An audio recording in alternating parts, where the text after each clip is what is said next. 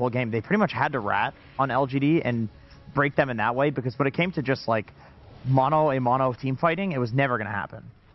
And to be fair, Yuma did a really good job of that. He did. He like, there was like moments from, let's say, 30 to 50 minutes where he was just playing solo, just the bare win from that. But I think, yeah, once the Lina got this critical mass, it became way too hard. Speaking of critical, I wanted to be a little critical here, because the whole game I thought LGD misplayed pretty hard. When we saw the Lone Druid today compared to Spirit's Lone Druid, I thought Spirit played a lot better around the Lone Druid hero, where this Lone Druid is going to be pushing waves out, he's going to be ratting, and then the enemy has to respond. And then it's good for your team to camp some heroes behind the bear and attack, you know, or use that to attack somewhere else on the map. But I didn't really see that happening, because, like Jenkins said, they cannot 5v5 Extreme's lineup. The team fight is too strong. The Lina is like Saber said, whatever, like as fast as you can. The turret is just too powerful, and you can see Whisper getting obviously animated and sad about that. Yeah. I actually don't think LGD played that well after such a great early game that they had. Yeah, I feel bad for Whisper. This is just something that sometimes happens when you're playing Timbersaw, you know, like in the late game especially, when you have that 25 talent for the extended range on the W, you can sometimes just kind of throw it in the middle of a team fight, and you like a slight change in angle, and you're missing that tree that you're aiming for that's like 2-3 screens away, and then everybody sees that. It's like, okay, this guy has no Timber Chain for like 4 seconds. Just kill him. That is kind of the problem with 25 talent, that the range is so long that you have to like aim on trees off of screen, and like normally you're just gonna click on the tree, but once you have this long range, you're not clicking the tree, you're just clicking the direction, and if you're missing the tree, then yeah, you're in big trouble. Big trouble, maybe now also for LGD. I mean, this is a series not for elimination. Both these teams are 1 and 2 though, so if you go 1 and 3 here, if you lose this series, you are going to be playing to avoid elimination later today. And Extreme with 1 game up. It had to be Ame. It had to be Ame for our MVP of this game, because as the Lina, he did hold his ground. He did trust in his teammates to help him out staying alive, and I don't think you can make a better case for anyone else, Fly. Yeah, this brought me like flashbacks of the old Lina when she was completely overpowered, and you would have the Lina and Treant as a classic combo, because you're just basing your entire lineup on this Lina just being able to sit there and right-click like a turret with the living armor, with all the different buffs. You have the save from the Rubik, you have the control from the Underlord. So we were all very excited about the draft the whole time. We thought they had a really solid draft, and Ame just did his job. I think the early game was crumbling a little bit. I think they didn't play the early game very well, but as soon as they hit that mid-game timing, they played fantastic together. Yeah, and they did have some cool moments. One of the cool moments we're going to look at right now was around minute 18, Jenkins. Yeah, I agree with Tal. They all did do their job, and we also talked in the pre-show about how sometimes these cool plays get overlooked. You can see here, XXS actually uses the Underlord portal to destroy the tree from Hoodwink, which stops the stun, and then saves Ame here. And to me, this is just a reflection of kind of how the whole game was being played and how Extreme plays whenever they're in form, which is everyone is utilizing every single thing they have in their kit to protect Ame, and they're all thinking about it as a team, even diving here, and I don't think they ended up killing him, but this is a lot of pressure on the map, and something that started looking good for LGD and complete turnaround because they were protecting Ame. Yeah, we did have a lot of close fights in this game. Could have for a long time still go either way, but there was one fight that definitely swung everything in favor of Extreme Gaming Saberlight. Yeah, I wanted to highlight this fight where it becomes clear that this Lina is a problem. Like, when you play against Lone Druid, you can't really run away from him because he's going to root you. As you can see, he got the bear on top of the Lina, but once you got enough items, he just pops his Satanic and he's hitting. He's just, you know, killing the bear, chaos everywhere, but they end up winning this fight on Extreme, and they will get Roche as well, and this was kind of the turnaround. As you can see, LGD still has the network fleet in this fight, but since they weren't able to finish this Lina and kill him, they just lost the fight.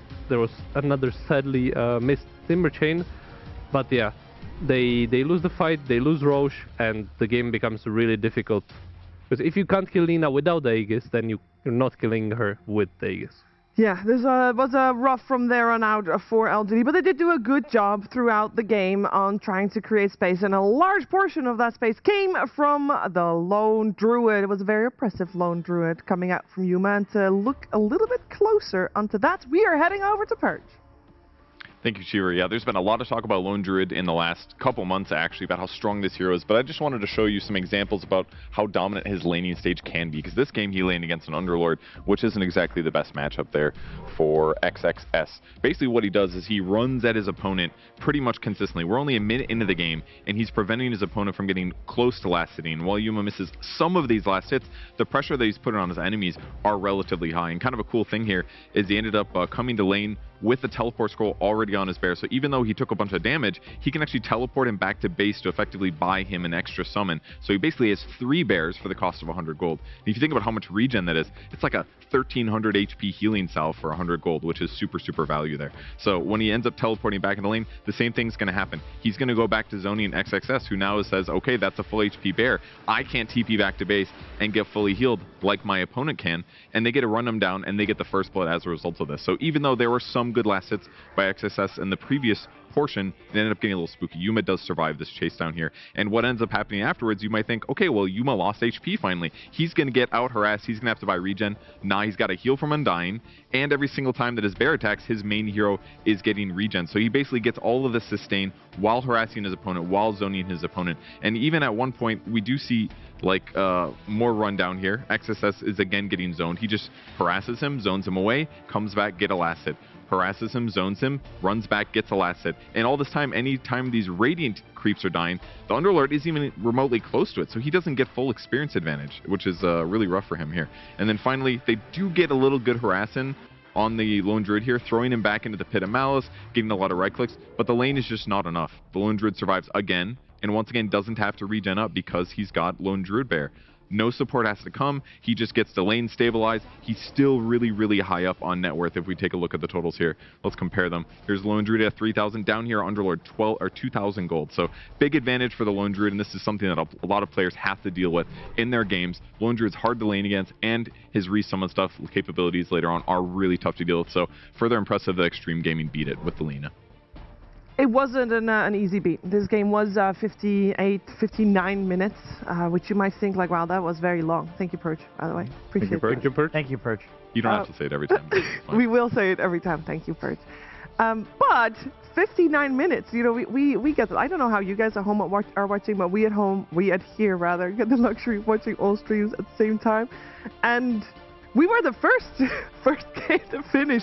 Every single game one of every single series live went to, well, over 60 minutes apart from the one we just witnessed. And I know, Flight, you said earlier that today, because there's elimination line, you feel it as a player. Is this the result of that, you think?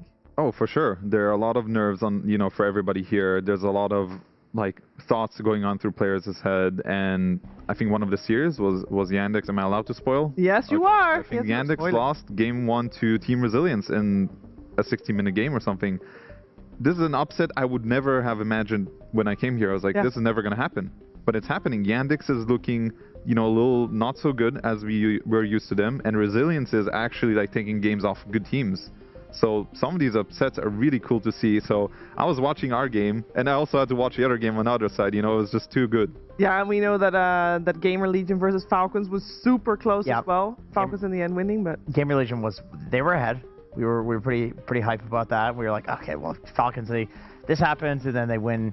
They'll win game 2, win game 3, but yeah, they did end up winning the first game. Some clutch comebacks there. Yeah, and since we're in the process of spoiling, OG did take game 1 off of Lagani, which is of course the one series that is on right now that is for elimination already. It was also a 60-minute plus game, so it wasn't an easy game for them at all, but so many spicy games coming your way today. It's hard to choose, but you made the right choice being here. Anyway, want to talk about what's happening game number 2, because we started this whole game 1 with the opening of Dream Protector Lone Druid, and these are 2 highly coveted heroes, Saber. Are we going to see them again? This was only the 4th Tree and Protector game. It did win, but I wouldn't say it was the cause of the win, per se. I think it kind of adds up, with especially like the Lina, you kind of want as many saves for her as possible. So I think the Treant impact is harder to see, but it is there. It's with him healing towers, making it harder to push, protecting the Lina. He did have some very nice ultimates throughout the game, but I think LGD are probably not going to play against Treant again. I feel like in these things, you're sometimes you come in with the approach of like, okay guys, let's try to beat this Treant. We know what we want to do. We'll pick our Timbersaw, and that's the plan. And then you try it, and then you lose, and you're like, oh, I would be surprised that they do it again, because it's just, if you're going against the grain, you kind of want to try it once, and if it works, it works. I think similar to how they played against the Falcons Huskar. They decided to play against the Huskar, they beat it, so then they don't have to be afraid of it. However, now that they lost it, it's not that good. Yeah, I would ban the tree. It's not really about the tree. It's more so like what the tree enables. If Lina's out, then SF is the pick. If SF is out, then it's Muerta. There's some hero that is going to be able to stand their ground. It's going to be Ame. He's going to be top net worth. Extreme is going to be completely in their comfort zone. Even, okay, obviously the living armor is a really big reason that these like hyper carries can 1v1 in the late game, like Ame was doing, and be unkillable. But even the Treant ulti being BKB piercing, this was giving Ame the ability to press Satanic and get to full HP. If this is not a Treant, and there isn't the root there, even on like 2 heroes, they kill him through a Satanic, right? Because it's only maybe the enemy carry can like BKB and then hit Ame while he's using the Satanic. But because of the tree root, you just don't have this option to like, okay, let's all in and kill Ame. No. There's like multiple things to save him, and it's just a bit too much. Well, with that in mind, Fly, will there be a lone druid? I mean, with caps in the kitchen, it's kind of hard to say. Like, one game is some cardamom, next game maybe some jalapeno peppers. Like, I don't know exactly what's going to happen. He's got a lot of things cooking, so... He's going to leave something in, He's going to leave something in. He's going to have a plan. I think he would switch it up. That sounds like his MO. Like, something didn't work. I definitely saw this guy, like, when he's prepping for games. Like, I see him sitting down. He has a notebook. He's writing down, like, different heroes. So he's clearly planning. You know, I think he does it more serious than a lot of other coaches, where he focuses a lot on the hero specifically. Other coaches might focus more on the gameplay aspect. I think Caps focuses a lot on draft and trying to outdraft the enemy, which sometimes works in their favor, for sure. He definitely comes up with some good stuff. So I want to see something else this game. I do think they didn't play that well around Lone Druid. Not like Yuma not playing the hero well, but as a team, their understanding seems not as high as like a Spirit team. So maybe a different approach, maybe give Thompson... I think that giving Thompson the last pick was good. I actually thought he did pretty well on the Void Spirit. Yeah. So I like keeping that, and then maybe try a different opener. Give them something else. Don't give them Treant, which we said fits really well in their archetype of drafts. Yeah, so because saying that the Void Spirit was a good overall last pick, I did want to touch up on that, because, yeah, he did well, but... Isn't he supposed to still do better? Like, isn't he supposed to dominate and take over the game, or is that not where he's... The problem with their drafts, I think, is also they have only 2 stuns. They have the Hoodwink Bushwhack, and then they have the Void Spirit. So then it's a lot of pressure on these 2 heroes to find the pickoffs on the map. Because you have the Bear running around pushing waves, but then these 2 need to be really on point to get the pickoffs. And I think throughout the game, they didn't really manage to get that many important kills. And then it becomes really hard. I think that comes from gameplay, honestly. I thought they should just camp this bear while he's ratting, because then somebody's going to come out, they jump him. If they don't, it's fine. They can still just farm around the bear. There's no problem. So I didn't mind it so much. I think actually the Void Spirit just... It's not a very popular here in the meta, and we can see why. I think he's a little underwhelming. He had so much more net worth than the puck the entire game, but it didn't feel like. That's not Thompson's fault. It's literally the hero is just a little weaker compared to the other meta heroes, I think. To be fair, it's a little bullshit playing into Lina with 80% magic resist. Laguna's the bear, and all of a sudden Thompson's like, well, I have plus like 50% spell amp and like 2,000 magic damage burst. But that's going to be about 200 against Lina. And just think about it. His job in the fights was to find the Rubik. And he did assassinate him some of the fights. Like the Lone Druid and the Void Spirit were chasing this Rubik like crazy. And I think that is a good hero for that. Maybe he should have went this more like right-clicking build where you go like Daedalus, Manta. I don't know. I don't see this hero very often, but this could have been the game for the physical damage Void Spirit. Yeah, that's honestly not a bad call against all the magic resist. And Manta against Treant is the best item you can get in the game. Yeah, that's true. I mean, I guess one argument there is like maybe he didn't think the game was going to go this late, because you get to this like 60-minute mark and you're like, God damn, I wish I had a Manta style and a Daedalus on my Void Spirit. Which is a big mistake, because as we've learned, this TI is only long game. Yes. Yes. So you're saying we should just buy Midas? Well, maybe. But I feel like it's, I don't know. Maybe it's like the pressure and the nerfs, or maybe it's just teams being really good, so it's never easy to end the game. But I do feel like this TI meta always kind of evolves into, okay, who can pick a better late game and then like not get too destroyed in the early. Do you guys remember, was it the last TI that every support was getting Midas? It started with Ancient Apparition, always That was not last No, that was not TI. I think Midas has not been that popular for a very long time. It was the last few years. I mean, Midas is just not happening. That item is really bad. Unless it's on Ogre. I agree with that. As an sense. Ogre player, that item actually makes sense. You get the multicast, so it's actually real good value, and you get items. Then you buy Hex, you can triple Hex, you can multicast that. It's great. So where in that build is the Glimmer and the wards? Well, what a core question to ask, Saber. Come on. The +4 will buy it. Oh, right. No, I actually, when you do play Ogre, I used to just buy one team item, because you want one item for like the first initial fights of like 15-20 minutes where you're fighting some small objectives. Then you buy the Midas, and then they're not as upset at you. Just letting you know. Yeah, so you can trick your team into thinking you're supporting, but then in reality, they'll look at your inventory at the start of the game, like, oh, it's the first stuff. That's nice. Yeah, it's all a master plan, just to buy the Midas, and they cannot report you after. It's great. With these games going as long as they are, though, I mean, we are seeing more supports being more aware that their inventory will fill up eventually, right? They have to pick and choose a little bit more carefully and maybe go for bigger items. I like that. It's fun to watch as a viewer perspective, because that also means that the team fights will be more explosive potentially. Very curious to see how explosive the upcoming game is. So we are heading to Game 2. LGD and Extreme Gaming are both 1 and 2 right now in this group stage, and we are going to see which one of these two teams will be at a 2 and 2 and which one will be at a 1 and 3 for their series later on today. As we are in the draft, we got Extreme Gaming on the Dire side, LGD on the Radiant side, so that is similar, and the pick order also similar. Extreme Gaming gets the overall first pick, and so far Winter Wyvern once again banned. They went for that last game as well, just like the Earth Spirit. Keep in mind, Extreme Gaming, their third ban previous game was the Invoker.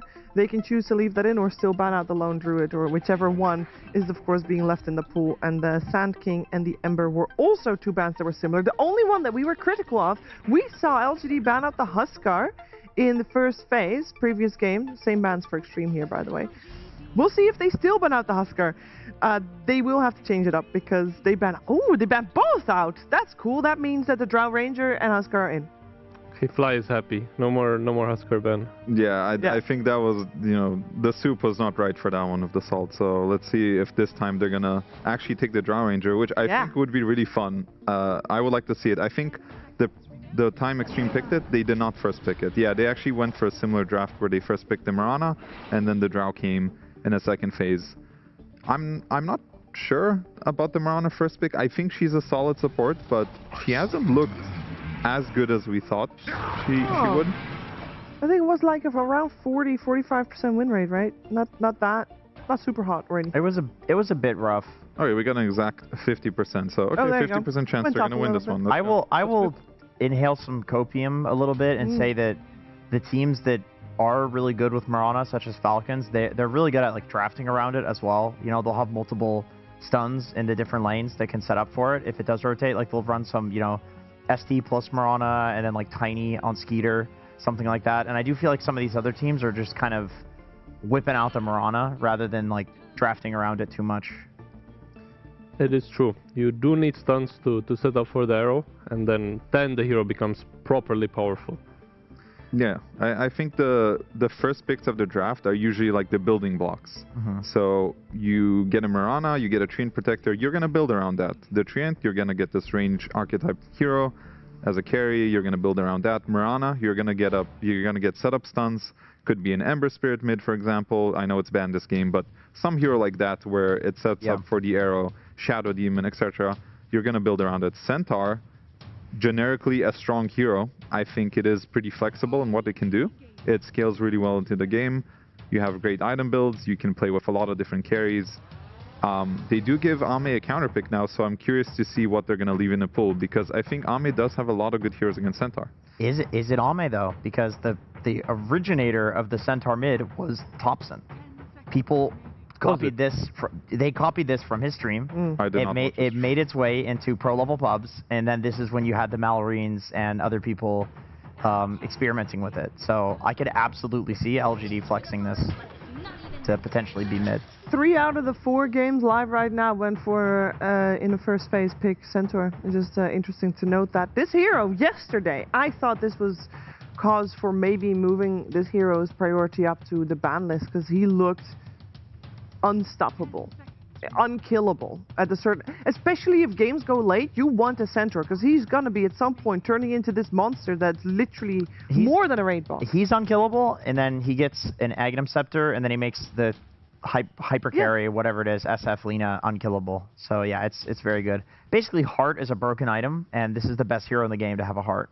Yeah, I would say like the best thing about Centaur is that he just scales super well, and sometimes you have a problem. Like usually people go the build of like Helm into heart, and it's very greedy. You're like farming for, let's say, 25 minutes before you really join the game.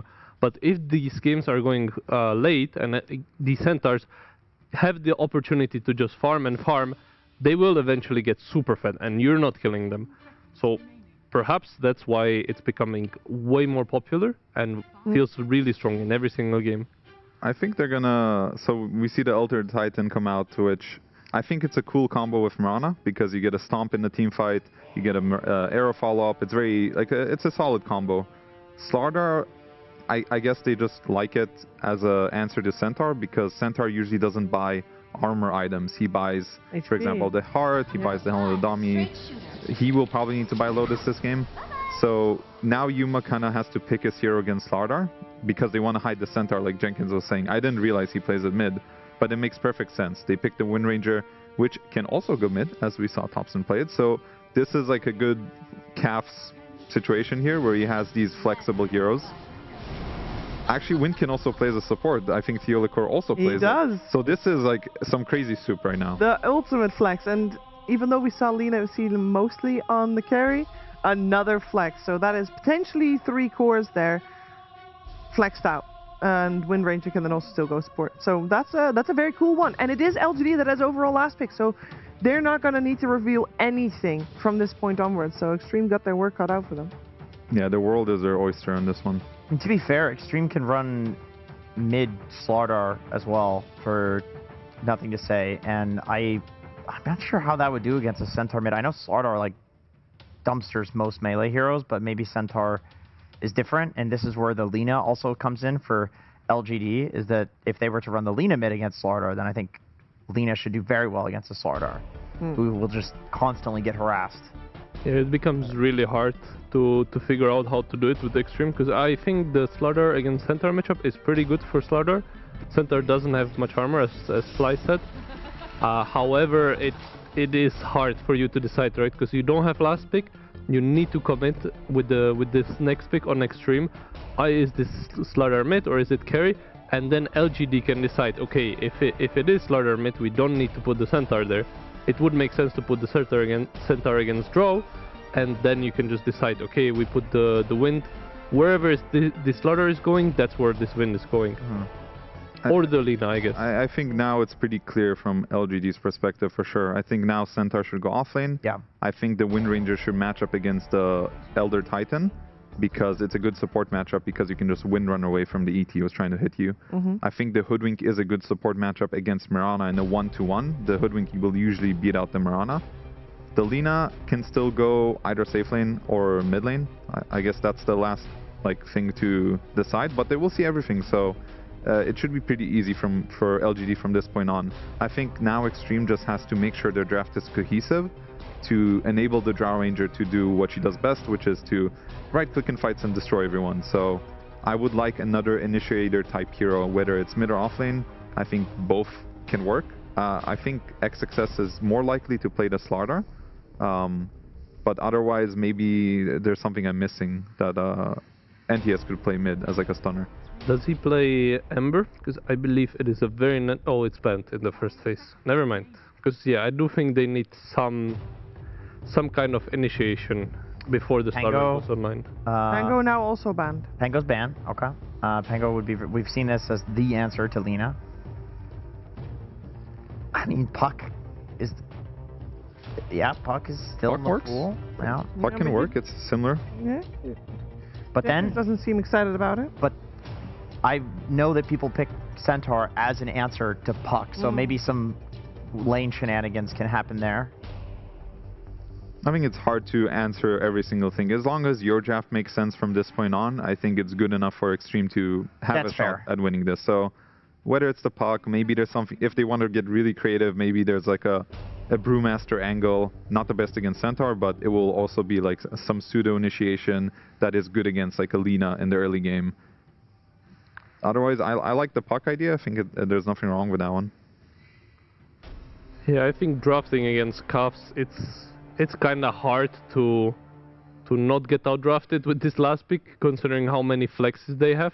But it doesn't necessarily mean that if you get like outdrafted / outcooked by Cavs, that the game will be hard for you. Because I think as long as Extreme can pick their own cohesive draft that makes sense, it doesn't really matter that the enemies are like flexing 3 different heroes. Like, you know, they have the last pick, they will get something. So as long as you make sure that your own heroes make sense, then that's all you need. And this is exactly how they won the previous game, and exactly how they got second place at the previous TI, is just having cohesive drafts that are doing the same thing every time, protecting Ame, setting up for Ame, making his game good, giving him amplification, you know, which they have. It has been their recipe for success. Kunkka would have been good. It's a like tanky, beefy boy to run in, and initiator as well. Also a hero to set up for Mirana Arrow. Kunkka into X into Arrow is a classic. Yeah, this one is a bit hard for me to call, like without really remembering all of the heroes that NTS plays or XXS. But I think it's more likely to be a mid lane hero that they're gonna pick, because I think Slardar offlane will do better. Magnus. Wow. Do we think it's mid Magnus? It does. I feel like NTS does play Magnus. He does. It used to be one of his signatures. I think they can choose now. Yeah. I think they can wait themselves and choose where this goes.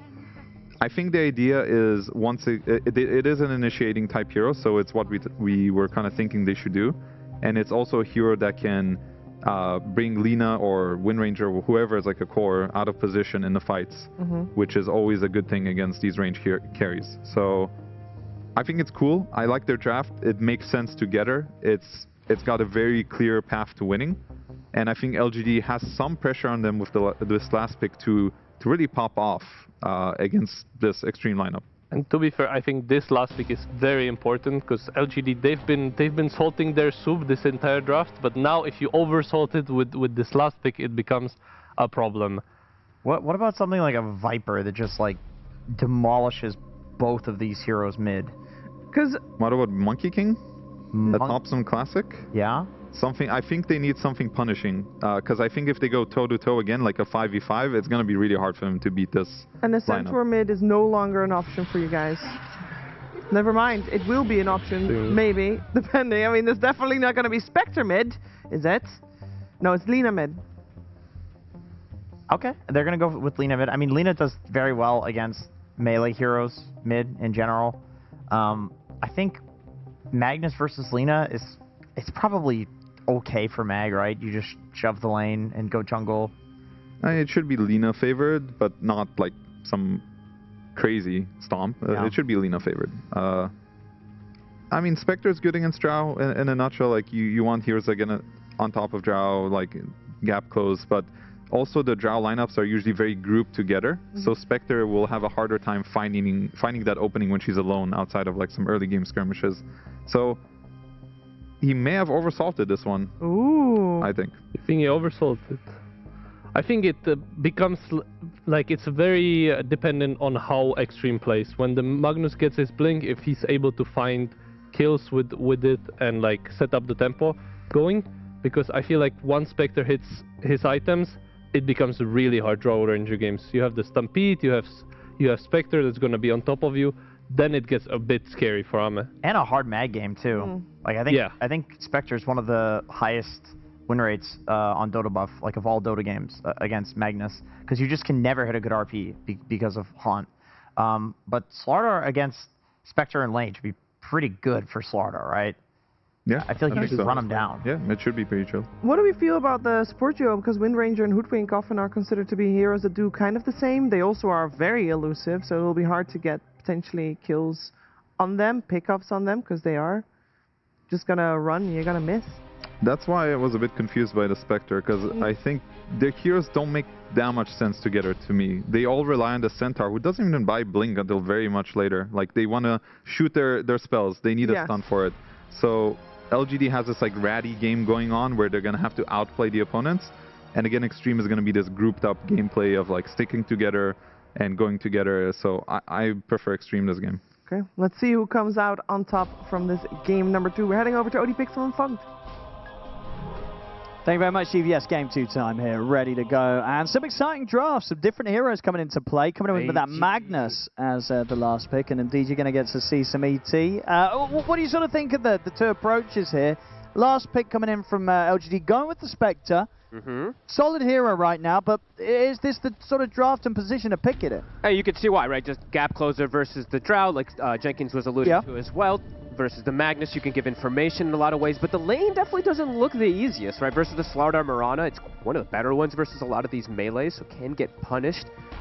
Yeah, I don't know. I like the synergy from XGs. I feel like LGD's does look a little bit like not everything being the most synergistic, so we'll have to see how that ends up going in terms of everything. XG played super well last time, and I have seen these Drows. They can deal with Spectres.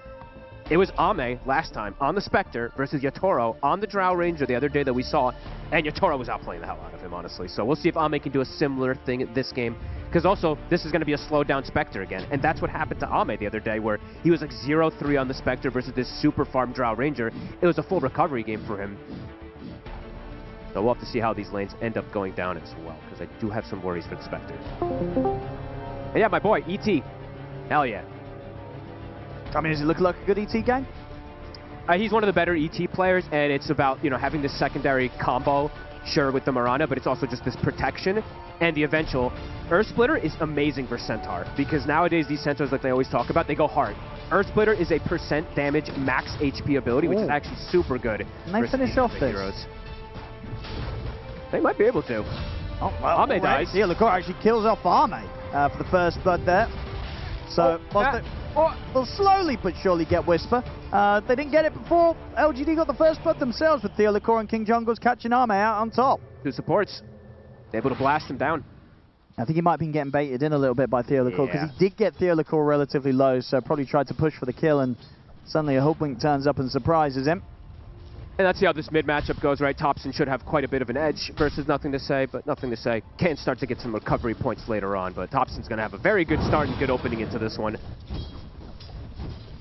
Now, we'll see how this goes, because I think this could be kind of tough for the Mag. Lena just is a bit of a different beast right now. Yeah, it's pretty true. And just constantly kept away from the wave. You'll have a few nukes yourself, but your nukes are just not the same as the Lenas. Double range creep coming in. First few waves are very important for Nothing to Say to get something, because it's going to get harder and harder, of course. We'll get that last hit, but infinite harassment. Supports might make early rotations just to help out, right? We might see the Mirana leave the bottom lane a little early just to ensure that they can get the refill to slow down Thompson's harassment onto NTS. Now we'll see how it goes. Always want to see some Magnus. Not a hero, really, that a lot of teams would consider right now. But always a fun one to watch. and always one that gives you that potential to make the comeback plays even when you're far behind on those base defenses. I think that's what XG's kind of gone for in this game overall, right? Their late game is terrifying. Pushing into that high ground, into Magnus, ET, all these type of things with the Drow as well. It's going to be difficult for LGD unless they get a good advantage in the mid game to go for any of these high ground pushes, because just that's scary. You got Stampede to bail out, but it's not going to save you every time.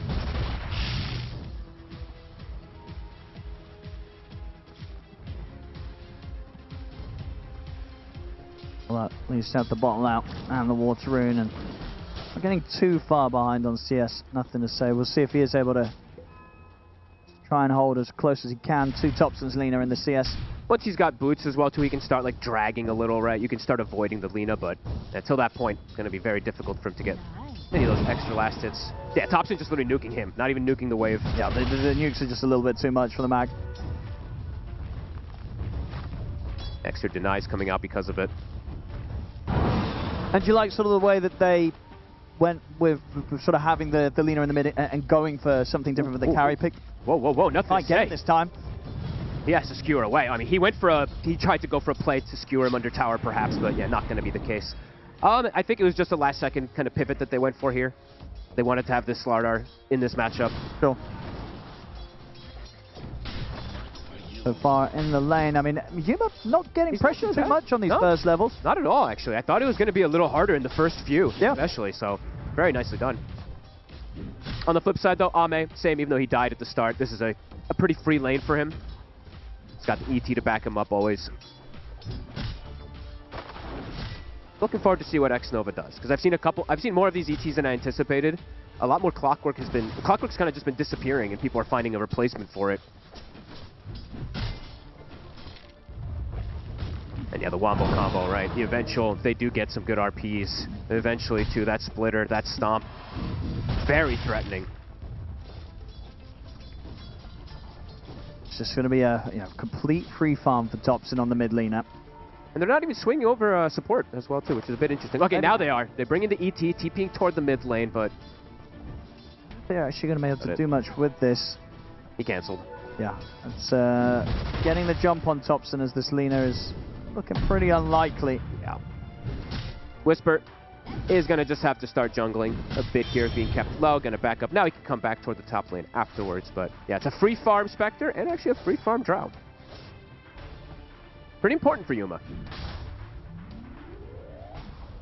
If it doesn't get pushed too far behind, we'll definitely see the advantage of the Spectre against the Drow for a large portion of the game, really. It's only when you get those sort of later items, right, having the Hurricane Pike and the Silver Edge, ways to sort of react to getting jumped upon by the Spectre that you can start to play back into it. Starting to wave drag as we see here. But yeah, 18-0 to the 25-2. Only 7 behind, I guess. That's like it's not that bad. No, he's playing it well. As I say, I think this is a really hard matchup to play against Lina. He's not feeding. He's getting what he can. I think, honestly, he's doing the best you can kind of do in this sort of matchup. It's not a fun one against Lina right now. Yeah, absolutely. FY. Does get caught during the leap. There's a nice little bushwhack. Could be just fine. We'll be okay with the second leap. A lot of damage going to come into Yuma here because of that. Can they get the arrow connection, though? He's trying to line it up. If they can sort of do it at a distance where there's going to be time to make the connection, but timing's off. It's a tricky one to connect with. You either have to have the bash primed and you get the stun into the bash, into the arrow, or you have to shoot the arrow instant as the stun comes out, so can't hesitate. Tough to execute. But does mean that Yuma is brought half HP.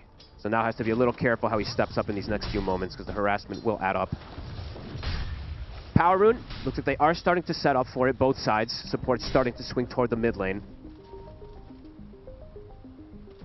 And always going to be the case where, yes, Topson is free farming, but there's repositioning, so has to be very careful how he steps up in some moments. Nothing to say. It's going to take quite a bit of damage from this.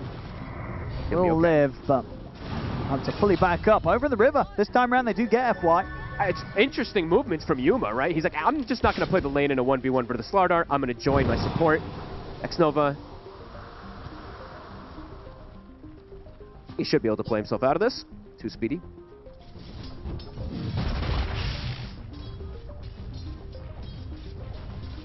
What's going to be the build from Nothing to Say? Is it just going to be a Blink Rush is going to be the question? I feel like it might be. Yeah, it depends, right? It's like, Do you buy for the blink first, or do you get yourself something like the Echo so you have a chance of getting some farm? I feel like this might be one of those where he just gets the blink, and then the Slardar maybe does it more of a greedy style. We'll have to see. Yeah, because it might be a bit weird if both of them rush the blink. Yeah. We'll have to see what she wants to do, because the blink is so good this game, right? Versus the Lina, all he has to do is land it on top of her, and very likely she does just get comboed and burst. X-Nova, he's very dead. Tried his luck there. A little cheeky. Just in case no one was around, but there was. Pops in. He's looking for it. Has Laguna... Just out of range. So close. Might get the reach. Say no, nothing to say. Not having a fun time, but at least he's not feeding his life away. He very much knows that when he can't be around, he can't be around. Still, not a fun start for him, but as I said, not a surprising start. I can only imagine he knew this was going to be tough playing into this lane. He's the sacrifice in this game. Yeah, that's what they did with the moment. draft, right? He just has to be with the way that they set up the draft with the double melees from the mid and the bottom. When there's that Lina pick, Yuma being kept very low now at this point. Get some sort of angle, he's going to be in trouble. Success is going to look to close in as Yuma goes for that creep, but again the combo's not really being lined up between the two of them. Might have him anyway. Looks like they will. Jump forward here with the nuke to the Starstorm. They do. But why hit the arrow when you don't need to? Yeah, did he hit a creep with it actually? It looks like he might have maybe, but I'm just kidding.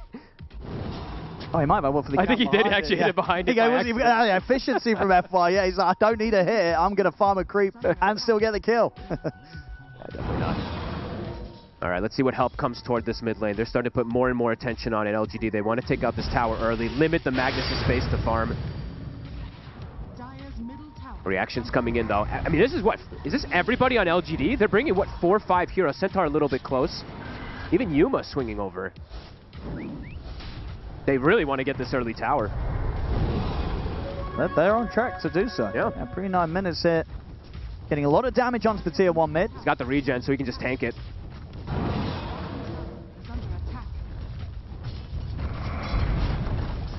No way for them to slow it down. They don't have... Honestly, on the side of XG, their D push is pretty lackluster. It's a shockwave, right? It's a shockwave. Like usually you see like Fade Bolts, like some other like Hoodwink spells. It's not really anything. ET is not one of those D pushers. This time, gets obscure back up, so we'll be okay. But it's going to be a rough road for nothing to say. He is going to go for that blink straight up first naked, but I felt like he has to take time to get there. So he's just going to be pretty much the full sacrifice. He's literally going to be the offlaner from the mid lane, and XXS is going to be the mid laner from the off. I mean, maybe that's one of those things you do at the moment in this patch against Lina. You know you're going to have a tough time in the lane, so just pick something that's going to survive through the lane and have strengths elsewhere. Because that seems to be the way that the angle that they're sort of taking. Tops is getting complete free start in that mid matchup. Nice rotation from the supports. Can they finish him off, though? Ooh, they can't. The sleep comes in. Big stomp, big spirit. I said he was going to try and fight back. Not quite strong enough to do that yet, and might actually pay for his life. Oh, that was sad. It looks so nice when you have all that damage. It's like, time to punch him. But then you remember he's just level 4 support at the moment. And ET is not really a broken hero. No, sadly, he has been nerfed to oblivion a lot of times. Nothing to say this time. Yeah, this time they'll get him. He's done a good job evading death, but finally it comes for him. He could become a support in this game pretty quickly. I mean, especially when you're doing this sort of build-up where you do just try and scramble towards a naked blink. Yeah. You're not going to get any crazy farm anytime soon. And when that blink's there, you got to hope that you're making plays, because if the plays don't come, you are going to be just eternally left behind on the farm. He does need to find a little more. He needs some more help. They did try to bring the help to him, but yeah, now at this point it's looking really, really rough for him. Whisper going to be pretty massive. Can just use this Helmet Dominator creep, get all that he wants on the map. I'll take a couple of creeps for him.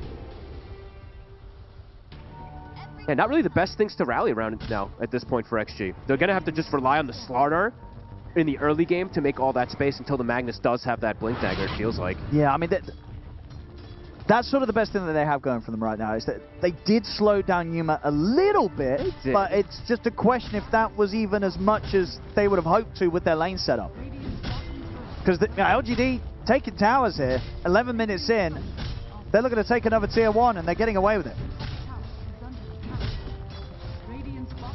Give it a Yuma. Extra little bit, always will help. Look at the trade.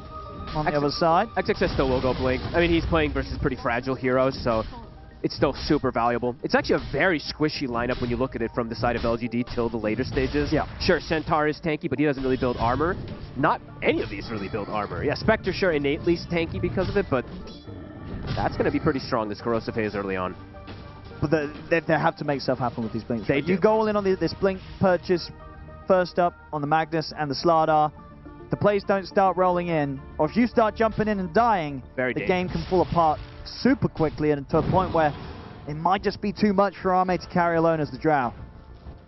Yeah, even though the Spectre is shut down, right? That Lina is that other carry.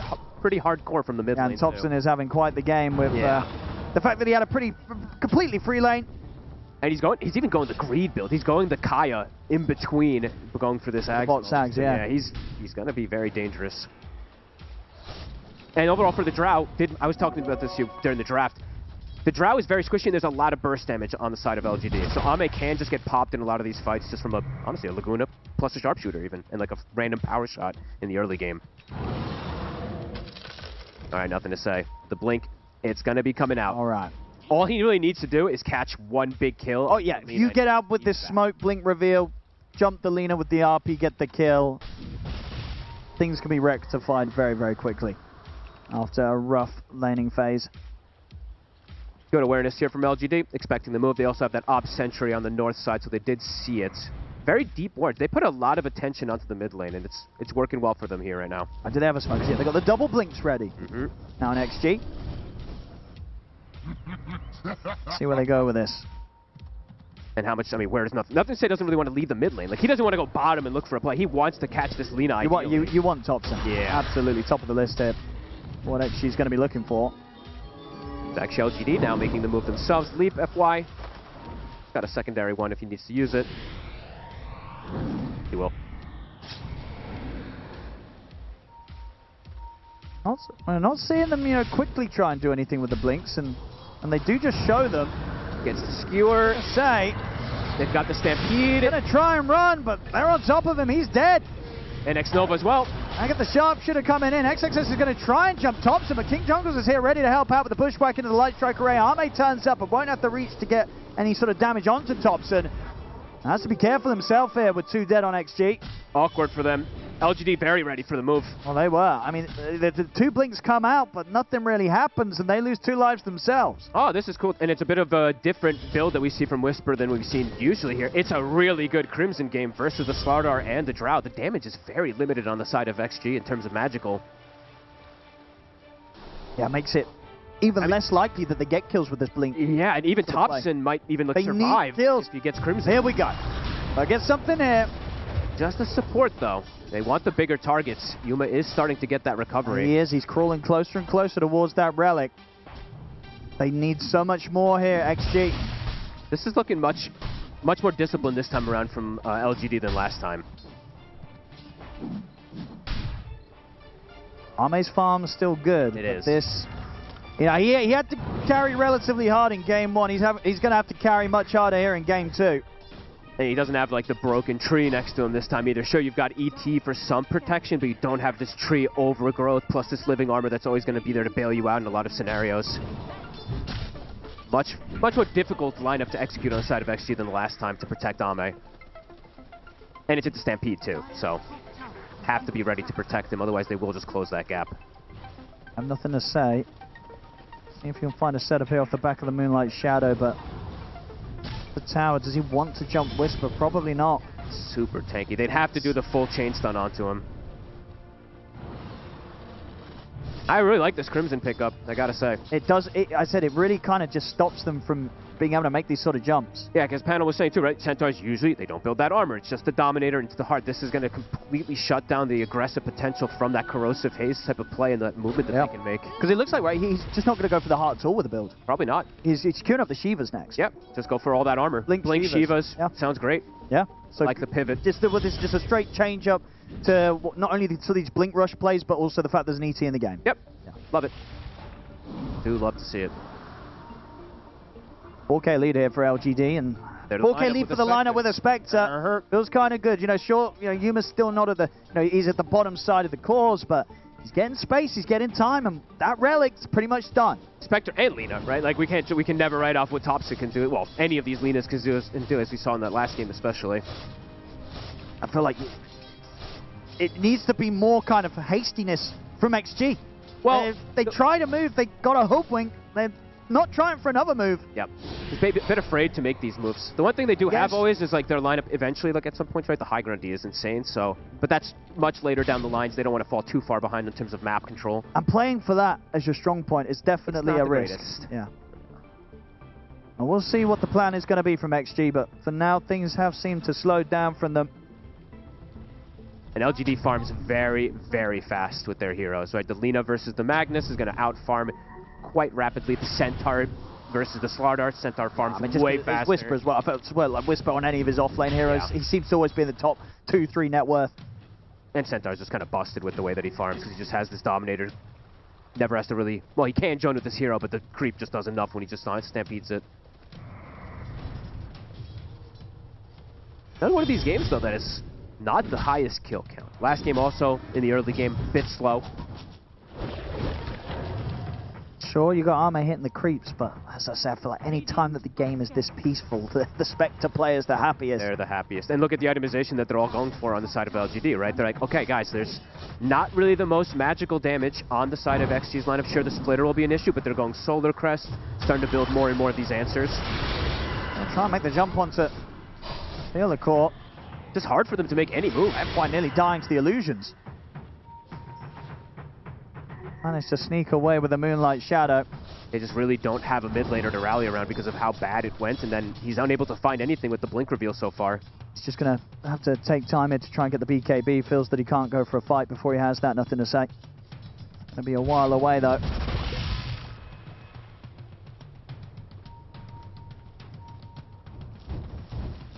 They're chilling. Sure, Yuma's getting happier and happier as it goes on.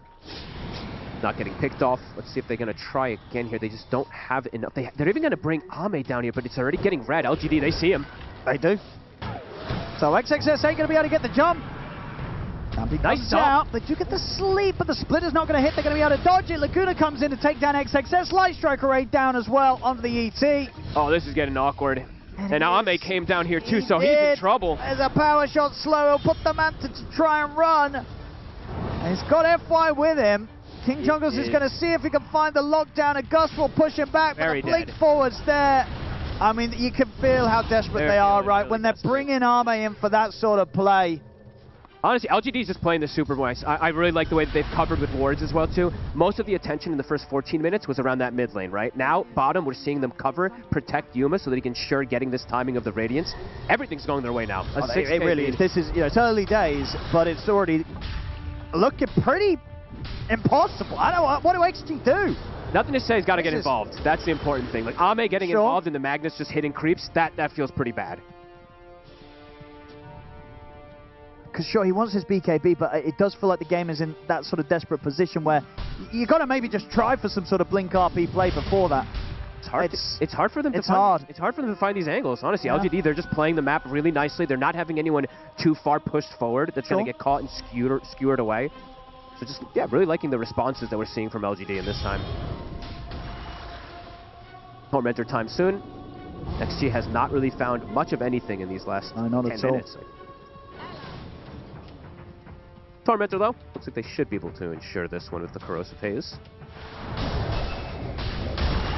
LGD's heading over, and well, XG, they seem a bit scared. Yep, I think they did see them there, too, so yeah, they're backing away. Won't be able to make this play. Another thing that LGD is able to deny them all. Very heads up. They're just reading every single one of the plays so far here. And they even have tabs of Ame with the top ward that they had. So they know exactly where the Drow is, too. They saw him for a second. It's now despawned, but they did see him. Just take the Zorman to themselves now that they've been able to push XG away. This is very crisp moves. And Thompson now at this point, he's got the Aghanims. I was mentioning the burst damage versus the Drow. This Drow could die instantly when she turns up. Yeah, Thompson's having a pretty insane game. Had the dream start and he's made the most of it. Perfect farm, top of the net worth. Yet to die, no attention been put on him really. And yeah, nothing to say, just one of the quietest games we've seen from him. Yeah. It's a risky hero. We don't see a lot of people try the Magnus. I guess, you know, this is just one of the reasons why, right? If you have a tough lane, it is very, very hard to get your game back online. Especially if they just don't show you, and they don't give you any opportunities. Like, look at the lane positioning, right? Where is the Magnus going to go for a blink RP skewer type of play? With the way that LGD is distributed, there's just no one to really go for.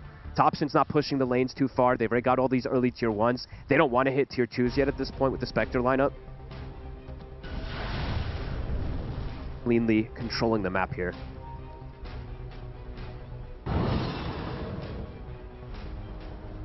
Solo Crest soon to be done. At least one of them. I didn't see if the Hoodwink also went for it. And a Yules for Theo. So that Magnus, I mean, he needs the he'll need the BKB as well too. The Yules is a Magnus's nightmare. Yeah, I was hoping to see somebody pick it up, and yeah, they are going to pick it up on one of these supports. I think he's got it done. So if you don't like pre-BKB, no, you're never getting a sort of blink playoff. This is looking tough for XG. I mean, Ame, we said he had his work cut out for him in the last game. This one, it's way, way more. Yeah, it really is. Playing versus multiple different counters. But you know, maybe you wanted more of a challenge. No, I mean, it was like the game one was easy. Guys, you know, take it a bit more chill this time around. I want more of a challenge. Certainly getting it hit. That is for sure. So every moment has Yuma closing the gap on him, which is you know, very scary for the Drow into the Spectre. Sure, if you had that sort of item advantage, you are going to be able to play to your strengths as a Drow against the Spectre. But if the Spectre's this close behind you on farm, it is not a fun time for the Drow. Okay, BKB is done, but again, I'm just continuing to just look at the lanes. there's no moves. So you're just going to have to deal with the fact that LGD, they farm faster than you, and they have some very good scaling as well, too. And as you said, it really feels like that they're... Wait for the late game. They're going to play for the wait till they come to us. Ground. Yeah, wait until they push. Try and catch them in the base, go for the big skewer plays. That's what they're going for. To be fair, right, if they land like a big RP and an Earth Splitter, heroes are going to get evaporated. It's just hard to execute. Yeah, it's a high-risk approach. It's a fun approach because it could lead to a pretty crazy comeback. It definitely can. But it could also lead to a pretty quick demise if the success is not there on that high ground defense. Yeah, and the Drow might also just get deleted as she tries to follow up to some of these plays if they do get the catch. Okay, here we go. Biggest clash. Yeah, it's got the BKB on both of them, in fact. XXS and nothing to say with the Blink BKBs. Those are pretty important, especially now that they're getting closer to these tier 2s.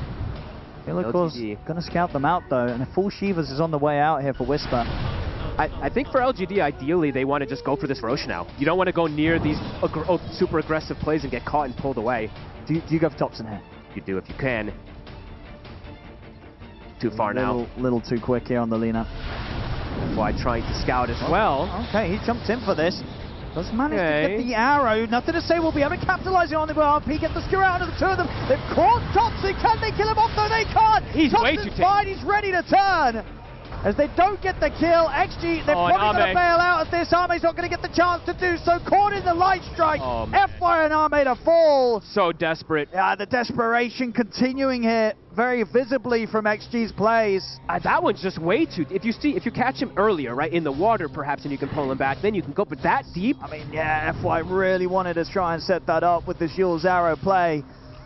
And he had a shield rune in the bottle ready to go, so unless you're bursting him through that RP stun, it's not going to happen, and they just don't have the damage to do anywhere close to enough. And also, Stigman, now he's got a full Shivas as well, Topson. Also, the Centaur's there. He gets the Crimson Guard on him. It's going to block like so much of the damage that they really do have at this point. I feel like these sort of attempts, they just needed to come a little bit earlier from XG, and they didn't. And I like how LGD, we saw them posturing a bit aggressively around tier 2s, and then they're like, wait a minute, why are we doing this? We don't need to be in this area. We can force them to make these mistakes, and then we get the Rosh, and now... this game is looking so hard. But maybe the high ground. Maybe the high ground. All in on the high ground for XG. I think definitely after that play, I can only imagine they are now going to be saying, right, let's literally just never do that again. Yep. Just keep hitting creeps, wait until they go for a tier 3 push. We don't want to try and make a play anywhere else, especially whilst they've got an Aegis out on Topson. You know, they sort of missed that window of opportunity. Hey, that was so rough. That's the double BKB reveal, and you get literally nothing. Ame just gets handed on a silver platter, standing in a place that he does not want to be. Much cleaner game this time from LGD. Maybe, as it has been in many other series so far, this TI, the Lina factor, quite some in between these teams. Ame getting to have an incredible showing with it in game 1, and now in this game 2 from the mid, Thompson having a flawless performance. Pretty insane hero. And he doesn't have to go for the, the magic resist talent that we talked about too. We've seen more of these mid players also taking just the straight damage at the 15 talent. He doesn't have to worry about it. There's like no magic, so. Yeah.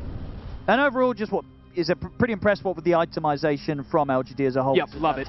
With some of these heroes, getting that armor across the board. Yep, you're playing versus ET Slardar, so it just, that's natural to do this type of build. And yeah, really happy that Whisper pivoted especially.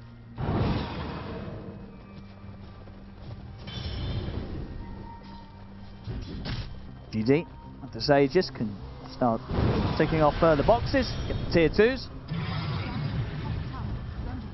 I think very likely that XG probably not going to be going for any sort of crazy moves. Nope, fight, like we said, fight for high ground. Yeah, play away from LGD for now, and only look to meet them when you're forced to. And it's a game where Ame also, he needs to buy BKB on the Drow, so can't just go for this type of greedy item build, because he can just get deleted. Yeah. I mean, yeah, that was sort of the painful thing in that last fight, right? The other two cores, they had their BKBs, but Ame's like, well, you're dragging me into this, I don't have mine yet. I mean, nothing to say, literally, RP skewers and BKB TPs out, and Ame's like, hey, what the hell is that, bro? Yeah, good job you, I don't have a BKB.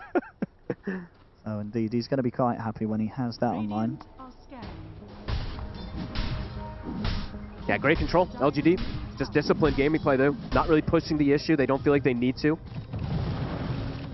Chilling back and farming. More and more scaling. Yashikaya now for the Lina. I can see. Will we get those big plays?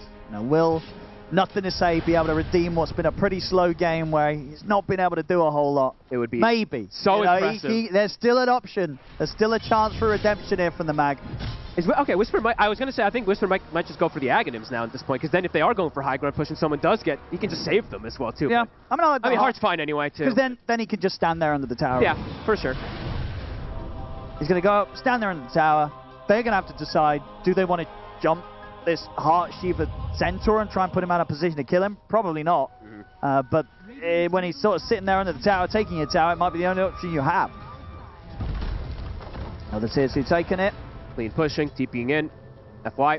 Yeah, already on the move over. And might just be dead. I mean, dead. Nasty surprise there. He actually dies just with the Laguna. He has the Yules, of course, to dispel the slow burn, but he will literally just die to the Laguna plus the burn. No space. No space for the side of XG this game. Nothing connecting. Literally only 3 kills. They haven't been able to find anything. They didn't shut down Yuma enough, and yeah, just it's quiet from Nothing to Say. For now, as I said. For now. Building for the comeback. Oh, he did switch, I think. Centaur. Can we check it? Oh, he's not going for the Heart, he's going for the Axe? Yeah. There we go. I was going to say, because if you're going for Siege, Lina's going to be hitting tower. Your only real worry is that they get caught. You can just jump in, card them, save And I guess already with the Crimson Deceivers, you can tank the tower anyway. Exactly. Just stand there on the front. I prefer this, honestly. Even though Heart is so good. Yeah. He's very tanky, though. Zame's BKB. Okay, his damage is not the greatest, though, right? I mean, sure, he's a Drow, so it's going to be there naturally, but they are naturally tanky on the side of LGD with the way they've itemized. He needs that Silver Edge for the Spectre in particular. But as we said, it's not really the Spectre who's been shown to be most of the problem. Thompson. Yuma's kind of chilling. He's sort of the backup policy here for LGD. Honestly, yeah, these Linas are going to have to be addressed a bit better, it feels like, in some of these games. Fly. Oh! Whoop! Tumble. Leap. Lucky to survive. They're getting kind of stuck in the base now, Owen. It's starting to be pretty limited how they can step outside on XG. I mean, X-Nova being up here could just die. Yuma's probably just considering going for the move. They know exactly where the ET is. Aegis is going to get reclaimed. They might try something around the Aegis expiration. Going for Thompson. Get the drag back onto him. RP as well. They're looking to burst in the cons. Coming over. Can they bail him out of this one? He's just tanking. He's fine. He doesn't even need bailing out. He stands his ground. Finally dies, but he got a lot of damage out. Mate, the snipe. Sharpshooter onto him. They got any further jump to finish him off. King Juggles. They do. Theo Lacour's actually going to have himself with the power shot. He didn't even get carded, and he actually almost tanks through it just because Crimson blocks 90% of their damage, it feels like. Oh, man. I mean, they got him. They got him. It's something, but of course still nowhere near enough to put the game anywhere closer to a state that XG is going to be happy with. They lose 3 heroes themselves, including the carry. Yeah, decent time, right? They waited for that Aegis to be reclaimed, but yeah. They're just too far ahead now at this point on LGD. The Drow does not do that much damage. And I'm just what? He just didn't have the chance to get him in the cart? I think he got stunned. Something clipped him and he couldn't actually it looked grab like him Whisper in. was going to be able to save him there. Yeah, it was close.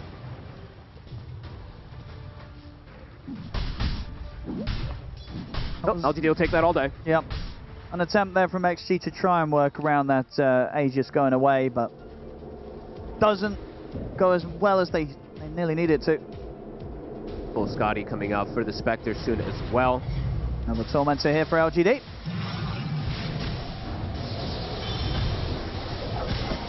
One of the tougher games to recover it. Even with all the things that we're mentioning about, you know, the high ground and all that. They're just getting too tanky, too beefy. This is what you need. You need the Harpoon, the Refresher, and treat yourself to an Aether Lens on top of that.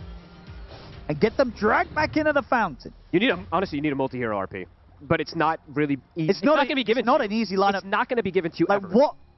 What 2 of these heroes are standing next to each other? Exactly. You're not going to get it. Unless they make a big mistake. It's very difficult. Which I guess as well is also one of the reasons why I was a little surprised with the Magnus pick, because it's just not a lineup that you look at and say, imagine the RPs, right? Sure. You're just never going to get a good RP against this lineup of heroes. The other thing, right, that I think most of us have been kind of talking about is when you pick this, you don't have a combo now with the Mirana in most situations, which most of the times when we see this Mirana have some success, you have, I know Ember and all these were banned, and so is the Kunkka that me and you were looking at, but yeah, the Kunkka you don't have a been combo. High. That would have actually been high. Yeah. No way to play around the Magnus, no way for the Mirana to follow up.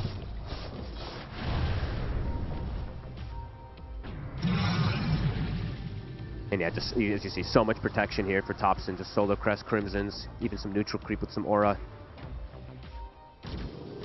Well, we saw last time in the fight, if they do manage to get him picked up in the cart, he won't die. And he nearly lived without it.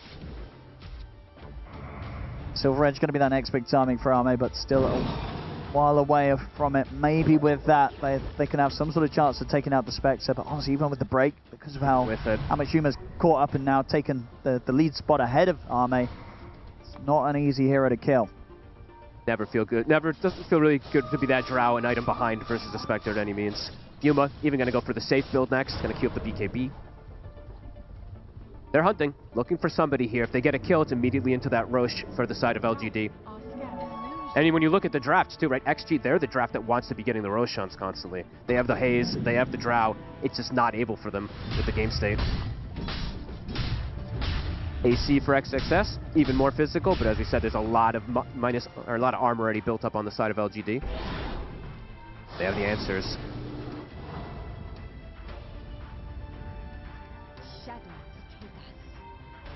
It's the Moonlight. I'm gonna try and get out with this. Roche is up. It's about to start shifting to the bottom side, and LGD... Looking at Yuma, but if we're too far away from anyone else. Just trying to force out some sort of TP reaction. That's interesting. I guess so they can try to get outside of the base after, because it's no way he's making a move there. It's no, you're just getting reaction. TPs, yeah. So, interesting. Roche, it's going to start shifting, so XG, start to TP over. And maybe you do go for this move now if you're XG. Well, because you feel that you might force some people top. Roshan's going to be bottom. Maybe you can try. You also just don't want to give up a free Roche to a Spectre. You want to be able to contest this Roshan on the side of XG.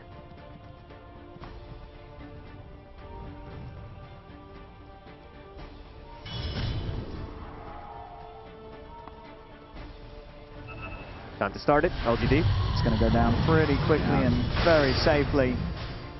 Any sort of attempt to interrupt is going to have to come now.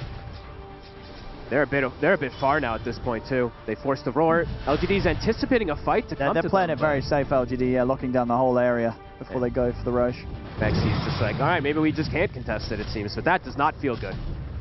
When you're conditioned to try to come back in this one is to go for this high ground defense, and you're going to be playing into this Aegis now. That high ground push is likely going to be coming very soon. We'll get to see if XG do have any surprises left on the defense. Can they get the full wombo combo? Can they land it on multiple heroes is the question, really. And is it even going to be enough if they do, with how tanky they're all getting? And how much damage just really isn't increasing too much, too. very defensive style build that he's had to go for this game. Yeah, really needs that Silver Edge at least, but still not looking likely that he's going to have it completed before this first attempt of a poke comes out from LGD. Double catapults with the banner. It's time to start pushing. And Yuma very close to having that BKB coming out too, even buying Greaves, so I mean, they're looking to end the game pretty soon, is what that means there from the side of LGD, picking up this on the supports as well. They're going to feel how far ahead they are at this point. Nice plays. An arrow to take out one catapult through the banner, and then a force staff to move it away, so at least they'll be able to stop the push there for a moment. But pretty much the entire tower did drop there. That's nearly got it, Army. Okay. A few little things coming together for XG that might just give them an opportunity to kill someone if they do get caught by some sort of deep RP skewer back into the base. Look at LGD playing it smart, right? Not looking to force it super hard. Yuma goes back, picks up another item. They finish up Thompson's Octarine. Just keeping that farm increase.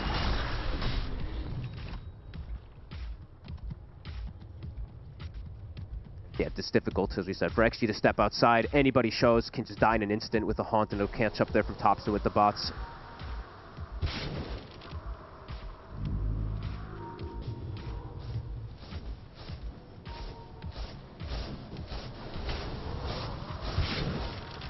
Okay, I was going to say Theo anticipated this one. It seems like that ward was a pretty sneaky one that XG had placed, but will be taken out. The map is, yeah, just continuing to shrink, and the vision just disappearing now with this gem.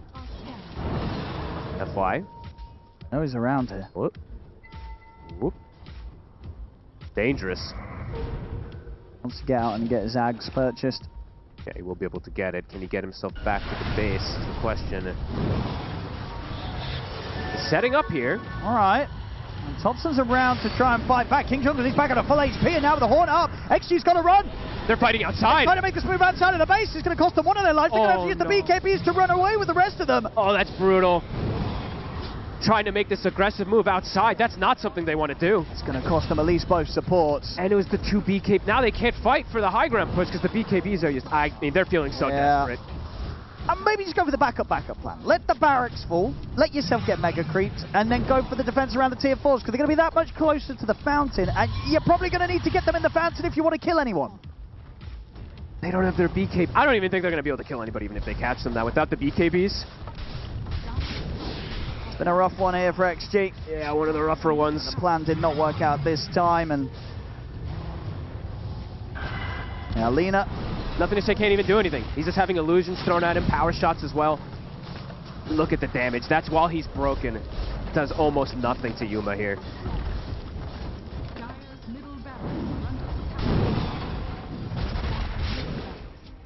Just haven't got to see many RPs this game. It's been a bit of a shame. I'm always excited to see some Magnus, but yeah, just hasn't been much of a chance for Nothing to Say to pop off this game. He's had a tough one. No, and his only one actually got Ame killed and was pretty devastating. Was that the only one?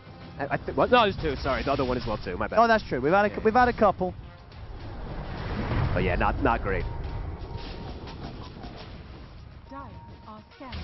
But yeah, I do think LGD, they prepared themselves very nicely with all this, as we said. With the itemization, they've gone for the Solar Crest, Yules, armor, etc. Great answers. Nothing to say, PKB being forced outside again. To just try and survive. And now if he tries to go for a blink play, he's just going to get insta-Yulesed in like 80% of... He's nearly got the refresher though, right? I think it's just a recipe away. Okay. So if he could get the RP skewer, refresher, RP skewer, get them in the fountain, that's what he's playing for. That's what they need.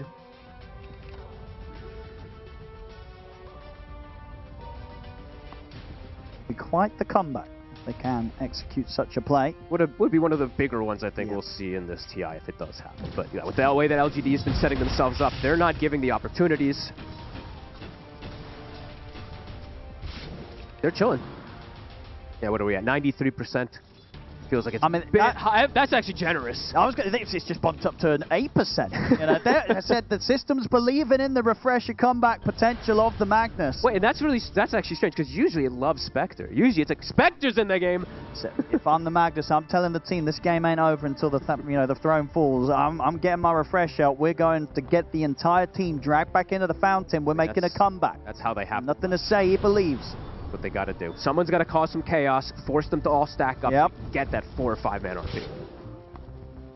Hope and pray. Now the only problem does come, I believe he doesn't have actually mana for the full combo, right? I don't think he does. No, that is one of the problems sometimes when you go for this. You're dreaming big things. You're not actually going to have enough mana.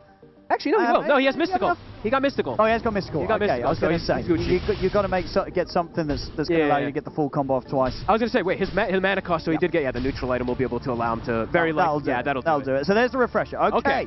And he has got a full wand as well, so extra mana to pump into himself. Okay, NTS, can you do it? So next up, get that Ether Lens. You want to get, of course, the Shard as well to help you. That's it's still the extra skewer range, right? They didn't change that last, but no, it's extra skewer range. They're going to... This is a dangerous move here. Trying to catch... I don't know about this. Trying to catch them split off is what this is risky. Support. Gets the win run, gets the blink off. He's gone. Yeah, back to base, back to base. Yeah, do you really want to still try and force this? This is such a risky play they're going for. If they get caught and wrapped around behind... I feel like the fountain is your friend. You don't want to be fighting away from the fountain. There's 27k behind. It's not going to be easy anywhere else. I guess they're just hoping that they catch one of the cores somehow split off guard, but yeah, even then. More and more Daggons. Thompson. Very scary. I mean, some of these heroes could just die. If they get stunned, they might just die in the magic burst. Oh, they will. To him. They certainly will. No doubt about it. This Luna in this position. With the Catalyst as well, 2 heroes are going to disintegrate. Yuma at level 25 has been hit. Yeah, I like this as well. He realizes he doesn't need a BKB, you know. Ended up getting the Basher into the Abyssal, now he's going to get the Butterfly. Okay. Yeah, I guess. At this point, you're this far ahead. Ain't nobody need a BKB. You can just wait for it as your last item anyway, so. Another Torm. That's nice. Okay. Gets it for free. Filling up those final shard spots. XXS. Ooh, outside of the base! Not again! That's a risk! And a risk that they're going to pay for! And he's gone. You at least have 2 buybacks on both of those heroes. Not wanting to use it, but probably going to have to. The push coming in. I think you let yourself get Mega Creep. Play for the tier 4 defense. Nothing to say. Smoked up. You got to go for the ridiculous plays to try and come back in this one. God, I just don't even know. I swear, I don't think the damage is going to be there, even if you makes it on everybody. That's why you got to get him in the fountain. You got to get him in the fountain. You got to get him in the fountain. And you're not really doing that for the tier 3s. You're doing it for the tier 4s for the refresher skewer. You're not doing it for the tier 3. Is he going to go for the risk play? He is. Yeah, okay. All right. He's going to try for Thompson. Arrow. Into the arrow. Instant Yules. That's a very good Yules. Wow. Stops Whisper from getting the car off. And they turn over towards the other core. Look at the Wind Ranger. They only have to use the 1 buyback as well. Now the XXS coming back in there to sort of be there ready for that, but that Yules from FY. Yeah, that was FY, right? Yeah, got it right on the Centaur during that. Made all the difference. Otherwise, you know, that Lena's getting out, and not only getting out, but probably killing your whole team and winning the game. That was very heads up. They get to breathe another breath. The life continues. As we said, high risk, high reward plays that they kind of have to just go for at this point with this deficit. Roche is going to be respawning soon too, when this Lena is still dead for some time. And that bumped up to 11%. Butterfly now finished also for the Drow. Yeah, the algorithms, they are believing in the nothing to say redemption story here. Instantly pops the refresh. They're looking for the move. The surprise RP. You never expect this one. They're counting the cooldowns, and this is one of those positions where sometimes counting the cooldown works against you. So they catch them by surprise. They should be able to get this Roche in time because of this. Dies super fast. All right, 28k gold down, but they get in the Roche. Big moves. Now they get another refresher shard for themselves too, so can look to play with that. Impressive. 20 seconds till the Lena does respawn though. Okay. Butterfly now also for Yuma. Did he keep the Radiance? Who got rid of the Radiance for the Butterfly? Got rid of it. Got rid of it. Yeah, nullifier time too. Yep.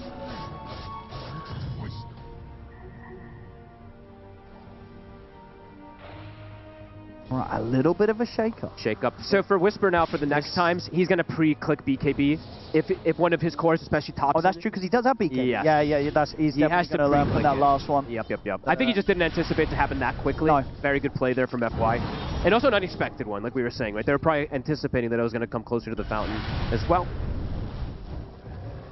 So yeah, overall, Whisper can still get the saves if he pre-BKBs. And they also now do have a Wind Waker, so they have multiple different ones to be able to protect each other.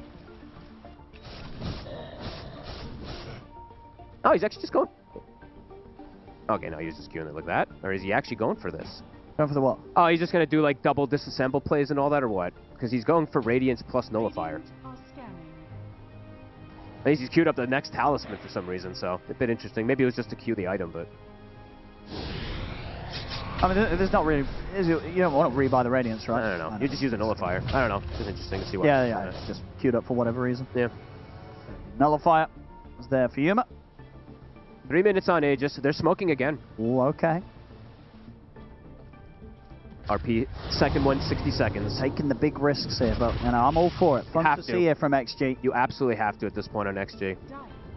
Especially with this Aegis advantage, they can start to try to sneak forward here. Right. Caught in the trees. He's going to put a stop to the smoke. They're just going to move on past him. They want this Spectre, but Yuma's out. Ame is still incredibly vulnerable with this build, too. He's still very squishy.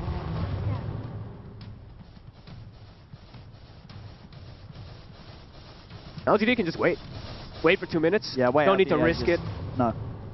Or just wait on a high... They could also just wait on a high ground positioning and anticipate an XG movement into them, because they still could take a fight very easily, obviously. I like this, giving the refresher shard perhaps to the ET as well. Double splitter. Every little thing they need. Oh! Rainbow TP. XX is going to go for the jump on Theolicore, but the Wind Waker's there. Theolicore gets down to low ground. The Stampede are going to make the jump back in. They're on top of Arme. The Chakra Shot hits onto Arme and FY. RP comes out though. Arme will fall the once in with the Aegis. Nothing to say, gets the skewer back. He is going to get turned upon and burst down low here by Thompson. Thompson turns his attention over to Arme. Arme's gone. Nothing to say to fall. Right outside of the base, did not work this time round. They have some buybacks, but they don't have a buyback on Arme. He doesn't have the money. Desperate move to go for that there.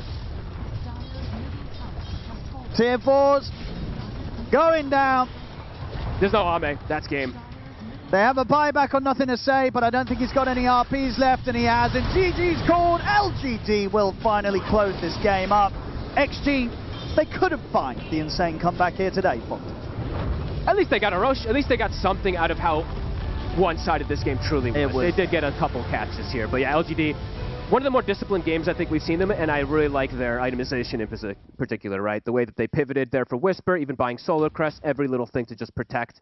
And Yuma, overall, had a pretty solid game too on the Spectre, didn't get shut down in the lane. Yeah, and Lena's stonks continue to rise. You know, still rising. It's not a surprise, but this series, getting the wins this time from the mid on Thompson. We're going to game 3, ladies and gentlemen. It's 1-1 right now, here between LGD and XG.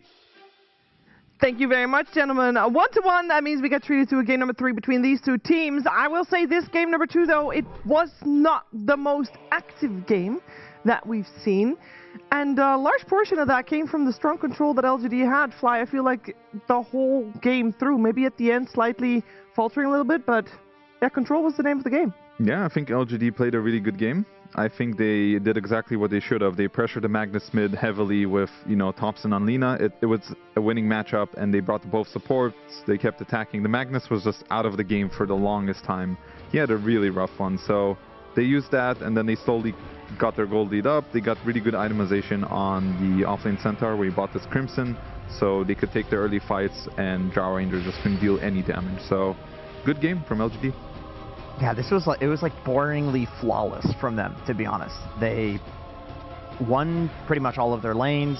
They didn't give any openings to Extreme. Like all the times that we saw, you know, Yuma farming in locations where there was even a remote chance that Extreme could pick them off, it was because his entire team was behind him. You know, Whisper also just farmed. He wasn't doing anything that special. Just used the creep. Got every single creep wave, dodged the ganks that were coming to him. There was a few times that Extreme smoked to him, like with the Magnus Blink, and he just knew it was there, and he Yatoro'd. He just dodged it at the right time, and eventually they close it out. Flawless stuff from LGD. If you look at the draft, the LGD draft scales super well. They have the Spectre, they have the Centaur, they have Lina. So this game was always going to be hard for extreme late game. So their only hope was they won the Slardar lane. They could have played through the Slardar and, you know, make something happen that way. Or hopefully they could have made it through the Magnus, but since he got so destroyed mid, it becomes really hard. And then the game just, you know, it gets late and then LGD wins. Yeah, that was real rough from Nothing to Say. I think if they were to... He only died 3 times, though. That is utterly shocking to the degree I'm convinced that's a visual bug. He just didn't have that much impact, and this was a really late picked Magnus. It was it was the last pick. It was the last pick Magnus, right? Yeah. So, I mean, I get the idea. Like, I think Tal, you've mentioned it on a few of the other panels. Whenever Alina comes out, a classic counter is these repositioning type heroes, but then she just obliterates him in lane. So it's kind of like you're picking into a counter in that way. But yeah, we had to give the MVP to... Did we, though? It was... We were... I thought it might be Thompson. We were between Thompson and Whisper, right? Yes, we were. And I think in this game in particular, if we only look at the one game, one of the main reasons why Extreme couldn't get their feet off the ground is because Nothing to Say had nothing to say this game. That was because of Thompson on his Lina. Yeah, I see what you did there. Thank you. No, Thompson, I think he played really well this game. I also like his itemization with getting an early Shivas, because they sort of recognize that they don't have that much damage on Extreme Gaming side because they're so far behind. So all you have to do is just not die to the initial jump, and you're just going to win the fight. So good itemization, good gameplay, constantly throwing Laguna Blade after Laguna Blade. Yeah, I think Jenkins wanted to highlight here they are. Oh yeah, this one's going to be juicy. Honestly, I like that he did this. It looks really funny, but the idea that if you press one button, it's like, what, 60-second cooldown, something like that, on a hero, and every single time he has to leave lane, it's just good. He was getting a level advantage without killing him, like you mentioned. I mean, these are like the 3 kills on him, right? Yeah. He didn't have that many deaths on Nothing to Say, but he also had no points in power, so he couldn't jungle. Which you can tell, right? If you're Thompson, you get hit by a Magnus Q, and it does like 200-something damage to you, you go, holy shit, this guy has no points in power. Just Laguna him when he walks into the lane, and he has to go base, and he's not farming anything. Yeah, it was I mean, it looks funny. It worked out very well. It was very sad for Nothing to Say. We've got a couple of other moments we wanted to highlight around. Minute 24 is our next one, because there was a little bit of a fight. Yeah, so this is when Extreme kind of hit their timings, where they had the blink. I think they might have had BKB at this point, and it was getting desperate because they missed the initial opening to jump. And then FY goes and yules the Lina, throws an arrow, but it's so deep on the enemy side, and you're already far behind, that I just felt the desperation at this point. And if you're far behind, and this is what you do, you're just digging a bigger hole for yourself. You kind of need to relax. If the smoke doesn't hit, it's okay. Just relax, go back to farming, look for another opening. But if you go that deep, there's no coming back after that. No, we did have them try a little bit more. There was a fight saber that you wanted to take a closer look at, and they managed to get Luna. They killed Thompson. Yeah, I wanted to highlight this fight because, as you'll see, it's complete chaos. Everybody's on top of each other. But these fights are usually better for the team that doesn't have a draw ranger. Because as you can see, it's absolute madness. But if it's absolute madness, the Spectre will be there in the middle of everybody, just hitting and hitting. So even though they got the Lina, which is a really nice kill, as you can see, they cannot take the fight any further. They managed to get the draw after, and also pick up this the ET, and it just feels impossible. Even though you get the skewer back, you get the RP, you're like all clumped up, it just feels impossible for the Drow to just hit and deal proper damage. Yeah, I mean, for this team, Drow going down, like Ame going down, means that it's not a good fight.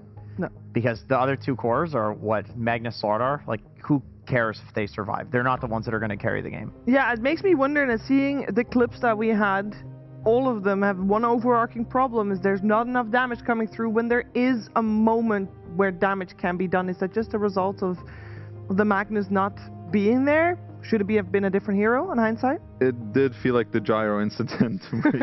This mid-hero comes out and he's actively just not doing anything. He's losing his lane. He's so far behind the net worth. even when he got his blink, I don't think he found a single opening. Yeah. So maybe they could have pushed the blink dagger timing a little bit just to try to find one little RP, even on a support, anything. But they didn't get a single opening. I think LGD also played well around it. They were always like in good group formation, but it didn't work out.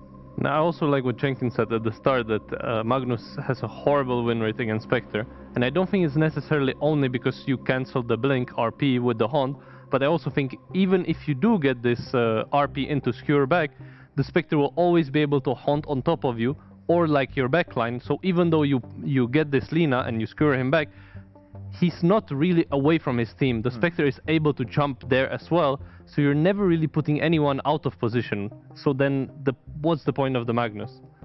Yeah, that makes sense to me. It's like counter initiation too, right? Like you have a hero who, it's really obvious when the Magnus team is going to go. You see that circle, you see your team get stunned and skewered back. It's like, okay, the fight is starting and there's no getting out for either team. And Spectre's like, okay, perfect. You know, I'll press R and destroy the team fight. Yep. And now it's 1-to-1. Where, by the way, every single first series of the day on every stream is a 1-1. It just goes to show how close everybody is safe. I feel like that's quite unique.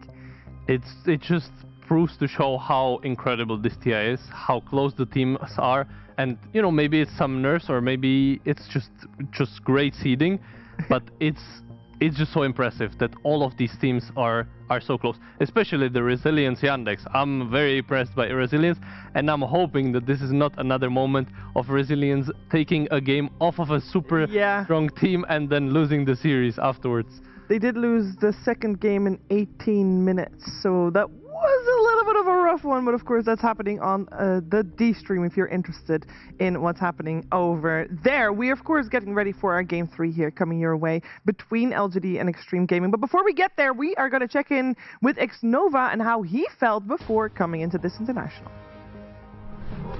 Xnova, welcome back to TI, but it is a TI under much different circumstances than last year. Because last year you were coming in as a stand-in. When you were getting on that plane to Hamburg, what was your mindset like about getting into that TI? Last year I came as a stand-in, so basically I felt really no pressure going to the tournament, to TI. So I was really enjoyed throughout the whole tournament until the finals. Yeah.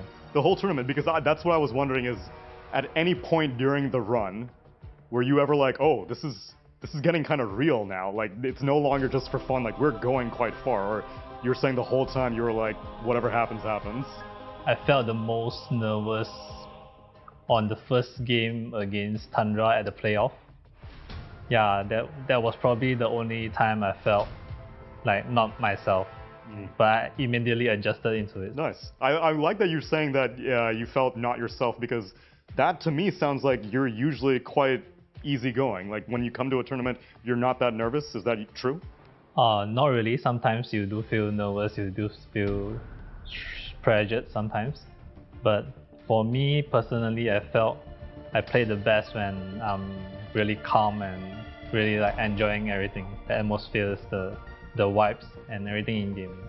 Okay, so then if you don't mind me asking, how are you feeling right now coming into Shanghai?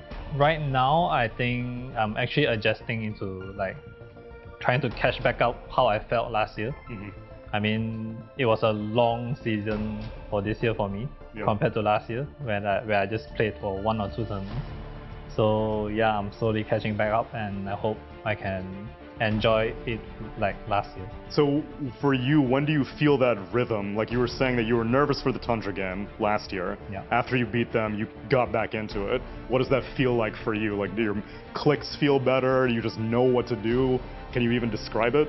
I think I just stop at everything.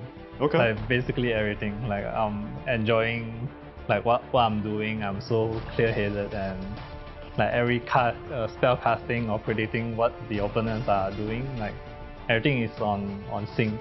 How often does that depend on you syncing up with your teammates? Are you usually the kind of player that like as long as you're focused, you can worry about your game, or sometimes if your teammates are off, you can find that affects you as well?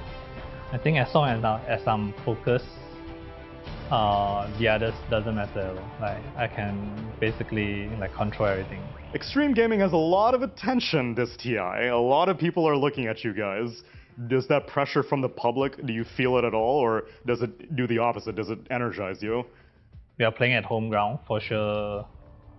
There would be a lot of expectation for us, and the tension would be there, for sure. There's no doubt. You think that home field advantage, you're going to be able to feel it, like, not just with the crowd, but like I was talking to Bach earlier, and he was even saying that just seeing the signs and like you're seeing the Chinese script for text and stuff like that, it makes you feel at home. Yeah, for sure. I think being here just feels like comfortable. And then how about your team's state right now? How are you guys feeling as a group of 5 in the current patch, current meta? Throughout the year, we had some struggles, we had some up and downs, but now I think, yeah, we are like getting ready mentally for it. Nice. Well, I think that mentality is going to carry you far. Xnova, looking forward to your Shanghai experience. Thank you.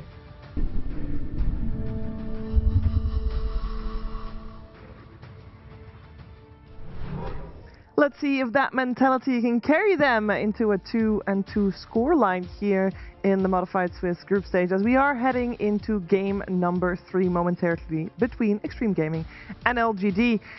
Both of these teams are 1-2 right now, and I don't know if you guys need reminding, but it's very scary the moment you get to be 1-3, because that means you are 1 game away from potential elimination later today.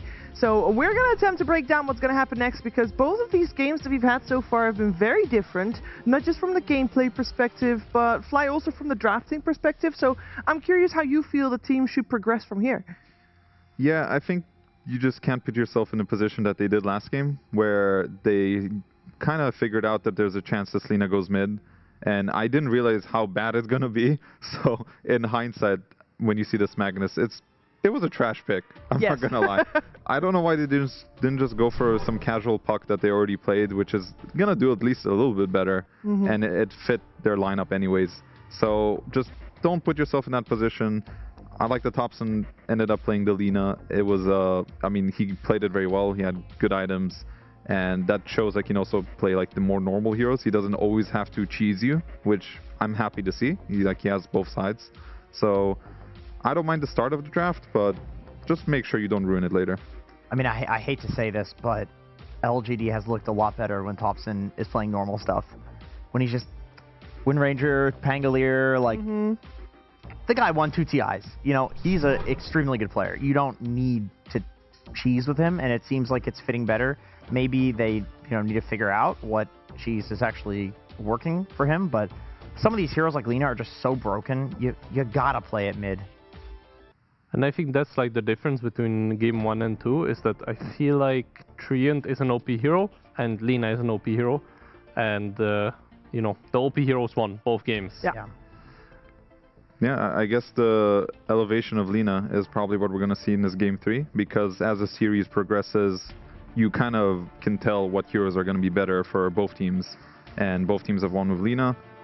I don't see why they wouldn't just first pick it next game if they see the opening. Like, why not? Would you then preemptively first phase ban Lina? Because we have seen after game 1 and game 2, we saw LGD ban out the Lone Druid and the Treant Protector. So is it now time to remove the Lina from the equation? I think it could be an adjustment. Yeah, it depends who has choice, who gets first pick, who gets second pick. I wouldn't mind seeing Extreme get second pick, because I think LGD actually thrives with second pick, just because of the way Caps drafts and all these flex heroes. It's obviously a little more confusing for both sides. Nobody knows what's happening. So maybe if Extreme has choice, they could change it up. I don't really know who chose what. And then they could afford to ban the Lina as well. Yeah, I think also the LGD really enjoy the overall last pick. And in both cases, it was for Thompson. Maybe take that away from them in the process with the same decision there as well. But we'll find out how that happens with the draft order. Other than that, Cenk, is anything you want to see the teams focus on going into this game number 3? I'm just looking at Extreme's first phase bans and questioning them a little bit. So maybe you guys can shed some light on both games. They banned Wyvern. They put a lot of priority on banning Wyvern. And in the first game, like, they, had Puck Lina cores, like, magic damage, right? So I'm just curious, like, couldn't that Wyvern just beat Alina? And you're banning an actual OP hero? I don't really see LGD as like the epic Wyvern team. They're probably okay at it. Yeah, it is a bit surprising. I feel like the Wyvern, it's a very strong laner, but I don't think it's necessarily a hero that you need to be afraid of. I'm hoping to see this adjustment to either like replace this Wyvern with the Lina ban or them picking the Lina themselves. I think Wyvern, if I'm not mistaken, LGD did play the Wyvern early pick in their previous series, which I think they won. So maybe it's just looking at what they've played and they're like, okay, they like the Wyvern, maybe we have a free ban, we can just ban it. There's definitely heroes you can pick against it. I don't think it's as an oppressing hero for sure compared to the Lina or the Chain Protector. Those are like game warping heroes where you really have to address. Wyvern, it's like small adjustments, like maybe don't go all out physical damage, get a little more magic damage, get some range position 4 that deals with him. It's not too difficult, so I definitely see your point where they can change up the bans. I can get behind the Earth Spirit Invoker for sure, though. Like, you don't want to play against Thompson Invoker, right? I think that hero, if you're good at it, is in that S tier category with Lina, and probably so is Earth Spirit. Maybe it's not as good as Lina, but it's in the at least same ballpark. But I want to offer a different perspective, because when you're preparing against a team, you look at their heroes that they play, what they like to play, and you think about the heroes you like to play. So from NTS's perspective, when he sees an Invoker, I know, okay, it's permaban, but just hear me out. Let's just say you give them Invoker, and then NTS has a bunch of heroes he likes against Invoker, like Pangolier, Puck, even some late pick Kunkka could be really good against Invoker. Like, he has heroes that he plays that can pressure the Invoker. So he could do the calves, where he baits the hero and picks something good against it. I like that approach that some teams do. So obviously this game we're not going to see it, and we do have a Lina in the pool, so I wonder if Extreme is just going to take the Lina this time. Yeah, the Centaur is the one that gets addressed instead of the Winter Wyvern. Is the Centaur that gets banned out. Still a very strong hero. Centaur is good. That's a totally reasonable ban for sure. And then the Lina overall first pick in the hands of Extreme Gaming. This makes sense. I mean, they have first pick. They don't need to ban Lina if they want to pick it, and also they have still got flex potential with that. Of course, it's exactly the same in terms of ban pick order, though. So we're still going to have LGD with the overall last pick, and probably Caps has a plan for this overall first pick, Lina. Yeah, this is exactly what Fly is saying, is that Caps loves to dangle something, and then it's because he wants you to pick it, and he has some game plan against it. Maybe it won't work. Sometimes it doesn't, but he will always do this. What have we seen that's like good against Lina as a hero? The Arc Warden actually looked pretty good from Iron Wing, but it's a very weird hero. Definitely up Thompson's alley. It's the BZM special, but I do think Thompson can play too. Oh, I'm sure he can play anything at this point.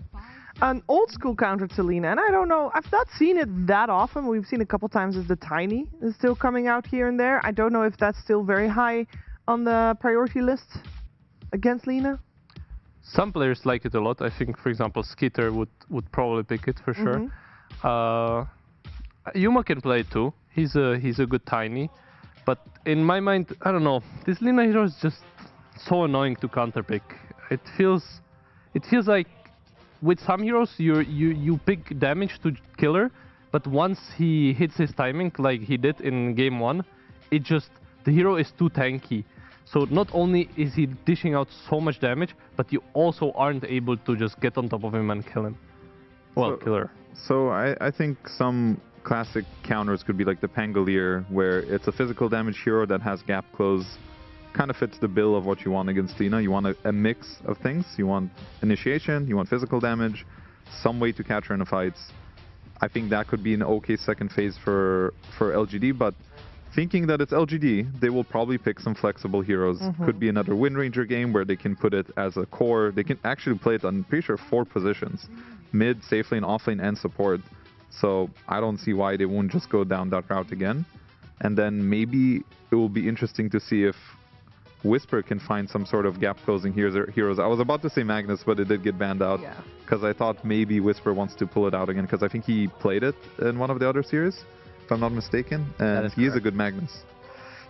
I mean, Another hero he played is Axe. It's one of the few heroes that actually can, at least I'll say, it does seem like Axe can kill Lina when she hits that like critical mass with the Blade Mail, pure damage, physical damage reflected with the Fiery Soul stacks. But Axe has not been as popular at this TI as I expected going into TI. Which is surprising, because the hero is pretty strong in my opinion. The only problem with the Axe against Lina matchup is if the Lina ends up going mid, then you don't do as much as Axe. She still hits really fast, so she can still kill herself on the Blade Mail. However, she doesn't really deal that much physical damage if she's going like the Axe, Kaya Yasha. And Axe doesn't like playing against heroes that deal magic damage, because you're like the, you're like the physical damage guy. You get armor from your ult, so then it becomes a bit harder.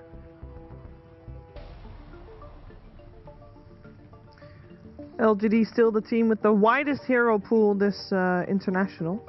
So very curious to see how they're gonna play this draft out. I feel like for Extreme Gaming, in a way, it's a nice thing. So they can focus solely on themselves because they don't know what's coming. Nobody knows what's coming. Their hero pool is so wide. Keeper of the Light now coming out.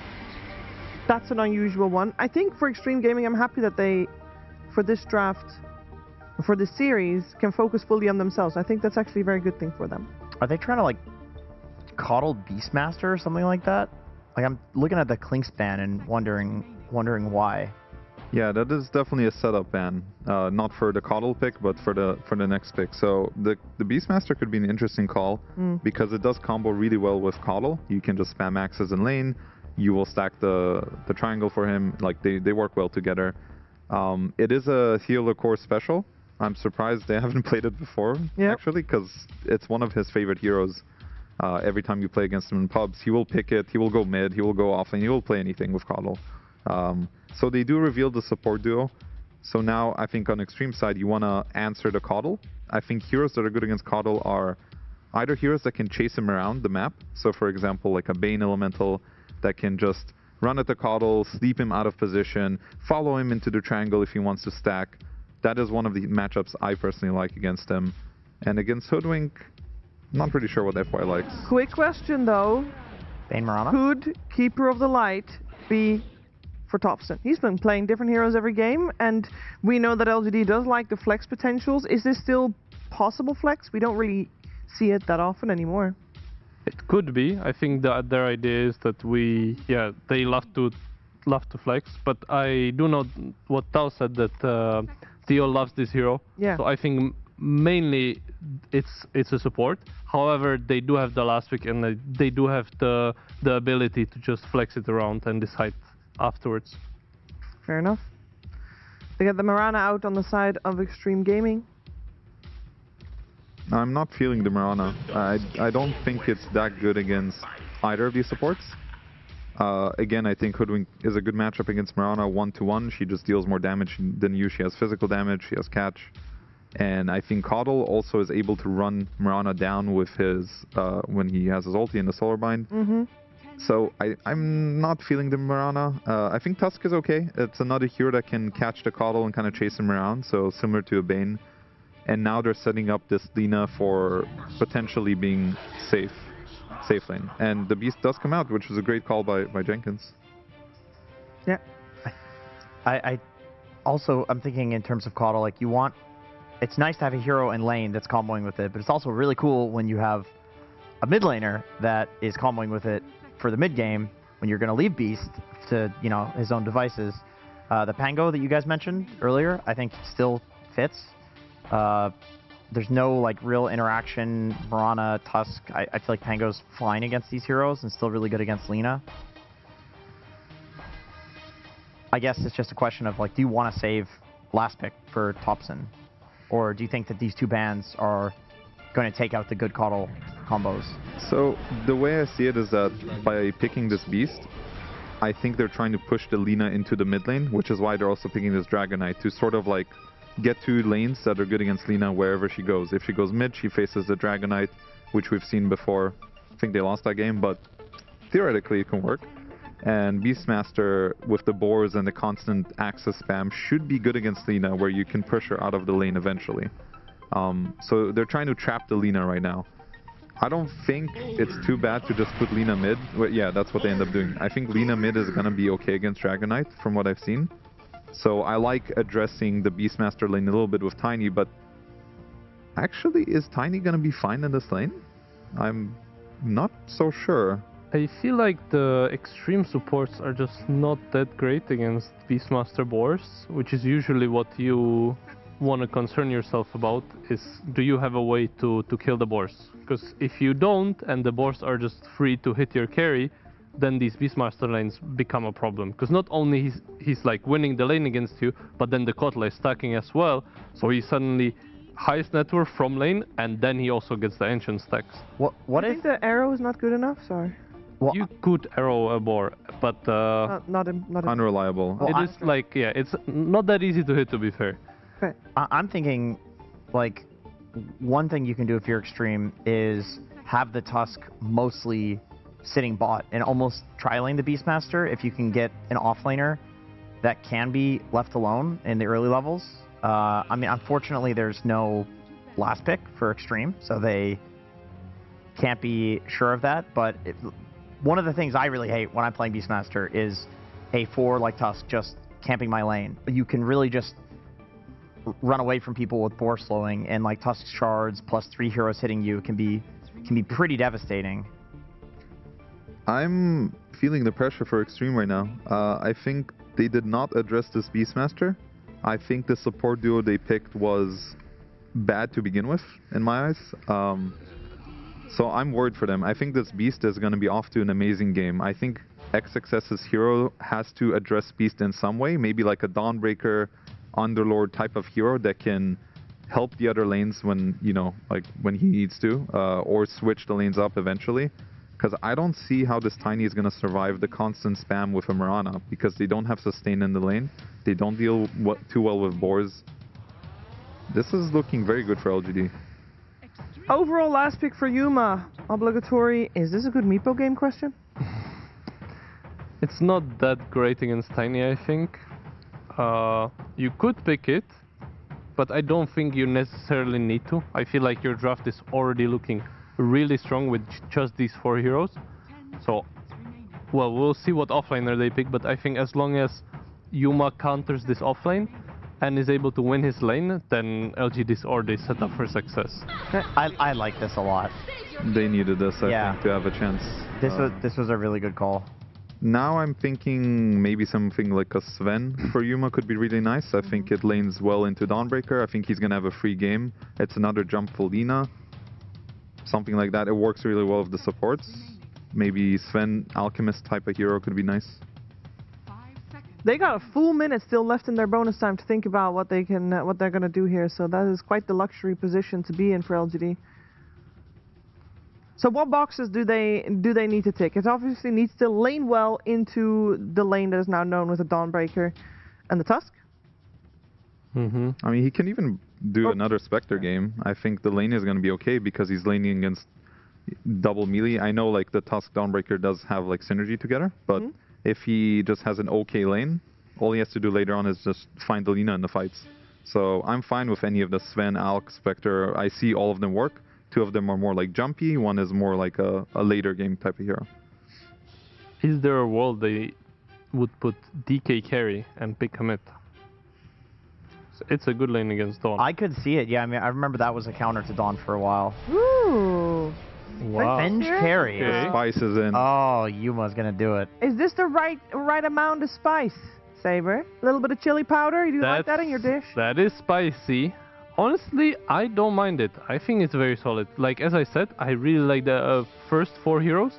And Venge, I mean, to be fair, I do think she's a little exposed. Like, I can see the extreme offlane killing her a bunch of times, and then it becomes a problem. However, if she does not feed in the lane, then it becomes very easy for LGD to play. They have 3 really strong cores. Bench with Axe, it's scary. She's gonna go some Hydra's Breath and deal insane amount of damage.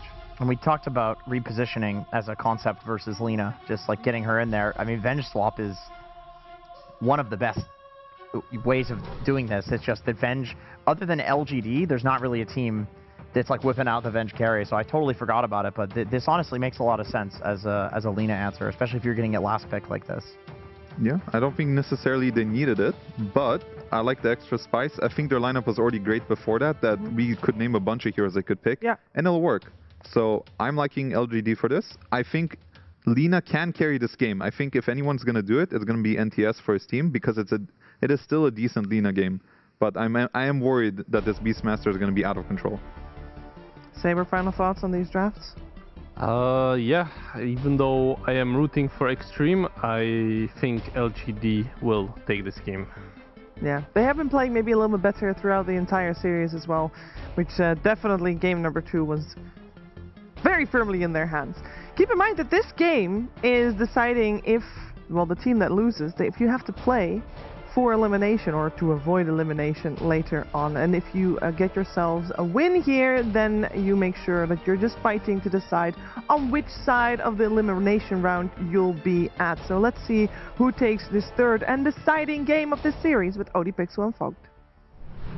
Thank you very much, Eva. Yes, time to see who's going to come out on top between these two in this game 3. And an exciting final pick. The Vengeful Spirit coming out. I think what we had on the stats was picked once before. They don't win. But here are some people have been talking about. What do you make of it at the moment in carry position? I know they like it, right? We saw them even do it a couple months ago, right? And it was against a similar lineup. They like to play it versus this Tiny because this 20 talent thing, I believe. I know I've talked to Caps about it as well, too, and that's one of the concepts. On top of, like, multiple different things, right? So they have a repositioning tool / save versus the Lina. They have this 20 talent, which you see, the Wave of Terror steals damage, which versus Tiny clearly makes sense how much you're going to get from it. And then in the lane, it's a stun versus the Dawn for the combo kind of stuff. So a couple different reasons I can see why LGD wanted that. And yeah, their draft, it looks like a very strong tempo-setting draft. That being said, XG, a lot of stuns, a lot of ways to just take fights. Team fight overall, maybe not the most that they have on their lineup, but overall skirmishing is definitely strong from XG. Trying for a bit of a sneaky smoke play to get some action, but Whisper is down the high ground. Stop to the smoke. And yeah, let's see this guy, right? Whisper, the one to look at probably for this game, this beast. Could get pretty scary how much he can do in this one. If he ends up having this good lane with the Coddle, who ends up usually securing that good lane, gets those stacks too, could definitely be a big deal. I think XG was, I thought they were actually walking up there to block some of this, perhaps. That's why they went for that level 1 smoke. Yeah, I guess they just got a bit scared once the smoke came off. I didn't want to walk up blindly. Maybe they'll wait and do the ward afterwards, because usually you do want to at least block a little bit of these camps so that they can't just enable the Beastmaster that much more. We shall watch and see. I see the Mirana walking up right now, so I think that's what we're getting. Yeah, he's pinging it. See where he places it, because you don't want to let them just stack for Beastmaster. So nice sneaky ward. We'll see if it's going to be found. See how long that lasts. He's checking for it. It's the way they smoked, right? He's going to get it, right? Or you don't look in there. He might not expect it there. Okay, nice play there from Xnova. Very clever too, right? You said they were afraid of the level 1 just in case. Waited, was able to put it afterwards. All right, yeah, let's see how these lanes go. I haven't seen the Dawn plus Tusk combo in a while. That's it's a lot of damage that comes out. Yeah, it's a good combo those two can offer. Hard versus this lane though, right? Double range, they're going to just be playing at a distance, poking you constantly. So even if you do go for the play, you might be low HP and get turned on, or you get bushwhacked during the tag team plus Starbreaker. So they're going to have to drag waves, I'd imagine, on the side of XG down here. Yeah, lane's definitely looking very strong here for the side of LGD. Theo. Ooh, they're both trying to stand their ground. Slug grenade! Xnova's going to have it. A little bit of help coming in from Arme there with that tree toss. And they will get first blood. Nicely done. Good trade coming in. And he's going to have the whole wave to farm now under for Arme, so that's actually very important. Should be able to get a pretty much free level 2. And this is the lane to watch, for me at least, for the side of XG. If they can endure this lane, it's going to make a big deal how much they can do in the mid-game.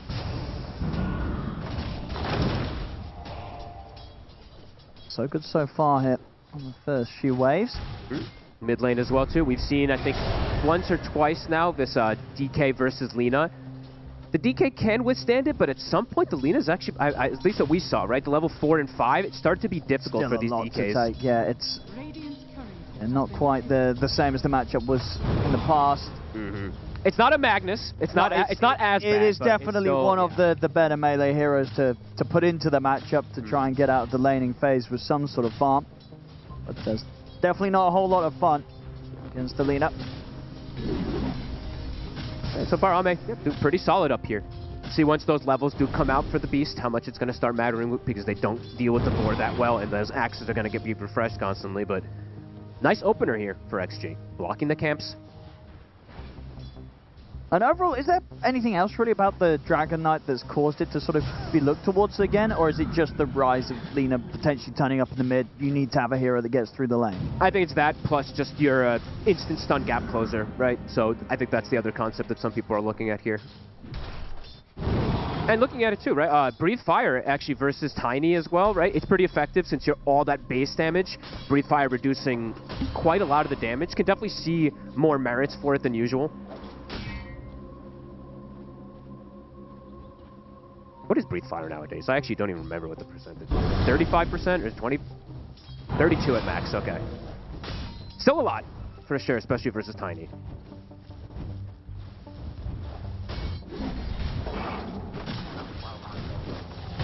Spam is starting to add up.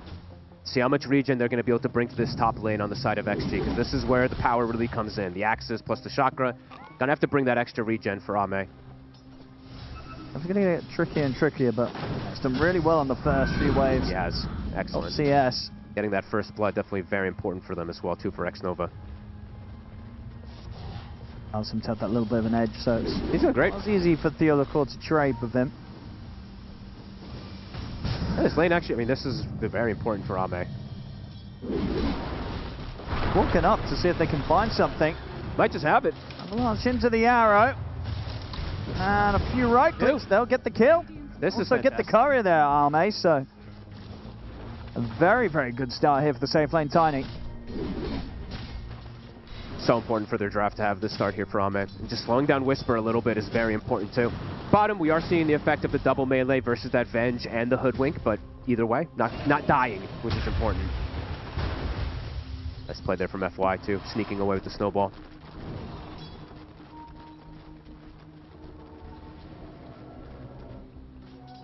I feel like we're in for quite a treat here, really, of how much I feel like these two teams are going to be skirmishing, because both lineups, it's very strong skirmishing that are going to be coming in. There's so many stuns from both sides, ways to reposition. We have a Tiny toss on one side, we have the Venge on the other. Going aggro on Yuma. Quite able to get the hammer down onto either of them, though, so it won't be that extra burn damage, so Yuma and King Jungles are fine. Dangerous lane to get to. You want to get aggressive with the Tusk and the Dawn, but if you get caught in a double stun plus the double bounces from the Acorns, it's a lot of damage that comes between these two.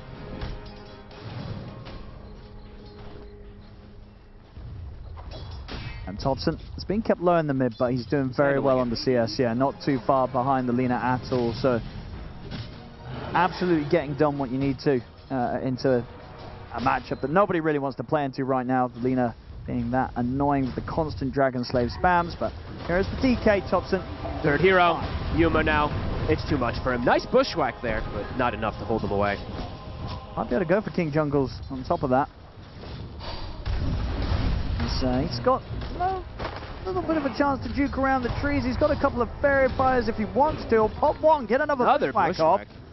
But he will eventually go down. XG get the two of them. It's a good start on the side lanes. I mean, 4-0, 2K lead already, 6 minutes in. A lot of this being because of how well that level 1 and level 2 really went for this top lane, right? He knows he can leave the Tiny alone.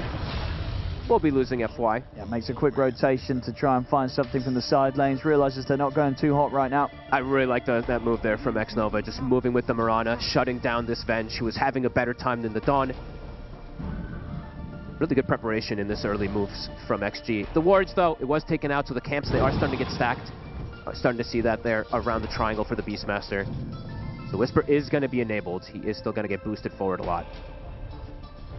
That Dom timing is going to be very fast. They have good ways to force buildings, too. Like, looking at the tempo that LGD can't set, right? Beast, DK, Venge with the Dominator, with a Coddle behind healing. You could absolutely see how they can accelerate.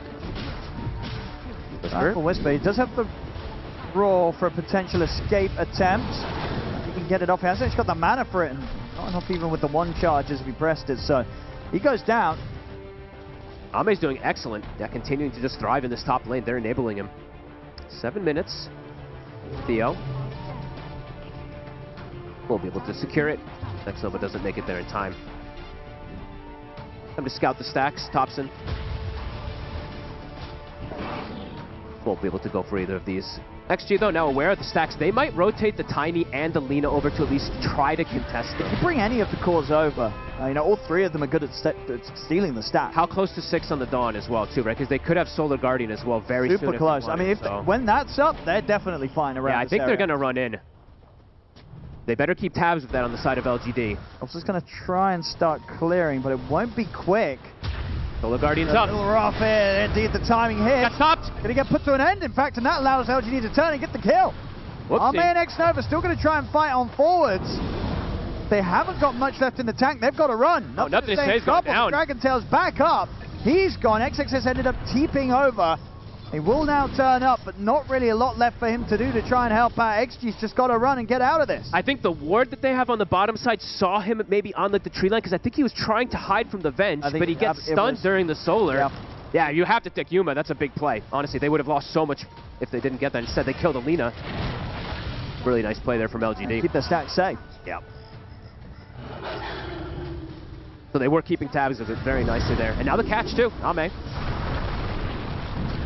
Could be fine here under the tower. And the chakra targets too, right? They have the Beastmaster, which is the obvious one in most scenarios, but the other two aren't bad either. The Venge and this DK, you can get chain stuns coming out. King Jungle, he's already looking for more beyond the tower. He's found X-Nova with the bushwhack. Be fine, but still, X-Nova and Ame getting forced completely out of this top lane.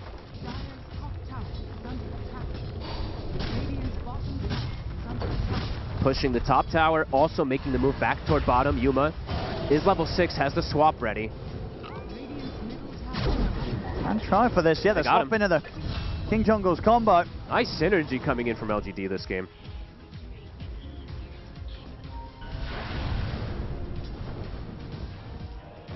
Not easy for XG to really make moves into any of these lanes right now. You know, you turn up bottom, you get swapped and stunned. Turn up mid, Thompson's on the DK, pretty beefy. It's going to take quite a bit to bring him down and out of the lane, and then he's doing so good. On the off lane, yeah, you're going to get roared. Yeah, honestly. And suddenly the follow-up TPs come in, so XG, they're probably going to play it kind of passive now. Yep, it's really big that Thompson's having this type. He's only 300 behind the Lina. Like, he's essentially won the lane. He did very well in the lane. I mean, definitely seeing why some of these mids are considering DK as a bit of an answer or a way to get through the laning stage against these heroes such as Lina. Oh, that's interesting. Whisper. Looking to just go for an Aghanim instead of going for the Overlord timing that we tend to see a lot of times. As you said, their lineup can get pretty tanky in the way that they kind of collapse and close the map off, so this could be a cool approach if he wants to go for as well. FY. Get the catch on him. Get the chance to get a snowball off. He will. He's got nothing to say next over here to help out. They'll get the arrow in on towards him. Yuma's there with the top. They're trying to save Thompson. He's trying to run away up to the high ground. He's still alive. No way. He's getting away from them. He's gonna live. From Yuma, bailing Thompson out. They end up killing off XXS, and indeed a tip coming out there from Thompson to Yuma. Yuma, these first 10 minutes, super clutch. Both Solar Guardians have been countered literally just by him. The first one stunned, the second one swapped away. The Venge feeling pretty good. Yeah. You know, not a lot of other carries could do those sort of moves, right? Not a lot of carries right now in the meta having sort of a stun to interrupt some sort of Solar Guardian play if Dawn's left on their own. And obviously no one else having the potential to just swap your mid lane out and keep him alive like that. Literally lives with, what, 50 HP or so. Thompson able to scurry away, and that's probably going to secure his Blink Dagger at a super fast timing. And versus that Lina, that's not what you want to see as that Lina. The Venge pick looking very, very, very good for this exact sort of play that LGD is looking to play with. Because I've really only seen the Venge versus the Tiny, of course, but also versus the Doom, as was the initial one that people theory crafted, because it's an Ags, you know, you get it, you get doomed, who cares, you come back, blah, blah, blah. So, but definitely seeing the power of it versus the Dawn as well.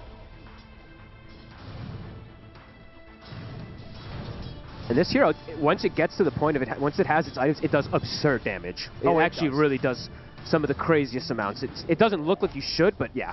No. As soon as you get that Wave of Terror on 1 or 2 targets at 20, once you get this Hydra Breath as well too, yeah, the damage is absolutely crazy. We've all been there in that game where, you know, someone just happens to pick up a Venge carry against you and it's, you know, 40 minutes in and you're like, my goodness, this hero looks busted. Why am I not seeing more of it?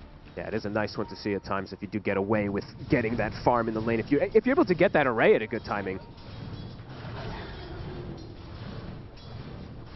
Blink done for the DK. As we said, the skirmishing from LGD is super strong. Same thing for the side of XG, but as we see, there are some counters that LGD has to play versus XG skirmish. Still not quite level 6 on FY either. LGD having all their 6s. Starting to take these towers early. And XG, they do not really hit buildings in the same manner at all this game. Sure, Lina can, but it's risky versus the bench. LGD can really accelerate this game.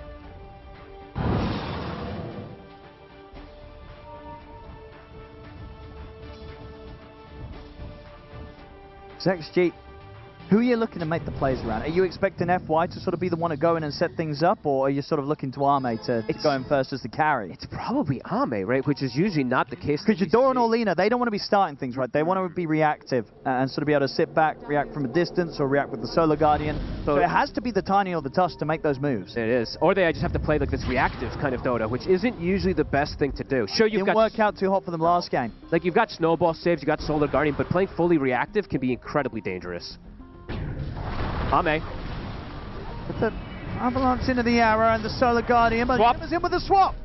It's going to be able to keep Whisper safe. They're ready to turn with the Magic Missile and the Roar. Nothing to say is in as well with the burst to bring Yuma down, though. Laguna Blade comes in. They'll get the Venge kill.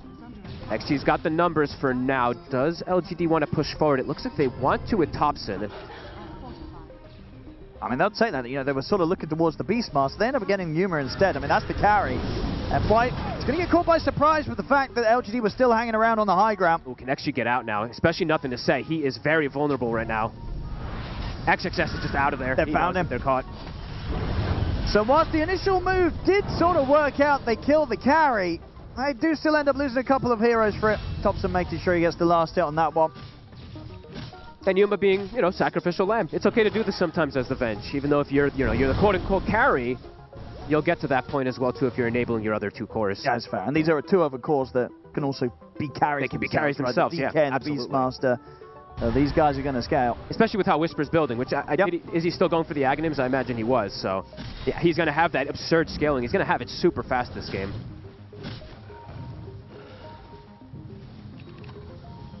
And the synergy, yeah, with the lineup, with the Coddle as well, too, it's going to be tough for them to really bring him down.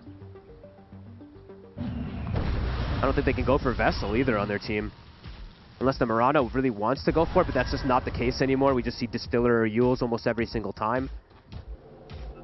He's going to do it. Okay. I was going to say, somebody probably has to versus the Coddle and Beastmaster, so it's going to be X-Nova, but he's a 5 position, so it's going to take time for him to have that Vessel.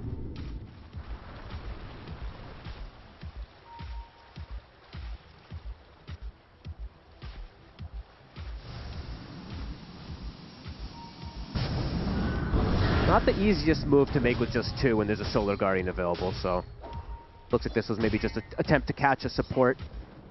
Moonlight Shadow, XG. Oh, they found Leo. Thompson will ditch him.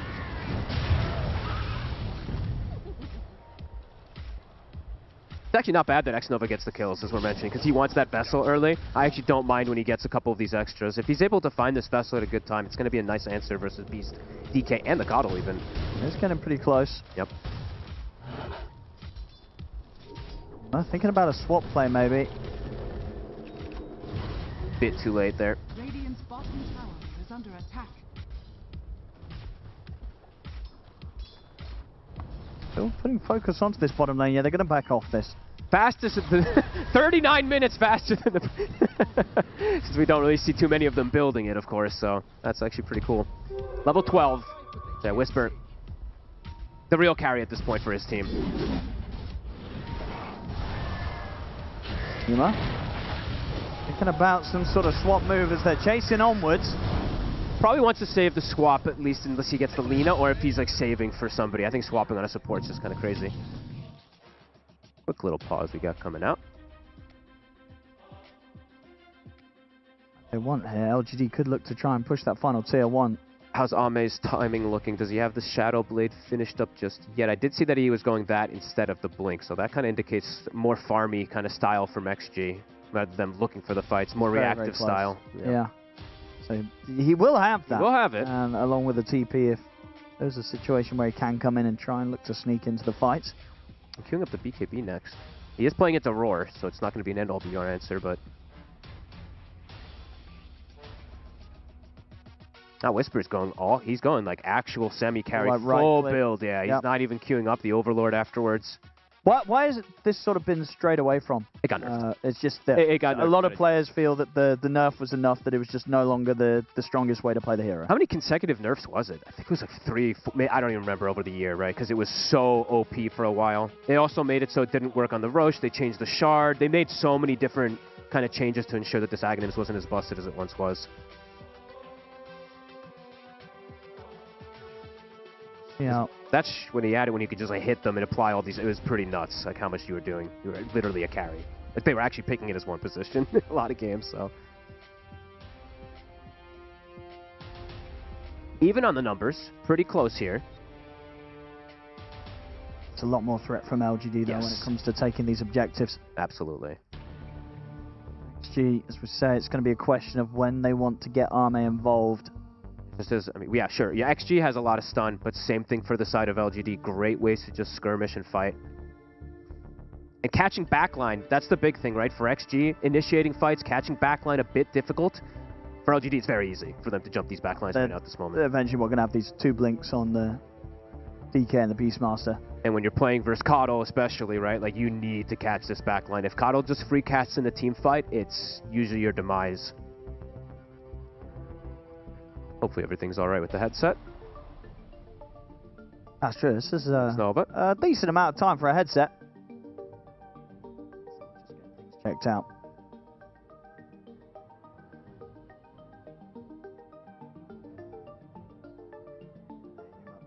Build up.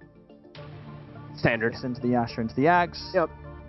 And then what are you doing after the Ags? You finish off the Hydras? Do you have to buy anything defensive for yourself, or you can kind of get away with, I guess, we'll statting up and going on the offensive? It could slot something like a BKB in, maybe, just because there is that much stun and all that, maybe, but we'll have to see, because he could just go greedy and go down that line. We'll see. It all depends on like how far ahead he is.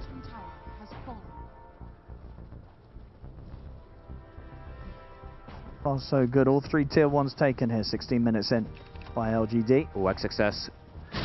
Caught sleeping. That's going to be a kill.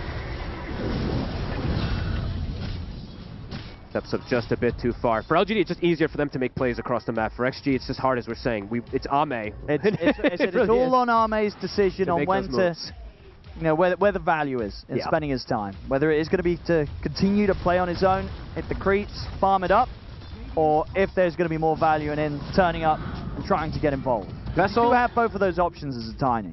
Vessel is done now, so they do have that finish there for the Mirana. But now it's like X-Nova is actually playing kind of the 4 position from the 5, and that means that the Tusk now at this point is probably going to have more delay on the Blink Dagger for him, because that's the other one that they do want. They definitely want the Blink on the Tusk, yeah. Versus the Beast, you'll be able to save versus the Roars potentially, or catch back. So it's going to take a lot more time for FY because of this.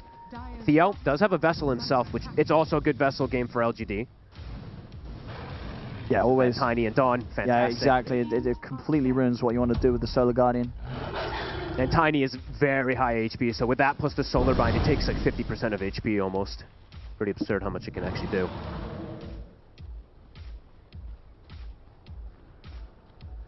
XG, not ready yet. Content with just getting the space for Arme. Looks like Whisper is considering getting a Blink as well. They're going to have like 3 or 4 different ways to start the fight then if he does go down that route, rather than going for the treads and carry build. Yeah, I think getting the Blink first is going to feel very nice for him. Because he's going to get all these other items anyway. Yeah. And the Blink honestly just kind of accelerates that. Yeah. Just being able to have it for... I feel like one of the underrated things about the Blink, it does speed up your farm speed. Just getting around camp to camp, lane to lane. For sure. And yeah, just can pick and choose who he wants to go for the Roar with, or which like, follow-up he wants to do it with Thompson. Moonlight Shadow.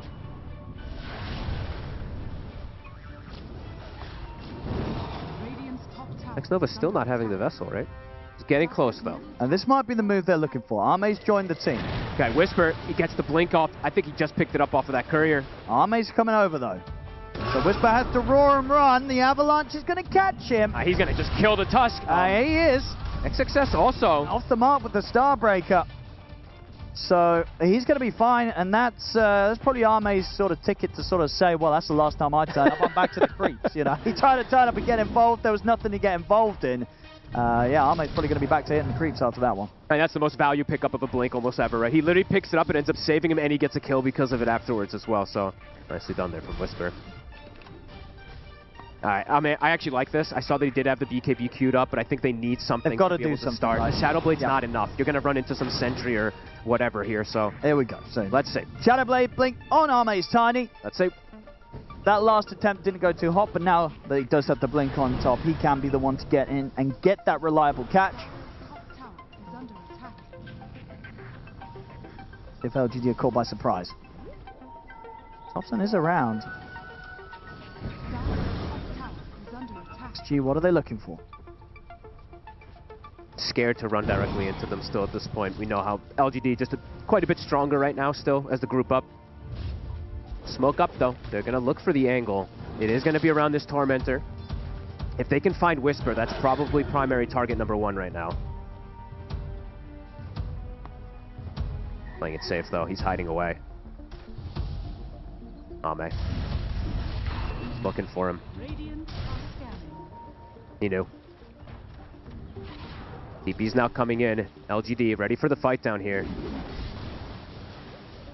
Getting closer and closer to the Aghanims. He has it done now on Yuma. Essentially having 6 heroes now at this point. I actually quite like that he did that. Rather than finishing the Yasha, right? He just was like, I'm actually getting close to this Ags now. Let's forego the Yasha for a second, get this Ags, and now we have this very, very strong 20-minute timing. It's now done for XG, so that you have that, but the BKBs and stuff are starting to come out. Yeah, I mean, again, it just feels like the passiveness from XG. You know, we did have it a bit in the last game. More understandable there because they had this real struggle in the other game. So it was kind of like, well, can they actually make plays? This time around feels that there is a chance to do something, but they are opting to go on the more passive side. And LGD's lineup, they take these objectives very fast and a lot easier in particular. Both Tormentor and the Roshan, they can just force these.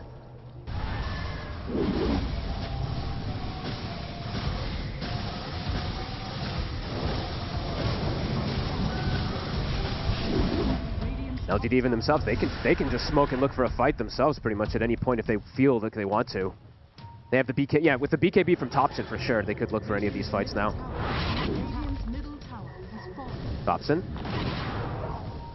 is in the area. Ame is going to go for the jump. They've got to swap though. No, the Solar Guardian. There it is. Swap comes in. They get Thompson out of the side. They'll turn to try and take they got him anyway. The Laguna does still finish up the job. Yuma, of course, is going to be back with round 2 thanks to the Aghanims. See what they can get in return. They'll get the Lina. XXS will be able to run. They got Thompson anyway. That was actually a great angle. I mean, the Laguna blade kind of came in at max range. Yeah. To finish him off. 2 for 1, but Yuma still has the illusion to be able to farm with for these next few moments. But it works out. It does. Ame's like, okay, maybe I will join in for some of these, now that I'm able to get away after we get the kill. Quite a bit expended, though. Solar Guardian was used. Whisper's like, all right, that's my call to just go for the Roche now. See how XG wants to respond to it.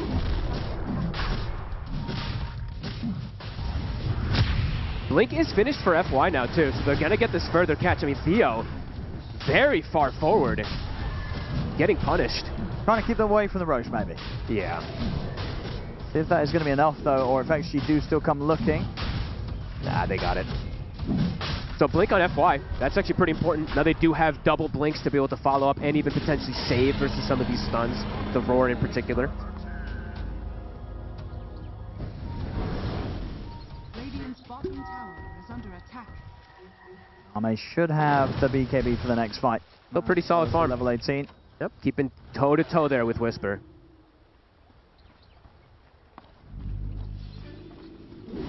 Thompson now after that death, actually the one to start falling behind. Ame. They see him. Ame. Hey, they're going to get the avalanche off it first onto the 2 of them. Solar Guardian coming in. The swap will come out. Yeah, Whisper out of the side. He's able to turn and get the roar off onto Ame. He'll run down FY, let Thompson and Whisper the rest of them deal with Ame. And Whisper is just so damn strong at this point. He truly is the carry. Every single time Yuma's in position to get these swaps as well. And yeah, just a random sentry on the floor. It's a painful death there for Ame. It is. He's having a pretty safe game up to then. He was so close to having that BKB, right? Yeah, very, very close. And now potentially this could lead into a tier 2 very quickly here. LGD collapses very quickly. Maybe even potentially threatening two of them. Yeah, both lanes round. You can just see it. For LGD, it's much easier for them to execute these plays. XGs, it's very complicated for them to get these type of setups. GD seeming to have more and more of the answers. And this is still, you know, I mentioned the Venge 20 talent. He's getting closer and closer. 4 more levels. It really does start to get quite ridiculous how much you steal if you do get it on the Tiny.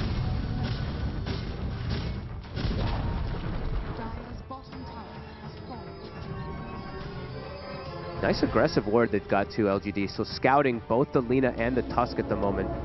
Getting this tier 2, access to the outpost. A bit quiet from Nothing to Say overall. 3 and 3. Sure, he got the Laguna on Thompson earlier, but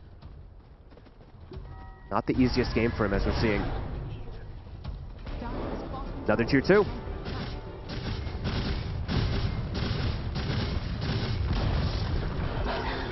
They still have Catapult.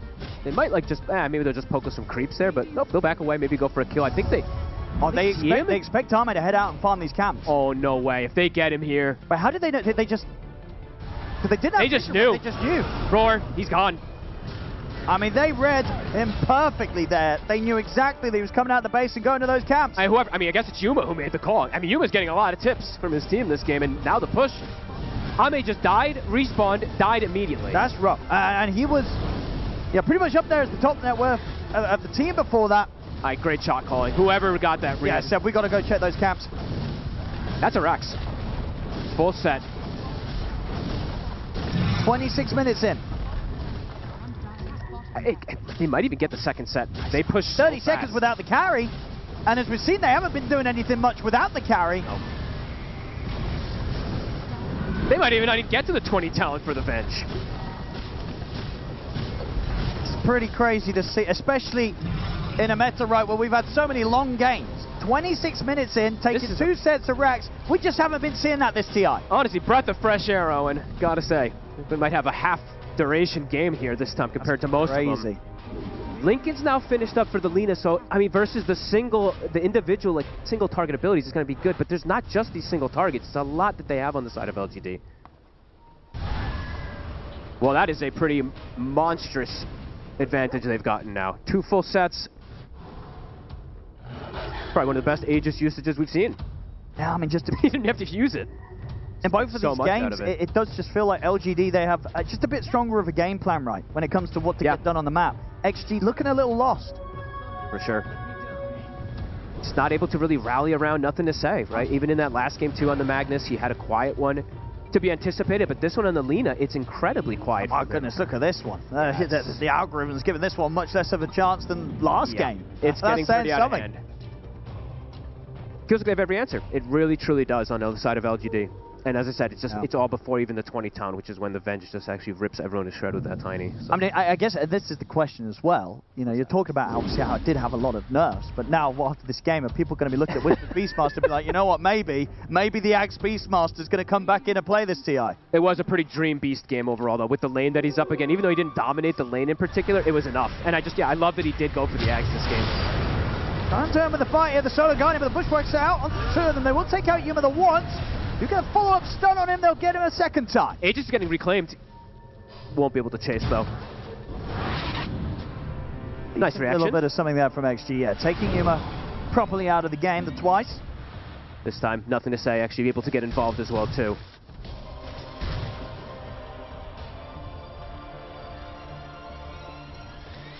What do they do with this next? Or do they feel that they can do anything with this? Let's probably just back up and farm again, right? Yeah. With the way that XG's been playing, that's just kind of their game plan. Slowing down that momentum pretty decently, but they still are playing at this 2 racks disadvantage. So those lanes are always going to be shoving in onto their side now, giving all that extra information to LGD to play around. Thompson going a bit of a different style build here. I think I've seen him do this before, though. Early overwhelming blink. Can be annoying in the fights, but usually not what you usually see picked up from these DKs, but sure. It's a decent bit of attack speed slow, right? It's annoying, yeah. And you know what I mean? Against like Tiny, Lina, and Dawn, they're trying to get these extra punches in. You jump on top of them and suddenly they have to kind of put the BKBs early and such. I'm not crazy about it, but I'm Sure. like, all right, whatever. You know, it's Thompson. He tends to have his own style of build, so. LGD. Imagine they do still just want to look for every single one of these fights. Especially with Roche coming up in the next minute and a half or so. Probably want to get a good ward and a good catch at the start of it. Whisper now with a full BKB as well.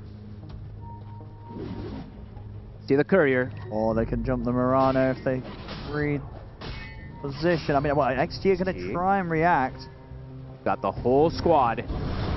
Ame's going to show here with the jump. He's going to get caught by the roar. They're going to put everything onto Yuma. Take him out the once. Now they turn over towards Whisper, but Whisper did get the BKB off. So Whisper's going to try and stand his ground potentially. He's getting outnumbered though. Turns, throws the axes out. Ame moving in with the BKB. Trying to find Theolicor. His BKB now going to come to an end on Ame. They've caught him in the bushwhack. XXS swings back in with the Starbreaker, but he's doing barely any damage to Thompson at all. Thompson just full HP. He can turn, chase down XXS. He'll pull himself away with a hammer. Can Ame get out also? Are they all really going to just able to disengage? Shadowblade's going to fall to an end in a second. He'll have another blink. He's into the trees. Nothing to stop the TP. Ame gets away. Wow, somehow able to just disengage. It looks like they were going to lose Ame or XXS, but able to get the kills and clean up out immediately afterwards too, cleaning up Yuma. He does still have his illusion alive, and now FY might just get caught. Wave of Terror. Is it in range for the swap? Blink in a second. He's okay. Nice moves from XG. Catching LGD a bit off guard. They weren't all together at that moment that they're able to combo the Venge down.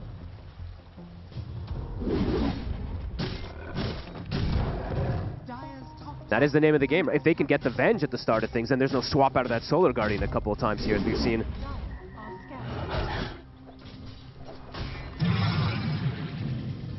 That's quite the build. That would be a spicy one, man. A little late game Radiance. That would be weird too. But you know what? Like I said, it's Thompson, so who knows? Who knows? I don't know if it's that one I don't really like that much either.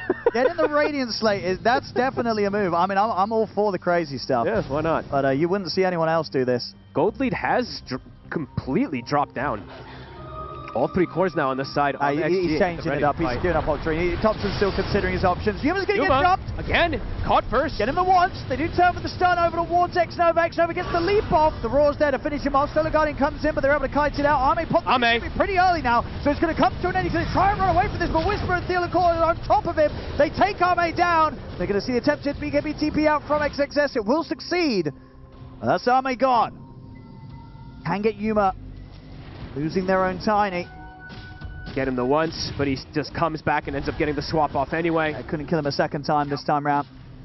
And Whisper just continues to be the actual carry, right? Just over and over again. Sure, you're killing him, you're killing Yuma, but Whisper is just the one cleaning up and running through you. And Roche now is up.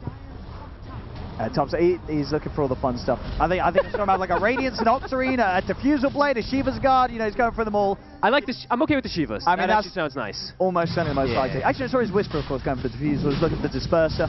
Sure. And Whisper, an Orchid now picked up for him as well, too. Difficult for the snowball saves to come in particular, too. He can just Orchid him now.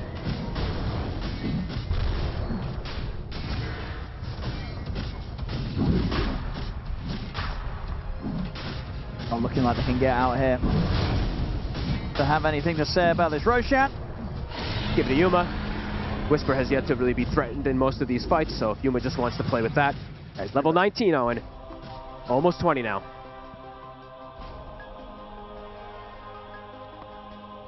Full AC for XXS. Starting to gain a bit more damage here. As we said, the three cores are farmed on the side of XG. It's a lot of heal, a lot of sustain, a lot of ways that LGD can just fight. And now at this point, the next fight, it's 7 heroes they have to go through because of the way that this Venge has.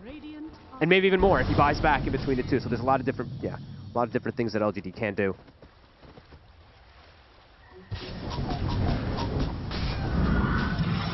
But XG hanging on.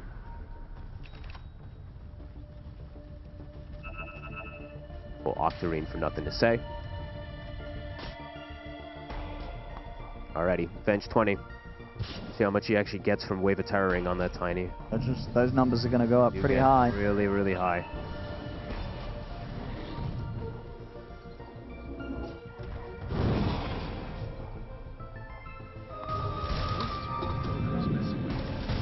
Right. Looking for the heart next. Oh, it's pretty hot right now, but it isn't normally something you see on the Tiny, right? No, usually you want this data list for the big explosive hits with your damage, but okay. Just want some sort of way to be guaranteed to live through any kind of raw attempts onto it.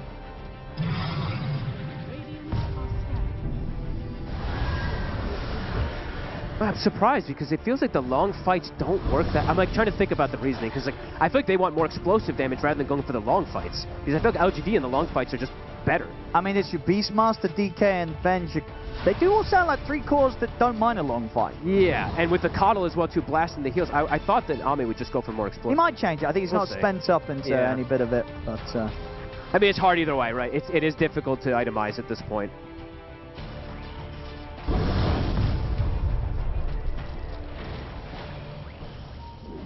So 2.5 minutes on this Aegis. Of some of the Shivas. Now on top of that overwhelming blink is definitely going to be very annoying once he gets the jump on them. This tiny early BKBs. Ame's attack speed is going to be dreadful. It's going to be very, very slow. Right? He has like no attack speed already. Throw that in on top. Plus the overwhelming blink. The 7 seconds of BKB, he's got to kill a whole lot of people. He really does. And you're right. And that's what I'm saying. Like doesn't get the data list. Yeah, that's how much damage are you actually getting out doing that BKB? Yeah, we'll see if he does actually commit for this. He's got to be careful right now with his positioning as well, too. They are starting to sandwich on top of him. And maybe also just trusting that his job is to kind of get in the front and live, and the damage is just going to come out from the Lina. That's okay. That is kind of fair. I was trying to think also, but the Lina's full spellcaster still, right? It's no extra right click. That is true. It's all in on the magic burst. So. Yeah, the kind of biggest step up in physical that they've had recently is that the AC's been added to the lineup from XXS, but indeed outside of that, might be hard to take down some of these cores. LGD, they certainly do not lack in the damage department. No. Double catapults again with the banner.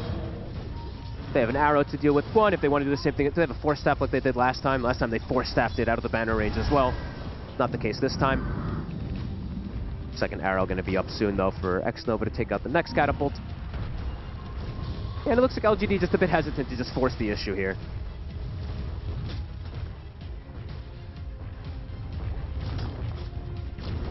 XG does not know that though.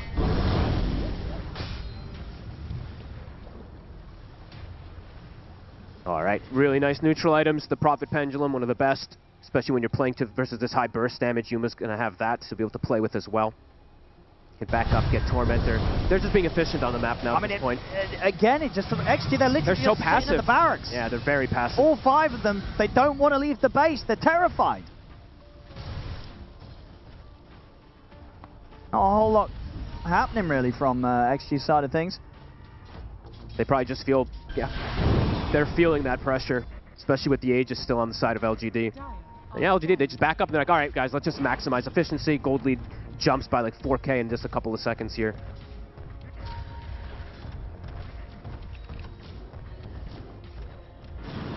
Boots of Travel. Okay. On the Coddle. He's like, yeah, boy, you can just farm. I'll Boots of Travel. I'll join you guys later. I'm just going to scale more. I can get all the waves pushed in and just take as much as you can from the map. Yeah, with the way the game state is going, right? He's just like, they're not making moves. So we might as well just farm.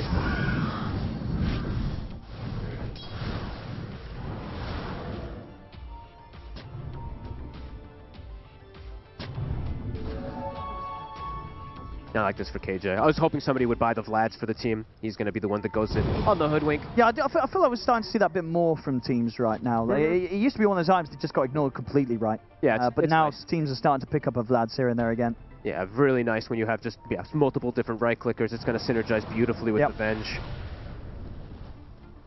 I'm waiting to see it when he does get that Wave of Terror. Just one connection on how much he actually gets, because I can't remember exactly. It's a lot. It is an absurd amount.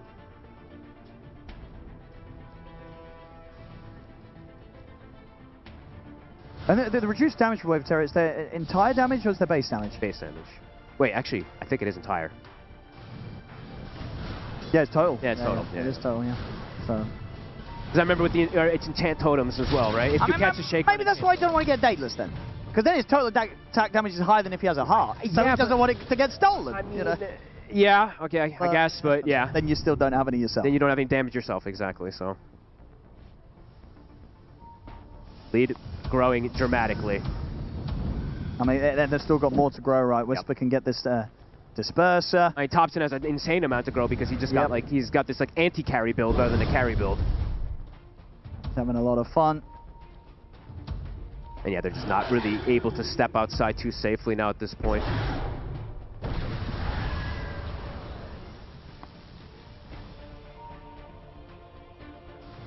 And they're coming out now of the base.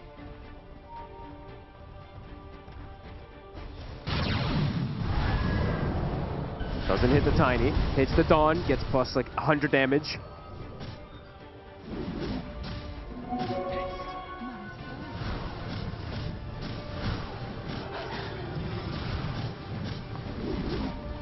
Yeah, I mean, that's the thing about this Venge too, is like you said, you have so much to grow. He can eat the eggs, he can get BKB, he can get Hydras, Butterfly. There's so many options that he can still go for at this point. You can make use of such a high amount of net worth on this hero as a carry.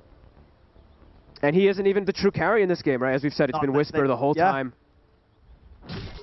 Soon to hit that 25. 6,000 ahead of the next hero. Flawless game so far, pretty much from him.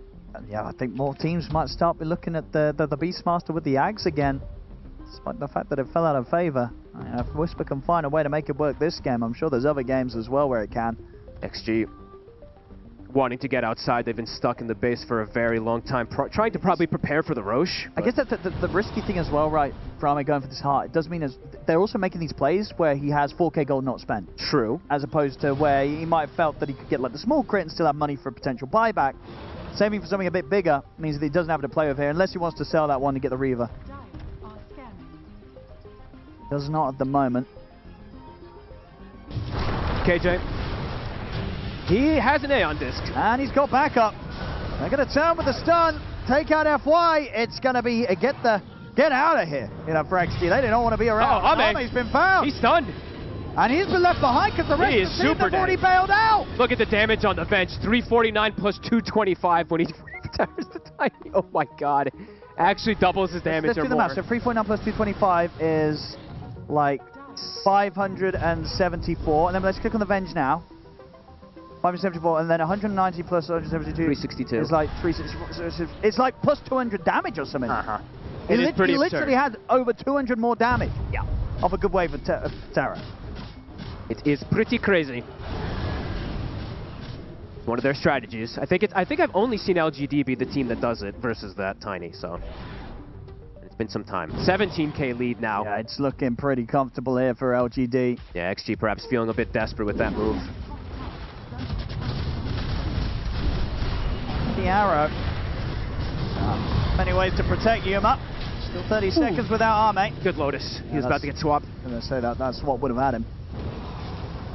Success will live.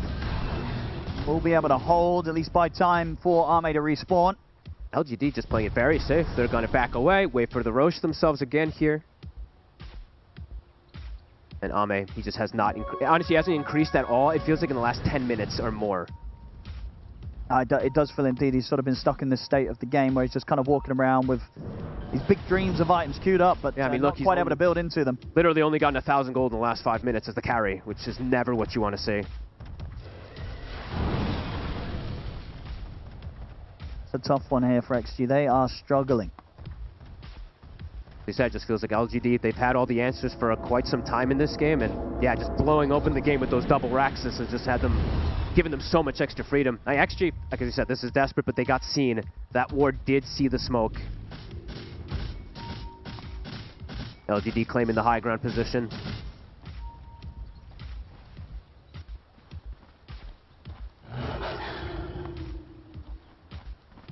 These supports are monstrously farmed as well too for LGD, since they've just been able to sit back and farm. Oh, Ame. It's a good avalanche onto the two of them, but there's not really any follow-up. Thompson's just able to turn with the BKB look for Ame. Ame has to put the BKB run back up to the high ground. The Blade comes out. As they do find Theolacore off to the side. This is so deep. They're chasing very deep for this call, and they're not even going to get him. Or maybe with Arme going in, they can. The swap's there. No, Theolacore's still alive. Arme's trying to kill him, but the bushwhack comes out of the two. They have the Starbreaker. A heal comes through. Finally, they killed Theolacore, but it took so much, and they had to go so deep. Can they actually get out of this? Nothing to say. He's caught in the trees. They'll lose the Lina. Arme's able to TP out at least, but just getting the Kotl cost them two of their own lives, one of them being that of the mid, and they had to go so deep for so little.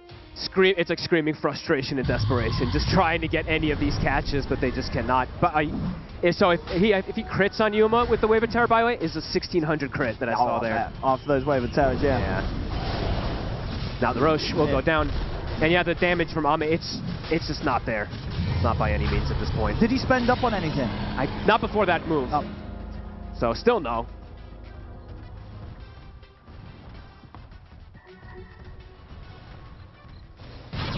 All right, now he spells up. They're just buying multiple hearts. Okay. I mean, heart it's a good item. It is a good item. It is. This is going to be good enough. Turn this one around on the two of them. They're down 17k gold right now. They're tanky. They are but very tanky. LGD's heroes also do, pretty. I mean, when you mention like these 1600 crits coming out from Yuma, it's like it doesn't matter how much HP you've got. If you've not been able to take out this Venge the 2 times you need to, or the 3 times cost for the Aegis, the Venge is just going to destroy you. And XG's damage just feels very. It feels very. And I think the Hydra's Breath, right? That does some sort of big damage, right? Depending on the percentage. It does. Got more HP, it's going to do more damage to you. Yeah. Now this looks fantastic here for LGD. Yuma. They get to flip for the final set.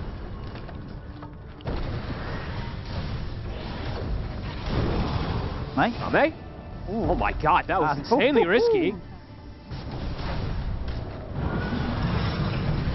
Oh, XXS.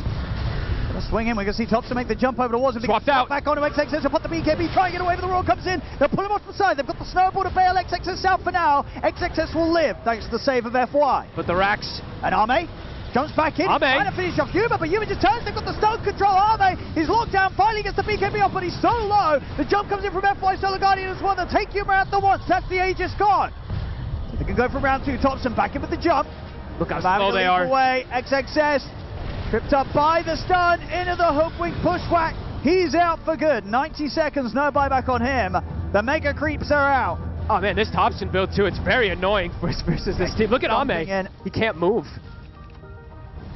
LGD in these last 2 games, they've really looked a step ahead of XG. That game 1, really a distant memory. After seeing the performance here in game 2 and game 3 from LGD. Roar. Another one. Godlike. Ready to close it up. They're going to try one final attempt to hold them back as they look towards Yuma, but Ame, he's gone out of the game. No buyback on him. GG is called as LGD will take this series 2-1 with a very impressive game 2 and now game 3. Yuma getting all the tips. He probably asked for the Venge, right? And it was probably a lot of little individual things. Stopping the Solar Guardian, swapping at the first Solar Guardian as well too. So many different things he was able to do. LGD just a couple steps ahead in this one. Absolutely, just doing things a little bit different with their picks, with their item builds, and it's absolutely working. Definitely finding their footing here, LGD, as they get a confident win 2-1 here against XG. And they do not have to play for elimination today. They are at a 2-2 record. We'll see if they go for the 3-2 later today or 2-3. Doesn't matter. They'll play tomorrow. A rough loss, as we see here for Extreme Gaming. This is a tough one because they will need to play for elimination later today. That is a spooky position to be in, and you saw that that was maybe a little bit unexpected for the players themselves as well. Here to break it all down, though, we're here with Saberlight Fly and Jenkins, because this game was, I think, now 2 games in a row we've seen LGD in the driver's seat against Extreme. Yeah, I mean, that one hurts for Extreme for sure. I can understand why they're feeling a lot of pressure, but also coming into today, like, LGD just looks like the better team. They were so immaculate in the last 2 games that they played. They played almost flawlessly. Thompson's not doing anything too crazy. He's playing the normal heroes, but adding a little bit of spice in there with the DK build. I think that was very cool. And then of course Yuma with the last pick Vengeful Spirit. So LGD in LGD fashion. They win the series. It was very spicy build from Venge. Well, not necessarily even the build, just the pick. And you know, sometimes you spice it just right, and I think this was the game for that. I was really impressed by how they played, especially Whisper. I feel like it was pretty free. Beast game after this early game. Extreme did have the Dawnbreaker ult to like cover the roar, but it never felt like it's enough, because LGD, they did have the DK stun, they had the Hoodwink, and you know, just so much setup that Beast could hold his roar. It just felt super hard for Extreme to fight. I think it was really nice how Yuma played this game in particular. I think he was always there in the right moments to kind of save from the Dawn ultis early game, and sometimes he would sacrifice his life, but I think it's fine because Beastmaster was kind of like the carry for the majority of the game. The lineup kind of was revolved around him, and Yuma played his role perfectly, so I really liked how he played this game in particular. Whisper is such a good Beastmaster, and he's got these Grandmaster tier heroes. He's like only Platinum tier on Beast, but I feel like part of that is maybe he's too bored to play it in his pubs. It's just too easy for him. You know, he does these little things like going for the carry build, getting the Manta style, getting the Lincoln Sphere. This is something that he does a lot that I think is really cool. You get Lincolns, so that way when you roar into Lotus and you roar yourself, you save yourself from your own roar and you can continue carrying the game. He consistently does this and goes for like the late game disperser. It made the game very easy for LGD to play, having essentially a carry in the off lane for Yuma to save. Yeah, Yuma gets our MVP for the game. It was a tough one. It was either Yuma or Whisper. But Whisper already got some MVPs, I feel. So, you know, give it to Yuma here on his Vengeful Spirit. It was a solid game. He probably made the call himself to play Vengeful Spirit in this one and pushed LGD to victory here. I want to touch upon something that we talked about when the draft was happening. We saw the Mirana and the Tusk being picked on the side of Extreme Gaming, and we instantly said, well, you guys instantly said, don't like that. And Fly, it turned out to be very lackluster. Yeah, I think we could recognize from the draft that they're just picking Mirana for the sake of picking Mirana. I don't think there was too much thought put into it. It's not like this whole plan around like, hey, we're going to set up the Mirana arrow of certain heroes. This is a good matchup. They had some information that I think they saw both the Coddle and the Hoodwink, and they didn't capitalize on it. When you see your matchup as a support, you should have some idea in mind, how do I beat this guy in lane, or how am I going to be good against him in the game? And I felt like both those heroes didn't really do anything. So they put themselves in this hole, and they paid for it. Yeah, it was a rough early game already. I think, Saber, you chose a moment from that early game that you wanted to highlight. Yes, indeed. I chose the, I would say, most important moment of the early game. They played for their stacks on Radiant, and as you can see, they were just farming them. And it is important to protect your stacks. Please, guys, if you stack for your offlaner, protect the stacks. Yuma, beautiful cancel on the Dawnbreaker ulti, so the Dawnbreaker wasn't able to connect to this fight, and LGD were able to not only defend the stacks, they also killed the Lina, and also the Dawnbreaker TP'd in to help, and that helped Yuma an enormous amount because he was losing bot lane. So then Dawnbreaker TP'd out, he was just farming bot, they got the stacks, this was all they needed from this early game, and it just kind of snowballed from there on out. Yeah, and you already saying that Yuma played a big role in that fight, even though he wasn't even there, but he played a big role in a lot of fights where he was there, as we do have a little bit of a montage, Fly, of him having some great plays. Yeah, this is what we talked about early, that he was sort of always there in the right position, because often you'd think your carry is just going to be farming back camp somewhere, but he connects to pretty much all the engagements in the game, and he makes some really clutch saves.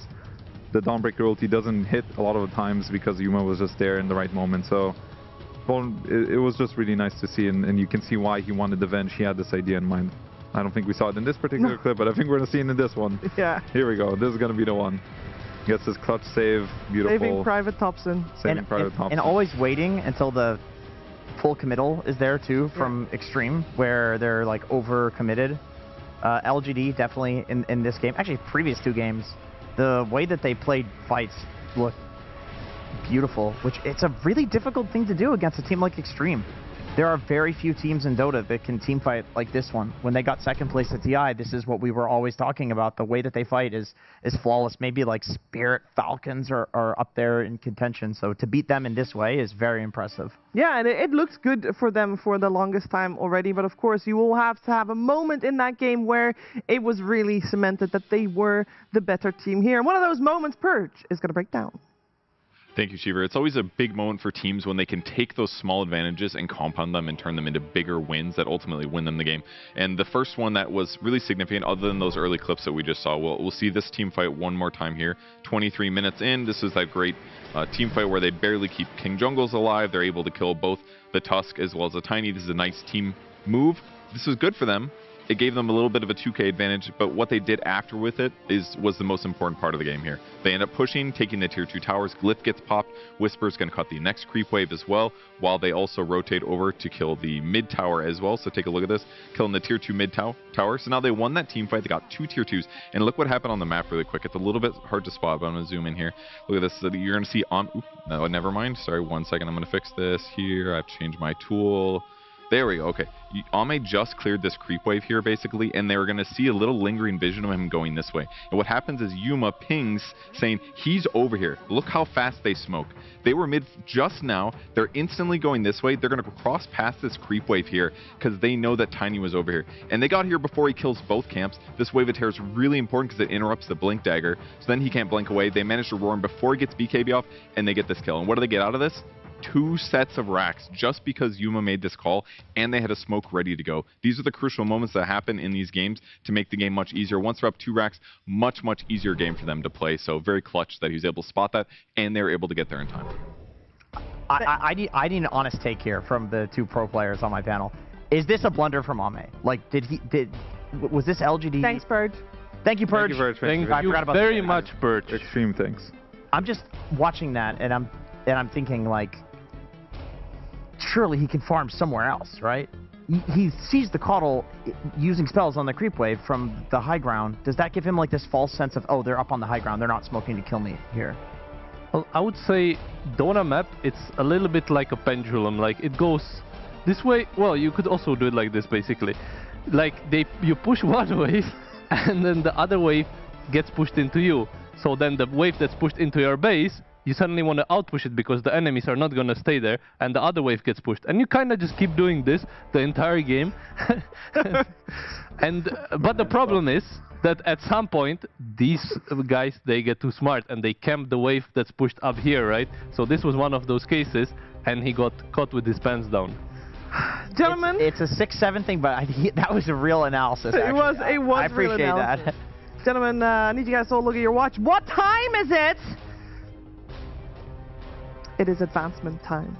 It is advancement time. We're moving on to our next series. It is time for a Team Vision taking on Team Spirit. Yes, everybody was looking at their watches. Very good.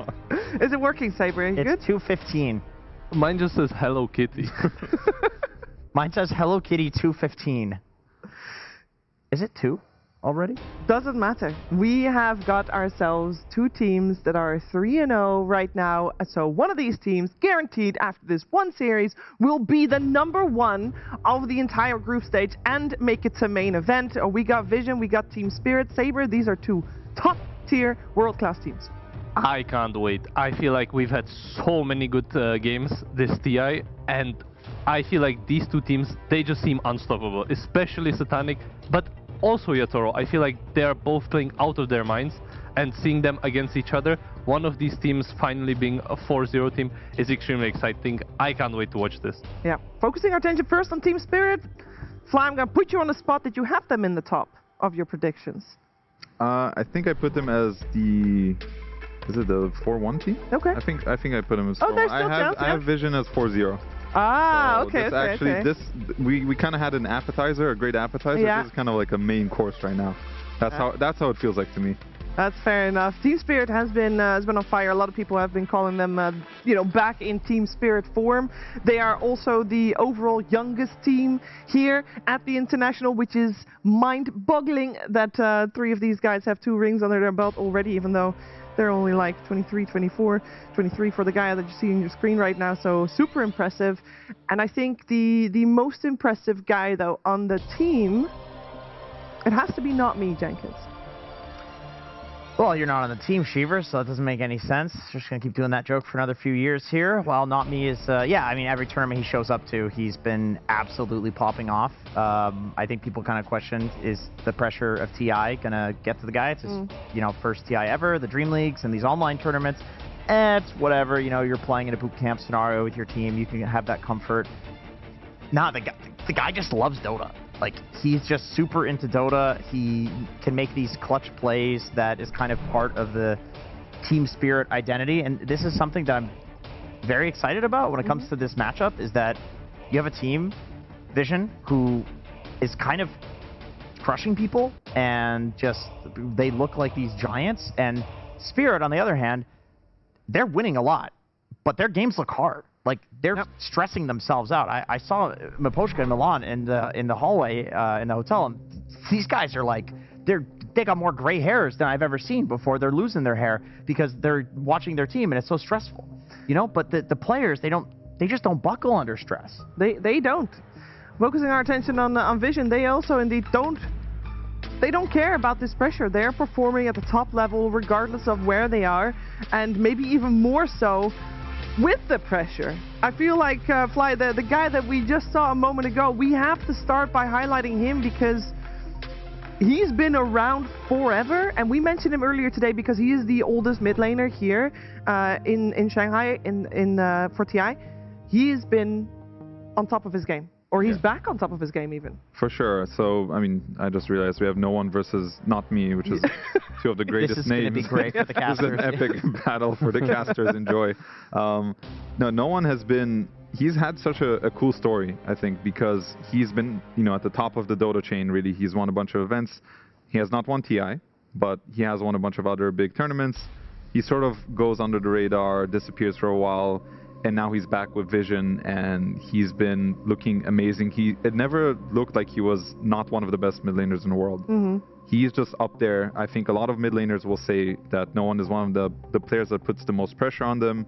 He's also, he gives off the vibe that he's like kind of a big spirit leader for this team. Right? Like he's kind of the heart of the team almost. When he talks, how he leads the team in the game.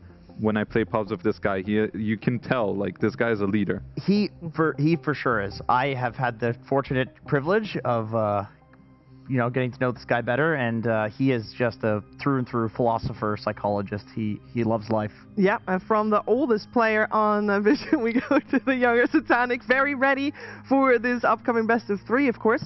As he's been quite the trendsetter, quite the record setter, Jenkins. He has, you know, and you could look at No One as maybe he's teaching him these lessons and, you know, molding Satanic into the player that he is, because he started pretty good. Everyone thought that the kid had potential, and boy, were we all correct that, yeah, he is setting a ton of records. At the top, we have records for this TI. He has first place for pretty much everything. GPM, so you might think, oh, he's just last hitting a lot, right? First and last hits. No, he's also the biggest killer and has the least deaths. And by the way, the only person doing more tower damage than him is Mikke, so he's also hitting towers. So he's doing everything. He's doing everything in a game. And how does he do it? We talked about it in the opening panel. He just has that raw talent. That's it. He's got that dog in him, I feel like. He's him. He is him. He is actually him. And he is him against Team Spirit, Jenkins, which is another thing that is extra special for him.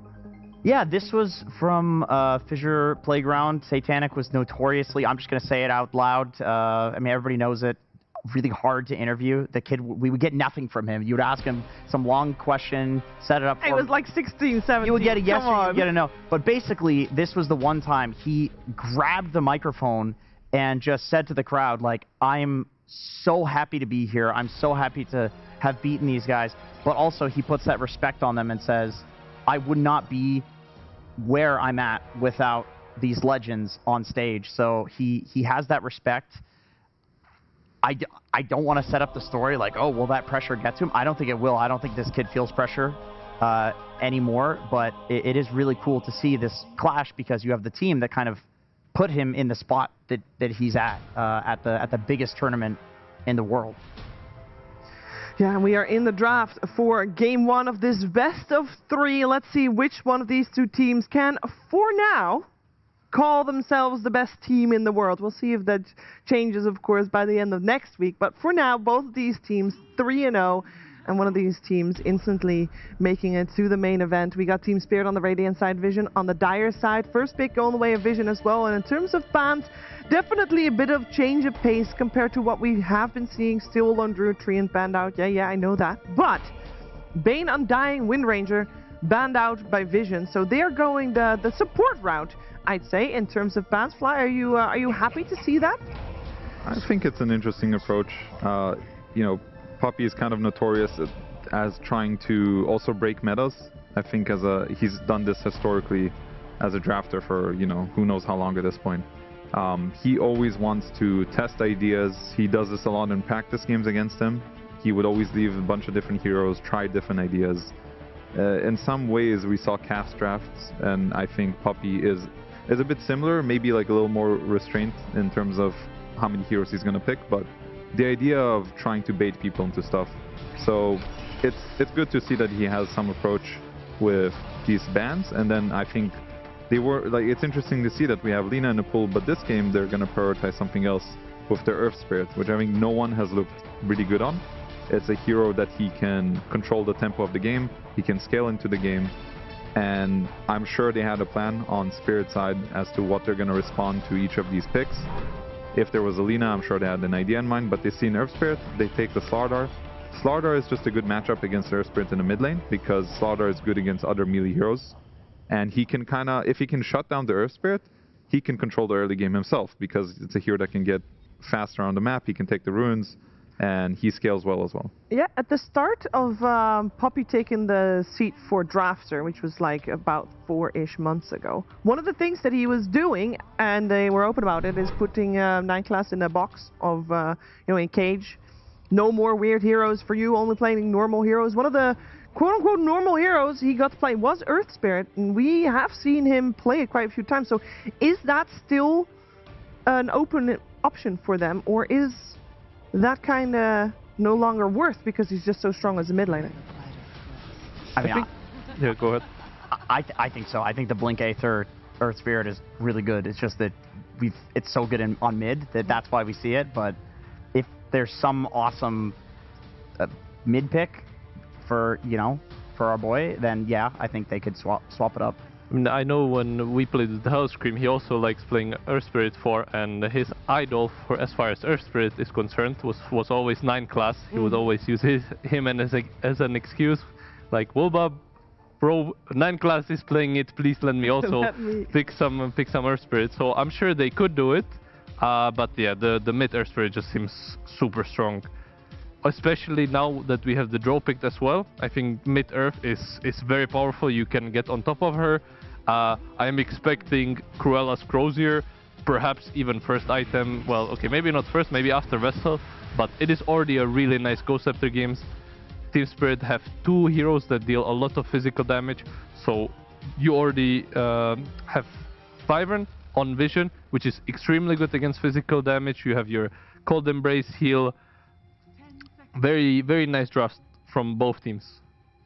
I think it's going to be interesting because there's some ideas where you can put this Earth Spirit as a support. Usually Darkseer is the best pairing, which is banned, but maybe there's an angle for like an Enigma here. Enigma Earth Spirit could lane well together. It's a hero that Noticed really likes, and then you can pick a different matchup against Slardar mid just to punish the Slardar, like for example Alina. Alina could punish the Slardar mid and make his game very sad. But never mind, they just go for a Willow. Looks like they're just going to keep the Earth Spirit mid, so they kind of reveal their hand about this 9 class Earth Spirit. Nothing wrong with it, because now on the next pick for Vision, they're going to have a lot more information to work with. Yeah, we'll see where Team Spirit wants to take this as well, because I'm sure that they are aware that right now they're heavy on the physical damage. I'm sure they want to spread that a little bit.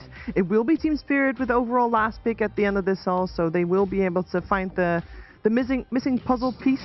When all is said and done, we got the Ringmaster coming out as their first pick here. I know we're big haters on this panel of this hero, but I would... Which hero? Ringmaster? I would love to play Night Stalker into these 3 heroes. It's like 2 squishy heroes you could silence. Earth Spirit rolling in into a silence feels pretty bad for him as well. It's a bit awkward because it does mean you would be... Well, I mean, they could pick it later on. Yeah, they would probably last pick it, I think, and keep flexing the Slardar. I'm expecting them to pick the other support here and just keep the Slardar open. Some clockwork, like something to go with the Drow. Yeah, in the safe lane. Preparing for that.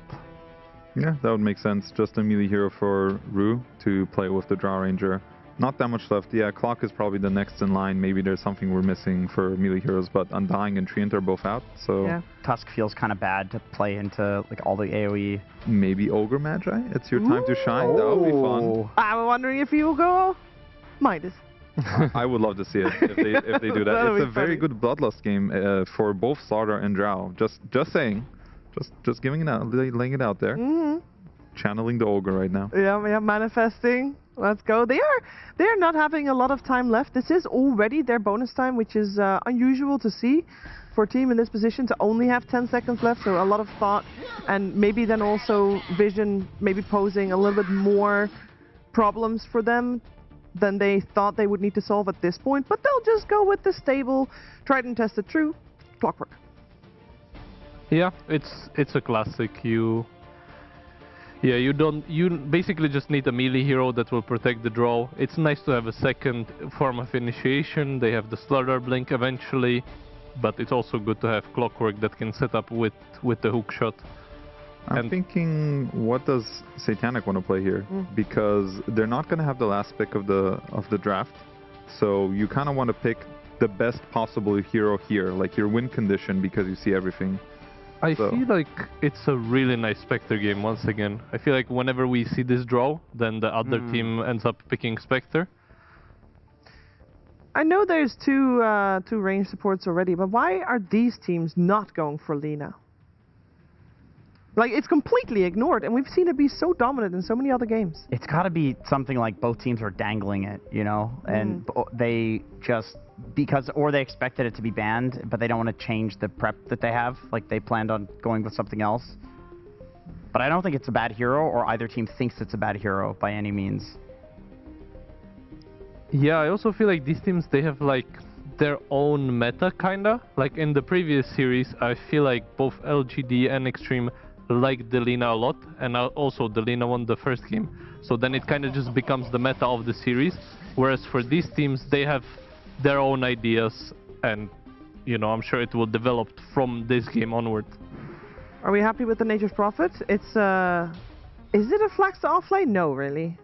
No, I think this will just end up being the carry. Yeah. I think it's okay. I think we've seen some really good performances from Nature's Prophet during this event so far. It's a hero that scales really well into the game. It's also a hero that can speed up the game by teleporting in to kind of collapse on the Drow Ranger. Because once again, you know, Team Spirit is creating this turret lineup for the Drow Ranger to be able to hit with all these different initiations from Clockwork, Slardar. And a way to break that is to attack her early in the game. Bring heroes to her lane, Earth Spirit with his Magnetize, Nature's Prophet with his ulti and TPN, try to slow down the Drow Ranger before she hits like critical mass, and create chaos in the fights. I think that's kind of how you beat these lineups who want to group up. So Nature's Prophet falls in line with that. It's also a strong laner into Slardar in case Slardar goes to his lane. So I think they're trying to cover as many angles as they can. Does mean that we get a lot of offlaners, potential offlaners, getting banned out in this phase. We still don't know exactly where the Slardar is going to go, but at the moment, we do see Vision respecting it as a mid, as they have been banning out offlaners with the Centaur and the Underlord removed. Spirit removes Largo. Yeah, that would have been really nice to counter the stuff that Tal is talking about, where like Vision is clearly going to be collapsing on the Drow at some point, and so to have an offlaner that can respond to that with this global Portal would be really nice, and it also would have done fine against the Natures in lane. I'm not so sure how I feel about the Night Stalker anymore, just because I feel like you should get kind of dumped on by a Nature's Prophet in the first 5 minutes to a degree that might be like very problematic. Timbersaw. Interesting. So more damage for Team Vision. I feel like they already had plenty of damage from their Earth Spirit, Willow, and Prophet. But, you know, you can never have enough. It puts a big smile on Collapse's face, seems like. What do we want coming out here for Team Spirit? They, again, don't have a lot of time to think about this one. This would be such a sick Batrider game if it was not a bad hero.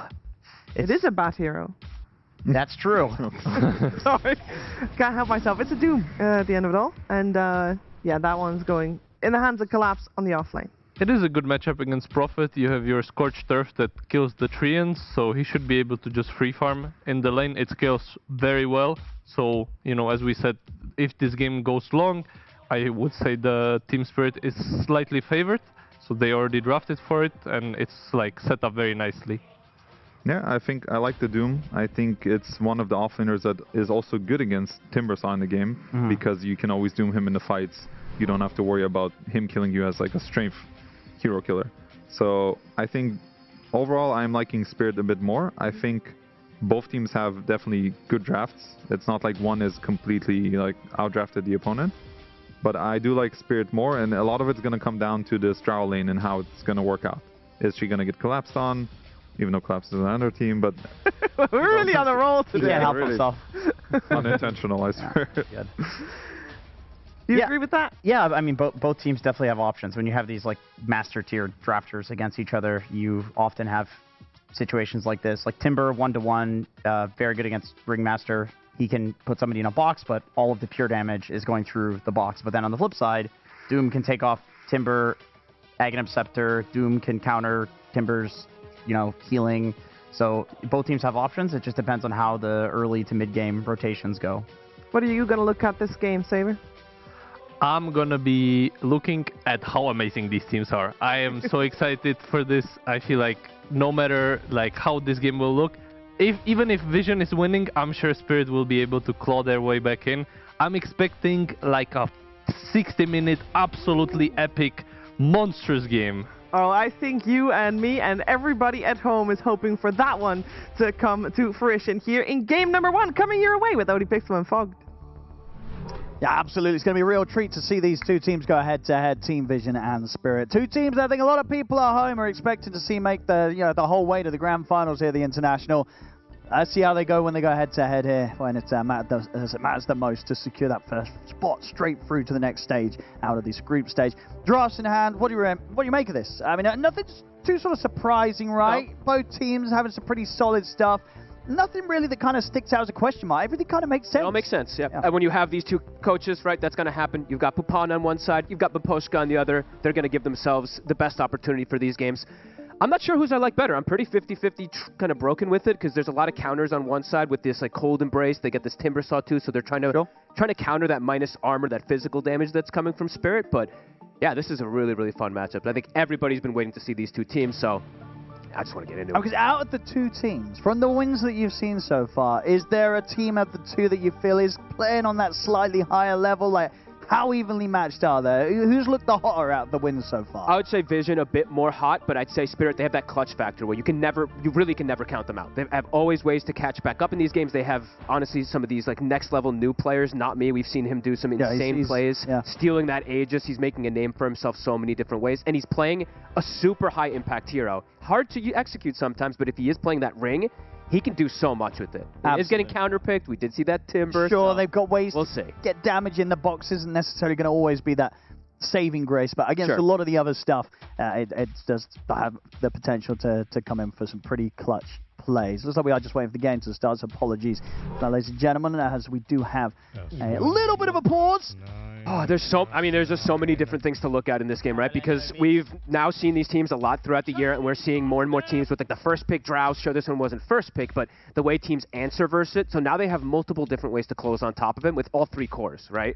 And they have Cold Embrace to be able to deal with him too versus that physical damage, and even Willow. So you could look and you can say that Vision have a lot of ways to address the Drow in a way. But it is Yatoro on the Drow, and he's been able to counter the counters in some of these situations as well. So he does normally find his way out of some pretty tricky situations and through some pretty tricky periods of a game. Yatoro on his Drow, very hard to catch and find with sort of the farm patterns and just sort of how quickly he moves around the map. It always feels like when he's on his Drow, he's sort of in the place that you were going to look for him next, but not the place that you're looking for him now. You know, you're making the move down bottom, he's already teeping up to the top, and he's somewhere else.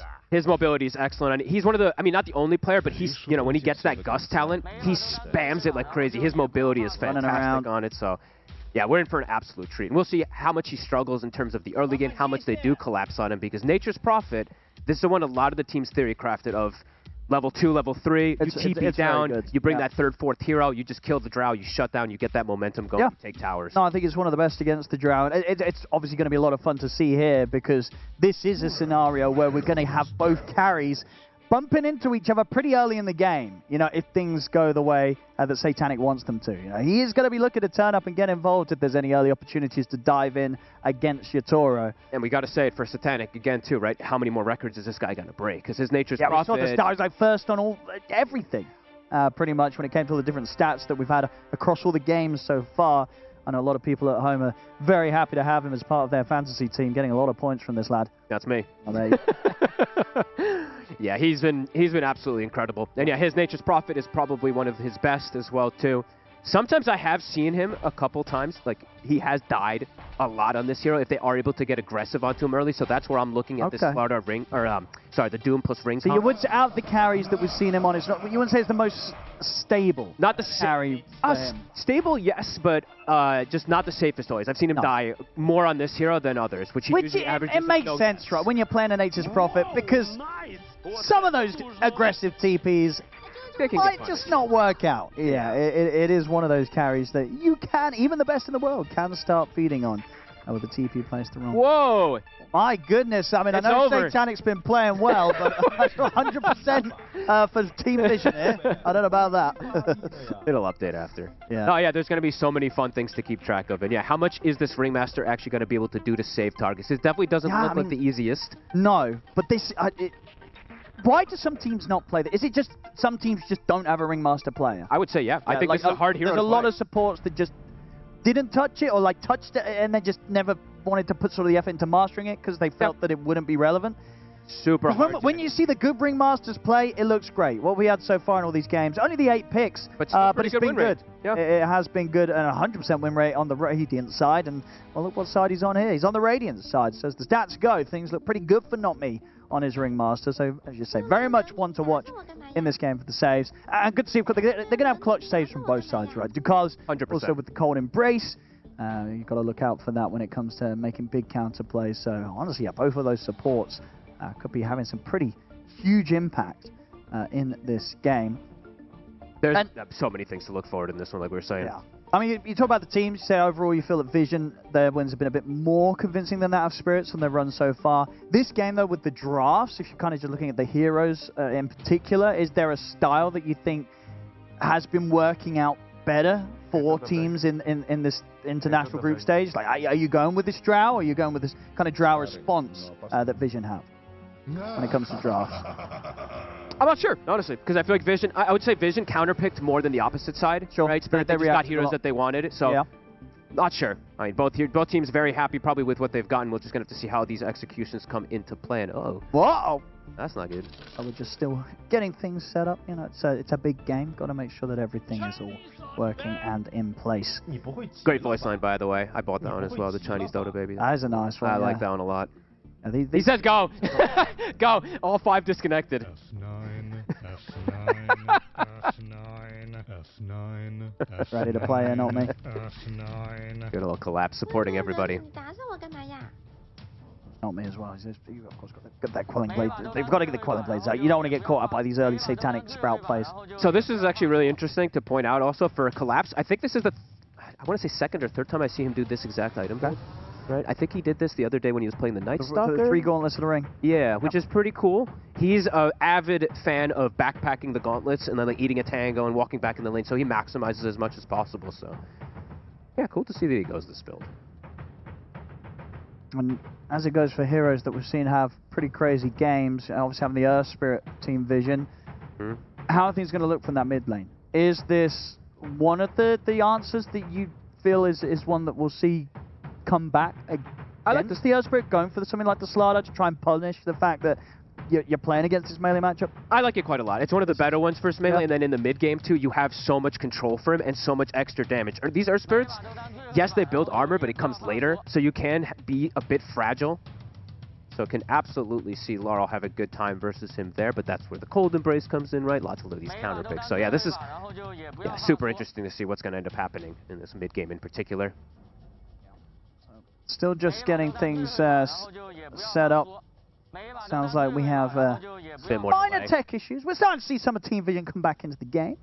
So hopefully it won't be too long on the fixing of it, but apparently just a few more minutes and we should be ready to go. Just having to restart some of the PCs, I believe.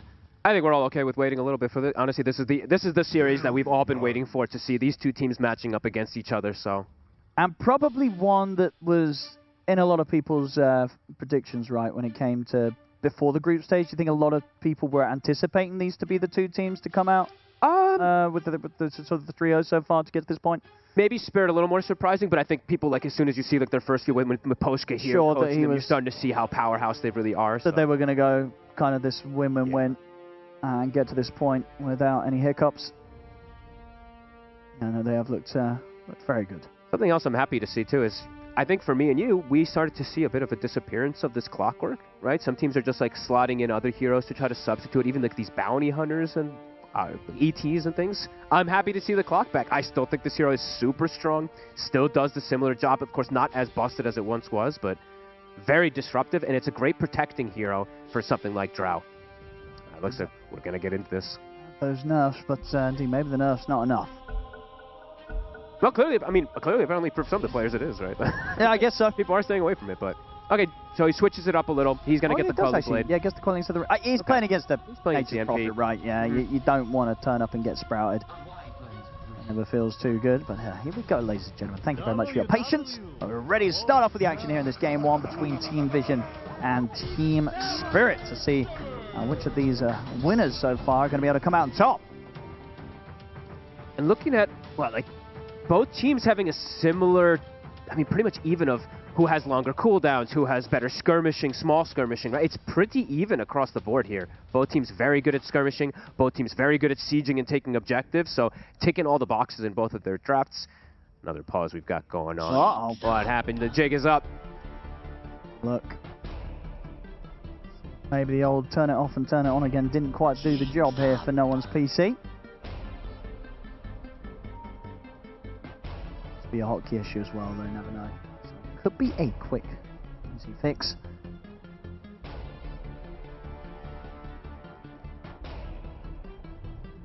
Both of these teams, do you think either side going to be looking for a first blood here? Yeah, they probably will do delay smoke.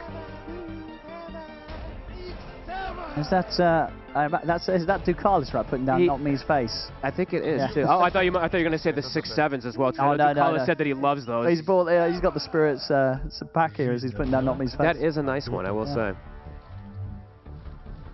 I feel like not enough people use the sprays. They are nice and obnoxious, but I don't see them that much. Well, there was a time. Do you remember? I mean, during the OG, that TI, they were spamming it in the mid lane. Thompson was just dropping the face the whole time. So, I'm kind of glad we don't see the sprays. The sprays everywhere. Those were... Need more sprays. Pretty tilting. So it's been a good few seconds without a pause. It's a good sign. So okay, everything's working. Looking good. Ready to go. Okay, let's see what we get. Let's see if Visions, as we said, a couple of these counter picks, how it's going to work. The Cold Embrace versus the Drow, the reactive armor from the Timbersaw versus the Drow and the Slaughter. You can clearly see the idea that they've gone for with this one. So let's see whose idea works better. The battle begins.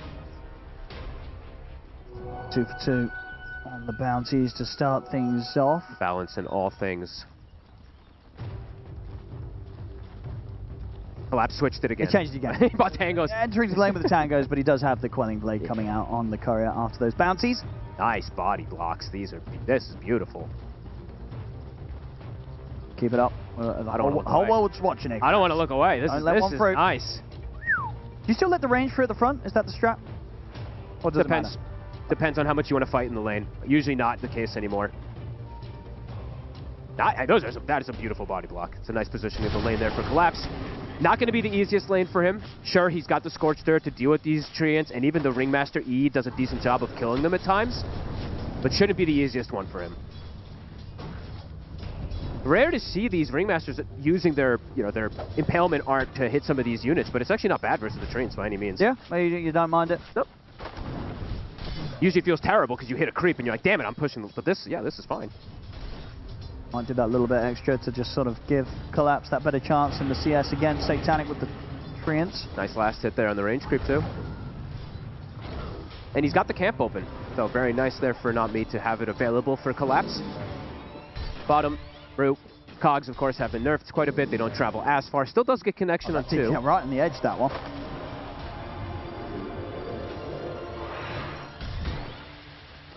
In terms of sort of supports that some teams really like, but others are not touching upon them a lot. Is it the Willow, as well? right? Willow Yeah, true. Seems to be rising in popularity with a fair few of these squads. It's really nice to follow up with something like the Earth Spirit. You just throw the Terrorize, they just get controlled so much, and you do provide a decent amount of damage if you're able to close gap on some of these heroes. And when you're playing versus a heavy physical draft, right, the Drow and the Slardar, your W has a lot of merits. Being able to just Shadow Realm in and out, close the gap. Bottom lane, I would say, is harder, though, for the Timber than comparison for the Doom. Versus this Drow, it'll get better as the levels come out, and he's going to be able to have stacks eventually, but not the easiest one overall for Notice to just get those last hits.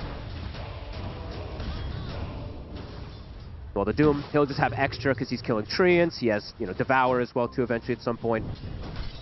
Collapse will be happy in this top lane.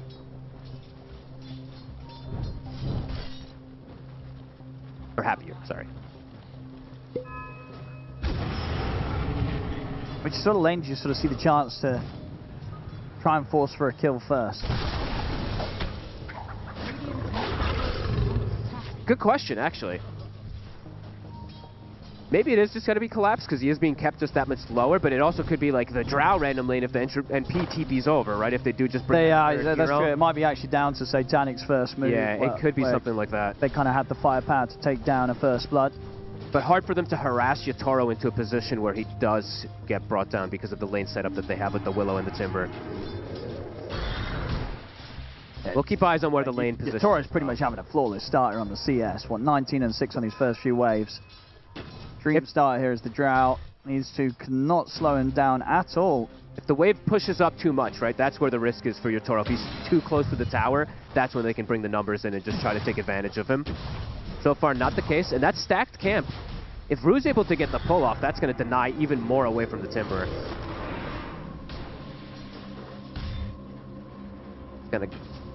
He's going to drag it. Okay, 9 Class is able to actually get those melee creeps. Nicely done.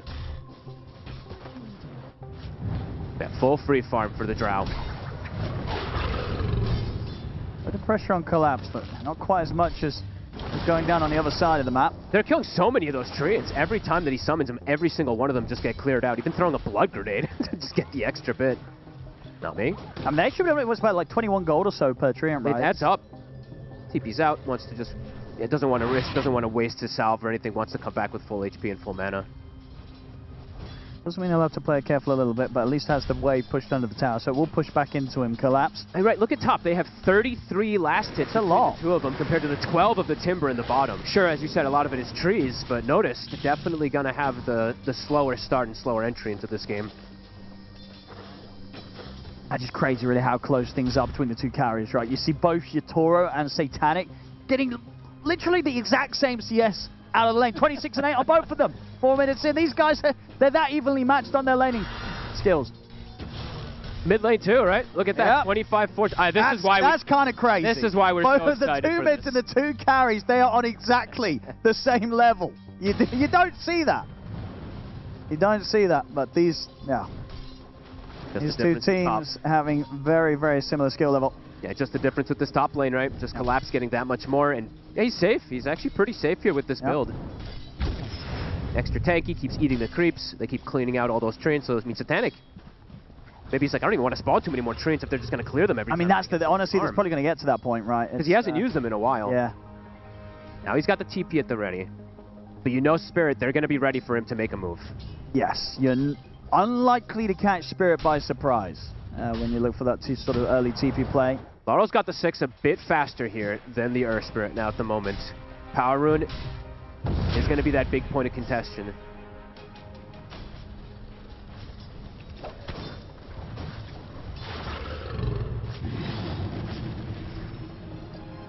Oh, let's have to deal with the pressure. Oh, that there's pressure. that TP. TP comes in. First blood for Satanic. It was the most likely time for it to occur there. You know, there's no kills up to 6 minutes in. Where did we have to look? We had to look to where Satanic wanted to make the move, and he makes it. Takes down Yatora. It felt like it was going to be that case, right, with how the lanes were going, just that third rotation. Does mean that Laurel doesn't, that no one doesn't get any help securing that rune. Carlos is on his own. Spirit, they are going to try and dive in, but the Cold Embrace comes out. They should have him. And we'll get back in with the Infernal Blade. Collab's going to take quite a bit of damage from the tower, but should be fine. Not Me will tank the last few tower hits. They get the kill, they get out. Laurel gets the rune, he gets an arcane, a lot of damage onto this tower here with the Satanic rotation. It was just a huge move from Satanic, right? You get the first blood. Not only that, but of course you're getting it against Yatora whilst he was trying to TP out, so he had no way to get back to the lane. Rue's now suffering. He's dead. Might just die here with 9 Class getting the wraparound. You get the 2 kills, you get the tower, pre-7 minutes. This is what we've seen most of the times from these Nature's Prophet, right? When we've seen them versus Drow, they're the ones that get ahead. They're the ones that dictate that tempo. Now, he's 1,100 ahead of the Drow just because of that one quick move. I mean, this is not easy to do, but it definitely a large factor is that Nature's Prophet, I really do feel this is one of the carries you want to run against the Drow. 100%. It does feel like they have some very good counter answers on the side of Vision versus what Spirit wants to do, at least in this early game in particular. If Spirit can calm things down a bit and keep some of the areas a little safer for Yatora to try and catch up. Because Satanic already has been doing it so many games, right? He's top net worth by a decent amount relative to how early we are in this game. Collapse. Almost gets brought down there too. And this pre-6 on the Nature's Prophet too, so it doesn't even have... Yeah, Wrath of Nature's going to come out soon too for increased farm or increased kill threat onto these side lanes as well. And losing the tower this early for Yatoro is dangerous. Just extra access points for the NP to TP down, even the Earth Spirit to make moves onto you, not have to worry about the tower. That's a 9 Class. Not the hard easiest to get. He's got the Shadow Realm if he feels pressured. Doesn't even need to use it. Notice now at this point has just completely caught up too, just with that rotation also versus the Doom. Not me trying for the wraparound on this. Won't get caught by the Bramble. Here comes no one. First crown's upon him though, and no one ready to close in. Trying to save himself with the box, but not getting out of this one. Another kill here for Vision. Getting that pace going, but Laurel not overreacting. He sees the rotation from the Earth Spirit, just continues to slam onto the mid tower here. He's having a really good start into this game. And he's the one that they have to rally around at least to make that early movements, right? The Slardar, in comparison to the Doom, he's going to be the one to make the moves to bring that game back into this mid game. While for Vision, it feels like they can make more moves with just everybody. A little bit easier. Collapse going to Midas. Going for that greed. One of those heroes that you can still get away with it. We don't see it as much. I was going to say, even then, it's not the hottest of pickups, but still one that some Doom players do favor.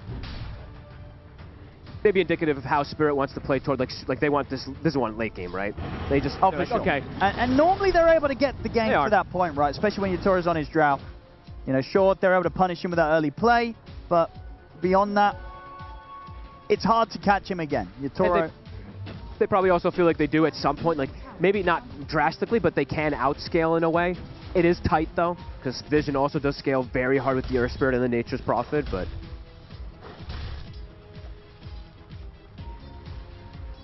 a big separation between the Nature's Prophet and the Drow though, and the NP is going to be able to accelerate that much more with this type of start than Yatoro is, unless Yatoro gets some kills handed his way. It's going to naturally be the case that he's going to get outpaced from the farm from Satanic. Yeah, Satanic's not only going to be able to likely farm faster with the quick Maelstrom into Mjolnir timing, but able to join that much easier as the Nature's Prophet. Not be easy for Yatoro to keep on par with that farm. Yeah, just losing that tower so early, it's really dangerous. It limits the extra space. That play was brutal. Yeah, makes it so he kind of just has to hit jungle creeps. He can't really hit the lane creeps as easy at this point.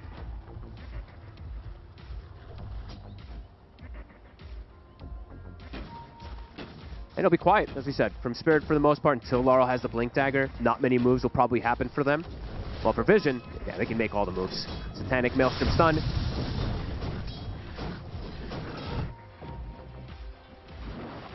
Gonna farm so quickly on this Nature's Prophet. It's in early days, but likely another game where you're just gonna see Satanic zoom that far ahead of anyone else in the game on the net worth. Oh yeah. And he has protection, right? Does have kind of 2 pseudo saves. He has the Wyvern, plus he has the Earth Spirit in a way to protect him. Versus this heavy physical damage that Spirit does have. Laurel sticking around a little too low HP under the tower. They're able to roll in, get the setup. Oh, that's a rough death for him too. He was having a pretty good entry into this game. They might even be able to just push the tower with this kill too. Here comes Satanic.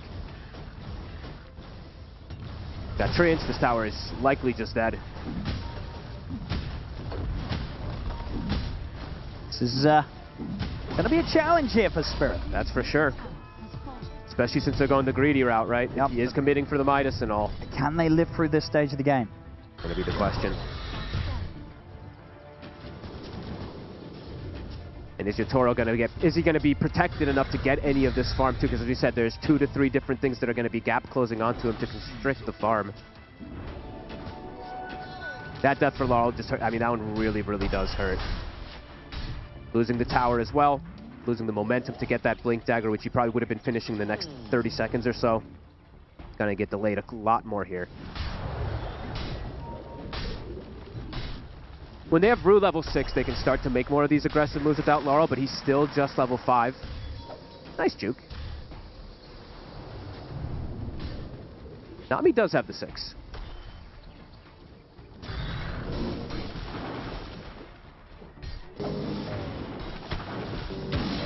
Couple cogs, Night Class will be just fine. Move up top, no one is looking for collapse here. And they're gonna see, I mean, they're gonna see this Midas, and they're gonna be like, guys, it's go time. It's a Doom with the Midas, we can just go for all of these objectives very early. It's hard for collapse to really contribute too much.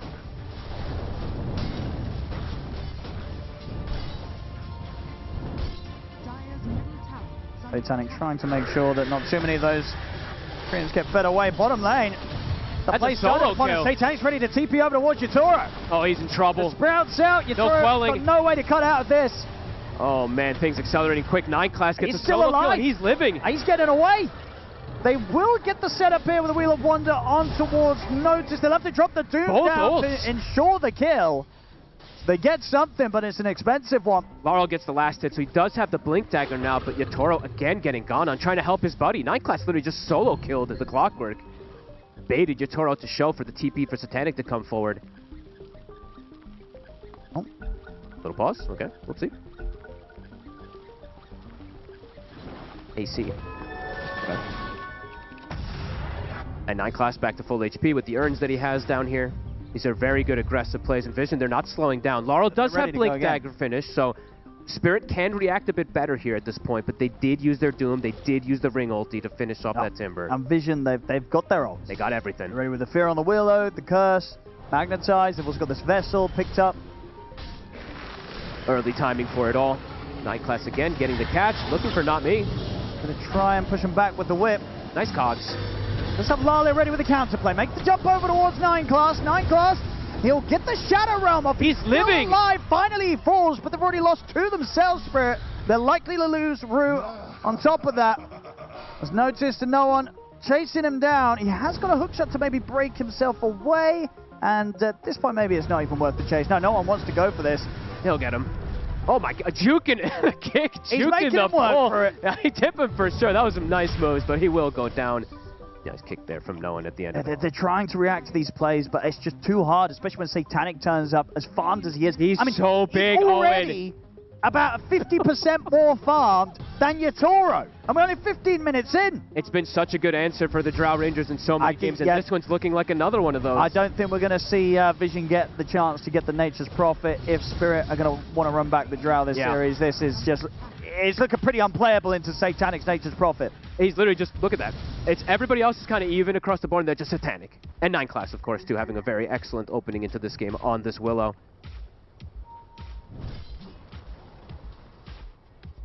Very impressive opener here. 4K lead right now. It's just so hard to kill him at this point as well. And 9 class in a very sneaky spot. He will get found, but he's obnoxious. He's got backup. Oh, they miss. It gets pushed out of the... He's going to be fine. He gets away with the Wheel of Wonder. They do have the Cold Embrace coming in to buy him even more time. Surely should die. He's trying to get the fear off. Will fall. But Laurel dies for it. Cost Lyle his life. Oh, and now more God. time's been bought for no one to turn up. Rolls over towards Morse. He's going to look deeper for the bigger kill. Find Collapse.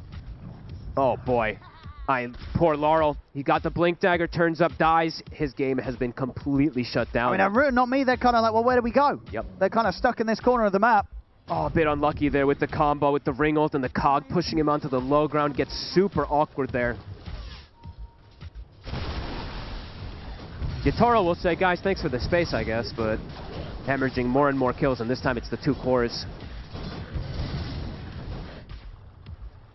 And notice now at this point, doesn't look like he had that tough of a bit of a lane start, right? Top 3 net worth, he's got the Kaya Sanj already finished up. And overall in the matchup, sure, the Doom is annoying for him, but versus everybody else, this is a great Timber game.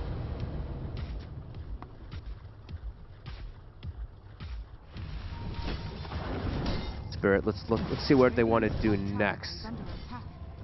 Because Laurel probably being like, guys, I don't know how much I really want to just turn up to some of these fights now with just a blink. Can just get popped instantly versus this Timber and all this magic damage. Not me. Will get found very deep on Vision's side of the map. And tied. No one having a very good game also. 3-0-3 in comparison to Laurel. Has a shield rune too for the next fight. Collapse does now have a blink. Rue. Should be fine over the cogs. I said that Brambles actually still catch him from a distance 9 class. Rue has to use the hook shot to get away, but notice he's ready to close up on him. Hook shots through another Bramble. But does get caught in the stun. Vision. Tough times here for Spirit in this early game. And Vision not doing any like crazy flashy, they're just kind of approaching it with a straight up approach. Getting all these extra kills, shutting down any of Spirit's moves. Seemingly 1 step ahead. And yeah, punishing the Midas really. Collapse not able to really get too involved. He does have Blink now.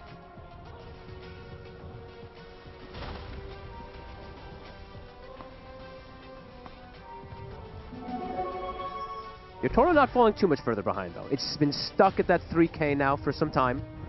How much behind he is, that of Satanic, that is.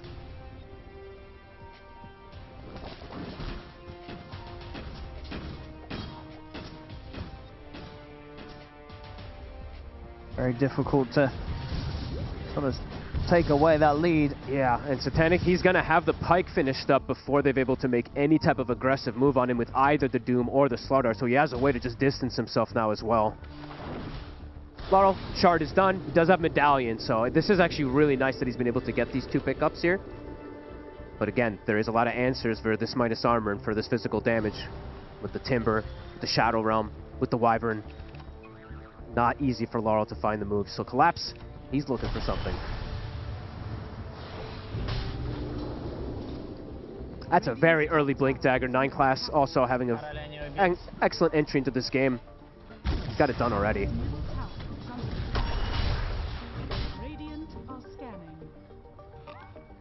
Vision are going to be aware that this move's coming in very likely. It's dangerous for you to make this move.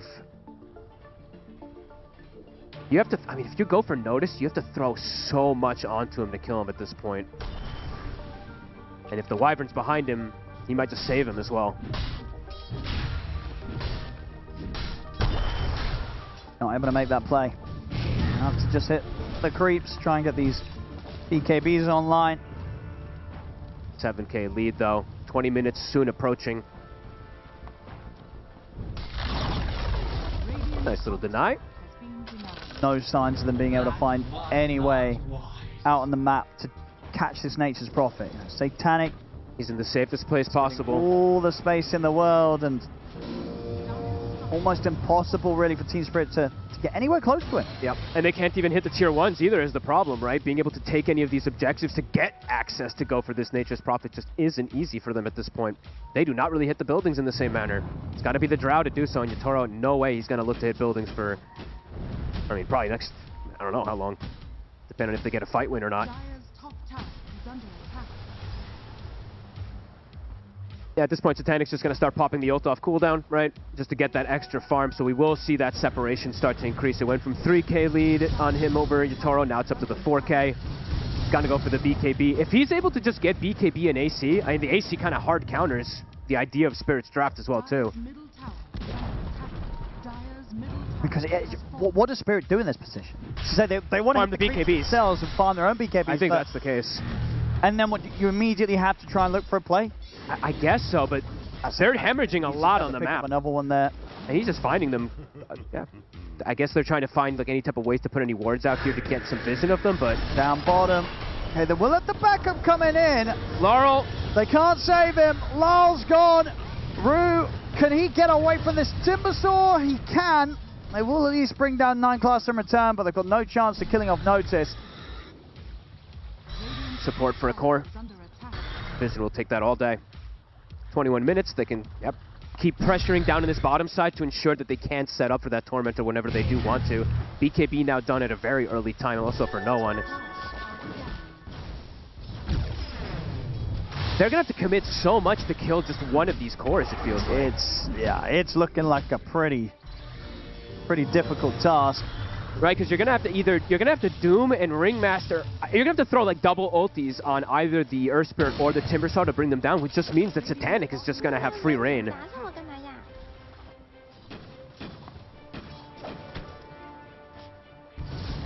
And so I'm sure Satanic knows how much faster he's farming than him as well too. Oh, for sure, yeah. He knows he's pretty much getting very close to being a full item ahead. But Yatoro's not doing bad at keeping up, right? Like, it's 251 to the 313. He's the same level as him as well, too. So hasn't gotten picked off again, but it's just now Satanic has the BKB, no one has the BKB. They've got their timing a bit faster on triple BKBs. And Laurel again. They will maybe get bailed out by Rue throwing his body in with a hook shot. He's taken out. He is going to fall pretty low. No one heads in to keep it going. Still gets the kill. Larl's gone. And the Root's going to be there to stop Rue from TPing out. Oh, this game's looking so hard. Yatoro, you've got all the work cut out for you. Yeah, this is... I think we were all expecting something a little bit closer than this, but apparently Team Vision, they are just that much more ahead right now. Laurel's rotations just back to back to back not working, right? And him dying like this has slowed down any progression for him. You can see him battle with the cores now at this point. And Collapse, right? He went for the Midas build, so they know the only moves that can come out is from Laurel, and he's just getting punished time and time again. Tier 2 to fall, 23 minutes in, super early.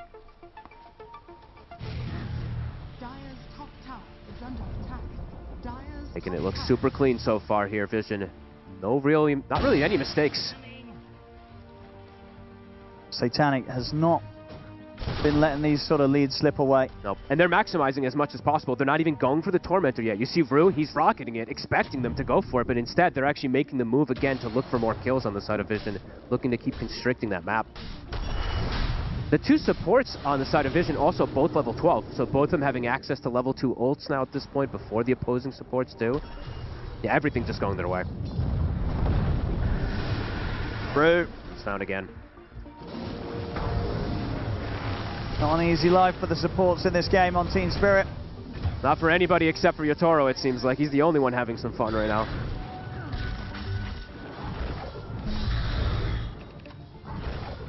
BKB done now for Collapse, but as we said, for Laurel, his has gotten slowed down so much, and Satanic can have that first component of the AC finished up after his BKB already.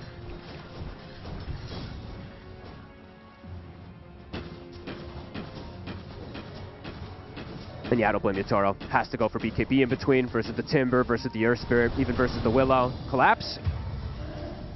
Trying to get the Doom down on a 9 class, but 9 class a step ahead with the Blink and ready to turn and set up for Carlos to come across and help take Collapse down. That was a sick play from 9 class. He truly is styling this game.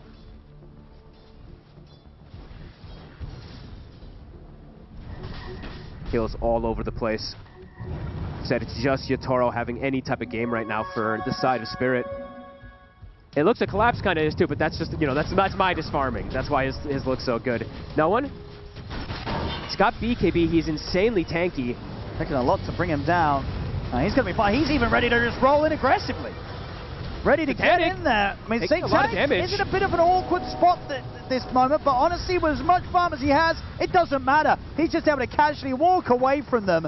They continue to win again another trade and lose nobody. And apply so much pressure. I mean, you're very much seeing how far ahead they are there. You know, no one knows it. Same to be said for Satanic. He's just rolling in on this Earth Spirit wherever he wants. Satanic's just TPing into the middle of it. He knows they can't kill him. They can't touch him. And that was, what, 5 Pyros forced from the side of Spirit to try to protect them right around their own tier 2 right outside the base. So the map, yeah, unable to really farm outside of it much. Then that's, yeah, essentially the AC now done there for Satanic. This kid's crazy. Radiant are scanning. Dire I mean, what are you sort of saying if you're Spirit in this sort of situation? If you are indeed discussing kind of the plan for Game 2, what's got to change when it comes to these picks, do you think? Well, I don't know if they're doing that just yet, so. But overall, maybe it is just taking out this Nature's Prophet if you are going to go for the Drow in some of these situations, but it's not just that one thing that's kind of countering them, right? It's a lot of what Vision has gone for here, so. Difficult to say one or two things. Trying for the Tormentor. Night Class does, I think he did see it though. Are you going to be able to time anything? No, they'll be able to finish it off, so. Finding the shot here for Rue. Seeing if he can catch anyone trying to TP out won't be the case. Everybody gets away. Not the real one. Throws a blood grenade, throws the spells onto it, won't be the case. Oh, and all right, when they're at this deficit, at least they can get the Tormentor, but there's that AC. Yeah, there's someone getting that objective in a game where they are in a very rough position. Timing, yeah, continues to fly out ridiculous moments here. The AC done on top of the BKB, of course. Okay, Spirit. Here we go. This is your triple BKB timing. Let's see what you can do with it versus what Spirit has been able to build, or what Vision has been able to build up so far. Triple BKB versus triple BKB. They have gotten themselves out of some tough spots before, Spirit. They have. If you're one of the harder ones. Looking for no one. That's a deep hook shot. That is a very deep hook shot. They're going to try and follow up on it, but the curse is already down. They went very far for this, so they're going to be able to get away with the play. Maybe they're on top of Satanic. They found him with the Doom. Collapse, trying to chase him down. He's going to opt to TP out. The kick to the side to keep him safe. He's away. Satanic will live. And now Yatoro in a dangerous spot himself. He's going to get surrounded here by Notice and 9 Class.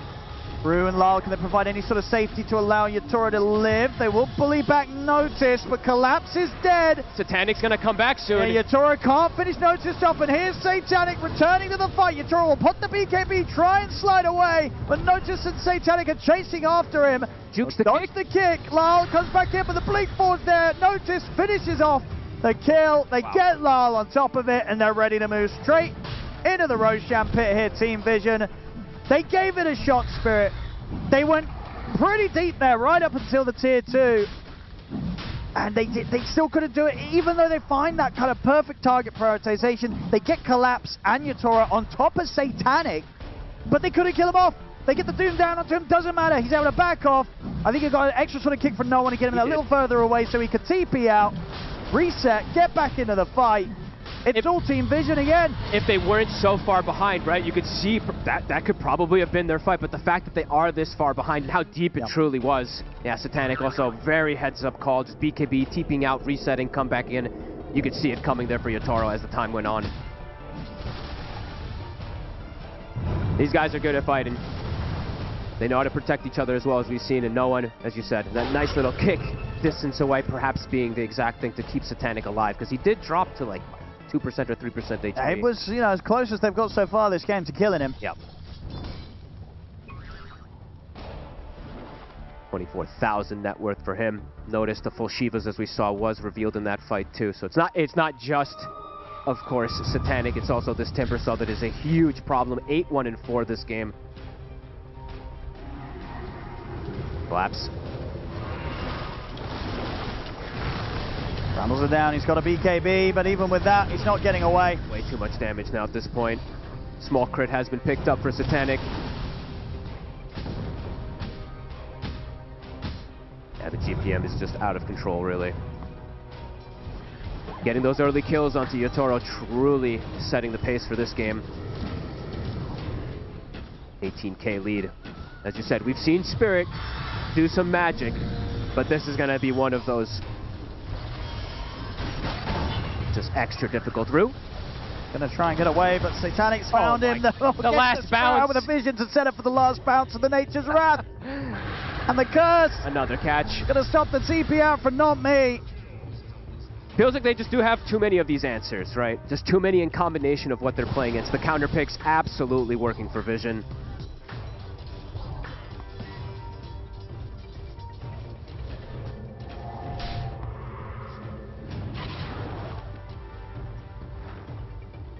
And Laurel and Collapse in particular, just being slowed down so much in this game, just unable to really find the connections to get that space for Yotaro, or even get any of these kills to slow some of these heroes down. All 3 cores on Vision just having the time of their day. Yeah, time of their lives, really. 7-0 on this Nature's Prophet. What does no one have? I think he's also got 0 deaths as well, 2 for the Air Spirit, 5-0-8. And then, as we said, what, 8-1 or 9-1 there for Noticed.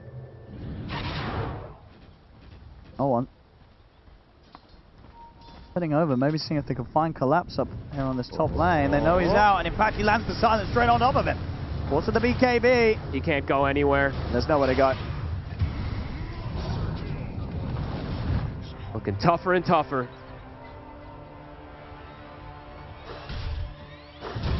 Losing all their wards as well, too, with that gem that was picked up 5 or so minutes ago. They have literally, what, just that 1 ward on the bottom right of the map, which isn't giving much information at all. Titanic. Maybe another one for him. Yep, 3 shots that's another one. Godlike here on the Nature's Prophet. Yeah, I mean, it's going to have to go, Fog. There's no way. There's no way after this that Spirit's going to want to leave any chance of playing against this Satanic Nature's Prophet. It just looks so broken in his hands. Yeah. It looks incredible. Well, that 100 has gone down, but indeed, maybe the algorithm wasn't far off with the 100 to 0 at minute 0. It's kind of looked like this. Yotaro, oh my god, half HP, almost dying. Going to get away with the BKBs. They're going to try and turn it towards no one, but no one's so tanky. Satanic just does so much damage. Laurel pops BKB, but it's barely even protecting him or Yotaro. They're just too far ahead at this point. I mean, Satanic's damage is insane. Go for the Lincolns next if he feels like he needs it versus the Doom. They're going to smoke. All right. These desperation smokes. Yeah, give it some sort of an attempt. Still a minute left on the Aegis, though. Throw everything on. Yep. Drop the Doom on him. Can they actually bring him down? I don't know if they can. The BKB's out. The curse is there to hold him in position. Collapse is going to try and step forward with his own BKB. The right click from Satanic will bring him over. Won't quite kill him. Satanic now turns towards Lal. Lal gets him with the Crusher and the bash onto 9 class. Dies to the neutral. Neutrals end up killing up 9 class. So the only one that's died this fight on Team Vision has died to a neutral. And now Yotaro. Spirit couldn't even get the kill. I don't know how much more of this game they're going to want to play, Fog. This is looking pretty miserable. It looks pretty done and dusted.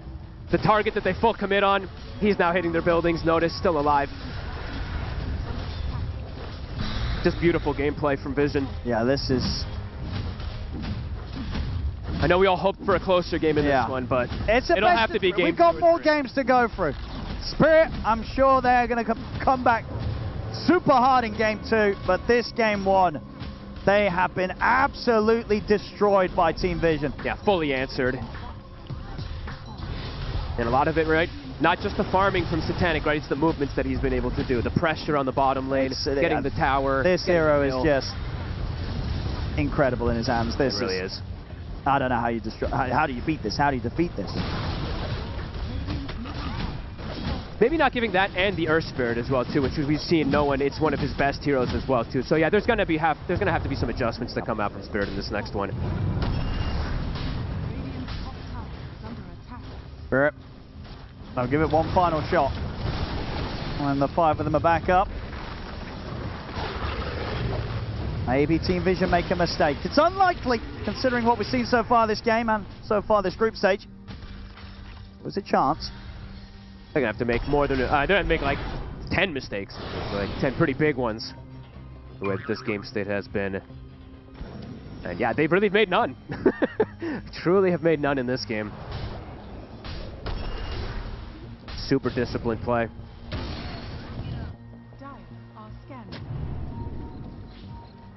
Not me overall, having a pretty quiet game in particular, but it snowballed pretty quickly in this game. And Satanic, level 25 has been hit. He's already hitting 6 slots. He's going to break 1,000 GPM perhaps again, and 1,000 XPM again in this game too. Making sure that all those averages and records are kept very safely under his control. It's a moonshot already. I mean, this is crazy. Absolutely crazy what he's been able to do.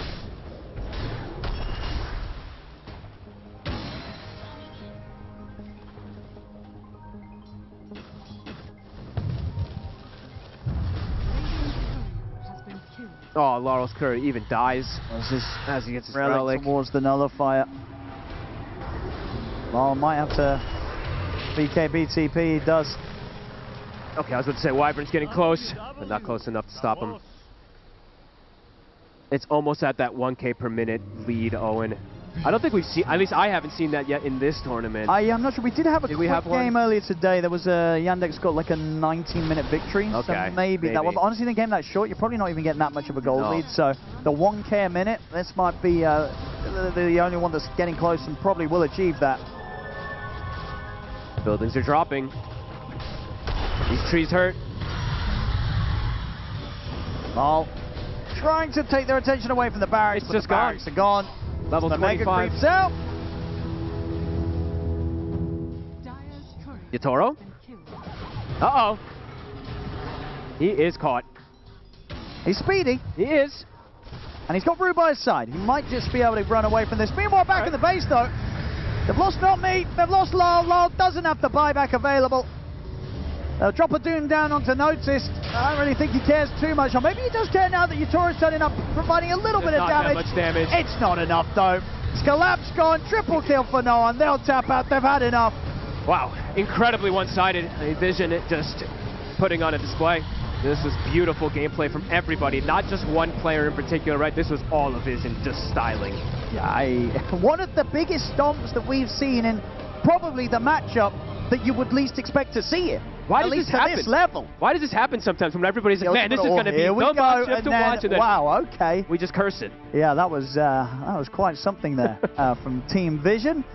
Game 2, though, I'm sure we're going to see more from Spirit there, but this game 1, they didn't get to play a whole lot of Dota as Team Vision just absolutely crushed them. Yeah, this was not close. This was not what we were expecting from this matchup, and Saber, you set this up. You're like, oh my god, this is gonna be a great series. We're hoping for 60 minutes, back and forth. What happened? The only thing I'm better at feeding in the offlane is being wrong on the panel. Yeah, I don't know. This was just Vision is too good. I was watching the game. I was watching Collap's lane in the top lane, and I was like, wow, I can't believe how well this guy is laning. He's like outlasting Satanic. He's just playing so well. But then, I don't know, Satanic somehow even better. He like ganked Yatoro. I think we have a clip for that later. But I don't know, they just lane so well on Vision, and they're one of the teams that kind of lane well, and they just kind of snowball from there on out. They never let go of this lead that they had. Yeah, this is scary stuff. We talked about it a little bit while we were watching the game, that you know, Puppy came into this team, and I think he talked about in interviews, he was expecting to come into a team that had a lot of their own ideas about how to play the map, how to play the game, but a lot of them were actually kind of playing intuitively, and they didn't have like a identity when it came to this stuff. And so he not only was helping them with drafting and heroes, but he was also helping them with how to play the map, and boy, you can see it in this game. Like, they got an advantage, and you could see Satanic drawing on the map, like, okay, here is where they're going to go. We need to smoke and go here and kill them, or he's doing something with Treant there, getting vision, and it was just masterclass Dota, honestly. It was so one-sided, Fly. Is it just a result of the early game going so poorly? Because normally you'd expect, especially a team like Spirit, to be able to make a comeback. Yeah, I think this was a really good case of, you know, true tier 1 Dota, where they get this lead, and the way they position around the map, they're literally choking Spirit, is what they're doing. They have just enough heroes to pressure in the right area, and it was kind of like the Earth Spirit, the Timbersaw, and the Dark Willow. They were sort of pressuring this bottom area. Satanic could join at any time, but when he's not, he's just farming away. He's holding a safe lane tower. They're not giving up this tower for free. Every time Collapse runs up to try and contest the wave, they're going to set up and attack him as well. So it just felt like they're literally getting suffocated slowly, and they didn't know how to break it. At some point, they were so upset, I could see them drawing on the map from Spirit's point of view, like, I don't know what to do, guys. They keep attacking us bottom area, but we can't get anything on the map. I think also Collapse's item build was a little too greedy when he goes Midas with a Drow Ranger on a losing game. So they were never actually able to combine anything together. And the way Vision played was just really nice to see. It was a chokehold that Vision had over Team Spirit in this first game. We are of course hoping for game number 2 to be maybe a little bit more, I don't know, balanced and competitive, as some might say, but this first game definitely was in their hands solidly, and a large part of that was because of how early Vision started to make moves, and one of those first moves is the one that Saberlight would like to highlight. Yes, I wanted to highlight this minute 6 first blood. So what a lot of teams will do is that they will go for the 6-minute rune. And I think what Satanic and maybe Notice realized, okay, Clockwork will leave, I can TP in, Sprout and block this Drow Ranger, get a first blood and pressure the tower. At that point the Timbersaw was losing this lane pretty hard, but thanks to the Satanic rotation they were able to get the first blood and pressure the tower, and later on they got the tower as well. So even though the Timber was behind, he just got to farm, and suddenly they're all farming. Yeah, and they're all farming, they're all get big, and Team Spirit, they were farming here and there. Took a little bit longer, of course, but there was a moment, Jenkins, where they had 3 BKBs, and they're like, this is the time, we're gonna try something. Yeah, this was the timing. We were pretty excited. Okay, here's the comeback that Spirit always, you know, tends to have, but unfortunately the hero that they do run into is Earth Spirit with the BKB, with the tankiness. They do manage to get a Doom onto Satanic, but once again, just the positioning and then no one kicking him out there. That small play from no one kicking him out means Yatoro doesn't get 1 extra hit on him. And we were looking at his health bar ticking down in the base. It was like legitimately 1 more right click from Drow, 1 more tick from Doom, and Satanic would have died. If you don't kill Nature's Prophet with the Doom, this is like one of the few heroes in Dota that can just get back into the fight instantly afterwards with full resources. And at this point, it's utter devastation of the highest degree for Spirit. They lose almost all of their heroes. Yeah, I think after that, it kind of sealed the deal. You know, that was like the one fight they had in them, and unfortunately they mis-executed as well. Yeah, it was a little sad, that ordeal for sure. And of course, if we talk about this chokehold that Vision had over Team Spirit, a large portion of that came from the Nature's Prophet, and not just the main hero, but maybe also the little tiny treants that were walking around. Let's learn more about that from Purge. Thank you, Shiver. Yeah, I'm watching these Satanic games, and I'm always like, how does this guy have all of this net worth advantage over all of these other players that are fantastic? And I have some clips to show that to you. I have the example of that first Flood gank. Here he goes, getting last hits, TPing into lane, bullying his opponents. Clock TP'd from close to the rune spot to try to defend, and it didn't end up working out. And check this out, immediately after they get the kill, they go to push the tower. Look what Dark Willow did over here on the right. He grabs the creep wave, pulls it into the small camp as well while they're pressuring the tower. Luckily, Clockwork can get the creep wave past the tower a little bit, but this means that the creeps waste less time hitting buildings, which is good for ultimately taking the tower. Satanic can min-max this. He knows he's not going to be able to chase the Clockwork. He focuses his effort killing the tower. And most importantly, check out these last hits. I mean, last hitting tower is a very common thing, but he's getting 300 gold every single time that he gets one of these. He does not miss them, and that's going to start adding up, because what we're really looking at is how much net worth advantage he has over like his Drow Ranger, the enemy Drow Ranger. You know, when the collapse comes to lane, he gets zoned. This by Satanic time, normally a squishy hero, not vulnerable when his opponents are low, and they also commit 2 observer wards to the safe lane here to try to make sure he's extra safe, because if he's just constantly hitting creeps and he gets the TP when it's a good time, it's ultimately going to be very, very good for him. Even when he's defending the tower, he does it relatively safely, pulling the creep wave, the treants, waiting to see if his teammates can back him up if needed, and again harass his collapse to make sure that collapse running him down is just simply not likely to happen. So all very good things, where he eventually TPs again, which is time for the next time to pressure a tower. So he's going to do that, go for the teleport. He's going to pressure this thing. He's going to spawn treants. They don't get there in time, and again, he gets the last hit. Now he's gotten 2 tower last hits.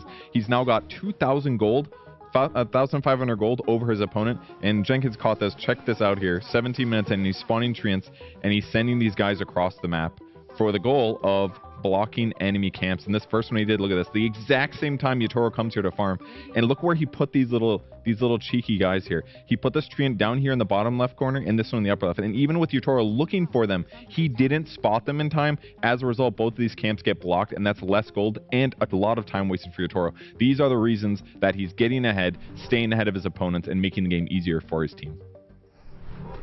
You know, if that happened in my game, I'd just be like, what the tryhard, he's so sweaty. I guess that's why he's at TI, you know, but that is, I mean, that's just obnoxious. You're going to see that hero getting banned out. I think that is not normal and too good. Thank you so much, Purge, for that breakdown. Purge. Purge. Thank you, Purge.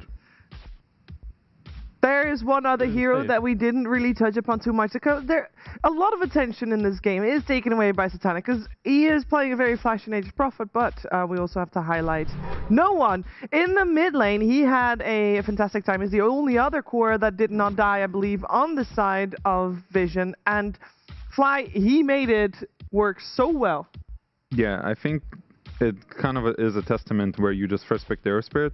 He gets counter matchup on Laurel with the Slardar, but no one's performance was just better this game. He was able to hit the rotations, his net worth was higher, everything he did was just basically better. He had more hero damage, everything worked in his way, and you kind of expect them to be able to play around Laurel, but because of all the pressure they put on this Drow Ranger, I feel like they ended up reacting too much on Spirit, and no one was able to capitalize on that and keep attacking the Drow Ranger. The starter never quite found his footing in the game. He was never able to go to the Doom and combine his hero together with the Doom. He kind of tried to react to what the Air Spirit was doing, but it didn't work out, so good job to no one. Good job to no one. I'm so curious to find out how Spirit is going to answer this, because this game was, I mean, this is probably one of the most devastating losses that I think Team Spirit has had this entire group stage, so they're in a position that we haven't seen them in yet. We're going to find out how that one progresses, but I'm sure Vision is also very happy with themselves, and they can be proud of themselves. This was a very convincing win against Team Spirit. Before we head into game number 2, though, we are going to find out how 9class was feeling before this group stage even began. Vision have been widely considered a favourites for this TI, and I'm here with Mr. 9class. Hello. So, do you consider yourselves favourites going into this international? I think so. Do you feel like that puts a bit of a target on your back? I think yes, because now a lot of teams watching our replays and trying to play like us. So every time you play, you're bringing new ideas? Right now, not. We're just trying to play good Dota, and if meta shifting, we're just trying to adapt. Brilliant. Well, that's been certainly working for you. Another part of your success this year, I'm sure, comes from your coach. You're playing with Puppy now. I mean, what's that been like playing with the legend? I mean, everyone respect him. He authority. Everyone listen him. He helping us in game-wise by where we should play, how we should play, and he always preparing to enemy teams. So you can just literally you can on draft just chill and he will draft good. So it's good. You can just focus on your gameplay. I see. So he's a very hard-working coach. Yeah, he always in front of PC and like you coming to practice, he drafting like 10 hours. Wow. Did you have any difficult points this year? Any big challenges? I would say no. I mean, sometimes maybe on Birmingham we was trying really hard to adapt to meta, and we had like a lot of problems in team because we was like starting to learn Dota from zero and again. So it was hard and a lot of stress was. But when patch came out and we start to play good because everyone start to play bad. So patch helped us, and when we start a lot of hard working every day, Papi was helping us. So yeah, it was hardest part, I would say. I see. Well, you overcame that really well, for sure. You're a very creative player, as we all know. Do you have any surprises in store for us for this international? I have one hero. I cannot say. It's like melee hero, which is good now. And but still I like some Dark Willow, think with hero superpowered Rubik. I want to ask, is there any hero, some meme hero, which you've always wanted to play, and your team just always says, no, you can't play it, you know, it's too cooked? I mean, I'm trying to ask for patch, but every time it's like hard to pick. I mean, I tried for Juggernaut also, but also hard to pick. So yeah, I'm just playing like casual heroes right now. All right, well, what hero overall do you think is going to be the most popular hero at the International? Do you think we're going to see something new coming in? Most popular, I think it should be Lina.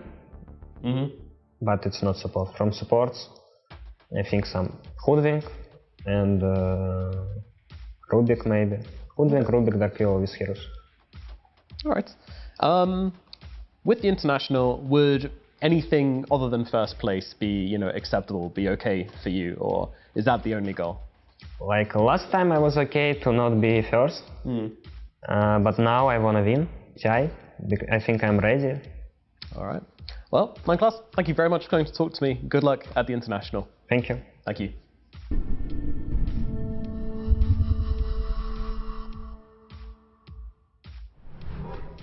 Nineclass feels ready to win a TI at his second TI that he has attended.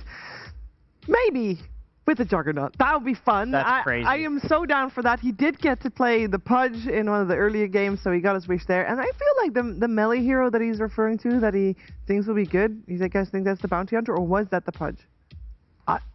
When he said that, I was thinking that it's Nyx Assassin, because he was playing that on his stream. And like Dawnbreaker was a really popular pick in pro level pubs. Nyx counters Dawn. So, and I know he said this before, and it just turned out to be Nyx Assassin. Okay. Well, not too surprising. I think that this guy he ruins a lot of Dota for people because he has these crazy ideas, and he can pull it off because he's 9 class and he is one of a kind. It's very rare to have this player that has such a unique view of the game. Maybe Thompson is actually another player that comes to mind. Like, he will pick certain heroes that nobody else plays. He'll find a way to make it work, and then people try to copy him and ruin everybody else's game. So this guy's a dangerous player for a lot of reasons, but I would love to see a Juggernaut. That would be hilarious. I would not love to see Juggernaut. Please, don't let this guy on Juggernaut. Oh my god. I think I've had enough of like Slark Force for like another 10 years. I don't want the Juggernaut for... Yeah, maybe it wasn't Nyx Assassin. I feel like he wouldn't say that if it was something remotely normal, you know? Maybe it was like Omni Knight or Abaddon. You guys think the Bounty Hunter is normal? Yeah, Bounty's like too normal. Nyx is too normal. Pudge is honestly too normal. Everyone expects, like, 9 class is known for his Pudge, right? He is known, yeah. Whenever he picks it in pubs, he terrorizes games. He does a cool build. He goes Null Talisman because with Pudge you just end up sitting in lane throwing hooks anyway, like basically for harass. It's good, very good value. You just need the mana for it. So I would love to pull it out against Spirit. You know, that would be really cool. I thought maybe as an answer to Drow it was something. Well, I want to focus our attention mostly on what Spirit is going to bring to the table in this upcoming game, because we know Vision, solid, you know, they had a solid draft. I'm sure that Team Spirit is going to try to cook something up for themselves. What would be their best strat? What would you like to see in their hands that you're like, yeah, that's how they're going to win this next game and force out game number 3? I think for me, especially, like, Team Spirit is a team that, more so than any other team, picks Slardar and then has a lot of physical damage. And I think Winter Wyvern is super good against that. Not only with the Cold Embrace, like reducing all the physical damage to 0, but also with the ult, that you kind of hit each other and you have a bunch of heroes that deal right-click damage. So I am hoping if they do decide to go for this draw, or like physical damage build, or let's say draft rather, they don't give Winter Wyvern again. Because not only is it good against that, but I think Ducalis also plays the lane really well, and then Vision gets ahead from the lanes, and then it gets really hard. Just a heads up, it's been a little while since we've seen this. Team Spirit is this time around Dire and Vision Radiant, but with this also the pick order changed. Team Vision will be first pick, so that's again first pick. So one of these two teams is either preferring first pick, or, you know, they're happy basically with the pick order that they have here, as we don't see any change from that. We get another Earth Spirit on the board, probably for no one. maybe still some flex potential there, but the answer is there, this time coming from the Ember Spirit on the side of Spirit. I think that's pretty good. I would assume, I mean, I saw this picked also on the other stream against Earth Spirit, the Ember into Earth. And then in the other game, I saw Slardar into Earth Spirit. So for some reason, on this on all of these series, Earth Spirit's being left through. But, you know, you have a Mage Slayer buyer. That's good against Earth Spirit, who's doing a lot of magic damage. You're building Vessel. That's also good against Earth Spirit, who has a lot of HP. And I would guess if teams are picking it like this, it means Earth Spirit's not very good at going through the shield, which means Ember can probably do the annoying stuff where he's like pulling creep waves into camps and like taking space from you. It's kind of fun because there's this battle of the spirits, and I think Ember kind of triumphs all the spirits in a one-to-one matchup.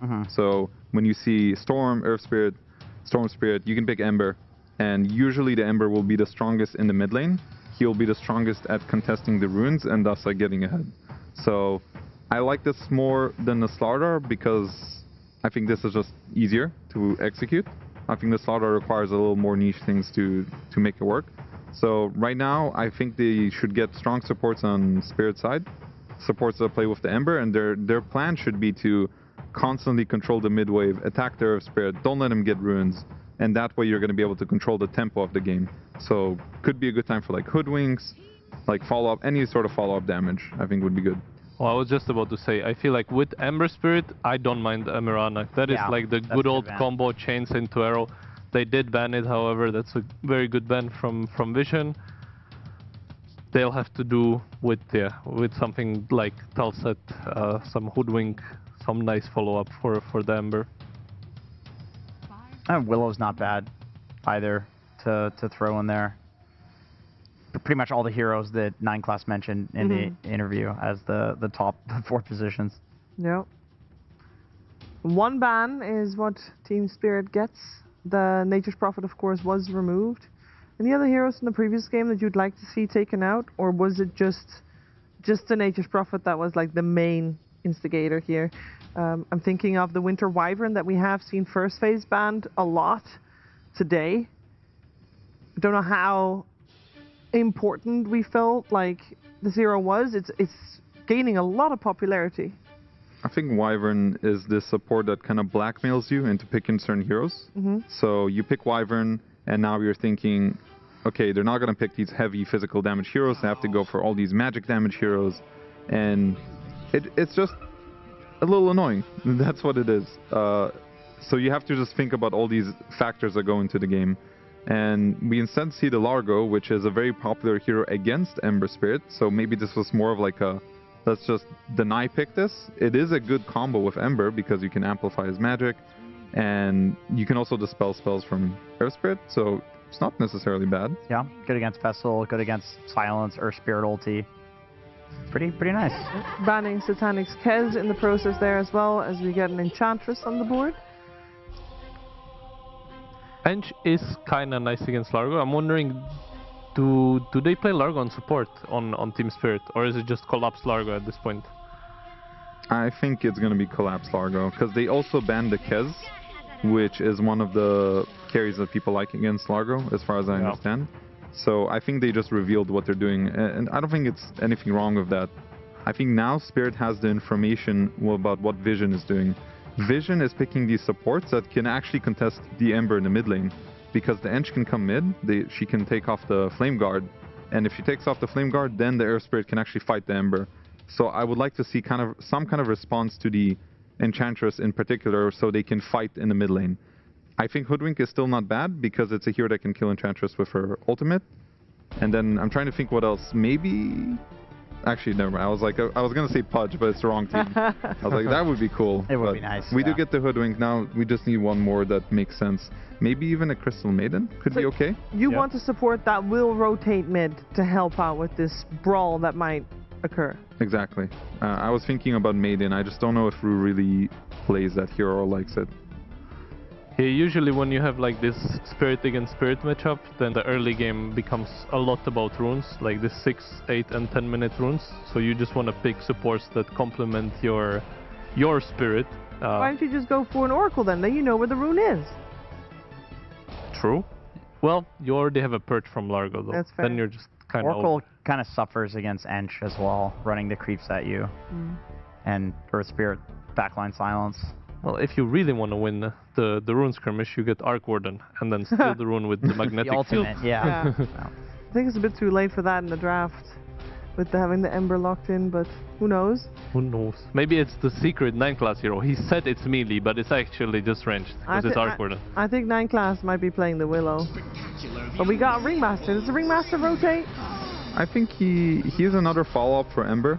I don't think it's particularly an amazing Ringmaster game. I don't see anything that box really changes. I don't see the interaction against the Ench creeps that much, even with the daggers. It doesn't really kill the creep.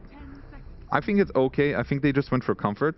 I don't think I've ever seen Rue play something like a Maiden, which would match the Enchantress better. Nothing wrong with it. I think the idea is still there's going to be a lot of skirmishes happening around the mid lane. So, yeah, I think it's okay. Okay. Let's see what Vision wants to do with their 4th pick. Oftentimes, a lot of teams, especially when they're in the pick position where Vision is in right now, they spend a lot of time thinking about this pick in particular because you can protect it with the 2 bans that follow.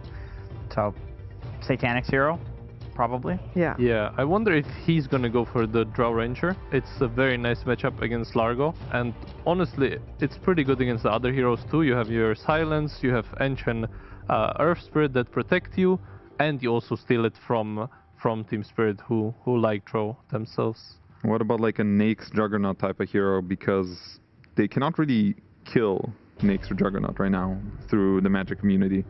And I think it also pairs well with Ench. Okay, so they go with Nake's. I think this guy's good. Satanic, yeah, he's he's good. great. Yeah, he's so good. I think it makes sense because, again, everything is kind of revolving around this mid lane. And Nake's is a hero that can be left alone. Yeah. He should not be under any threat.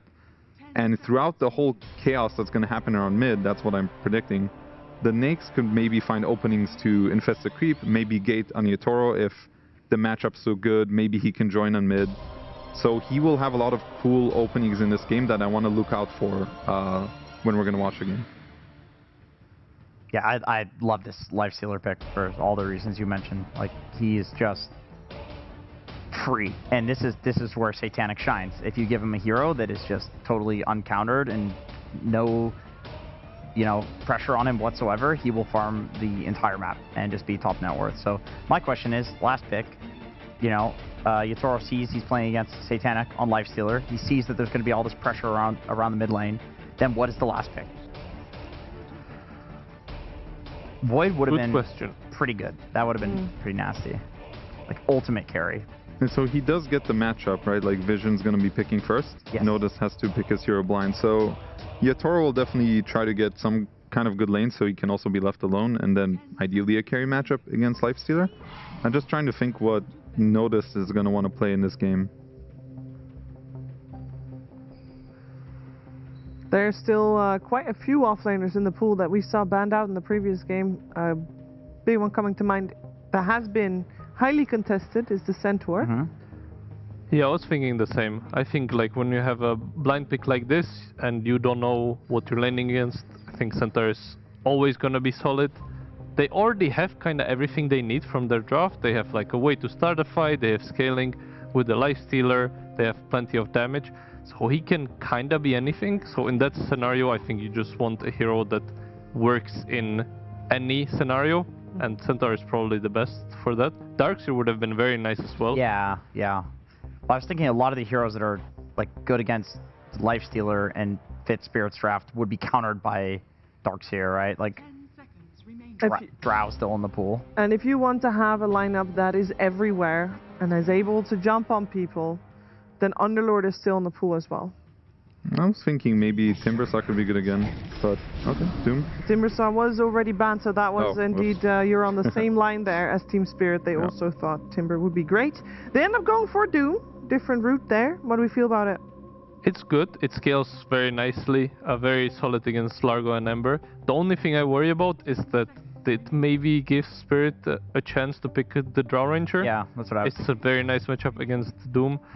I mean, I'm very worried about this Lifestealer pick, as in like, Team Spirit has 2 stuns, but none of them are instant, right? The Bushwhack flies, and then same for the Ringmaster. Like, it takes a little bit before the stun actually hits, so it feels impossible to get this Lifestealer before he pops Rage, and you can try to solve it with this last pick. And yeah, they go for the classic, because now maybe you can get like a random silence, and he can't Rage. This draft has been really fun to watch, because you can kind of see the ideas through both teams, what they're trying to do, how they're trying to respond to each other. There's a lot of like little games happening, and honestly, both teams, again, I think they have both winning drafts. Like, I don't think one team got completely outdrafted or anything. I think I like Vision's responses a little bit more. I think the Enchantress idea was really cool from Poppy and Ducalis. I can see exactly what they're going to do, trying to contest the mid lane. I think there's going to be a lot of space for Satanic to rotate under Draw Ranger throughout the whole chaos of the game. So I'm going to go Vision on this one. I like what they did. 2-0 for Fly. He feels that Team Spirit don't have what it takes. They do, just not in this game in particular. What do you think, Saber? I will disagree with Tal. I think Spirit will win this, and I think I will be correct and he will be wrong.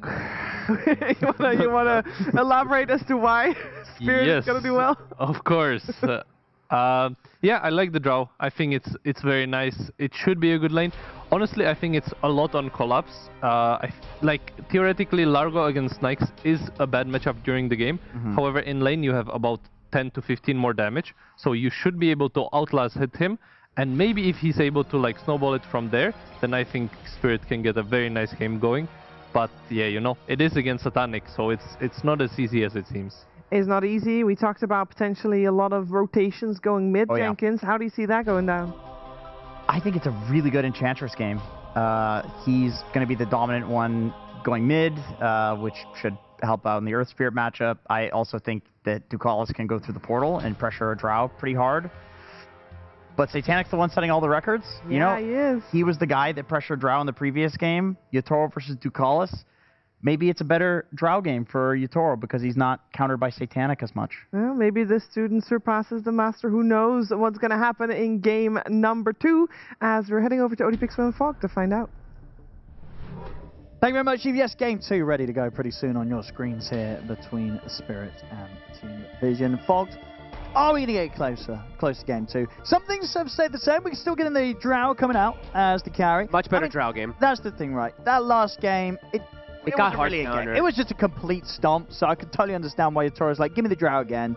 That game, let's forget about it. And I'll be honest, like, I was looking at things and I was, like, when I was talking about it, right, like, even though he died twice early, he was doing okay at keeping up. He just had... If you ignore all the other profit farm, everything else, Yatoro was getting the farm, but, yeah, not enough. But, yeah, this time round should be...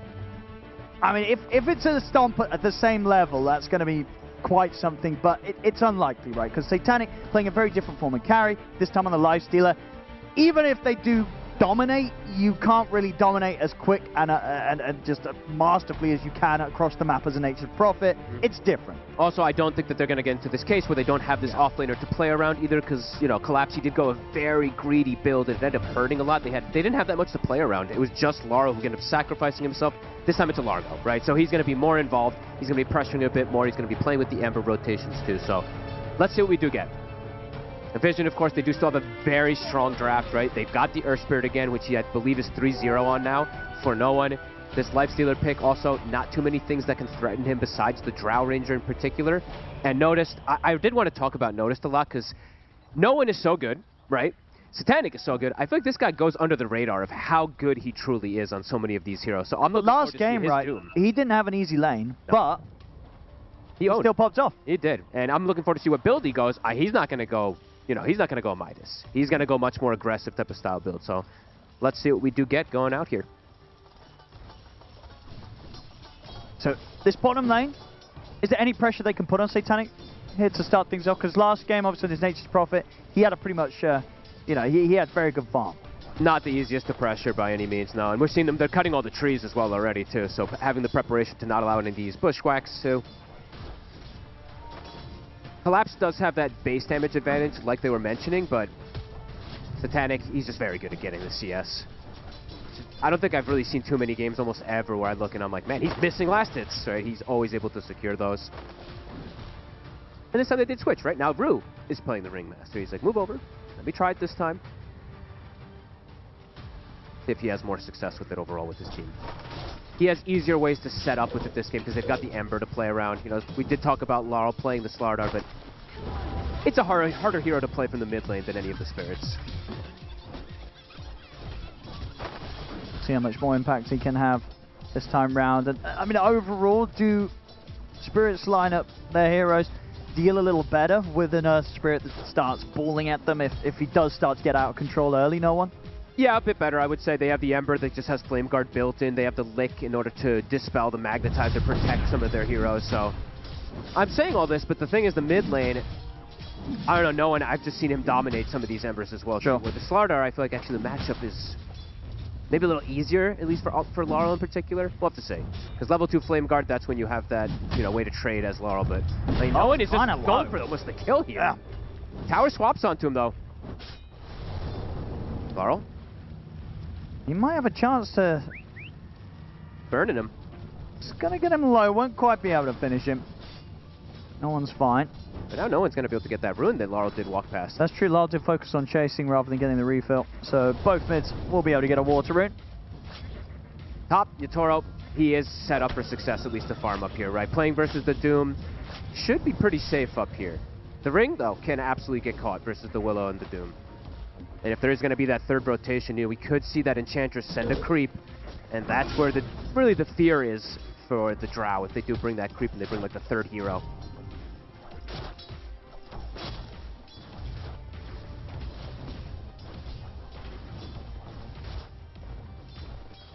So far on the sideline, you know, as you said, it's looking good for Collapse. He's able to easily CS down here against Satanic, so both cores getting something out of the bottom lane. Yeah, noticed he is getting slowed down again, just like last time. Night Class does have Shadow Realm, will be just fine to trade. Does he get the range creep? He does.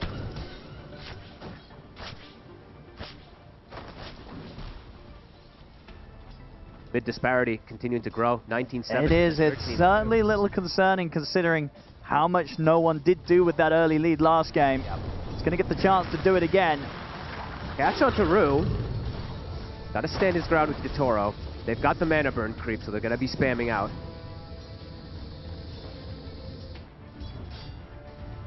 Laurel's healthy, though. And overall, his hero, right, he's going to be, again, the dictator of the pace for his team, and he has two great supports to follow up with him. And yeah, something about just these Spirits overall looking just, of course, like the strongest mid, so the Slardar a bit more risky. Level 3's been hit for the Edge. Can start getting these big creeps. They try and set up onto Collapse. A lot of damage here. The Collis cuts the tree. Time before the stun comes in. Stun comes out in return, as well as the slow onto Collapse. Got the lick, taking a lot of damage here. Can survive, he can. He'll get back under the tower, but taking quite a fair bit of damage there from the two of them. And, you know, that sort of play, if it comes in again, it might just threaten him in the mid. Blood grenade from no one. Might kill Lal. Kill, but not going to be the case. Does still have Tango and a bottle charge to rely on to stick around in the lane, but will be rather low. I love when I see mid laners use blood grenade. Trying to be as aggressive as possible. Laurel will be okay. Notice top. They get the connection. This time they're getting him. Last game we saw Satanic get the first blood. This time it's going to be Yatoro's. And notice is definitely struggling. They're actually starting to pull the waves as well too because of that. That Drow pick absolutely seeing why they did go for it in this position now. A great success with it outside of that last game. Yatoro.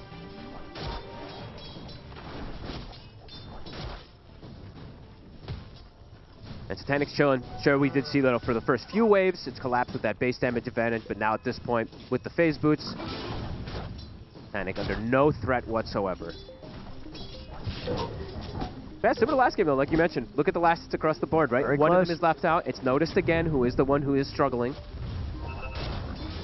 Yeah, did a lot with the little last game, so likely that we're going to see the same sort of comeback from Notice, even though he's having the slow start on farm. 6 minutes. Are we going to see those rotations? I imagine so, since it's both of these Spirit heroes in the mid lane. All these supports rotating over. Level 6 is hit on both of the mids. Down bottom. Laurel gets a pick up on it. Ducalis tried to head over. He's burning. He's going to die to this. Can't survive at the moment with the early levels of heal. That's really nice for Laurel. Gets the refill, has the regen, gets a kill, gets some momentum going his way.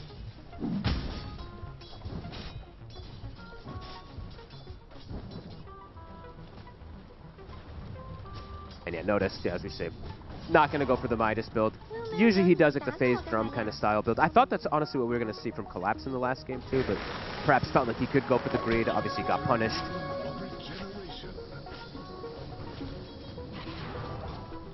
Here we go. Looks like the lanes are going to start to get broken. They want to contest the Wisdom. Yeah, they want to see if they can get the steal. Here comes the Ember as well too, so they're bringing 4 heroes to Collapse over here, but they will probably sacrifice theirs for this. I mean, unless sort of they want to send the Largo over to try and deal with the 2 of them, but... Going for the steal. Vision want to react to this. 9 class. Very nice. Get taken out in the combo. They get the Shrine of Wisdom, but indeed the trade will occur. Ducalis able to get round and take Spirits. Spirit, though, this time, they're the ones setting tempo for now. Now no one finds a connection. That's straight in. Gets the setup on towards Yatoro. He's going to start ticking down here to the Magnetize. Get him out of the reach of no one. And at the rotation coming from Lal. Has the chains to hold no one back, but the Magnetize continuing. So much damage for such a long time as Yatoro comes to an end. And he gets out. And he's able to roll away. Maybe they can find Notice. Get something out of this one. The Brambles are going to hold him back, though. And Notice he's getting out alive. They don't get anything in return, Spirit. His Flame Guard was running out anyway. It doesn't feel like he could have continued to chase there. Rotation just a little too far forward there on the Drow. The second he shows under the tower, no one just an immediate TP forward and gets it right on top of him. Also almost gets the kill on the Ringmaster with that kick. Very close to getting it. And easier overall, right, for Vision to go for these threatening plays onto the Drow. Going for any plays onto the Lifestealer, I don't know how they do. That's true, but he presses Rage. Got a free game for himself. He runs away. He's got the extra point ready to spend if he needs an emergency invest. There really is no threat in the game for him until the Drow shows up with like a gust and potentially catches that, but that's not something that he wants to do early. So Satanic absolutely set up for success in this early game. Okay. Got Law with him. He was baiting Noticed. He was, and it looks like it's going to be a success. Flame Guard damage. They'll take Notice down. They're going to steal some of these stacks as well, too. No one coming in. Yeah, he's going to have something to say about that. Rolls in and immediately deletes Not Me. Continue to get these trades. Even though Spirit's trying to make these heads-up moves, Vision is getting trades every single time, it feels like. It did block the camp, so at least the Ancient will be able to get prevented to get stacked again. Dire's middle tower is under No one's got Magnetized. So the thing is, it's early, but already the Earth Spirit's looking like it's going to be quite the issue. 2 levels ahead of the Ember, and also the Drow overall, right? The threat for the Drow is there in this game from not just the Earth Spirit, but even the Enchantress creeps, and even the potentially Lifestealer, if he does want to use like an infest play and make the move up there too. It's not the easiest, not the safest for Yatoro in this game. I mean, it really just, that's the difference, right? That you look at what the Earth Spirit can do against the 3 cores of Spirit. You know, once he has this vessel, no one can pretty much go and try and have a kill attempt on any of them. It's just not as easy, not anywhere close to as easy for the Ember Spirit playing into the cores that Vision have. That's why this Lifestealer pick just seems so damn good for Satanic in this game. He's going to have very good timing on his Relic and Collapse. Let's continue to get chased out here. High fives going in top. They just want to take out this pesky creep. Was putting a ton of pressure onto the tower there. Power Rune, no one rolls forward. He's able to snatch that one away from Laurel. Gets the invis up top.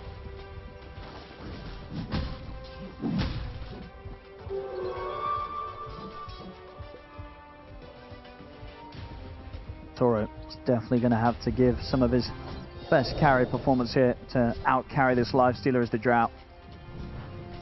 So many things he'll need to do in these fights to set the team up with a chance of killing off the Lifestealer in the mid-game. Yeah, at least they have the box, right? They have the lick. They have a couple different ways to protect Yatoro from the Earth Spirit, but he can just keep it going, right? That's the problem with this Earth Spirit lately. That's why it's picked in every single game pretty much. How much you can do even if you're playing versus some of these pseudo counters. And just no threat for Satanic. Nothing that goes through that BKB at all in the game either, right? Even in the later stages, He's just going to be able to rage TP out even if he is going to be split push. Laurel. The mid, they'll look for the setup, but he's quick with the slight into the Remnant. Doesn't get caught from the silence. That's a magnetize wasted, 100 seconds. Tukalis looking to get some damage onto this mid tower here with this catapult. See how much he wants to persist. He's going to take a creep, but Laurel's turned up. But as you said, much closer this game than the last one. A ring ulti will connect, not fully onto 9 class. And he's dropped the TP, won't happen. Rue still able to land the damage in. Yeah, much closer this time anyway on the numbers. 5-2. Yatoro keeping up with the lifestealer. Even though he did get ganked the one time.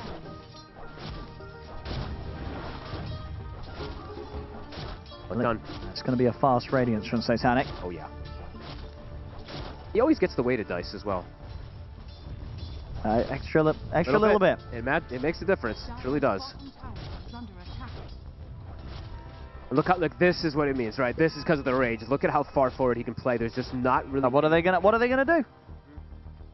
Walks in, even farms these. I mean, he farms the Largo camps. Like usually these are the ones that the Largo wants to be able to take. He's just taking them away.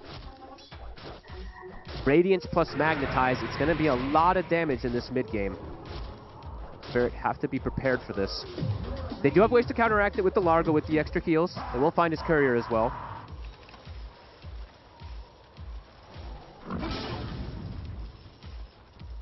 Trying to be just a little extra annoying here, Collapse. I mean, Lyle's coming over towards this bottom lane. But as you say, it's sort of hard to see the play he can make. Just can't go for the lifesteal ever, and even for Ducalis, it's not easy. You pop your Flame Guard, he just dispels it, pops the heal on himself. He should just be fine even on the Ench. Super difficult to make moves as this Ember. Yeah. It's one of the reasons why we see a lot of kind of Earth Spirit being picked up first, but not really a lot of Ember Spirit picked up as early as it was in the draft. Good answer, though, versus the Earth Spirit in general, right? Sure. Because he can go for the Mage Slayer build, he can start to try to counteract him, but he's not the same beast, it feels like, lately. Collis?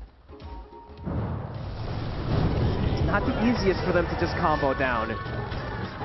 Put him in the wheel. Got it infest! They're keeping him alive! He's surviving! He's gonna live! They'll get a bushwhack off, doesn't matter. Lyle's going down, and they can't get the Enchantress. Satanic, he's ready to bail him out. Every little thing coming into play, right? He has treads, he's got a raindrop. Extra little HP is what makes the difference there to survive. 2K lead now. That's Laurel, that's one of those rotations for him. That slows down his game. So hard Super hard. Just to be the Ember Spirit. The pressure's on you, but it really is. Where do you look? Where do you go? And all during this downtime, right? Now the Doom is starting to get that full catch-up. He's going to be able to just sit back and farm. The Devour is going to start to really add up in comparison to the Largo. And yeah, Radiance, it's done. Pre-14 minutes, does have it finished up. They're going to try for the Wisdom Steal. They're going to try for it again They here. might be quick enough to get it. They won't be able to stop them taking that one, so they'll be able to at least secure both of the 14-minute Wisdoms. Team Spirit. It looks like Rue will just be able to walk away as well, too. They don't want to throw a Doom or anything onto him. They want to save it for the next. Ducalis will be able to get the tower deny. Mid lane again. Oh, God. It's going to be tough times ahead for Lyle. For Laurel. Last game also, right? His first two moves, they've really kind of slowed his entire game down. This is the same thing. Those moves just not connecting. It's going to feel so rough playing an Ember Spirit from behind this game. Yeah. Now, already, if you're sort of level, even if you're a little bit ahead, it's not easy against Team Vision's lineup. You're behind. And it's hard to see what you can do. Okay, and Collapse is doing this build that I've seen popularized by 33, and I don't know if people have talked about the reason why they do it. You know, if you've played this hero, you see the 2-second downtime between singing.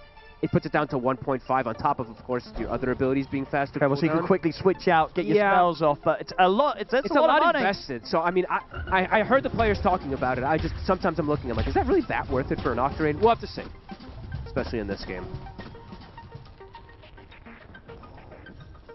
Yeah, Satanic, the pacing.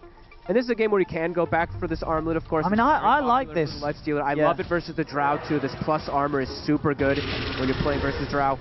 9 class, they'll catch him out in the river.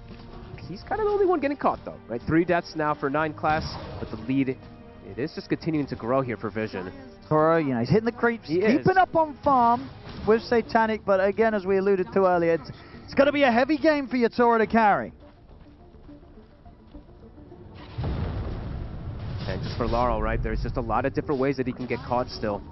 Yes, there's a lick to protect him, but that doesn't mean that, you know, they have to sit right behind him until he's got the Mage Slayer. Yeah, and then if these two sort of cores are sitting by one another, they're feel good. Not going to be climbing their way out of this bottom spot of the core net worth. If he just gets caught into a silence and then just a Willow follow-up, he will just get brought down on that, on the Ember, very likely. Dire's bottom tower is under attack. 4K lead. More efficiency around the map. Even the supports, right, getting that much more, especially the Enchantress in this game, just using the creeps to get that extra. He wants a tower. Oh, wow. That's an easy tower last hit there. They did get the deny on the mid one. I believe Vision was also the one that got the deny on the top one, so a couple tower denies coming into play here. Yeah, Yutaro, as you said, he's keeping up, but much more vulnerable in this game in comparison to a Lifestealer. So many different things that get on him. Yep, farm efficiency, up to 5K now. Not quite yet at the levels of game one. No, not yet. So, yeah, improvement for Okay, Team so Spirit in this game too, in this matchup, but... So Noticed is doing the build that I actually thought Collapse was going to do in the game, because it's the one that I saw him popularizing. The phase drum, you get the shard, you hope you get a black dragon, and then you're pushing lanes invisibly. You use the fireball from the tree lines, and then you can farm jungle constantly with the cleave. So this is essentially like a mini Midas in a way for Noticed, just to be able to get that extra farm and pull ahead of the Largo. I hadn't seen anyone do it in a while, though. I've been seeing that Radiance more coming back, but I'm happy to see him doing this. Because, see, look, you just, every time you don't have to show yourself in the lane, you just use that fireball. Clears the entire one of it. Looking pretty nice for him. I mean, all three cores of Team Vision in a very solid spot. Varro does have the Mage Slayer done. See if they want to look to smoke up with that timing. They will. These three together, very strong. Maybe. If they catch the Doom... That's the question, though. You know, out of the heroes, that's probably the one that they're most likely to be able to take down out of the cores. And ideally, wanting to get these kills before BKBs. I mean, if they just sit back until the BKB comes down on the Doom. I mean, they've hit him with the scan. And the Earth so they're going to come this, you know, right round here, look this deep for Notice. This is pretty deep, though, and they're pinging. They seem to already know this move is happening. A step ahead. No one was pinging it before they even showed in any way, so they knew that move was happening. Just unfortunately wasted time there for Spirit. The Infest is ready here now, too. They've hit the scan move. So Spirit weren't successful with their attempt. We'll see if Team Vision are. If Vision's able to get these double BKBs plus the lifesteal rate, there's just nothing that goes through it. No one's in. Collapse straight away. Use the lick as well. Immediately on top of him, collapses. Very likely dead. And TPs are coming in. Maybe they get to Carlos with the break hit from the sharpshooter. They will. So if they can get more, no one's going to be able to kick back. Lyle still wants to chase on forward with the Remnant. No one's got a shield rune up. They will be able to block off the roll. Satanic and 9 Class watching from the side. They have the Wheel of Wonder down. They'll be able to catch no one. That's a big kill. They put an end to no one. Nicely done. Good reaction. Immediately porting. It seems like they also knew that that move was coming as well, too. It took them a little longer to bring down Collapse. Much needed kill onto no one. So Satanic watching at the side there, making the correct call not to try and get involved after that initial. Yeah, I didn't have the... See, if he didn't use the initial Infest for the, for the kill, could have potentially gone for some type of safe play, but not being the case. Now Yatoro's able to actually show up, hit a tower here, so nice little move here from Spirit, knocking back. Radiant's bottom tower has fallen. And important for them to make this move, as I was mentioning, right? Like, not letting them just sit back and get these BKBs. Because if no one in the Doom get the BKB, then there's just so many limited moves that Spirit are going to be able to do on the map. I could see Notice buying this BKB before the Blink Dagger. This counters pretty much all of Spirit, besides that Drow. Oh, gets the rune.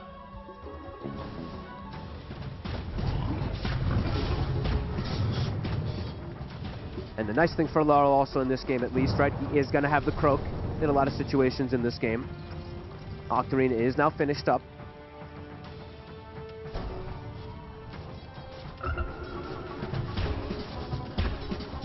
Satanic, though, still no threat.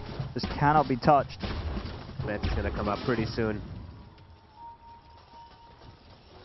Going to take some pretty sort of big mistakes from Satanic for him to die this game. Especially when he has the Manta, right? Yeah. Like that, the Drow Silence was the one to early kill him. With the Manta, he should be pretty free to just survive in most of those situations. But they've kept it steady. 4 to 5k, hasn't increased that much more. Spirit is slowing down Vision.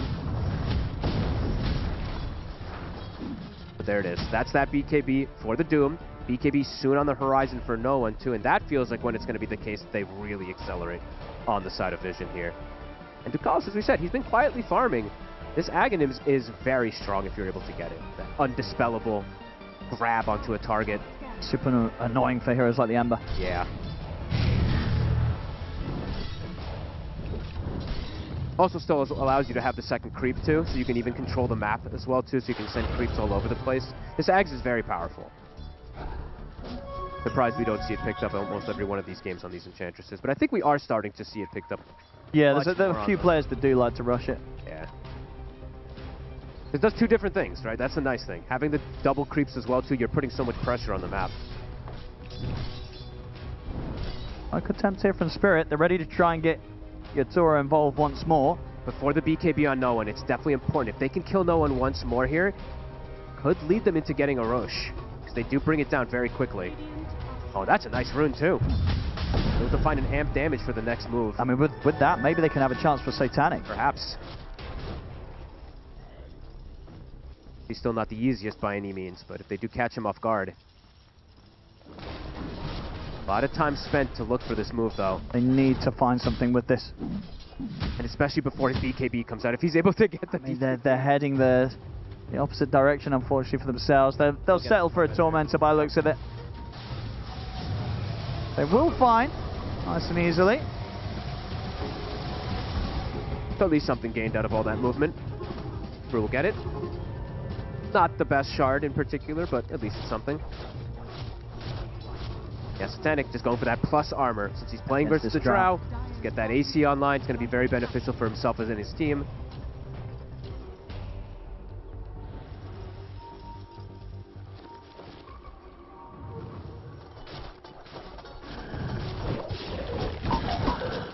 Well, look towards him.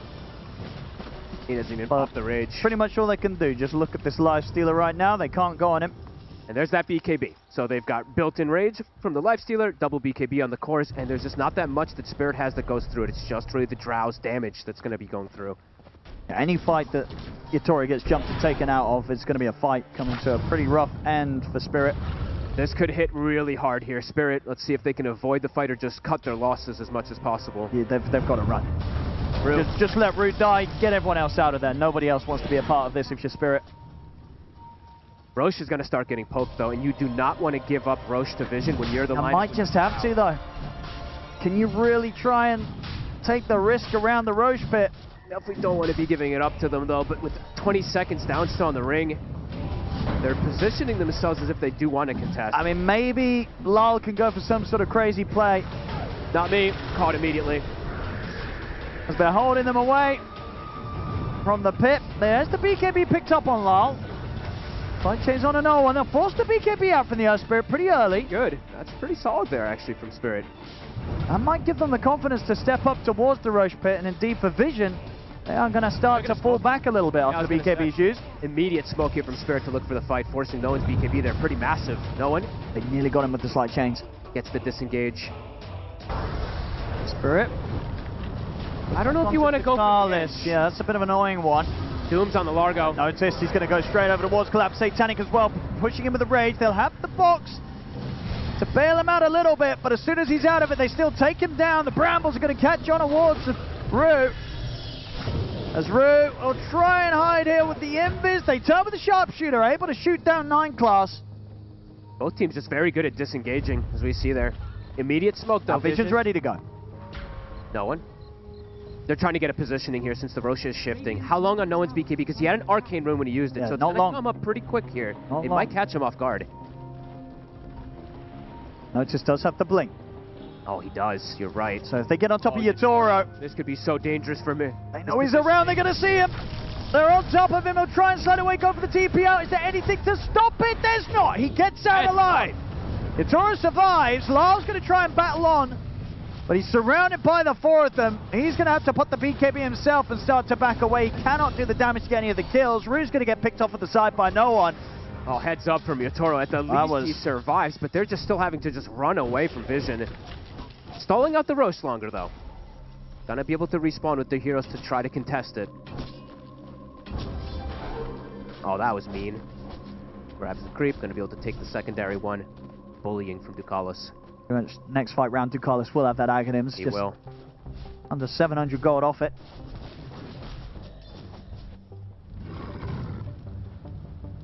That will hurt. And no one getting closer and closer to having a Shivas. You'll have that plus armor, so now perhaps in that next situation won't feel as forced to pop the BKB that soon. Just that much quicker on these items coming out for Vision. A big chance that they have the AC on Satanic for the next team fight. Yatoro, if he's able to get the butterfly though, that's going to be a pretty key timing for him. It's just the other cores again, they're falling behind just like in that last game. Again, just Yatoro versus the world, it's starting to become. Blink also for the Willow, so just more gap closing.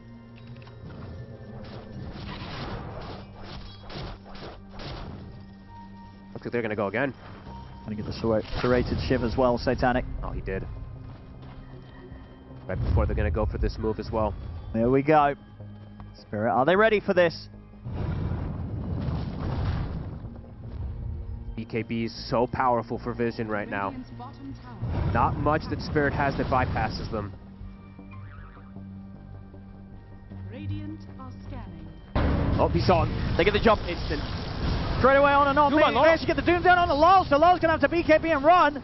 Not me will be dealt with slowly but surely by 9 class and no one. They're still trying to run here on Lal. He should be alright. He's okay. He's going to live. So at least able to get Lal out of there despite being doomed. That was very close to him being brought down.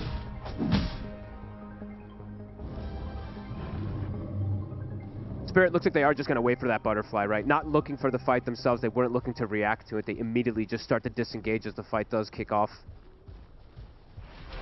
28 minutes, Wisdom. Willow in position for the steal. Laurel's in the area, though. We'll be able to push him away. There's that Ags. Extra bit of lockdown here. Keeping themselves that bit of head, right? Level 3, or level 18 on all 3 of the cores as well, too, for the side of Vision. And there's the AC finished, so a lot more of an increase for Satanic for himself, but also protection for his allies. 24 armor in the Doom, that's going to be now at, what, 29? The Air Spirit as well is going to be pushed up a lot safer, too. Butterfly's done. They're going to get the catch on and on me. He tried to mess around with the Enchantress there, but Ducalis was ready to turn and had the lockdown. Yatoro's going to do a lot of damage here, though. He does have that butterfly finished. Rage comes out from Satanic. It is armored, though. Brew will get brought down. No one will be able to find him on the sidelines here. I think I could maybe catch Lol there with a fear from the side.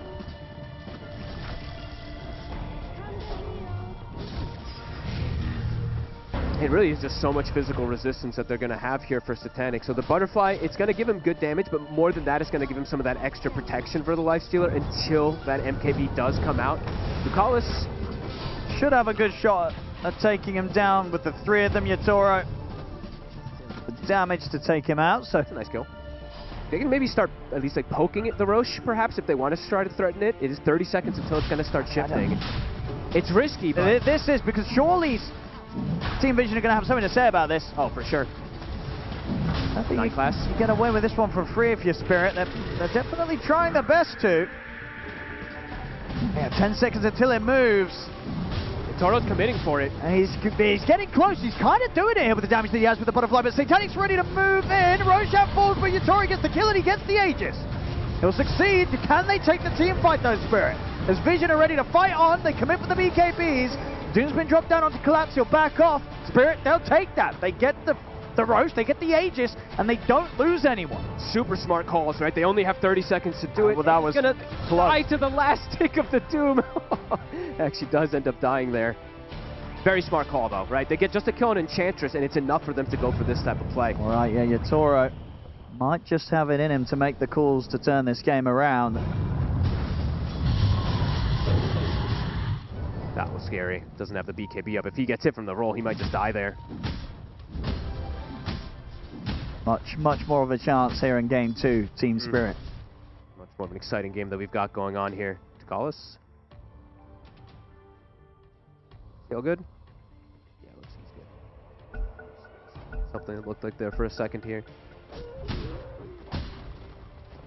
Do get the Aegis, don't get out fully cleanly, of course. They do end up losing their Largo. But they'll take that. They'll take that, yeah. Taking away an Aegis and a Roche kill from a team that... Startle again, though. Ahead. This time he does get hit. Yeah, there's no way out of this one. He's got to be more careful how he's playing on these lanes. He's got to have the defensive remnant down instantly, and even then, it's very unlikely to save him. Vision still feeling strong enough to just run at them here. Even versus this Aegis, they are not feeling afraid. Titanic. Gonna dive in. Get a very easy kill against Not Me. He's gonna have the MKB pretty quick to answer that butterfly. And yes, Yatoro is strong, but as we keep alluding, the other heroes just feel so weak. It's really just Yatoro. I mean, he does kind of have to do it all here, this game, Yatoro. His positioning in these fights has to be perfect. His data list definitely going to be very important for him as well, too, if he can get to this timing. He's all the damage for his team, it feels like, at this point. And Vision, all three cores continue to get this scaling. Time around on the numbers, the GPM and the last is much closer as opposed to what we saw last game. I think last game, pretty much this point, it was like a 30k gold lead for Team Vision. Yeah, actually. Spirit definitely able to give it a much better shot here in game 2, but still a hard one. Quite the struggle. Full Shivas now for the Earth Spirit, just buying all this plus armor. Natural build, of course, for him, but excellent versus the Drow Ranger, of course. Lotus now at least finished up, so extra things. I think you just have to buy everything you can to buff up this Drow Ranger. You have to hope that he can take this game into his hands. Lead does just continue to grow up to 10 or 11k now at this point. And as soon as that MKB is out, no longer is Yatoro really that safe. If he just gets God on top of it again, he will get brought down very fast from Satanic. 2 minutes left on this Aegis. Not able to do too much with it, though. Not even really looking for a fight. Not able to touch a tier 2. Still looks like they're a bit afraid on the side of Spirit. Tormentor, though. Still be able to get, again. Nice little shot there for Yatoro, so getting that timing on top of getting the full daedalus. Yatoro might just be able to do it. Is that the MKB done? I believe it is finished up here for Satanic. Radiant structures are fortified. Seen these Drows be able to do it. If Yatoro can with this one. Tier 2 is falling. 90 seconds left on this Aegis. Vision's looking for the move. 9 class looking for the back line. Oh, Yatoro! He's deep. They managed to catch him. They'll be able to bring him down to the low ground, slide him out there. Still has Aegis for a minute, but they're afraid. Looking to reset their position and claim a high ground. No one drops dangerously low. Still has the BKB at the ready, though, and does have healing. Oh, that's a big rune bottom. Amp damage. The Aegis getting reclaimed in about 40 seconds here. Not going to want to fight into this. Earth Spirit's farm also just continues to be pretty ridiculous in comparison. He's going to have the Octarine finished up soon.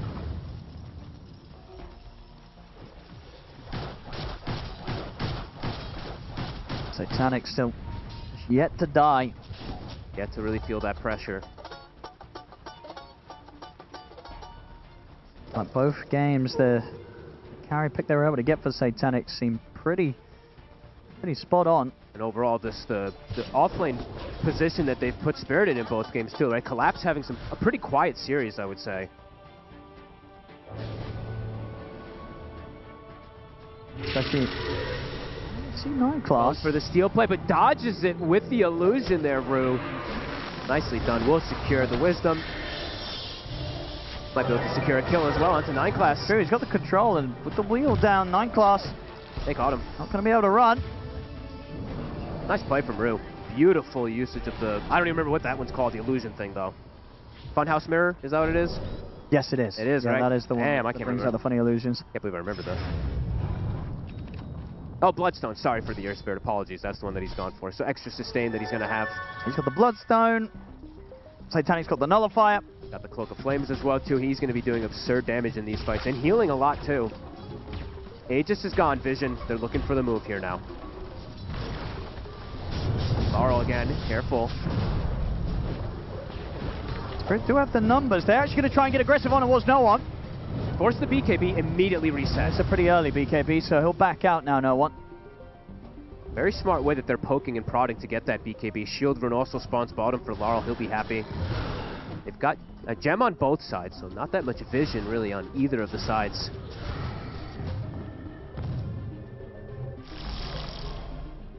Gold lead is shrinking a bit here. So, Vitoro, top of the net worth. The Ember starting to catch back up as well too here. We definitely have a game on our hands, Owen. Yeah, we really do. Toro has managed to carry Spirit through situations like this many times in the past. Yeah, and Laurel has actually gotten to that next item. I was worried that he wasn't going to be able to really start to break out again here. Now he's got the Aghanims. Speaking of the Aghanims, though, noticed also having one picked up for himself on the Doom. Probably means, hey, does he want to go look for the creep? You know, the congregations that we do see them usually get when they have the Shivas as well. Probably going to be the case soon. Right now, still farming with the Fireball, though.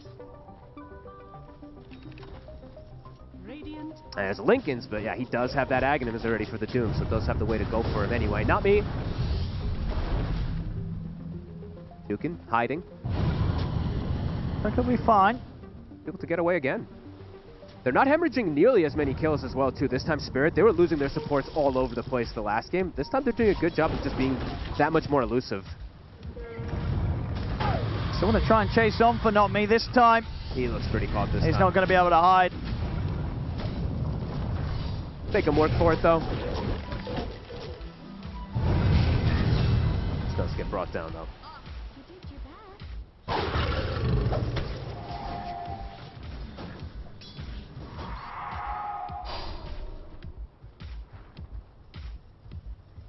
Assange now for no one. Also getting close to these level 25s that are pretty absurd.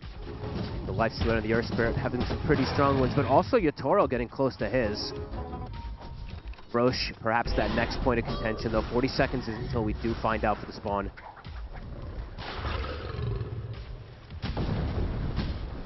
Neither team's going to let that one go. Neither team really having that much vision, though, as we've been mentioning. The gems have been taking out most of these wards. There's just one ward on both sides. Actually, two wards right now for the side of Spirit.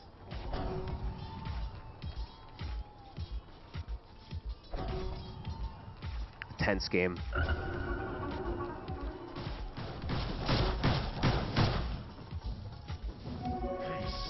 Step up a little bit. Notice the swinging round ready to join Satanic. Roche coming up very soon. Smoke up. Spirit looking for an angle.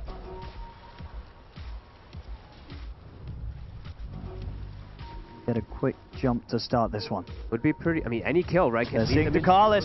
It's not a bad catch here. They're going to have the sharpshooter hit. That's going to be Takalis dead. Start poking the Roche with that kill. They certainly can. Seconds, no Enchantress. Kill it pretty quickly with Yatoro. Vision is going to go in for this play, though. They're looking already. Spirit's respecting this, knowing that Vision's going to try and take this fight 4v5. Not starting the Roche just yet. 30 seconds until Ench does come back. They are a bit afraid to just tap it. It's a similar situation where it's 30 seconds until it's about to start shifting. Looks like that was not enough for them to even start to I mean, last time they did clean it up in sort of the final 20 seconds. I wonder if they'll be tempted to try again. This time because of the roar, right? That's true. It's not happening. They can't really just commit. I mean, I say it's not happening. They're tempted to try and see if they can do it. I mean, they do it very fast with the drought. Where's the roar? And surely at this point they're going to have to let it move to the other side of the river. I say that 5 seconds. Torres says, it's super fast. I'm going to give it my best shot. He's going to back off now. There's Vision. Make the jump forward. Roche is going to start moving. Ooh. Class. Going to be hunting for him. Going to have Shadow Realm up in a second. He's burnt down. They're going to look for the jump, though. Yatoro has to be careful with his position. They know that he's trying to make his way over to the other side of the river to get towards the Roche pit. They're going to try and block him off. Notice, Sim with the blink is going to get a catch onto the supports here. Satanic takes out Not Me. Vision's so quick to claim that high ground there. It's going to give time for 9 Class to respawn here. Not much committed. They just jump in, able to get the hoodwink, and this Roche, it's very low. They could just sneak in and kill it themselves also on Vision. Not quite as easy for them to hit it as opposed to, obviously, Spirit having the Drought. Yeah, Drought kills it in like 3 seconds at this point, at this HP. Gonna start doing it though.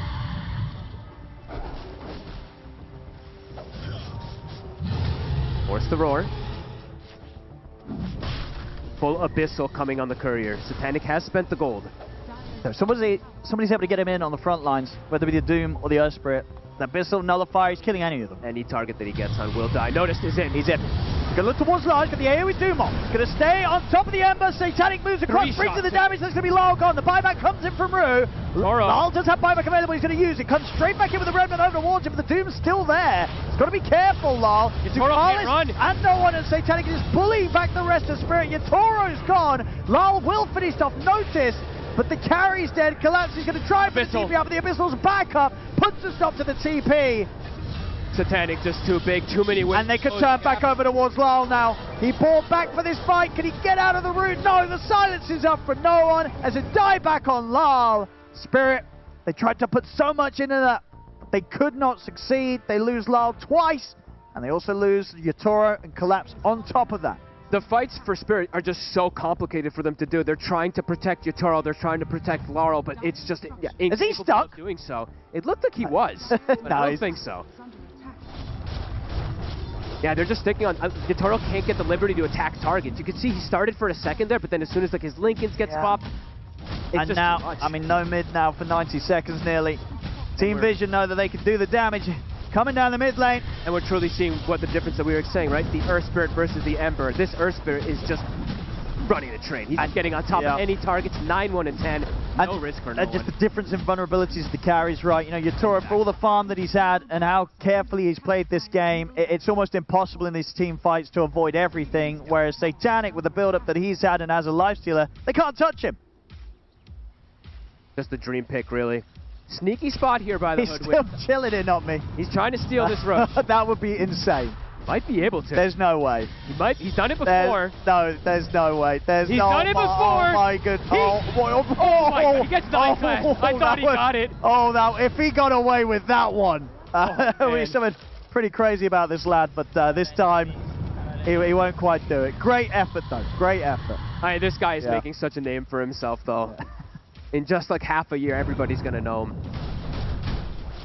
That was such nice plays. Nice attempt there. Knows he has to do something desperate. Laurel, as you said, die back, losing all of that gain that he's had. And no one now, right? Level 26. The absurdity of the Earth Spirit. Even go for the Aghanim so they can have further saves and protection. And just a quiet series from Collapse in particular. Sure, as Largo, it's hard to be really that flashy in particular. That's true. It's probably the least flashy of the offlane heroes right now. Yeah. He just kind of sings a song. Just kind of exists.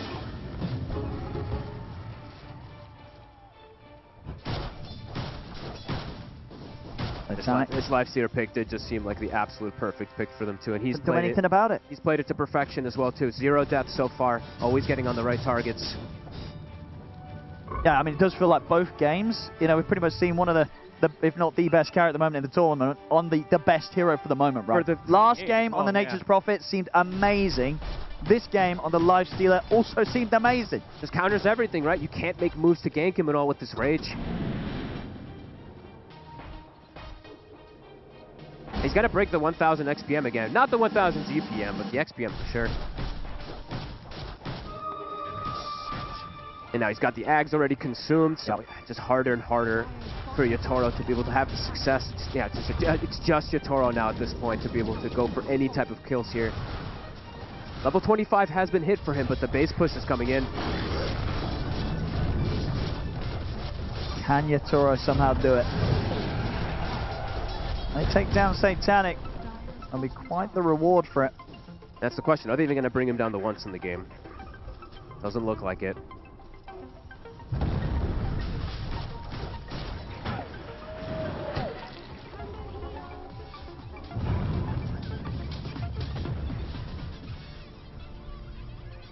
Wait inside the base here, Spirit.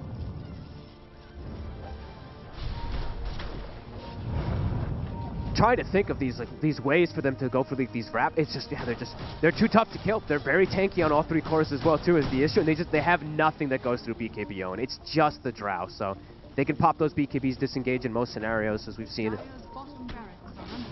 Level 25 for Notice has been hit.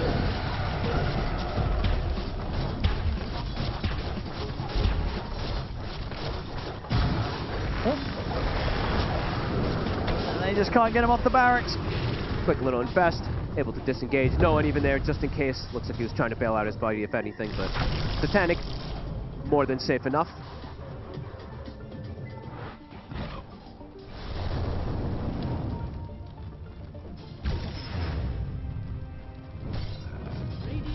He just hangs on to this dragon the whole time. Didn't end up switching the neutral creep at all. Just really likes it. It does make you farm absurdly fast with the cleave, so can't blame him. Also still has plus armor, right? I think, right? Does have like that little bit of plus armor, if I'm not mistaken. Maybe I am. Oh well.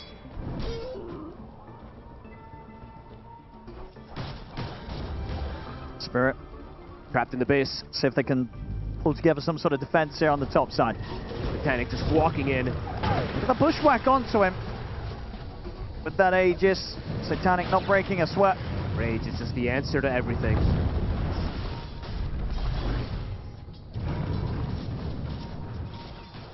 Really does, I mean, it feels like it's almost getting to territories of Rapier for Yatoro, I'm thinking, but he just doesn't really have the slots to be able to go for it either. It's not, yeah, it's a bit awkward to sort of fit into the build as a Drow. Maybe eventually for the Lincolns, but it feels like he needs Satanic instead still. Roll for no one. Magnetize. They get the silence onto the 2 of them.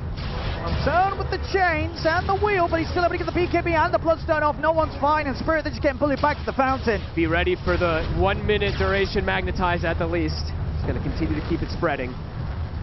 Maybe he'll stop it here for now, since they don't want to keep pushing forward. Aegis is about to expire. They'll reset, wait for the cooldown again.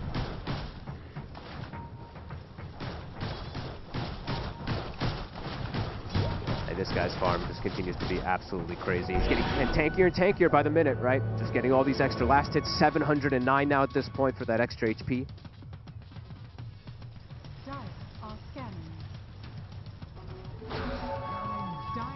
Smoke up, Spirit. Looking to try to catch Vision off guard, because I think they're just knowing, right? If it's just going to be these 5v5s, there's just no way that they can do it. They have to do something to split them up. But again, just so difficult for them. They just can't threaten these cores. No real disables to keep them controlled.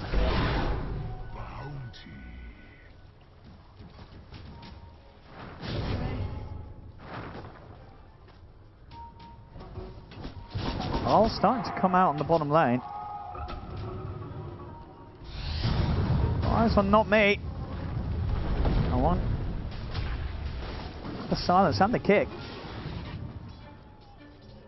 Push coming in toward top again. Satanic.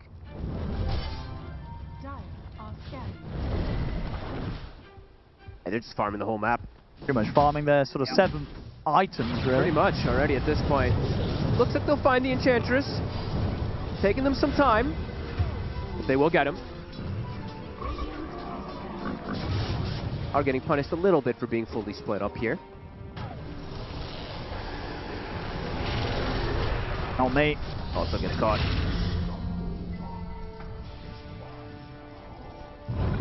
Just trying to get out on the map, Spirit.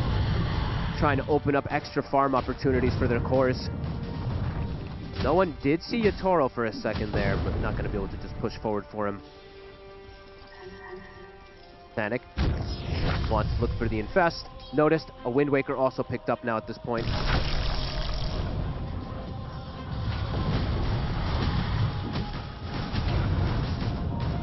Incredibly comfortable spot here. Team Yeah, Vision, not really a whole lot they need to do apart from just ensure that if anyone heads out the base on Spirit, they don't get back home alive. They have a clear path to success, while for Spirit it's an incredibly complicated one. Aeon Disc even being picked up for the Earth Spirit. They've got a lick to get rid of it, kind of, but yeah, BKB plus Aeon, 5,000 HP. Good luck bringing him down. Only been able to do it once this game.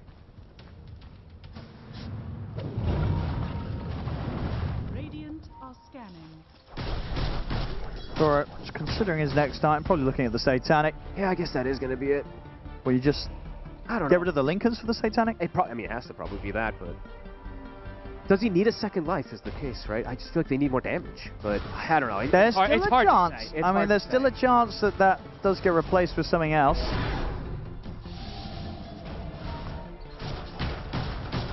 He also can just die, right? Like, so easily. So maybe he just needs a Satanic, too, because the Magnetize could just, like, tick onto him forever and bring him down, too, so probably wants that extra protection. It's hard to say. It really is. Roche, it's up. Vision in a very good position to be able to go for it here. And yeah, he's just not being safe.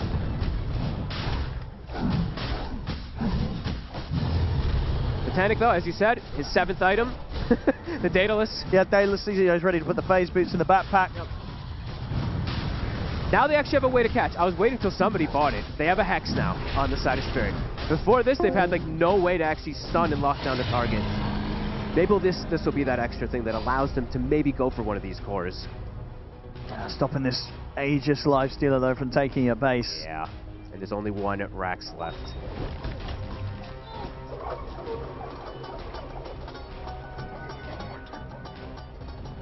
Refresher shard as well, too, on the Earth Spirit, so infinite magnetize. Even more stones, even more magnetize, yep.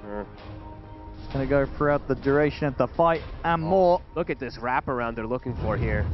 No one's ready to go in, get some information. It's going to start things off, making the jump over towards Not Me. They get the close on towards the Ember Spirit. Lars out of the fight. He's got buyback back up.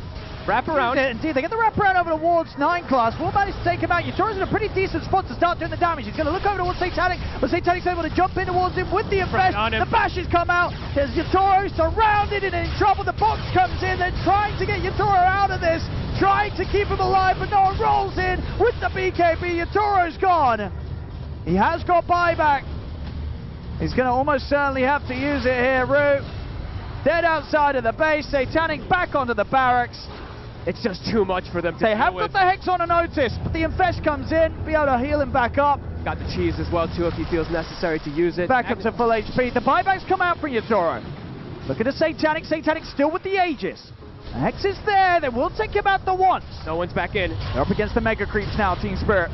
Magnetize spreading. They're having to get back over towards the Fountain Collapse. Will be able to take it off the 2 of them. Notice still in with the jump. Another link to try and get Lyle back to safety, but the Root catching on him. He'll get the Slider Fist off. He'll remnant away, but there's an impetus chasing on forward. Lyle's gone for good. Dead for the 2 minutes. Down to the 3 of them to try and hold back against Satanic, but Satanic moves in, tears apart Collapse. As this game, this series, it is over. GG is called.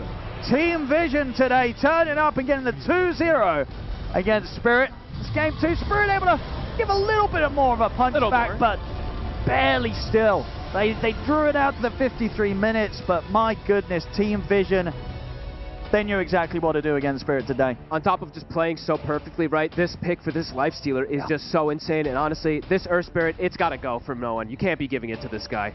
Yeah, well, Team Vision, my goodness, what a show they gave us here. Spirit could not quite keep up with them in either of their games. It's a 2-0 here for Team Vision.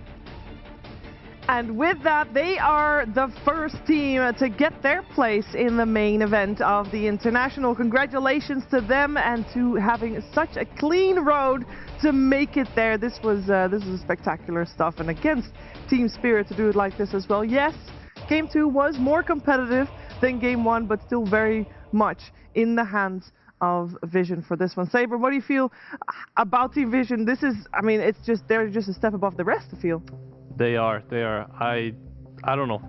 I don't know how they do it, especially against a team like Spirit. It just feels incredible. It's obviously not only Satanic. I think no one showed up in a big way, and also no one did. You know, they all did in a way. Yeah. Yes, his Earth Spirit is incredible. The supports, they're always like enabling them in lane. They're always winning lanes. It's, yeah, I don't know. Yeah, and speaking of lanes, there's one moment in the lanes that was already kind of like, we kind of knew what was going to happen potentially. You wanted to take a look at that. Yeah, I wanted to highlight, you know, usually I personally don't care about my support's life. This Eng is dead if I am on the screen. However, that is not the Vision way. They bring everybody, they infest, they help him, and after Spirit bring heroes, they bring the Ember Spirit and waste so much time trying to get a measly Enchantress skill. They can't even get that, and Ember dies instead. Ember dies instead, and I mean, that was already pretty bad because Ember was already down on that bottom lane for quite a while waiting for an opportunity. Luckily for Team Spirit, there was a chance for them to be a little bit more on the ball and on point later down the line, as we are going to take a look, Jenkins, at what happened at around minute 19. Yeah, this was pretty cool. I mean, you can still see the Team Spirit magic in this game, at least. Like, game one, in my opinion, was way more of a stomp. There was no chance for them whatsoever. Spirit was at least like clawing back in this one. You see the double remnant block from Laurel onto no one. Like, this is the sort of gameplay that you have to do to stop no one from rampaging you on Earth Spirit. I guess we can kind of angle it like that. I agree with Fogged and my boy Saberlight that I don't know if you can play against this team and give the dude Earth Spirit again. Not just because mechanically he knows how to play it so well, but also because his team is super capable of playing around it too. Like, they use him to the highest degree possible. Yeah, and after that, of course, it was a little bit back and forth, mostly fourth, though, in favor of Vision, but there's one deciding fight where we're like, okay, you know, it's time to pack up for Team Spirit. Towards the later ends of the game, 42. Yeah, this was about the second Roche fight. I think there was a lot of cat and mouse kind of gameplay going around the Roche, moving around. It was really cool. And then what we realized is, you know, this is a Drow lineup. And how do you beat a Drow lineup? You get position on her. So Notice gets to jump in first. He goes on the high ground. Drow is immediately forced to low ground, trying to run away, but the positioning is already compromised here because you need to be able to stand and hit people. But as soon as the Doom does that with the Aghanims, the fight is just chaos, and when there's chaos, the Drow Ranger is going to lose. So this was a really nice way of taking command of the game, getting the second Roche, and from here on out, it's just about closing out the map slowly. I want to have a special mini shout out to Not Me, who was trying a little cool play there, of course, cool. With the Hoodwink, trying to sneak in a Roche steal. You gotta try it in moments like that. You gotta, I mean, Saber, you try out, and successfully so, Roche steals frequently. I love stealing the Roche, but not in this way. This was incredible. Like, abusing this little pocket of vision. I feel like after this, Valve is for sure fixing it. Even though he didn't succeed in the steal, I just think it's incredible that this is his first TI and he goes for plays like this. And yeah, he could have easily gotten it, and then maybe this game looks completely different. Yeah, we went for the MVP on the Earth Spirit for no one. Yes, the hero is very strong, and I'm sure we're going to see it addressed in many drafts in the following series to come and in the main event as well. But on top of it all, he was just everywhere, and he was playing it to perfection, Fly. I think it was very well deserved because both games he got his hero first pick, Laurel gets a counter pick. In both games, I actually felt a little bit like of a mid-diff, you know, which is pretty rare to say. He won the lane, I'm pretty sure, and he got most of the runes from the 6, 8, 10 runes that we were talking about. He made better rotations. He forced Laurel to go to one lane, then he attacked the other lane, and just a stellar performance from no one, really.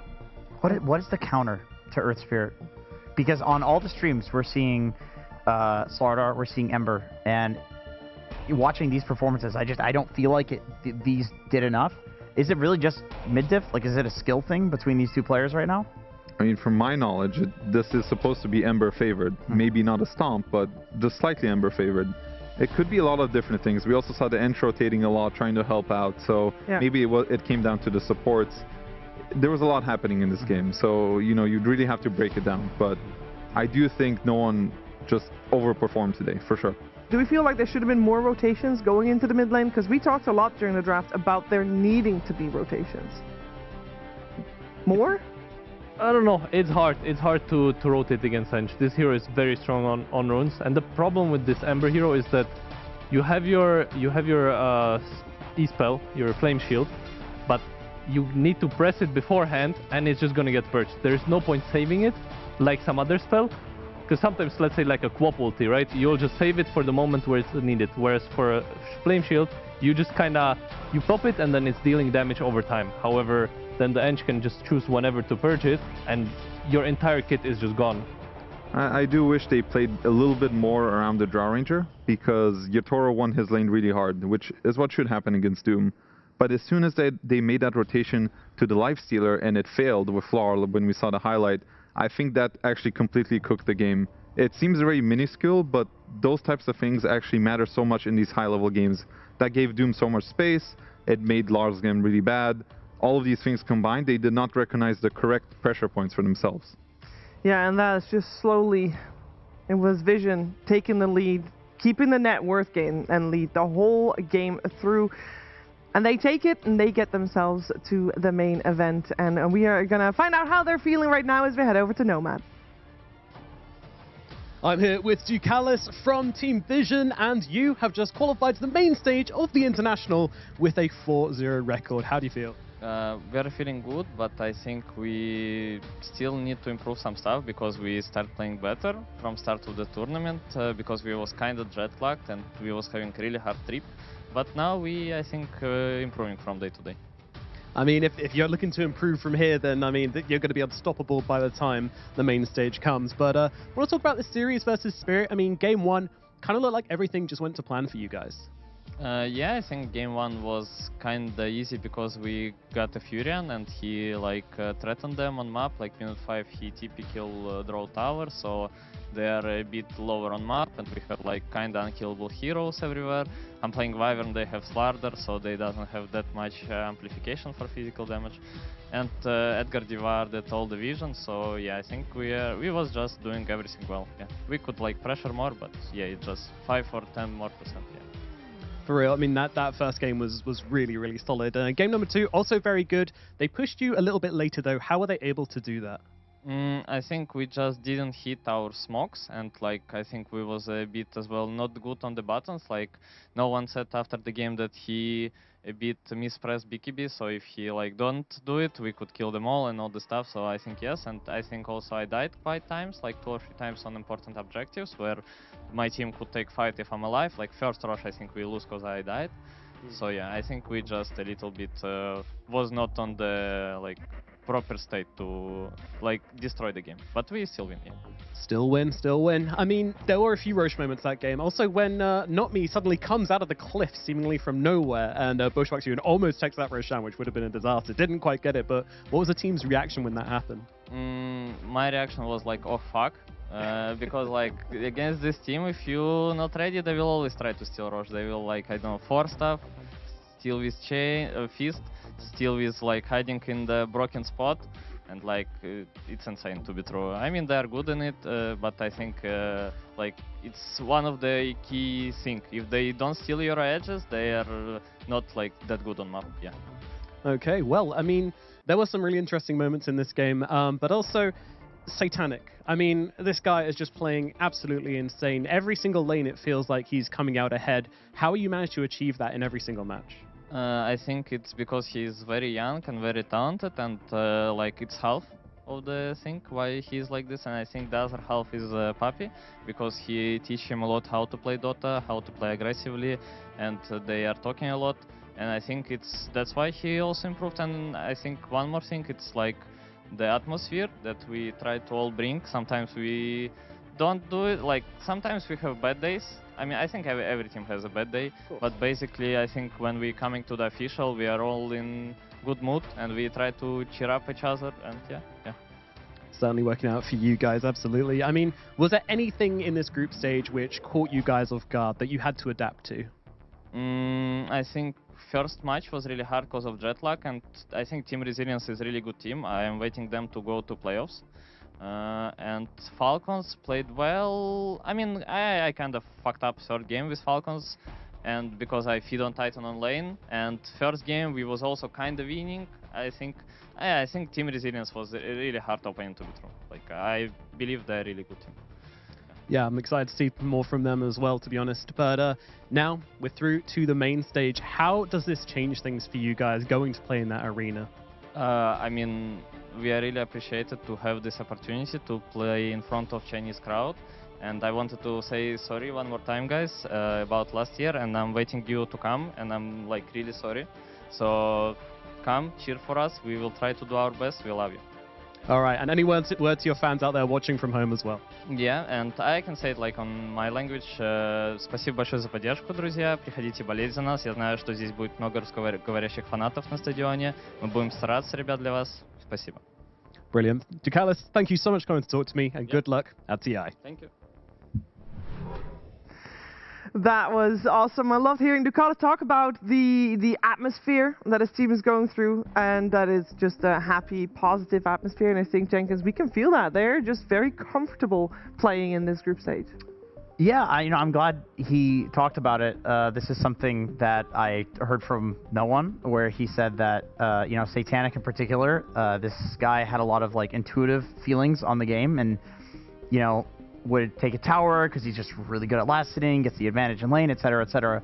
But a lot of the time he didn't really have like theory on why these various things were good, and it was a little hard for them to get through to him because he's just so good setting all these records, right? But then Puppy comes in, one of the Dota legends of all time, and also, with the machete, he's able to actually get through to Satanic, and now we see, like, this kid is on another level, dude. It's like Satanic is an S tier, and everybody else right now seems to be A tier at best.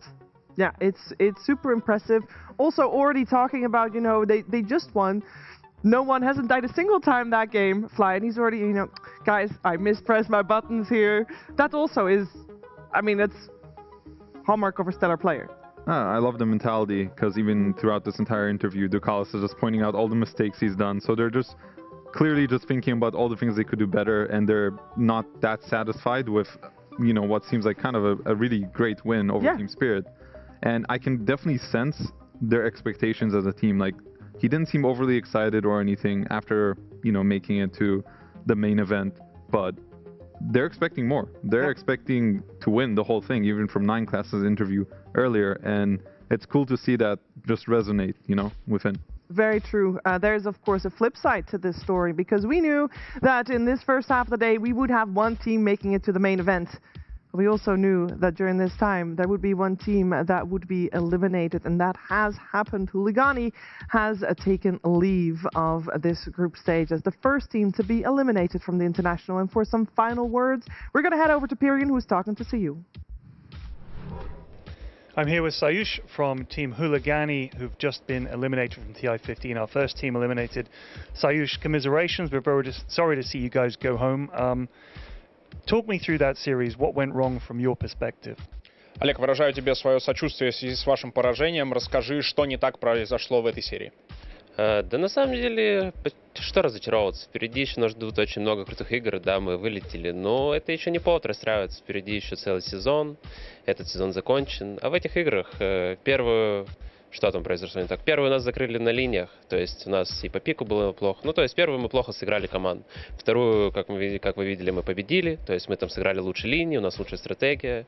А в третьей, мы ошиблись по героям. То есть ошиблись по героям, вначале мы хотели убить Энигму, чтобы лучшая линия была, из-за этого легкая линия пошла хуже, и поэтому у нас в боте начали сильно давить, а у нас была надежда, что дровка у нас будет большая. И, как-то все нас засноуболили, мы не смогли собраться, мы пытались, держались, у нас был план сидеть от ХГ, но по итогу не получилось. Not many commiserations are here. This season will be long, and we are looking forward to the upcoming games. And as for this particular series, on the first game we failed in terms of drafts and the strategy for the game. The second one was the opposite, because we had everything done great. And for the third one we focused on dominating Enigma, and that's why we lost the initiative on the bottom lane, in the easy lane of our team, which resulted in a snowball which we didn't manage to cope with. Wow, thanks. Great analysis there. You've got first of all, first time at this tournament for your organization. You've got some newcomers to TI as well. Do you think they've learned a lot playing against teams at this standard, and do you think that they've improved as a result of playing at the tournament? В команде есть ребята, которые до этого не выступали на интернешналах, молодые игроки. Как ты думаешь, многому ли они успели научиться за то время, пока вы выступали на TI? Да, безусловно, это большой опыт для ребят, для которых это первый интернешнл, потому что так или иначе здесь собираются лучшие команды, которые показывают за весь год очень хороший результат, выигрывают турниры, занимают высокие места. Поэтому я думаю, в первую очередь, это очень большой опыт для ребят, которые впервые. Это также пища для размышления для опытных игроков, для нас, там, для меня, для респекта. То есть этот International, я думаю, нам даст в будущем очень много. Of course, it's a great experience for such newcomers because the best team are being represented here at TI. And for the old guys such as me and Corrupted, this tournament, of course, became a reason for a lot of thoughts moving forward to the upcoming season. Okay, well, we're sorry to see you guys go. Do you have any words for the fans out there who are cheering you on? A lot of people love to root for an underdog. Do you have anything you'd like to say to the fans? Есть ли что-то, что вы хотите сказать фанатам по итогам своего выступления? Спасибо, ребят, всем, кто поддерживал хулиганов. Да, мы попытались захулиганить на Интернешнале, чуть-чуть не пошло, где-то могли чуть лучше сыграть, может даже побороться за плей-офф. Но в любом случае результат хоть и грустный, но все равно спасибо, что за нас болели, поддерживайте в дальнейшем. Всем спасибо, всем всего хорошего. Thank you a lot for cheering for us. The result didn't end up the way we expected it to be. However, yeah, we tried to hooligan up the situation a bit, but we failed in a way, but thank you nevertheless for supporting us. Great words, and thank you to you for competing. We wish you all the best in the future. Back to you guys.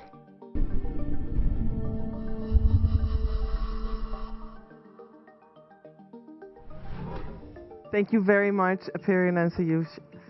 I mean, it's tough getting eliminated, being the first team to be eliminated as well. And I'm sitting here with two teammates that have been also eliminated by Huligani from the qualifiers. Does this bring extra feelings, seeing the team that eliminated you getting eliminated as well, Fly? I feel like I have to ask it. Yeah, why you gotta do us like that? No. It's you know, it's a bit unfortunate to see them go out this way. I would have hoped they would had a better fighting chance.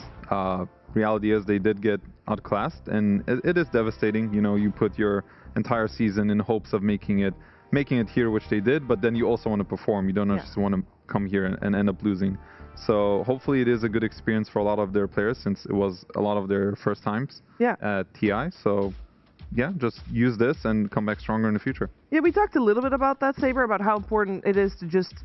It doesn't necessarily mean that you gotta win TI, but to be there at least once, you know, to have to know how to deal with a tournament of this scale as a player. Do you feel like this is a team that will take a lot of lessons from something like this? Yeah, I think it's for sure helpful to, you know, bang it out for the first time, and then unless you're not me and you're just cooking every single game. There's exceptions to every rule. It's a good experience, and I'm hoping that they had a good time despite the losses. Yeah, it's kind of bound to happen. A smart man once told me that he really appreciates or admires Dota players because there is 16 teams, but only one of them will win. Yeah. So there is only one winner and basically 15 losers, and yet the Dota players, they do it again and again and again, and that's just kind of the life, and you sign up for it, and someone has to be in the last place. Was that Insania? It was actually Dr. K, the Dota psychologist. Well, gamer psychologist. Very cool guy. I mean, to be fair, I think throughout a career, you're going to lose way more than you win. Like, that's statistics, right? Make sense? Yeah, that's true. And I think one of the beauties of Dota, but the curses of Dota as well, is that a lot of the time, the losses feel so much better than the wins. Like, the wins are just kind of relieving, you know, and you lose and you're like, oof, that's rough. But I feel like it's probably a motivating thing to get back to the tournament, though. You're like, all of these things that I could have done better, I have to get back. I have to get back. I have to prove myself. Almost more than, like, never having gone there in the first place. It is a bit like madness. Like, you end up losing, and then you watch the other teams competing. You watch somebody win, and then you have this, like, fire that comes within you. Like, I want to be there. You know, I want to have another chance to compete against these guys. I want to be the one lifting the trophy. So I totally understand. Yeah, now there's going to be more series coming our way today, and there's 4 teams that will, because we saw Huligani today, they played against OG. That was the 0-3 versus 0-3 matchup. OG is now 1-3. There's 3 other teams that are 1-3, so that makes 4 teams that are 1-3, and they're going to go up against each other, and 2 more teams get eliminated. So I'm going to tell you guys those 4 teams, in case you are not aware, and I would love to hear you guys' thoughts on how this will go down. So, of course, we got OG that was able to beat Huligani this morning. Other than that, we got Gamer Legion Fly, I'm sorry. Oof. Resilience, that we heard the callers talk about just now, and Extreme Gaming. That's crazy. That's a crazy one. I mean, all 4 of them, you can make cases for them to just make it through, because they have taken games off the best of them, but 2 of them are gonna get eliminated. I need your thoughts on this. We don't know the matchups. I hope it's not Team Resilience, because as we heard Ducali say, they took a game of Vision. They took a who did they beat today? They took a game of Yandex. Yes, Yandex. So that's like 2 incredibly talented teams, and Resilience was so close to beating them both. So I really hope they make it through. They also took a game off of LGD. Yeah. They 2-0'd OG already earlier on. So there's also this like trend of the 3rd best Chinese team being the one that like clutches it out for the last couple of years. I remember it was always like, you know, 2 Chinese teams, whether it was LGD Extreme, and then Yakult would always be the team that would pop off in the tournaments and be like the team to look at. So I'm kind of getting those vibes from Resilience a little bit, and it would be nice to see that actually happen. I'm with you guys. It would be really fun to see Resilience do well. Of course, I'm also rooting for Gamer Legion. Just I really think they have it, you know, like they have a chance. They just had some really hard matchups. Got to root for NA, so I would look out for those 2 teams personally. I just want to see them do well. You can make a case for OG, you can make a case for Extreme, but I'm going to go for Resilience and Gamer Legion. But also, since Shiver said that Resilience and OG already played together, does it mean there's a high chance that the Resilience will play either Gamer Legion or Extreme? Oh, well, let me just say, the wait, you know, for the matchups is over. We can take a look at what's coming your way. Let's take a look at what's... There's 4 streams again, so we're gonna go down the line. So we're gonna start with Stream C. So our upcoming matchup is known. The other ones we don't know yet because of some teams still playing, but we do know the series playing for elimination. OG versus Gamer Legion there, Fly? Yeah, so, well, I'm actually sad about the coin flip of this. It's 2 Chinese teams, but we'll get to that in a second. So, OG versus Gamer Legion, I don't even know if they faced each other anytime recently. Again, I'm rooting for NA here for sure. Hard to say who's going to win. I thought Gamer Legion looked more promising throughout this tournament. I think OG looked a bit shaky. They did look a little better today with their win, but I think Gamer Legion had more impressive performance so far for me. Yeah, I think so too. Like, I look at OG and I see the team that kind of set a lot of the meta for this season of Dota, and then after everybody caught up with the things that they were doing, they've fallen behind and they haven't really gotten back to that point. Whereas I feel like Gamer Legion is cooking a lot of new and fresh stuff, and we're even seeing them do it in this tournament. So I would have a little bit more faith in them being able to pull it out here. I'm also leaning towards Gamer Legion. Not only because of, I agree with what you guys said, that they do seem to have a little bit better grasp on the meta, but also from the insider info I have from OG is that I talked to Yopash today at breakfast, and he didn't even smile at me. Aww. He's such a cheerful... Okay. He is a smiley guy. He gave me like a... No. And we all know Yopash. He's a cheerful guy. So I just hope that you know, it's always very taxing to play at TI and to take these losses. Yeah. So yeah, you know, if he doesn't hit me with a full smile, then I'm just worried about him. On the bright side, OG did just come off a win, and that means that maybe momentum has shifted and they're happy and jolly, and we'll see how that series goes. But as Fly already alluded to, that means on Stream D, interregional elimination. And it is sad. It is LGD VG Gaming. My bad, team. That's yeah, a one. I was looking at it for a while. Technically speaking, it is 2 Chinese teams. Technically. My brain just melted a little bit there. But this is 2 teams that are 2-2, so this is happy times. This is fine. Nobody's going home. Well, okay, hold on a second. Hold on. I'm not happy about this. Oh. I want both of these. I have both of these teams in my That's fine. top They still 8. can. I know they can, but one of them is going to be some... I just wish it was easier, you know, for my predictions. I wish LGD just did what I said they would do, 4-0, and Vici would, you know, at this point, have some team that they could stomp, you know. But this is going to be a close one. At least LGD looked really good today. If Vici has looked really good, you know, we started this whole narrative of like, oh no, the Chinese teams are getting knocked out, whatever. Not Vici. They're just doing solid. Like Vici looks like Vici, and I think they're matching the expectations going in as the strongest Chinese team. But Yeah, I mean, they're playing against There you LGD and go. Thompson. Like, Here you go. you do. And now we got the resilience. Now we versus can be XG. depressed. Yeah. Which is sad. It is sad to It see a is. Chinese team have to leave us this early, and you know, I would wish both of these teams make it through. I think Ame, with the stat earlier that he's made it to top 6 every single TI, this looks like his hardest road yet. Yes. I'm pretty sure. It must be. It's possible, but I actually would not mind seeing resilience going through and you know, some new faces out there. I also, after Ducalis hyped them up, I'm even more excited to see how they play, because if Ducalis says that these guys are good, like, you know, these guys are beating everyone in Vision, so. But I'm very interested to see, because I feel like Resilience are probably doing a little bit better this TI than Extreme. Like, I think if you watch their games, they're probably a bit more cohesive.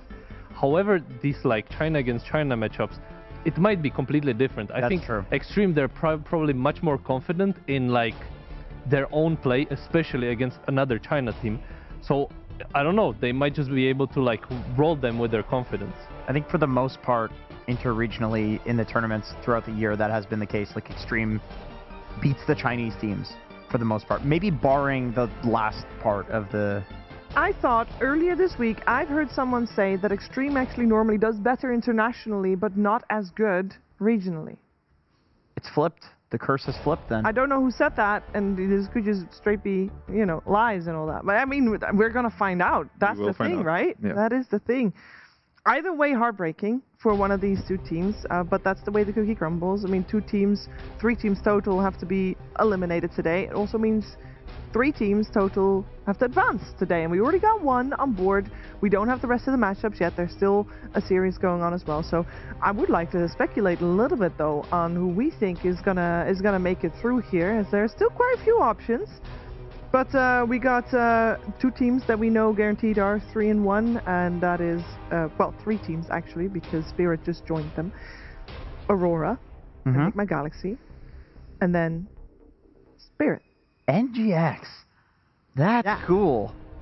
I didn't catch their games really on NGX, so it's a little hard for me to say how they're doing, but if they're 3-1, they're doing well. I think Lorenov has probably been popping off. Yeah. That sounds like, you know, up his alley. Like, he's been playing amazing throughout this whole season, mostly as a stand-in, but now here. Where did you guys put them in your predictions? I put them either winning the tiebreakers or in the 4-1. The elimination phase?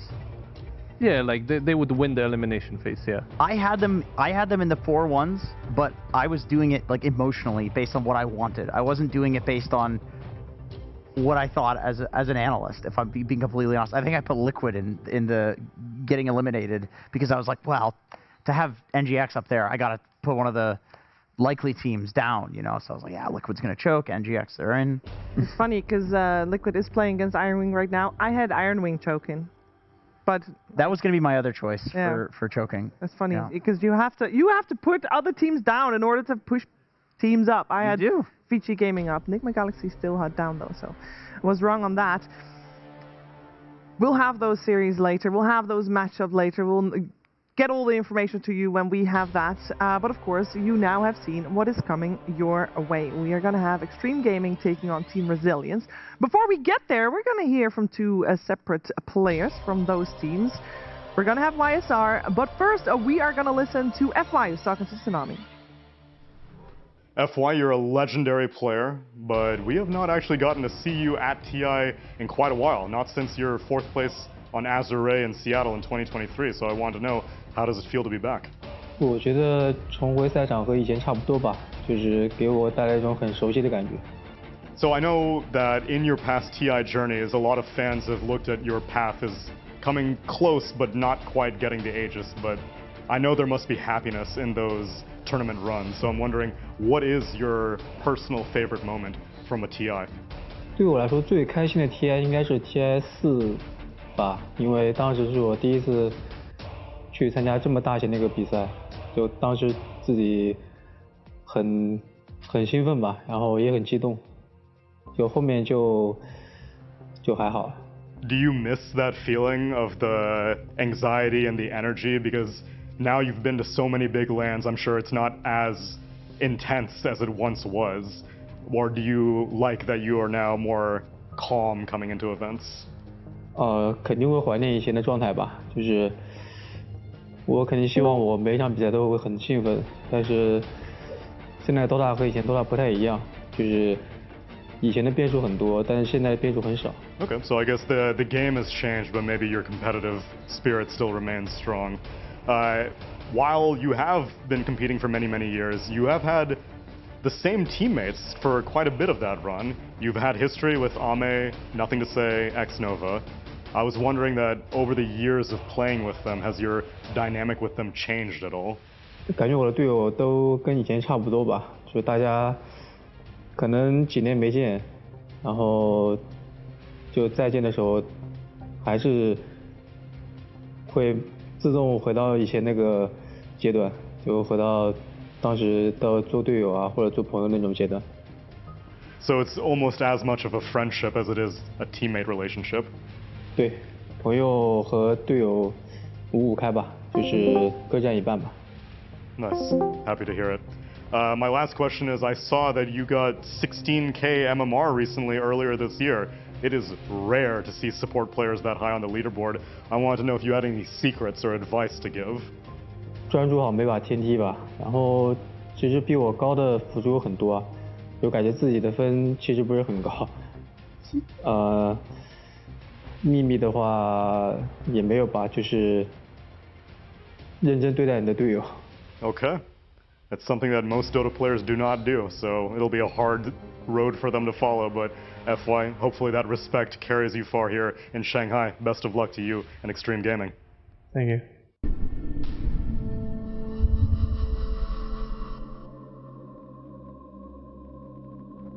YSR, welcome to Shanghai, and you're bringing a new team to the International, Team Resilience.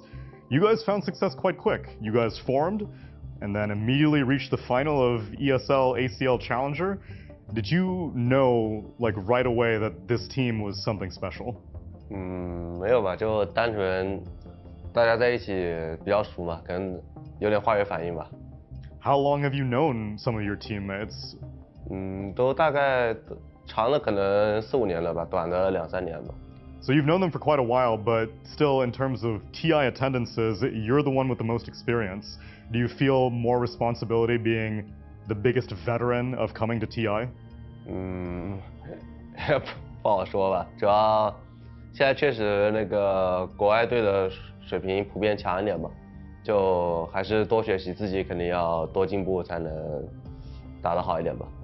How are you dealing with that regional difference? Obviously, the past few years at TI has been quite Western dominated, but we're here on home turf in Shanghai. Do you feel more pressure, or is it exciting you? 能在上海办肯定是比较开心的嘛，就因为毕竟干什么都挺方便的，就差不多。How about making it through the qualifier? I'll admit, I was surprised to see you guys take the first slot. But it seems that you're not really underdogs within China. You're quite strong. 我们算是比较有特色的那种吧，就有的时候我们也看不懂我们自己，但就是赢了。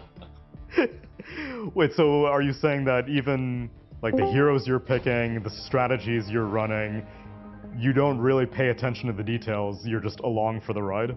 也没有吧，就是选点大家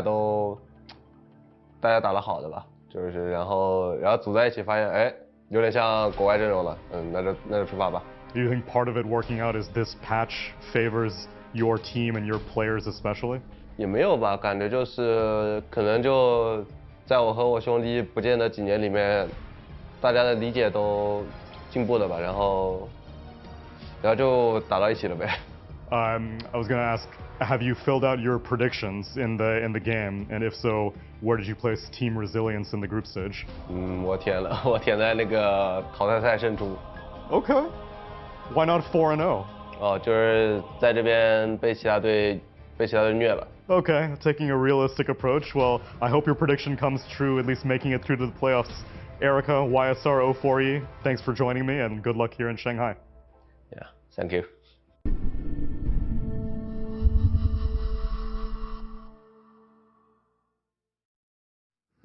We're halfway back for day number 3 of TI in 2026 here. And of course, getting a little bit of insight before TI started from both the two teams that we're going to be seeing right now. It's Team Resilience up against Extreme Gaming. And joining me here on the couches is going to be none other than Lacoste, Gunner, and Monkeys Forever. I was starting with you, Gunner. I feel whenever I do my introduction. So how are you feeling? I'm doing good. I'm excited. I'm hoping for a long day of Dota. Yeah. Yesterday wasn't long enough for me. Oh, right. Sorry, the what, 9 hours that you had just wasn't enough. No, I want some 60-minute games. I feel like yesterday was a bit lacking. I think the average game time went down a minute or 2 minutes, so yeah. So let's just bring that back up. Maybe we get towards that 60 minutes. I was hoping 70 actually. Ooh. I think 70, 72 would be my preference. Sure. Yeah, that's good for me. What about yourself, Lacoste? I mean, excited. Like the last few days have been amazing with the Dota, with the picks. Like teams are crafting new ideas. For some, it's working out. For some, it's not working out. But they will have to dig deep. They will have to bring their best strategies here, especially in this series. And Monkeys, I would ask how you're feeling, but I know early today, unfortunately, your dark horse Gamer Legion of the tournament ended up not getting the dub against Falcons. I mean, as far as teams go, for them to lose to Falcons maybe was a more expected result. But, I mean, hey, they took a game off of them. So, I definitely, look, nothing to feel bad about, in my opinion. Definitely showing promise. Of course, the pushing them to the limits. We can have a look, though, at our Swiss bracket so we can see how all of our rounds have been shaping up. Because as fun as day 1 and day 2 were, day 3 and, of course, tomorrow is where we're starting to get to see our teams qualifying, teams eliminated. Already one team qualified today. That was in Team Vision. Hooligani, unfortunately, being our first eliminated team there. But there's still so much more on the line. 2 more teams to qualify today. 2 more teams to say goodbye to today. And this is how it's shaping up. Our 3-0s having played. Our 2-1s still having to decide for themselves. Our 0-3 there for that 0-4 unfortunate elimination we talked about. But it is also down to round number 5, where we look towards those 1-3s, those 3-1 teams, where you're just on the verge. Yeah, you might not have been necessarily the best in groups, but you're right up there, Gunner. Yeah, and you can make it through, you can not make it through. I think the exciting ones are all the teams at 1-3 is the scariest, because you're so close to just having that extra chance of extra life for that elimination or going out today. That was what was said, YSR, Erica, however you would like to call him or remember him there, was we put ourselves in the elimination round winners. He knew that they weren't going to be off to a strong start, but I have full faith, Lacoste, in a roster that's willing to believe in them powering up through the learning stages of a TI group stage. I think this team is definitely better than what the score says. This is the best team, even when you look at the score, because right now they're 1-3, but they're also 5-6. And this is also a team that did manage to take the game off Team Vision, showing the strength of the team, but I feel like they just needed that extra bit of oomph in some of these situations. They also got stomped, like they lost in 17 or 18 minutes. So definitely a team that can look really good, and sometimes they can look really bad if things don't go their way early on. Yeah, by no means has their run throughout the group stage been easy. It's Vision, LGD, OG, and Yandex for the Monkeys. When we look at it, a lot of these teams are either coming in as the hot shots or have proven themselves in the group stage as being hot shots. Yeah, I mean, like as Lacoste said, I mean, taking a game off of Yandex and Vision, I mean, the 1-3 definitely doesn't reflect Resilience's potential. Oh. or resilience, yeah, that also works. But definitely, I think going against Extreme here, Extreme kind of, they've been trying a lot of new things, I feel, this tournament. We've seen a Tinker mid, we've seen an IO carry on Ame, we've seen a Mag mid as well on Nothing to Say. I feel like Extreme are they're kind of testing the waters, it feels like to me, at TI. It hasn't exactly worked out for them. I think a lot of their tests have kind of gotten punished more so, but it will be an interesting matchup to see, because I don't believe we've seen either of these teams on the A stream yet. No, we haven't really gotten to follow them too closely, and that was the rough thing, I think, about Extreme Gaming ending in this 1-3 slot for themselves, is their previous series up against LGD. They had a great performance in game number 1. Game number 2, you could chalk it up to, okay, this one's rough, but we at least can still learn a lot from it. But in game 3, it felt like there were more question marks, Gunner, around what exactly they wanted to do for themselves. Because as Monkeys mentioned, trialing out that mag in mid, yeah, that's worked in previous patches, but for now, that easily could have been a better mid matchup for them. Yeah, I would definitely prefer them. They had the Tinker game for Nothing to Say earlier in the tournament, and I thought they lost, but it looked promising. I want them to go more towards more comfort. Again, the IO carry did not look that good for them. I would like them to, Nothing to Say, play like his Ember, his Tinker, his Puck, the stuff that over the years has been his bread and butter, and then Ame, again, to play his bread and butter. I think both of them have kind of tried to do something new, something special, and has not had the results yet. And, you know, maybe there's something we don't know. Maybe the scrims have been good for them, but it's hard to argue for scrims when it's not working in tournaments. One good thing for Extreme Gaming is they have been known to play longer games. This is how they played, and very meta that you know, the average game time is around 50 minutes right now, so this is their territory. If the games are going to be going late, I think this should be the upper hand, because a lot of the times this is the team that you know, when it comes down to team fighting, the spell casting, they're very, very good. A lot of the times in the early stages of the game against some like these European powerhouses where the games go like relatively quickly against team like Boom Boys, Team Vision, then can close out the games, and they're focusing heavily on the lanes. They might struggle against some of these teams, but maybe against Team Resilience, I would say that their chances are definitely better, but also do not underestimate this team, because if you look at the names on the team, I think for me at least the one that stands out the most is New. He was the one who got a really high placement at TI 2023. He got a 3rd place with LGD, and he also, you know, he was kind of missing in action. He was the assistant coach for Team Tidebound. He was the main coach as well, but really glad that he's back, because back at that TI, he was breaking some records. He was always in like top 3, top 4 when it comes down to all of these major stats. It's crazy to see this team v team comparison right now for their showing in group stage for the international. Their average duration very similar, shortest duration within a couple of minutes. Obviously their longest duration is a bit of an anomaly there, but their heroes played as well, having such a wide hero pool. Sometimes that's a big detriment to teams when you're trying to fit in too much, that everyone is out of kilter. Everyone's just trying to experiment that little bit. But both of these teams fit in similar columns of that. And so now it goes, okay, you rein it in, you lose this best of 3, you're out. You win, you get to go to the elimination round, you get to have that extra chance for yourself. So how much experimentation, Gunnar, are you hoping comes out, and which roles would you want it to not be in? I remember back long time ago, years ago, 7 years ago, Whoa. last time TI was in this very city. Whoa, showing your age. I was playing with March, and he told me this quote. He said, "You only need 5 heroes to win a tournament." And so for me, I've always thought that basically per player. Okay, I was not as a team, not as a team. Like, yes, obviously a team has 5 heroes, but each player kind of needs just a 5 hero pool that they're kind of experts at. And sure, maybe you have like one guy who is going to play 15 heroes. Like you have some random carry player who can just play everything. But if the majority of your team, even all 5 players, if you just have that very limited pool, you just know what works together, what you need to fill in the draft, how you need to play the games. And again, for me, you look at a lot of these top teams. Sure, again, you can see like Satanic, like, oh, Satanic can play everything. Why can't we? But you look at the rest of their players, and they have such a consistent hero pool. They have like 3 or 4 different heroes that they get every game, that it lets that final guy fill everything. And again, for these 2 teams, sure, they're experimenting as teams, but when you don't have the results to follow up that experimentation, I think it's just better to just be like, okay, guys, these are the top 3 heroes for us. Let's just try to get these heroes and have really solid drafts with them, and not have to worry about our drafts. Just have to worry about the gameplay, have to worry about the stuff in the game that we can change rather than the stuff we can out of the game.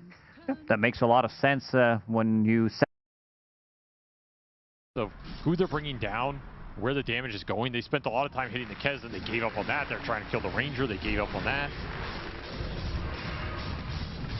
Interesting that ended up so one-sided, and now all of a sudden, did you miss your moments to take this game over with the Lone Druid? Because we're heading into Earth Spirit territory. He's level 20. He's got that talent. He's got another Arcane Rune. Yeah, I mean, same for the Kez, right? Like, this is another dangerous hero that has some crazy talents. Arrow, it does land. Of course, nothing Iron Wing can do about that, especially with the saves available, but most importantly, the Aegis, 4 minutes left on that. So Liquid, a lane of bears. Now, they will be forced to deal with bottom, where the bear is doing bear things. Trying to land the shackle shot, BKB Pure. Very careful with that, cannot afford to lose another bear. Needs to keep the farm rate up in this game. Needs as much damage as he can muster. Because he needs to pull his other 2 cores into the game. Like, that's the biggest thing. He needs to win the team fight so this Ember Centaur can recover. Find some impact of their own. They're just non-factors right now. Oh, BCM. Oh, good slide to Remnant out. That was a dangerous moment there for him. If he got Demonic Purged, he wouldn't have been able to throw that Remnant very far. Probably would have died.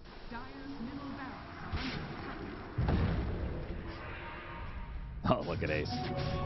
Hurricaned his Helmet Dom creep on the high ground to give him some temporary vision. It'll die, though. Tofu attempting to find that bear again.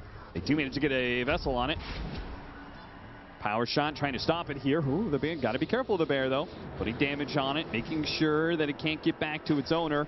Kez trying to catch up with all the mobility he's rocking, but there's the cleanse. Lost sight of the bear, dips into the trees, and out. Still an item ahead. Where do you really go from here if you're Pure? That's a big question. Is Ace gonna, the 33 and Ace gonna run into each other? No. They're chilling. How did he not?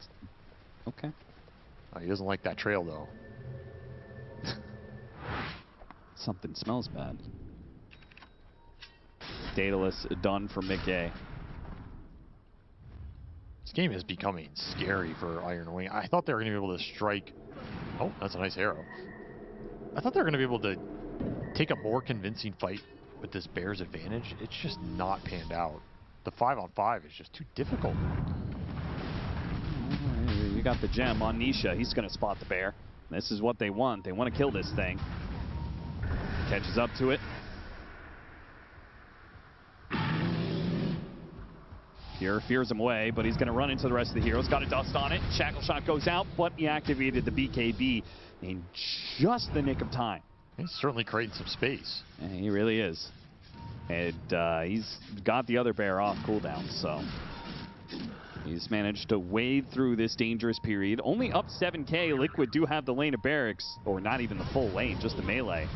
Roll in after BZM. BZM, oh, the shackle shot didn't land. BKB, but he's going to get bashed up by the Kez. Stopping that TP out. BZM makes the read, though, and was quick to Remnant and Stampede out. Amp damage left behind for Nisha. I think Iron Wing need hexes in this game.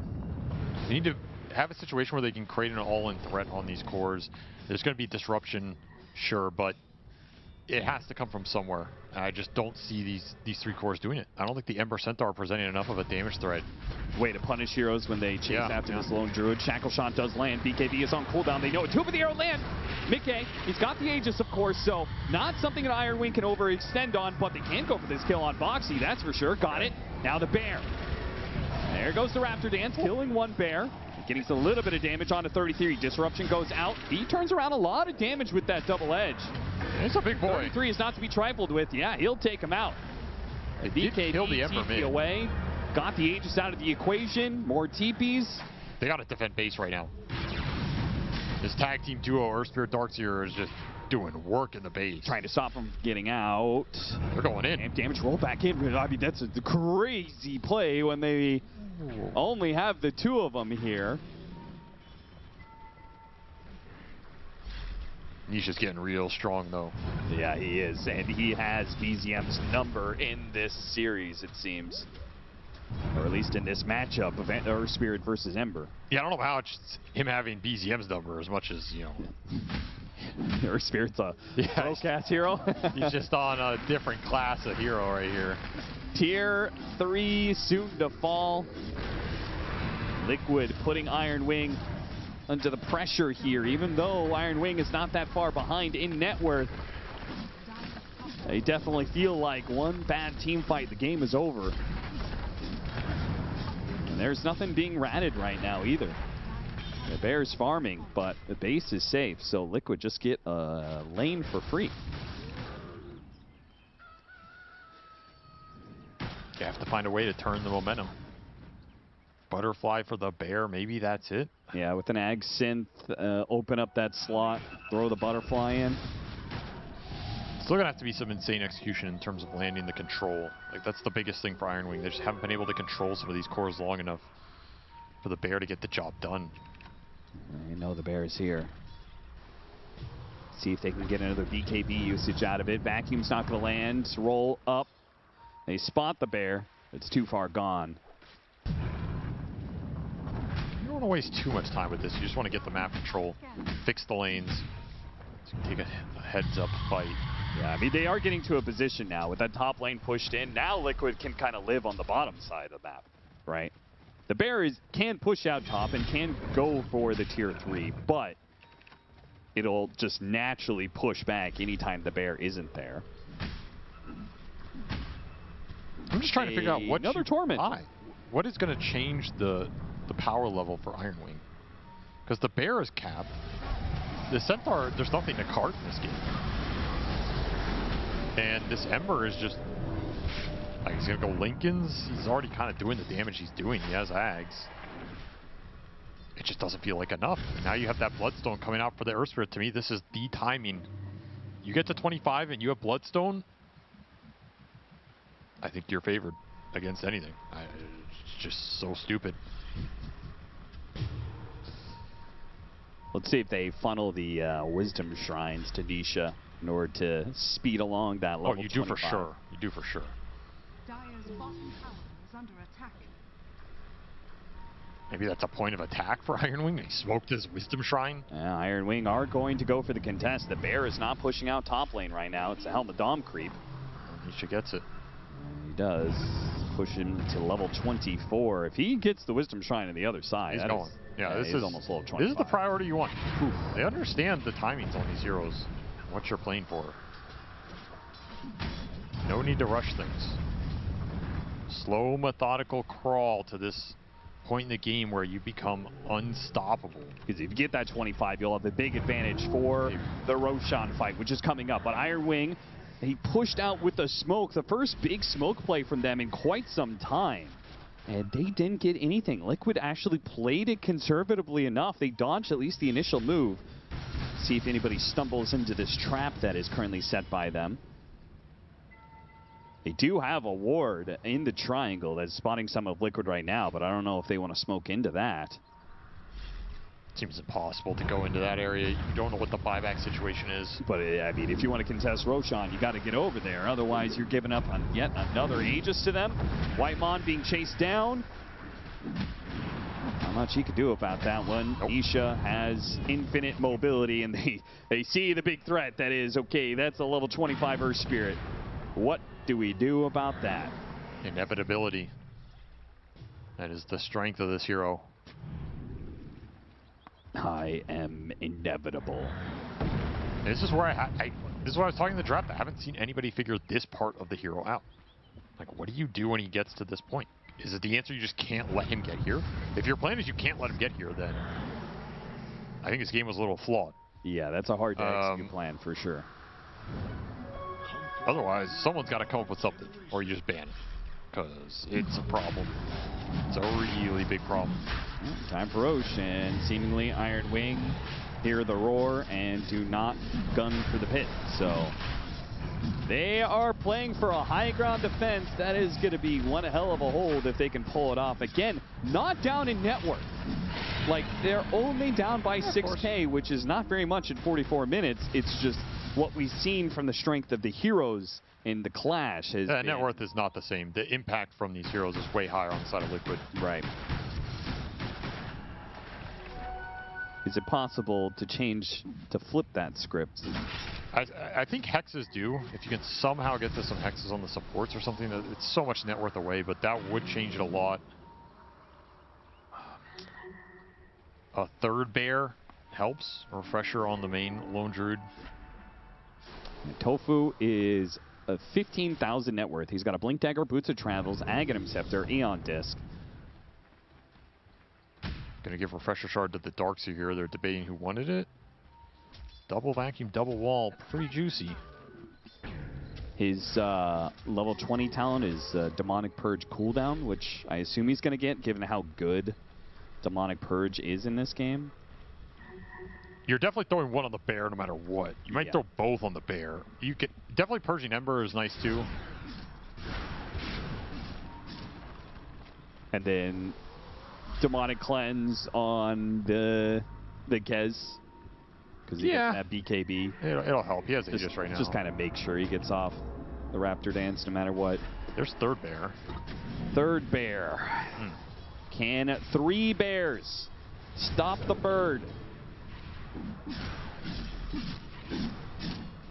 We're about to find out. High ground on the menu. Can always pull them out, right? You gotta test this at least. Yeah. They can just poke at it. Nisha can. The real downside is the rat from the speaker bear. That's what you're worried about a little bit. What a Except for Nisha backing on 2. Pulls them into the wall. Tempted Raptor Dance, but a good disengage from Iron Wing. Managed to get out of the Raptor Dance. Heroes are low, but they're healing up in the fountain. Lost the Magnetize. Got the tier 3. Nisha actually did manage to kill Ari, so he couldn't out-heal that. Looks like a quick buyback from him. Bear's in trouble. Demonic Purge. It'll be the death of one of these bears. Refresh and another bear coming out. Here comes the Ember Spirit diving in. Another bear under assault. 1,200 damage out from the crate. But Mick A's almost dead, and the bear not quite dead yet. It's going to tick out bear soon, though. And now we have a second life with the bird. 2 birds, 3 bears roll in. Magnetize. Oh, he almost got him with the arrow. Oh, they just need a little bit more coming out of the disruption, but he parries. He heals back up a bit. And now the Raptor Dance, it goes to work. He heals back up. Oh, the bear is still trying. The cheese goes over. No more bears. And the Kez stays alive. No more bears left for Iron Wing. No more threat against the bird, and Nisha is rolling all over them in the back lines. Her spirit prevails. Once again, oh, Boxy even with the cheeky 4-stab outside of the fountain. That'll be Megas. That will be the game with 3 heroes dead, no buyback. GG is called, and Liquid will triumph over their rivals in Iron Wing, and they will claim a 3-1 placement. Man, what an impressive group stage from them. If you think about where this team was, even like a month ago. I think the game will just get harder and harder for resilience. So I'm going to read between the lines. It's extreme gaming with the caveat that if this axe goes for an Agnums, then we're going to see Monkeys change his mind a little bit there. Maybe. He's still hesitant there, but we're going to take away that hesitation. We're going to jump. And they're figuring out the 1s and 2s that are going to carry them over the finish line, and that's what it's about. And this lineup comes together. They team fight super well. They know how to scale. They know how to play for each other in the team fights, and the mechanical ability was always there. So it looks real solid in this game 3.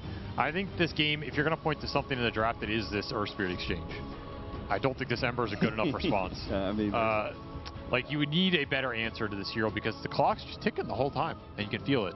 Yeah. I think the early laning exchanges that Liquid found were also huge. This game does not look remotely the same if they don't get that first blood top into like the early pressure on the bear, the extra gold in the Darkseer, the kills they found bottom with the Kez.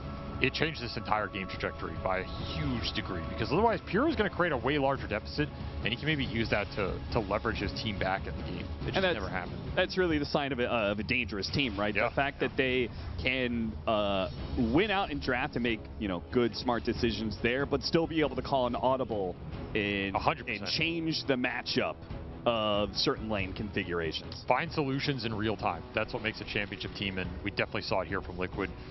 Kez also performing super well. Like, this hero's just winning. This wasn't even the most dominant Kez game. Mickey kind of had to just take the brunt of the bear attacks, right? Yeah. Like, you just got to sit there and man fight the bear, and that's life. He got picked off once or twice. Yeah, sure. Well, yeah. But in the end, the hero's still just such a big threat in the late game. It's terrifying. And he just fought through 3 bears. Yeah, it's like, yeah, he had heroes that could do that. He did have Aegis, he did have Cheese, so he kind of had like 3 lives of his own. Yeah, it was kind of 3 birds versus 3 bears, but it wasn't particularly close. It's still ridiculous, and you have to respect this hero. I think a lot of teams are getting this Kez in the second phase, and to me it's probably the strongest carry you can get in second phase when some of the other ones are banned and you went through this first phase exchange and you just need a casual carry to pick there. I'm going to Kez every time. Yeah. Like, I don't even care what the draft is. So you kind of have to look out for that. It feels like the carries of the carry with the least downsides. Oh, for sure. Of all the top tier. I mean, what even is this hero's downside? Like, does he have one? He can be a little bit squishy to point and click stuns. Like initiation can. I guess. And that's the thing. We were talking about hexes in this game. I think Iron Wing needed a way to get the hexes because their pickoff game just fell apart past like 20 minutes. Ari was finding a lot of cool pickoffs. The arrows were landing, but then at a certain point, the heroes become too tanky. Don't have enough chain stun for the bear to output the damage. They just couldn't get that net worth because they couldn't win that one fight to bring the heroes back in the game. What a ball. What a lineup from Liquid. pressure this Undying is already just putting onto this Timbersaw. Yeah, I mean, doesn't get the kill, but then he kills the Courier, which forces his FY to TP all the way back home. Right. And he gets to just still stick around right now. Menace. We love a good Undying 5. One of the best position 5s this tournament for sure, especially out of the melee heroes, so don't expect to be running out of this hero anytime soon. All right, but back to the Axe, the thing that I was thinking about with it too is it's very much like a TI hero. You know, when all the chips are down, when there's a big moment happening, you try and go for that big call to turn it all around or make a kill happen, and we've seen it many times before. You know, no. Yes, that'll be the next one. Not today. Doesn't hit the same. I don't know why. I don't know. Planet gets taken down there. Behind the tower. I mean, shenanigans abound, of course, to try and get your Axe set up for a good lane. Once the levels start to build up on the Axe, once he's a little tankier, he can do a little bit of creep cutting himself. Wouldn't be surprised if we started seeing some stacks getting built up as well here on this Radiant side, as Planet's first action upon respawn is to immediately arrow one of the creeps. Yeah. Typical Mirana player. I mean, you know, you want to get your mana back. Yep. Makes sense. FY rejoining the lane, likely going to go stack right now for his Timbersaw, while the mid lane matchup, Pango versus Invoker, a tale as old as time. So far, by the way, it does look like Necro's having a really good time out of this laning stage. I mean, think about the space that ZZQ's been giving him. Like, yeah. He is chilling. I mean, Timbersaw can't really, you know, I mean, he's starting to get some levels to be fair, but he spent so much of his mana on the Undying that a lot of freedom is being given to YSR, and now they're going to drop the Tombstone down bottom. Wow. Back down, forcing everybody away from this area and keeping the pressure on. Now, there's still a ways away from another creep wave coming in, but XG are going to need to deal with this. Otherwise, there's going to be zoned completely off of a wave. Another double decay there. And yeah, this wave is going straight into the tower. That was a crazy Tombstone. I mean, look at this. Back. They're bullying them all the heck. Dynamic duo of green. Lean, mean, green fighting machines. And you got a salve up from FY, but that entire wave, they're almost being pushed. Like, it's out of XP range. Yeah, to be clear, they're fully out of the XP range of that wave, which means they're getting 0 experience from those creeps. And XXS is back at the neutrals. This is crazy. And I don't think that they can stop this. I think this just stays. Like, they need more levels to be able to come and contest. Tombstone's back up in 18 seconds. Oh, wow. Yeah. Okay, problems in the bottom lane. So that's what we're deciding right now. This is how you win with Necrophos. Yeah. In their eyes. This is what they foresaw, and they appear to be quite correct at the moment. The freaking ghost zombie lane. Do you see a line was just drawn by XXS? Yeah. For FY, he's like, bro, FY, I know that this wasn't from your era. I need you to go run in circles with the creep wave. It's this new thing we do. Yeah. He's like trying to queue up boots right now, and now the Tombstone is down. XXS trying to stay survivable here. He cannot afford to lose another wave to this. And now the Sunstrike gonna be a little bit off the mark, but it almost doesn't matter as XXS is just gonna die. Back behind the tower, they're dropping tombstones. Nobody here to help. I mean, FY is grabbing that wave, but... No, he's not. He's grabbing the bounty rune. Oh, no, he didn't get the wave. No, he did not go for the wave. He started moving it towards mid, and now he gets scanned out coming mid. This has to work. You got to find a kill onto the Invoker here. But he got scanned. He's out of there, man. Yeah, he's gone. Jeez. What an oppressive lane. Well, FY's taunting, so you can't be feeling too bad, at least. That's a good sign. It's the smile through the crying behind the mask. Exactly. Yeah. That's how you know someone's still having fun. Oh, no. Yeah, that tower is about to go down bottom. Yeah, that is insane. Catapult was doing some work here. And, of course, a Necrophos this far ahead of you as Timbersaw means that he can just threaten with Scythe for such a long time. And then if Timbersaw doesn't get to, like, live on his lane with the threat of, I have level 6, so no one can come that close to me. Right. Then he's not really a hero.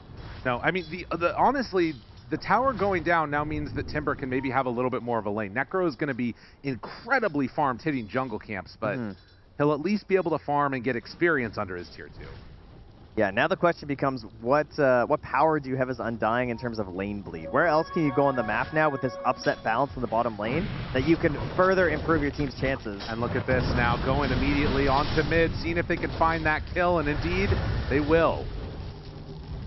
I mean, while we've been going crazy over this bottom lane, the Invoker, he's got the same lapses as the Timber. Now, that being said, the Timbers are neutrals, so it's a little bit worse. But not having a fantastic time mid here. He's doubled up by nothing to say.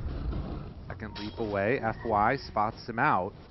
Again, everybody's so low HP that it doesn't really work. Now, that is going to be a Boots kill, but they're setting up for this. Like, you're going to need to bring numbers if you want to secure this Wisdom. And they need at least one. He gets canceled. They're not going to get it. Yeah, he was trying to TP into the tier 1 there, and Nova kind of walked on in, so. All right, I like this counterplay from the side of XG. Seeing how poorly things were going, they just immediately forced stuff mid. They slowed down that Invoker, and so some equally frustrated cores here between the two teams. I mean, the flip side, though, is they did get double Wisdoms on Resilience. That's true, yeah. And Timber saw, I mean, I guess he's getting some levels now for XXS. He's getting closer to 6. It's just a big hill to climb. Oh, wow. CZQ coming in here. He just drops the Tombstone. They're going to farm up the Dire Ancients as they lose Planet. So that's enough to bring him down. New making the rotation. Nothing to say. Lift it up. They have any way to kill him off here, though. Not an easy one. And YSR, as you can see, yeah, he used the Tombstone to farm through this big stack that was in the Dire jungle. They can't commit for the Ancients or anything because they just don't have the damage or the efficiency for it. And ZZQ wanted to come join mid. FY. Well, he took that from him. He did. Rune gone. Planet returns. All right, Echoes. What's the plan here? Trying to get in towards the good old-fashioned Meteor Hammer. It needs a little bit of space, some breathing room here. Right. XG. Sad to see that they have lost the stacks they were prepping. I mean, yeah, you do see that on the one hand, yeah, Timbersaw is definitely behind.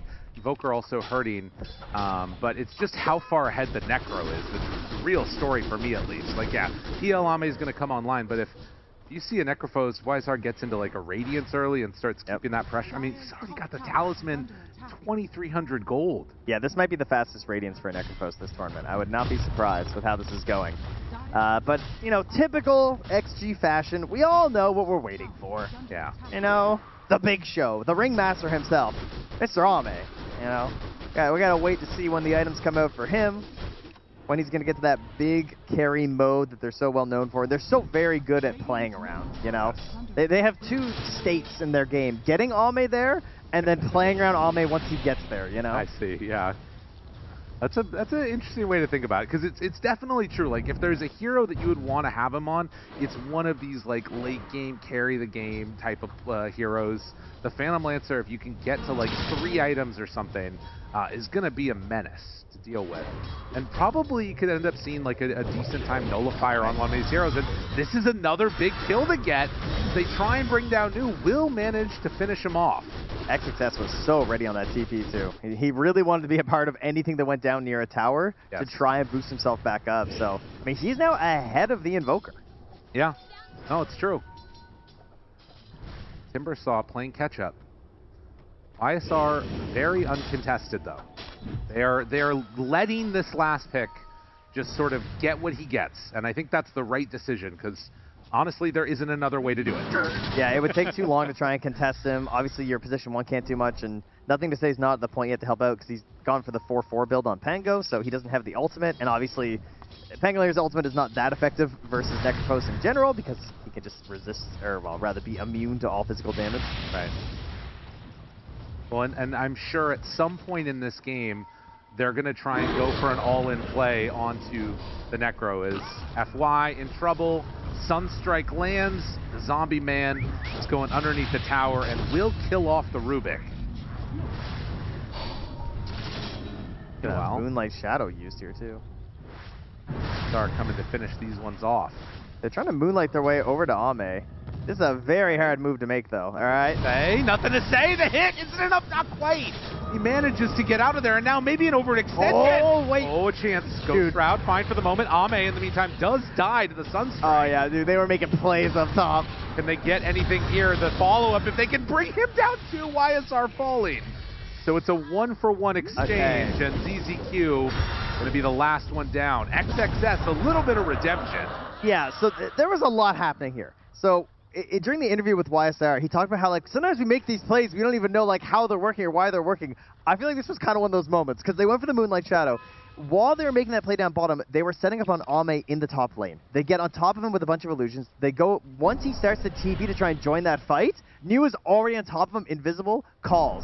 That's where the Sunstrike went, which meant that, you know, you're not using the Sunstrike to help out with that big play that YSR is doing, because you're thinking, yeah, I'm going to have Scythe and Sunstrike. Yeah. You know? And then we can connect on anything we want. So maybe doing a bit too much at the same time here. Oh, an important moment right there in the game. Still shutting down Ame, but losing YSR. At the very least, he was able to finish off the Radiant, is now queuing up into the Boots of Travel. But you can see, like, 1,066 HP. This is still a very killable Necrophos. It's true. Just, it's finding that damage that they need. Right. It'll be a little bit difficult. And New already has Blade Mail and is halfway to a Blink Dagger. So we're going to have Scythe, Blinking Axe, and Sunstrike. That is a horrifying combination to have in a game like this, especially because you're talking about, like, the HP of the Necrophos. I mean, this PL has, like, less than 1,100 HP as well. Yeah. They're both 1066 right now. So, pure damage onto the Necrophos, very good. If he doesn't get a chance to heal. Pure damage onto the PL, very good as well.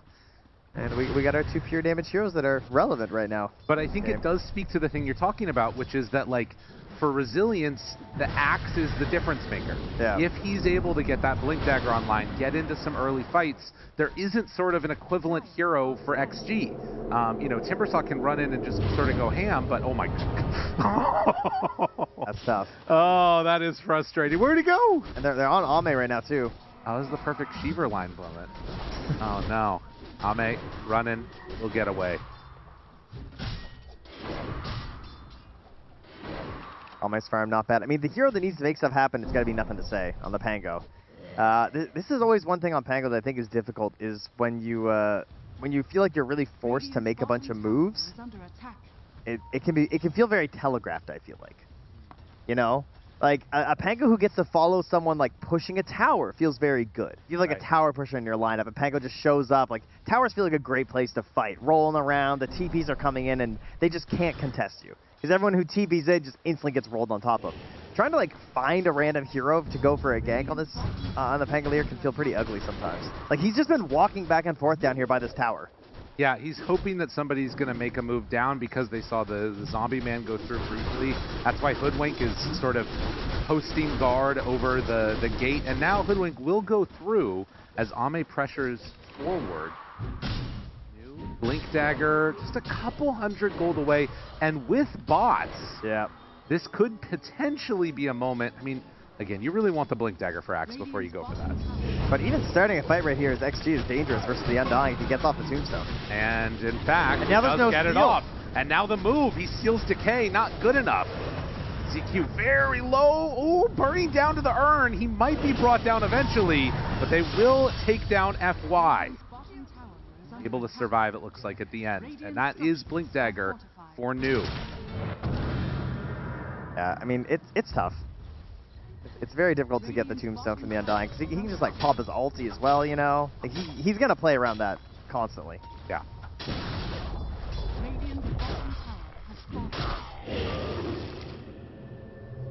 Ame, back to the jungle. Almost has the Manta style done, but this is the first big test. As it's the TP down bottom, they're going to try and chase after nothing to say here. Oh, yeah, that's easy. Jump in, Sunstrike, good damage. Is it going to be enough to get him killed, though? It does not look like it. No Scythe available for this one, so... that was a test run, you know? Yeah. I mean, that's a pretty good dodge there for him on XG. It does also mean, though, that now they know no Rolling Thunder is available. So this smoke up with Mirana Axe gives you a little bit more inclination about where they're going to try and go. And they're in the Ancients right now, wrapping around towards Pango. Now it looks like they're going to start heading back down south. The only hero in this area is the Hoodwink and the Rubik. And as Axe runs down, looking for the big jump, finds him immediately. Arrow follow-up dead. FY also in the grave. You can kind of feel that the XG supports are just trying to like push this game further and further away from their base and their towers. To try and give this space to Ame and XXS to just keep farming and keep trying to get to a really relevant part of this game. The best place for XG to fight is going to be their own structures or any sort of an objective. Because Pangolier and Timbersaw, they don't have the best ways to start these fights until you're going to have a Blink Dagger on Pango, but nothing to say is going Diffusal into Ags. So they need Resilience to go for a play, and they have to be counter-initiating for something good to happen. Right. That's pretty much the only way it's going to go their way. And, I mean, at least for now, until Ame comes online, is the goal. No, I hear you there, and I think that, well, actually, it does look like they're going to smoke out now, maybe thinking there's only a couple heroes here, but there are many. New blinks away. Like with that Moonlight Shadow, do they think about re-engaging? Saw's in the area. Doesn't look like it. Yeah, I mean, I think that's the thing, right? Is sort of Panel is talking about this too, this like lack of push coming out of Resilience that they have, and like kind of being on this ever-present clock, which is why the Necrophos pick works so well when they take that early tower. But what happens now? Like this stall that happens, it's looking good, and these kills are so important to keep that momentum, but then we got to turn into objectives. Yeah, they have to keep these things going. We did just see a Crippling Crossbow picked up here. Oh, yeah. From FY, so he got the greedy on it as well. Very nice. And that could be something that catches them a little bit off guard, perhaps. And the reduction in healing coming from the Crippling Crossbow against these heroes, very important. Yeah, trying to maybe surprise the Necrophos when YSR is trying to play on that edge. And you just looking for the consistency of a BKB to cover himself when he jumps in. Likewise, for Echoes, like getting their BKBs, getting the big objectives of Tormentor and Roach. They just want to check those off the list, and then they want to close out these tier 2s, as many as they can with that first Aegis. Obviously, not a massive Aegis lineup here. Doable, but it's not super simple. A lot of heroes waiting nearby right now to help in case there was a jump. Again, it's like, how do you really even start the fight, though, for XG? It feels very tough. It has to be through, like, either a Rubik lift or the you know, Hoodwink, get some bushwhacks off. Trying to bushwhack or just, like, throw it at the random telekinesis is not it right now, for sure. Like, that's a bad time, so... I mean, nothing to say, I think, had the correct read that he couldn't just go Blink, right? If he goes Diffusal Blink, his teammates are not ready to fight. Yes. So he gets the Ags. They survive. Like, a 5k lead's not bad right now. This is actually kind of okay. And the Ags are going to allow him to keep scaling and keep farming in this downtime. And now, when he gets to the Blink Dagger, he's hoping that that's going to be the same time where Ame's ready to join the fight, and he can set up for him so he can get these ridiculous engagements with the help of the Aghanims. Because if you think about how you play with the PL Ags, having a bunch of stunned targets means you can get, like, maximum value out of it. Able to bounce to and from in the fight, definitely important. Sort of being able to go in and out of it. Now this could be a good one again. They spot the creeps heading away and will not actually be able to find anybody there. It is a smoke up. Feels like XG had an inkling that this was happening as everybody retreats back. They've had this very deep ward for a long time in the mid, which I think they're trying to smoke towards, hoping someone crosses back across it maybe. Oh yeah, by the tier 2 tower. Yeah, and now they see where Ame, and you know, they see his illusions coming down, so they know Ame's up here. So this is going to be their target. Sunstrike is currently not locked and loaded. Oh, there he is. Spotting him. Doppelganger already used. Can they get there in time? Looking for the real one. It's not there. Ame getting some separation, just barely away from them all. And X-Nova going to try and dodge an arrow. Will be able to, as he's going to scurry off into the woods. The big, I mean, even if he dies, he's fine with it. Yeah, now he definitely saved Ame there. Yeah. There's no doubt. So Ame immediately back to jungling. Don't see him get croakered. And very close to his Agnes. And this is nice too. All right, bit of a freebie. All right, New's still coming through. What? I mean, he's got YSR there, so. Jump find does not get him, but will find FY. Another Reaper kill. 11-8, 7,000 gold lead. Resilience. Very much taking the lead in this one and not looking back. For everybody that thought this was just going to be a walk for XG, Resilience has something to say. You know, isn't it kind of crazy that when Tsunami was doing the interview with FY's talking about like past TIs and his favorite moments and stuff, and he's like, yeah, the 2014, you know, TI4, it's like 12 years ago, this guy was playing Rubik, you know? Yeah. Some things never change. And he's back.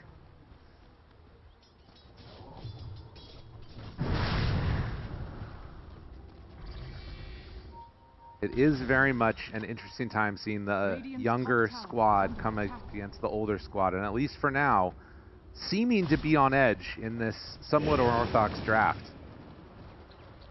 I mean, step 1's done. They got their Tormentor, so I'm just thinking about step 2, which could be the Roche, or could just be straight up pressuring these tier 2s. Such a high value get for ZZQ. Yeah. Yeah, it does a lot for the big save plays. Already playing a bit of a frustrating matchup versus the PL2, though. Right. Tombstone a bit spooky. Lane on the map there. Echoes. Gonna shove out that lane. Roche, definitely something that teams are thinking about at the very least and wanting to ensure they have good vision over. But as you mentioned earlier, it's not easy to take for Resilience. No, they don't got like your Slardar buddy or something to make it really fast. They have Alacrity, so, you know, they can do it if it's really advantageous and, like, you know, there's a dead hero or something, but there's also some frustrating heroes to do it against, like Pangolier and Timbersaw and Hoodwink, as we just saw a very noble attempt from Team Spirit in the last game to maybe steal with the Hoodwink. Right. Well, and also, I think this is just one of those types of games, too, where you get one little flub and things could start snowballing from there. They know that Echoes is ghost walking up here. They saw the wave. There is a sentry here from X-Nova, but it doesn't look like he's going to go hunting. New finishing the BKB. They're running into this area and might find Rubik as he is right by them all smoked. New able to find the call. And another death for FY. I love how Planet is just always there with the arrow, you know? Keep it simple. Yeah.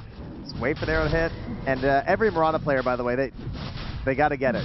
They get their one excuse item, like the urn, and now the Agnum's already done for Planet. Yeah, that's nice. He is really burned. They're having a good time. Sun strikes in to help finish off Roche. You've got all the heroes in and no interest in coming to contest this on XG. So we'll take the Aegis for YSR. Have what it takes to try and close this game out.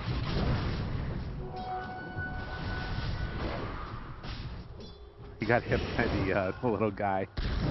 It always feels so bad when it happens. You're looking somewhere else trying to do something, suddenly I'm not moving anymore.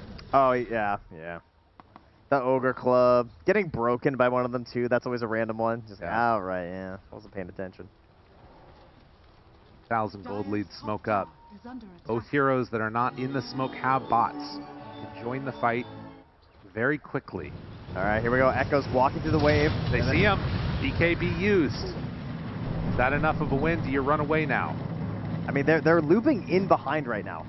XXS. Oh, it's a little bit scary. This is some great. They spot him, and there's the call. Got him immediately. No chance for any response to this. These are the kind of plays you need, because if you look at that death recap, this is where the Mirana is disgusting. When you get this Agnums, she just did 1,300 damage to that Timbersaw. It's pretty crazy. It happens real fast. Like, look at that. Yeah. Like, the axe jumps in, and you are the secure, you know?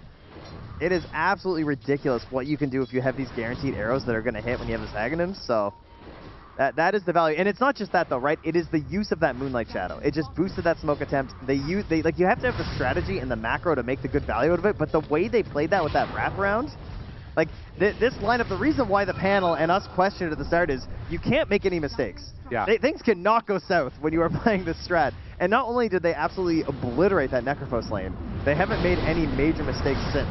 Yeah. That all being said, I still think it's hard to go high ground with this lineup.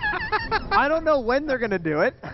I would still be a little nervous as Team Resilient right now. Yeah, I mean, the moments when nothing can go wrong do not stop now. It is, for a while, nothing can go wrong. Yeah. And a TP away by FY. And sneak himself around a tree and get out of there. Another Sunstrike connection. New, just building up armor. It's actually not as much as I would have thought. He's missed a couple dunks there, but helped to secure the kills for the Necrophos. Of course. And he's going bots too on Necro next. Never wants to be out of a fight. Yeah, that's great. I like that. That means like they're trying to end this, I feel like. FY found again, caught and killed. I mean, if you kill both the supports, maybe you start to feel comfortable. Go up high ground. No. This is come on, Aegis it's right is there. Kill all the tier 2s. It's fine. Also, yeah, YSR. Now you get it. Look at this insane ward down bottom too. I love a good high ground ward. Yeah. This one's okay. Well, this one's probably gonna get D-ward to be honest. It does spot where Ame's going, but the creep wave. They were a little obvious. I feel like. I think that one's getting removed. I love YSR being like next to the tier 3 waiting for the creeps to spawn when there's still the tier 2 up. Yeah. Like this is his gameplay today. Dude, X-Nova, where are you going, bro? Gotta run. Gotta hide. Gotta get out of there. The Sunstrike. Ooh, wait a minute now. Is this the turning point? FY. I mean, look it. If it's not now, then when? You gotta get something with that. Surely. Ame's trying to look scary. Alright, make a bunch of clones. Look at him running after ZZQ right now. Tickling him. Alright. For an opening. Again, they have this high ground ward. Oh, baby! Not like that! Jump in! Got him! Dead! Ame gotta run. There's no chance for you here, sir. Brought down. Gone. I didn't think that ward would last lyrical, but it sure did. It definitely did. That was crazy. Of all the places to get a 2-hero call, and a team so desperate to go high ground, you find that is insane. Perfectly played, getting the kill, making the most of that ward, and they've solved the problem. Now move in, seeing if they can get some more here. They did get the BKB up on XXS. Are they going too far now? Lift. YSR still hunting, already used Ghost Form. They are in pretty deep. The high ground, it beckons, but might be a siren call for them if they're not careful. Now find another catch. New, onto one. They're trying to bring him down. Will they be able to? Yes! Nothing to say is gone. They do have buyback on Ame. He's still cooking on Necrophos. Goodness, he's full back up to HP. ZZQ is finally going to be brought down now. And immediately going to respawn again as they set their sights onto these racks. Yeah, TP's right to the outpost. He's a ceaseless dirge indeed. They got another one. There's the call to Sunstrike to finish. Yes, another dunk. New, you can't stop him. Bring me some more. I want that armor. FY trying to survive through this is going to ice wall down, try to force away, but no, he too will be brought down and killed. 18,000 gold lead. Resilience. Keeping it strong in this game number 1, trying to pull themselves an upset. I mean, these little windows. Like, you have to find so many of these plays and these moments and really get the jump on them. And they've done a fantastic job, Resilient, this game. Another glyph used here. Why, sorry, he didn't even walk down. No, he just walks over a little bit. The MVP ward somehow still stands. Who placed that one? Oh, it was good old ZZQ. Yeah. Easy peasy. Good old Moogle ward. Love that. So with that, tier 3 tower goes down. A little bit of a miss on the tornado. X-Nova able to get away. Can they hold off at all? Oh, dude, jumps again. Sunstrike there, lands. Reaper sight out, gone. Nothing to say. Not able to play Dota. And with another racks down, surely. This is just such an enormous lead right now for Resilience. They can just back out if they want or keep pushing for more. I mean, the thing that's stopping them is there's a tier 2 top. That's good thing you didn't finish that off earlier. X-Nova sacrifice to the previous site way up there maybe is what did it for them. 2 Chaos Meteors now available for Echoes. What a beatdown. This is crazy. Ame has to find someplace to farm. He comes out the bottom part of the map here, gets tornadoed. Arrow coming through. Oh, that was close. Oh, he almost landed back in it. Yeah, just barely getting away there. Gets some vision, runs. Now finding you over to the side. New tries to find a call. Absolutely the MVP so far this game. Can they get anything done, though, to try and turn their fortune slightly? Hoodwink, gone. YSR is still stunned. There's so much damage, but nobody is dying. The spells are there. The control is there. They don't have enough to kill anybody, though, it feels like. As Planet tries to back out. Deafening blast to protect Planet as well. And now he's got the blink to try and guarantee some of these arrows through all the PL illusions and the general mess that is going high ground. The blink really helps for finding arrows that aren't blocked.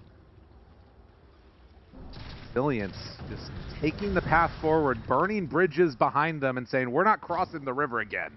We're staying on your side. They burned the boats. They're gone. 24 and 10. No need for a Roche, apparently. The comforting hum of Invoker ghost walking and destroying all the creeps. It is silly. Very silly. Yeah, struggling to find answers, XG. I mean, they're just huddled in their base, and you can't really blame them. What a brilliant performance from Resilience here in this game number 1.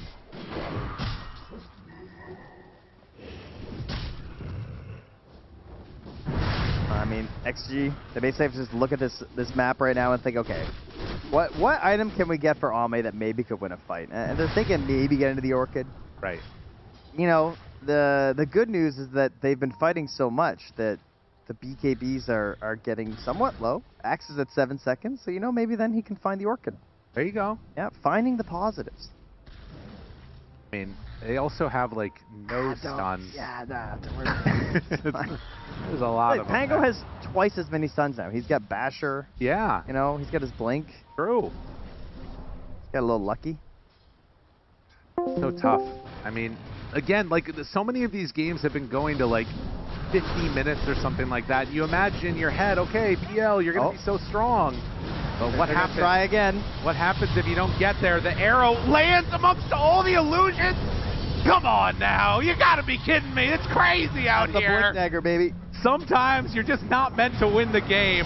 As New pulls back that Timbersaw. Now there is going to be a buyback from Ame. Have they extended too far? BKB's used. Nothing to say, roll in. Trying to find some damage on the Echoes. He's just going to TP out. And now New finds himself another call. Immediately they're on to XXS. XXS caught by the Sunstrike and the finish from the Axe. GG is called. What a beatdown. Everything went according to plan. And of course, as expected, they dropped the Zhao 8 voice lines. Cool. Who I believe is also paneling on the Chinese stream right now, which is very hype. Such a good performance from Resilience, and a team that at this point right now, you know, wants to be able to pull back in and boost up their fortunes right before, you know, we get into this main event. If they can find their way there, it would be huge for them. We're going to head back to the panel, let them break down that action from that game number 1. What a fantastic game number 1 that we got to witness here. We had faith that there was going to be something coming out from Extreme Gaming in the later portion of a game number 1, that this PL was going to be able to run a bit rampant. What we didn't factor in for was the 3-man axe calls, the Necro being able to invade Triangle at like the 10-minute mark. It's just insane to think what they were able to do on the side of Team Resilience here. But for yourself, Gunnar, how amazing was it to see a game 1 like that for them? Yeah, so I was worried. I was like, they can't end the game, but you can end the game if you're like 50,000 gold ahead. PL has like one item. Them. Yeah, and I think New, for me, had a really good performance on the Axe. It was like, there was way too many calls I think weren't, like he shouldn't hit. It wasn't even a group call, it was a group meeting because everybody from Extreme Gaming were kind of into it throughout the whole game. Yeah, I think I was counting out the end there, and I think New got like six jumps with the like 6 blink calls at the end, and I mean it was just chain feed after chain feed from Extreme. So definitely a very decisive ending there. Noob being such a, I want to say sacrificial off-laner. I don't know if we saw it in the clips just quickly there, but he sacrificed his dunk for the Necro to get an extra side stack. That's what you want in an off-laner. That's what he needs to do. So selfless. Yeah, that's a bit of an odd one as an axe, you know, because Necro he gets priority, so you never get the dunk if you're going on the same target. But I feel like in this one, like it never came down to the late game. Like one of the biggest issues was they're playing this kind of unbeatable lane, like we saw that with Train Protectors, with Shadow Fiends. This time around, it was Undying plus Necrophos in the safe lane, which is just insane amount of harassment. XXS, he didn't get to play the game, and they also killed the tower 5.5 minutes in, which did open up the map so they can go for the enemy XP shrine, and also had the access to the enemy triangle throughout the whole game, because they killed the tier 1 tower in the mid also relatively early on. And then also Necrophos, like your carry doesn't need to care too much about the rotations, because you don't have that tier 1 tower to TP to, and this has to be like one of the fastest tier 1 towers that the safe lane did kill in this DI so far. Yeah, for me it's some combination of the Pangolier and the PL picks. Like it's the Timber, sure, but I think it's because they don't take the Slardar in that end of the phase for them. They take the PL instead, it gets banned. They end up not really being able to... Sure, they get the Timber Saw, which looks like it's good in the draft, but I think it wasn't enough for them. It was a bit too slow. And I can see the potential with their draft. I don't know if they were able to execute it. I also have a question, Monkeys, around the Rubik too, because I was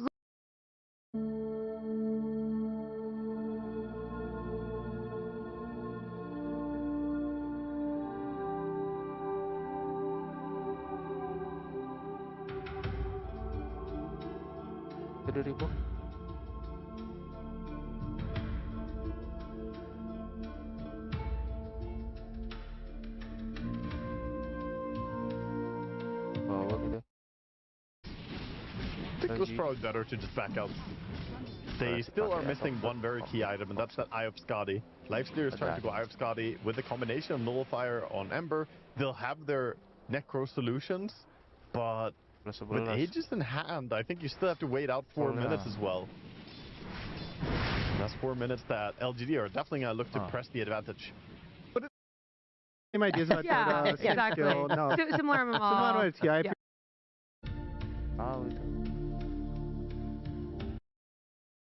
Surely, you're trying to pull out this Yopajment Night Stalker that you've done in scrims and secretly think is really good tech. No, in the end, the Wind Ranger goes support, you pick this PL last, you have no tempo, all your lanes kind of fall apart, there's no launching. You're waiting for Blink BKB on 2 cores at Lost. The inverse is true for Resilience. If he presses ulti and Darkseer presses ulti on top of him, he just gets stuck killing his own illusion over and over, and you don't have any choice. You're just standing there. And it actually hurts. You lose a lot of HP for every illusion that spawns on top of you, right? Yeah, well, we've seen the clips where you get stuck on top of the high Lu ground. pas masih zaman main PB di warnet, kalau kalah pas kalian pulang ke rumah, pas mandi malah termenung di kamar mandi. Sekali ya. Nothing you can do. LGD, 4K lead, not massively substantial, just being hovering around that point for the majority of this game. Still have their hands on this Aegis, which is a big deal to keep Yuma alive in that fight, having the second life so they can keep levying this advantage to apply pressure into this top lane. It has come at the same time as Shiro's Skadi though, and he's going to go forward onto Yuma, and Necro doesn't seem to particularly care. Creeps being farmed under each other's noses, but Shiro's going to need some backup here. Throw the Reaper Scythe, they try and catch him pre-rage, but Shiro is able, with the help of the vacuum back into the wall, deal with Thompson and Yuma. Troll pretty low, doesn't want to recommit now, and LGD, they walked into a dangerous position, thankful they don't lose anybody, and VG Gaming standing their ground. LGD messed up a little bit, or Whisper messed up a little bit. He accidentally stomped the ground before they went high ground there. I heard the stomp and looked over to see what it was, but he must have pinged that he had it ready or something and accidentally stomped the ground. That's what it was. Yeah, it wasn't like he was about to blink in. Reaper's Scythe seemed a little bit odd, but that makes sense if Whisper was trying to get on top of him. Yeah, he may have fumbled that one a little bit, but it's okay. They have time to reset. Also, once Whisper gets the Aghanim Scepter, he can put the Oracle in the cart. Keep the Oracle in the cart and he can ulti anyone else. There you go. It's double saving strat. There's layers to it. Yeah, double invulnerability. You're gonna have this healing man on that cart riding around. You always think of the cart bringing death and destruction. What if it just brings green and happiness and some healing? Oh yeah. You're gonna put the monk into the Cobra car. Just walolo. You're gonna put rain of blue and white stripes on the Centaur cart. Walolo to turn someone onto their side. The healing man has arrived. Oh shit. It's the perfect strat. Rogan? Yeah, you're screwed now. That was actually one of my plans for the voice lines for this year, to just do start the game already for the bosses. Wood, please. Wood, please. Go. Dude, they were so ahead of their time. AoE 2, what a game. The original cat wheel lines. Oh, incredible. They were. 11. 30 seconds on the Aegis timer now, and I think VG Gaming honestly weathered the storm of the Aegis extremely well. They actually had like a negative power play with the Aegis, I think, in terms of goal difference. I think they recovered. So that's super impressive from them. Yeah, it's gone from like 6 or 7k down to 3k. It's crazy. Dark's here accelerating, getting all the farm he wants. Life still up there, third, 6 or 7 this stream. I'm gonna have to report you there, Gareth. I'm actually not. I did one of them intentionally, and the rest. You halt yourself right now. It is verbal diarrhea. I have no control over the matter. I see the numbers 6 and 7, and it just spills out. 11-11. It's the time on the clock. A kill score up on the board. We're 32 minutes in. So far, neither team really budging. Just trying to farm into this late game with real giga items. We've got the Aghanim Centaur. We've got this BKB Heart of Thrash Shiver's Guard on Yuma's Necro, working on Manta Style next. An overwhelming blink coming in on Whisper as well. That's going to be an interesting one once he gets that. Being able to cancel the Blink Dagger. Mirana, Darkseer both have their own blink. I'm sure Lifesteer is thinking about a blink after replacing his Space Boots as well.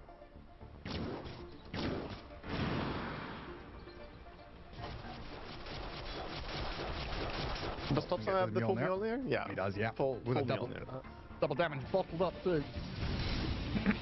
Still needs the BKB eventually if he wants to be a traditional right clicker, so he queues it up as the next item. Level 20 is reached, but needs level 25 to be fully safe against the Fiend's Grip. It's such a quality of life talent. Strong Dispel on Battle Trance, just kind of counters Bane, doesn't it? That's incredible. Just hard counter everything. So Ember Spirit got this nullifier, and then is this Yule Scepter? I'm trying to figure out what he's progressed into. Yule Scepter's new? The Axe. Oh, he got the Axe. Axe is new. Yeah, Yule's. So Spirit Vessel into Yule's, into Nullifier, into Axe is his build order. And going Shard into BKB next. He's basically going back for the stuff that he wishes he had.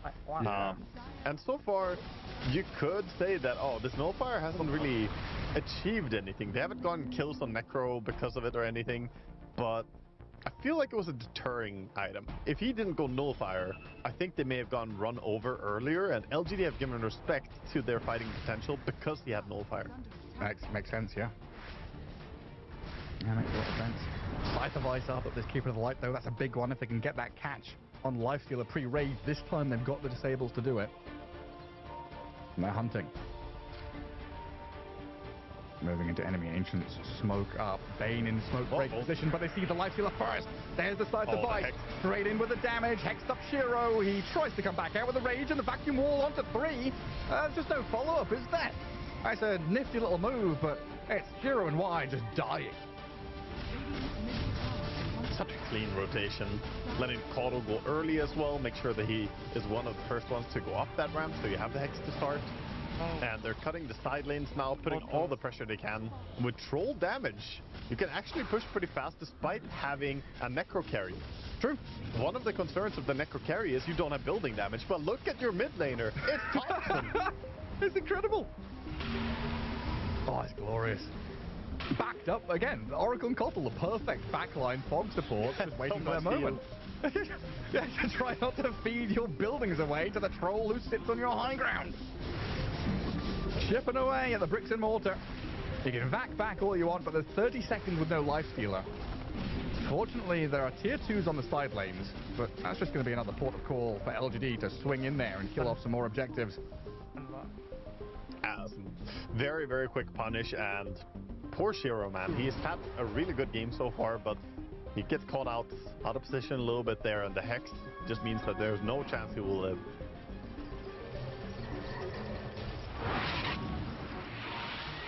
Q trying to do what he can, split pushing waves with his Agnim's Arrow Starstorm business. TP's back to base, also, but probably cut out will deal with top. We can see that Necro now is about to finish up the item, the Aghanims, which really is the final nail in the coffin in this item build. Once you get that, the damage amplifies so much. The moment you get any kill in the team fight and pop maybe your Ghost Shroud, you start becoming this super radiance that just burns everything around you. So he will be dishing some serious damage. So if the Aghanims is a nail and Necro's item build is the coffin, who's the corpse? Yep. Who's the stiff? Who's the one sat in the coffin? Who's the guy who's been... obviously. Yeah, it's Lifestealer, isn't it? He's an animated corpse walking around here. What was his lore again? He's in a prison with a wizard and they joined souls. Or something. The wizard was like, let me take your body. There was that amazing short film contest video that explained it. I think that one was beautiful. Also, where are our short film contests, Gareth? I don't know. But we've got a smoke here. Vici Gaming trying to put together a short little highlight reel. If they can get a single team fight going, they'll have one clip for it. 37 minutes in, they're looking, but yet again we have this exact same situation where Vici Gaming make a big sweeping smoke move and they just have the wrong read on the map. It's not been their day. Maybe they can still connect though. With the Moonlight Shadow and the vision on Topson, they see the troll, but he immediately pops the axes, dispels any business off, walks it off. It's perfectly fine. They basically need to see the Oracle, right? They need to get on the back line. I said it early that this draft wants to get on the back line, punish the back line. We haven't seen it in any of the fights. They do have the Ember Aghanims now, so it's possible to get in there, but it's not so easy. Blindly jumping forward is risky. But you need to contest this. Auto Hex. Roshan alive and Topson is straight onto the objective. Another smoke from Vici Gaming tries to put them in another good advanced position, but the Dire have the vision advantage, the positional advantage, and this 11k lead helps out tremendously. Start with a remnant over the bow of the roast pit. Slight chains, an arrow flies in, but straight through the eye of the needle there as Ember Spirit. He zips over the back line. They've got a decent initiation with the Darkseer, but the troll just turns, roots up the Ember, Yules in the sky, but the Scythe will follow. They've chain disabled XM up, while Theo, of course, puts away from danger. Whisper comes out with a car. Necro drops. And now Topson might be in trouble. They've got Lotus put on him, and XM's going to buy back. They want to make a meal out of this fight. Topson's going to BKB, trying to sprint away from danger, but Shiro, hot on the chase. Straight into battle, looking at this Troll Warlord as a tasty morsel. He's got the false promise on him. The Yules into Yules. Everyone sent skyward, but Topson's in a 1 versus 5, and he's not winning that fight. Oh my god, and it finally happened. What needed to happen, XM realized, okay, I'm just gonna jump in. Sends beautiful triple remnant forward, buys a lot of time, reveals the entire enemy positioning, cancels all the blink daggers. Absolutely insanely important that he jumps in like that. And that isolated the poor Necro. Oracle normally blinks forward to save Necro, but could not really get in there this time. What a monumental fight. Seeing that again, look at this. He triple remnants around. Beautiful 4-man vac wall. And they chased down the Oracle, who had to protect himself. And that left the Necro completely alone. Yeah, we saw there. Observer pulled up the death recap. A 5-second grip just held in place as he got slaughtered. And once your Necro's gone, the backline is broken. You don't have that layering anymore. That hierarchy and tier system no longer exists. Topson is just left alone without anybody to support him. XM dropping voice lines now as well in the game, feeling themselves getting that confidence, ever so crucial. That's what they've been missing. Yeah. And maybe now they found a little bit of it. For the first time in this entire game, they're about to nullify the network lead that LGD have and bring it back to possibly a network lead for themselves. 3K behind, 2K behind. It's closing. With them stuck in their base, they're not doing too much right now. They're starting on Shiro though. Oh, they just take him out of it. He just gone. Why in trouble? I mean, that net worth lead, he went for a wave too many. They didn't respect the respawn timers. He's going to get the Infest into the Darkseer and sprint away. Thankful for the back Darkseer to be nearby for the Uber home. Okay, bit too much of the confidence. Bit too much. Walking high ground when all 5 enemies are alive and they have a Hex, you know? Or all 4, I guess. From one extreme to the other, like no confidence, what are you doing, into too much confidence, what are you doing? Listen, if I was a lifestealer with Aegis, I would also feel like, you know, the world's my oyster. But now he's a lifestealer without Aegis, so that should keep his ego in check, Gareth. I should do. You can imagine so. Oh no, he just got a BKB. Never mind that. Now ego is massive again. I'm unkillable. Can't be touched. Now GD's still going to gather up and try and play down these side lanes and get the tier 2s, which they are still yet to assault. Things can get a little bit awkward though, like when Roche dies, Aegis is like immediately claimed. What are you fighting for on the map right now? It's like just map space. Looking for these little scrappy team fights, a smoke maneuver here. Like it gets way more squiggly in terms of approaching your next move. You're mostly fighting for the triangle control, right? Whoever wins fights, whoever is more dominant, can usually invade the enemy triangle, deward it, control it, and then you pin your opponent in base. So it's less so about getting something on the map, but more so about being on the map. But we are going to see one of those smokes to try and find a way to get the advantage. I wonder if Lifesteer should also get rid of his Radiance and just make a second Nullifier, because honestly having 2 of them is not a bad deal right now. There's Yule Scepter, Aeon Disc, there's the Ghost Form, and a whole lot of different reasons you would want one. That could be good, especially with this timing where they've got multiple BKBs. Rage BKB Lifestealer, Ember's just finished his, and Darkseer doesn't have one, but he's got Greaves Shiver's Pipe, so he may as well have a BKB. And he does have one queued up for his next item too. Meanwhile, Thompson is building towards Satanic as his next item, so in a roundabout way with the Aghanims first and getting the wraps, which now are long gone. He's sold them and moved on. He's gone back to being basically a traditional hard carry build. Yeah, if you look at this build, you just take a screenshot of it and say what hero, when, and how. Yeah, it's Troll Warlord, 40 minutes in the game from position 1. Never be able to tell it's mid-troll.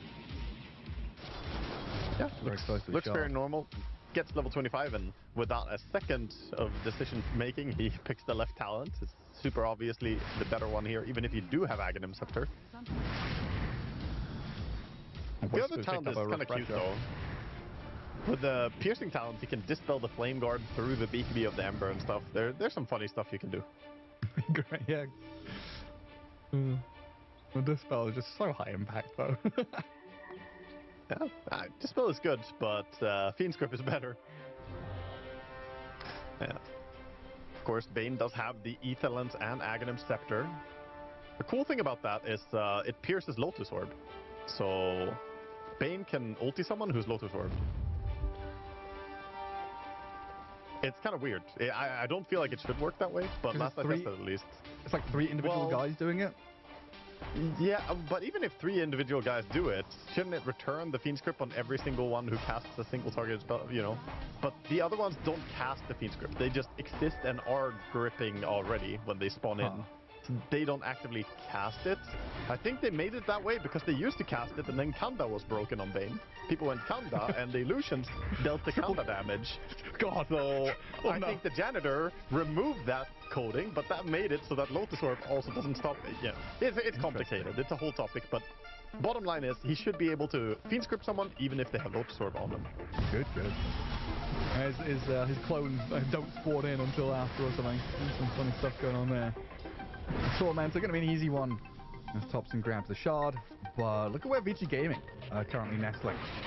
Smoking all the way to top. The lane already pressured, and Yuma showing. They tried to start in there with the grip. He got off the BKB and the Shroud, so he's going to be fine. Card alongside, and XM far too deep. Reaper's side claims his life. Now Shiro and Y on the run under Midnight Shadow. The umbrella of safety gives them that cover of invisibility, but Y not going to be so lucky.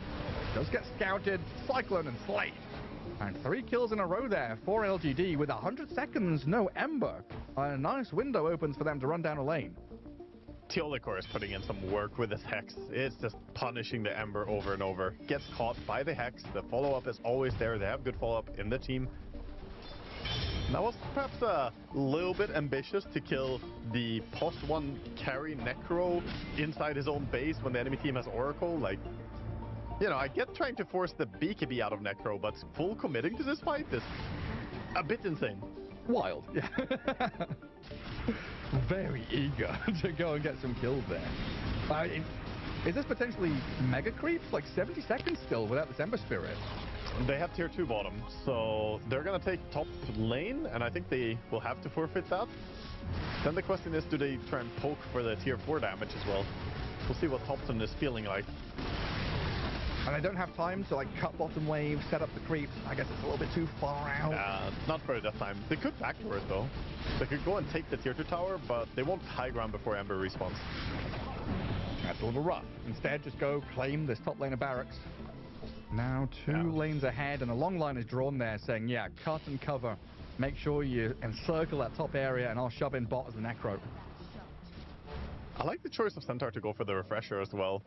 Paired up with his Aghanim Scepter and his ulti, I mean, he's just making everybody speedy non-stop. And a hero like Lifestealer suffers from being kited quite badly. It's one of the worst feelings as Lifestealer is when you're really farmed, really strong, and then you try to DPS someone and they just all run away from you. So I'm not sure how they are meant to take the fights now. Basically, Fiend's Grip is instrumental here to their success. Yeah, I kind of wish that Darkseer had a Hex, or yeah, the Abyssal Blade Lifestealer, like something was there to give that additional bit of help. Oh no! Oh, the Observer just pointed out something big there. The Wind Waker as well, the Caudal. Oh, he's already been a thorn in Ember's side, and now, yeah, long-range Wind Waker going to be amazing. So whoever gets gone on gets saved by like 3 different things, and then whoever goes on that target is going to get hexed inside. That's scary for VG. I like that King Jungles has a pair of wraps now. I have to double check the tag if it was Thompson's old rags that he got. They've been handed down. Yeah, this is reminding me of my childhood. It's like, oh, new pair of jeans. How old are they? Like 11 years, but they're new. Oh, hello, big jump. Oh, Whisper is found Shiro. That's the big target. Kill the Lifestealer. No, the vacuum back to high ground. Puts Whisper on a pedestal. Shiro's still going for it, but he's got to run. Can't stand and fight against Yuma. He'll try and save him with the Infest into Bach as LGD came in swinging. Real hot initiation from them, and that's VG Gaming spending a lot to defend and still losing a life. Super painful. They do still have the BKB on Lifestealer, something they managed to keep through that fight, mostly because he wasn't able to do anything. But another good pick-off for LGD. And they look so dominant in these fights. I don't even know where to start. Like, when you see a 5-man lineup go in, you look for who you can go on, who you can break, right? Where's the weakness? But nothing looks weak. That's a really strong, like, daisy chain of heroes all playing together. Very tight-knit group. Everyone's on the same page, and the swiftness of that initiation just catching VT off guard. Yeah, the only fight that LGD or VT really dominated was the one where they met. He used to be the support hero. What did they change? I don't remember. Nothing, really. I think he's still very stable. It's just other support. I feel like both Centaur and Darkseer that you mentioned have been, throughout Dota history, one of the best heroes against Doom, because you're either favored against Hoodwink and Shadow Demon in lane, but you can play around that by pairing him with the right hero, or obviously you can move pieces around as needed. So this Pang... They have to go for some crazy, like, no vision blind play, Infest in Ember, and just go for it. Oh, no. Like, all they have one ward. They're playing under this one ward right now. They know the D ward is coming. But LGD did bring everybody. I mean, they're on Thompson here. The grip and back, but the save comes in. Thompson is invulnerable. Ember Spirit trying to get to the back lines, but the front is being marauded by this Necrophos. Yuma and Whisper have dealt with back nicely, but he's not been killed just yet. Moonlight Shadow gives him the cover, while Thompson mano-a-mano with Shiro. No one coming out the victor in that duel, but Yuma's going to join in, helped by King Jungles to send Shiro back, while the rest of the team just soft reset, looking at this bottom lane as the place they want to slowly shove in towards the Radiant base. Ember used all his resources to try and kill a support, but the two supports are just unkillable. Between the Oracle and the Caudal, they were just laughing at him. They had 3 healing Lotuses, size large, and they have their own healing as well, and he just could not do anything to them. Yeah, even the Aeon Disc on Oracle is unbroken, as all his efforts were on to the Keeper of Light, but he got kited. 3 Lotuses size large. Sounds like Big Smoke's order from GTA. 2 number 9s, number 9 large, and number 6 with extra deer burns. And 3 greater healing Lotuses. Yeah, thank you very much. And a large boat. They should get some more. They have the cheese with that as well. Well, they're readying to go high ground. VG Gaming don't particularly want to take LGD's order right now. 27k net worth lead. Aegis Troll. Refresher Shard Necro, and Thompson just going to waltz up high ground, step up by the tier 3 and start on it, which forces Shiro to make a move, already spending the rage, while Thompson says, cool, I'm going to get healed back to full by my Illuminate and Purifying Flames behind me. Yep, non-stop just dealing damage, they're trying to shove him away, but it's not that easy. Yeah, it doesn't get hit by the shivers. Here. The banner is there for the catapult. And Shiro, with the help of the Hex, doing a bit of chip damage to Thompson, making sure life isn't super comfortable. Yeah, they're doing some damage, but that Hex I think is needed for the catch as well, so anytime it's on cooldown, they can't punish. It might look weird, you know, Troll and Life still are going at it head to head, but the immediate jump, Whisper straight onto the Bane, looking for that easy target, carting up and chasing into Y. Reaper's Sight going to finish him off as he dies and buys back. The wall was dropped on Thompson here. Battle trancing up and dealing with illusions. Killing all the illusions. Faces off against Shiro. The lifesteal is losing out in this one. The Troll just comes out on top. You have to buy back his life stealer, and Thompson gets handed the refresher shot, so he has another battle trance if he wants it. They'll walk past the wall. XM onto King Jungles, looking at the Oracle, but he's still got false promise. He'll save himself. Yuma's dead though. Bark and Shiro able to deal with the Necrophos. Thompson on the run. Age is still in hand, but that gets claimed now. VG Gaming with a number of buybacks have defended their base and they're looking for any further damage, but XM gets shredded. Shiro now stuck between Whisper and Yuma while the Troll Thompson goes onto Y. You can't stop this man. He runs past the banner. You can cyclone him all you want. While Shiro and XM trying to run the back lines, Thompson just owns the front. You zip into him, you've got to be careful of getting rooted up. Whisper with another big stop. Shiro, the help of the vacuum, maybe he can do enough here to Yuma with a nullifier. But LGD are just running left and right, kiting back and forth, looking for target after target. But VG Gaming have kited this out for long enough. They've kept their cause alive. Even with the buybacks they had to spend, the trouble being, it's not just their barracks that are falling, the tier 4s and the throne in that mid lane are crumbling. The entire base is in disarray. And Troll has double ulti available. He waited long enough that his ulti is back and to have the refresher shard as well. That's sickening. You cannot go on him. You have to kill the Necro who used his buyback. You punch him. You hex him. Troll. First life still there. He's staying alive thanks to the cart, and now he's battle tranced up onto XM, the dieback of the Ember Spirit. Fingers caught in a cookie jar, and he tried to go too deep in there, and now VG Gaming at 3 versus 5 in their base, trying to deal with the Trollson, but Whisper's blink stun, going to catch them off guard. Shiro dead, and GG called. LGD do it in game 1. The Finnish Troll is too strong, and I mean, he said, give me Troll, 5-1 and 16, a very clean performance by him. GPK it's crazy. It's early. Ooh. Yeah. Been picks though, so not a big enough sample size to be really conclusive. What kind of carry you think Skeeter's going to pick up? You think it's going to be a Monkey King or something like that? Well, not anymore. Okay. What do you mean not anymore? It's on Boom Boys. Shit. Nice try though. I saw it glowing on the left. I thought Falcons were picking. Alright, that's a lot of physical damage for Boom Boys. A lot. Don't really like this that much, if I'm honest. Again, is he really the setup that's going to keep this all together? He has a great lane matchup into Pango, but actually, if Falcons fancied it, they could do a swap here of lanes. They could put Necro mid against Monkey King. I don't know how good that exactly is. I think Pango can play top. Can you play DK anymore? I saw Thompson play it. It's a Skeeter classic. Armor is good against this lineup. It's potentially an AC carrier. You don't have one of those right now. You have a Shiva's carrier and Necro potentially. It's all about armor, feels like. I think Terrorblade is good for that reason. God. It seems pretty stable. I don't like ever thinking about that hero, so. Terrorblade into Lycan and Lone and Monkey sounds quite good. Yeah, man, you're just too good at this, you know? The thing is, why don't you go coach a team? Probably get paid a lot more. I'm not sure about that. We're raking in the dough here. So 0% win rate, but only 2 picks on this hero. Under normal circumstances, I wouldn't be necessarily the biggest fan of the Tricore on the Radiant side. I think Necro and Terrorblade have quite awkward overlap in how they work. But given the opponent's matchups, I think this actually works really well. A bit of an odd one for me. I found myself in a lot of the drafts this TI really liking both teams, or at least one of them, in a vacuum. Mm-hmm. I think in this game, I don't think either team drafted a truly well-rounded lineup, but obviously it's about the relative difference between the two lineups, not you versus a stock standard or whatever.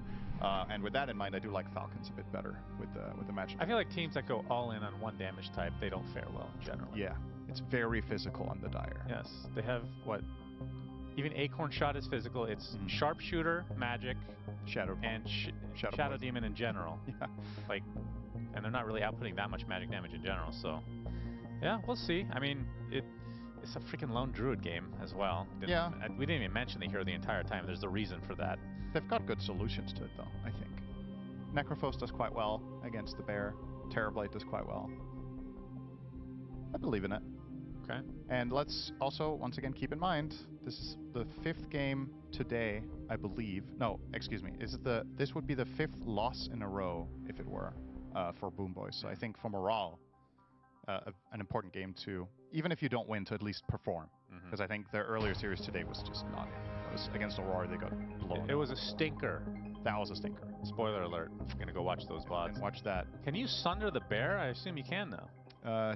That's a good question. I wish I had the answer for every single bear mechanic, but I feel like you're rolling the dice. Even after the consistency changes, it still doesn't hold true. I think it does. I think you can. Could be good. That's decent. It's another target.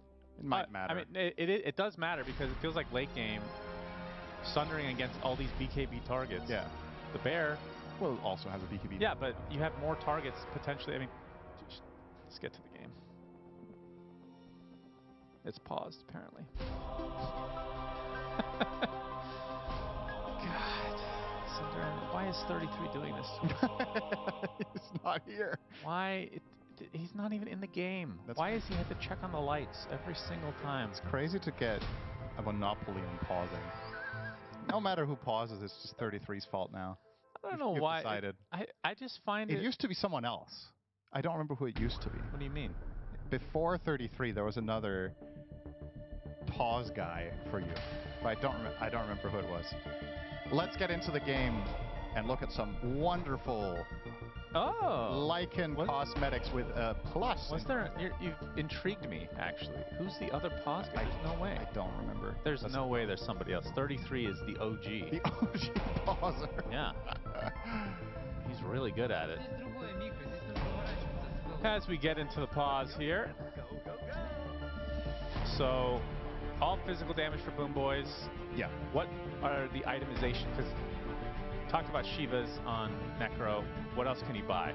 Because AC doesn't look like there's any carrier now. Atrocious Lotus game.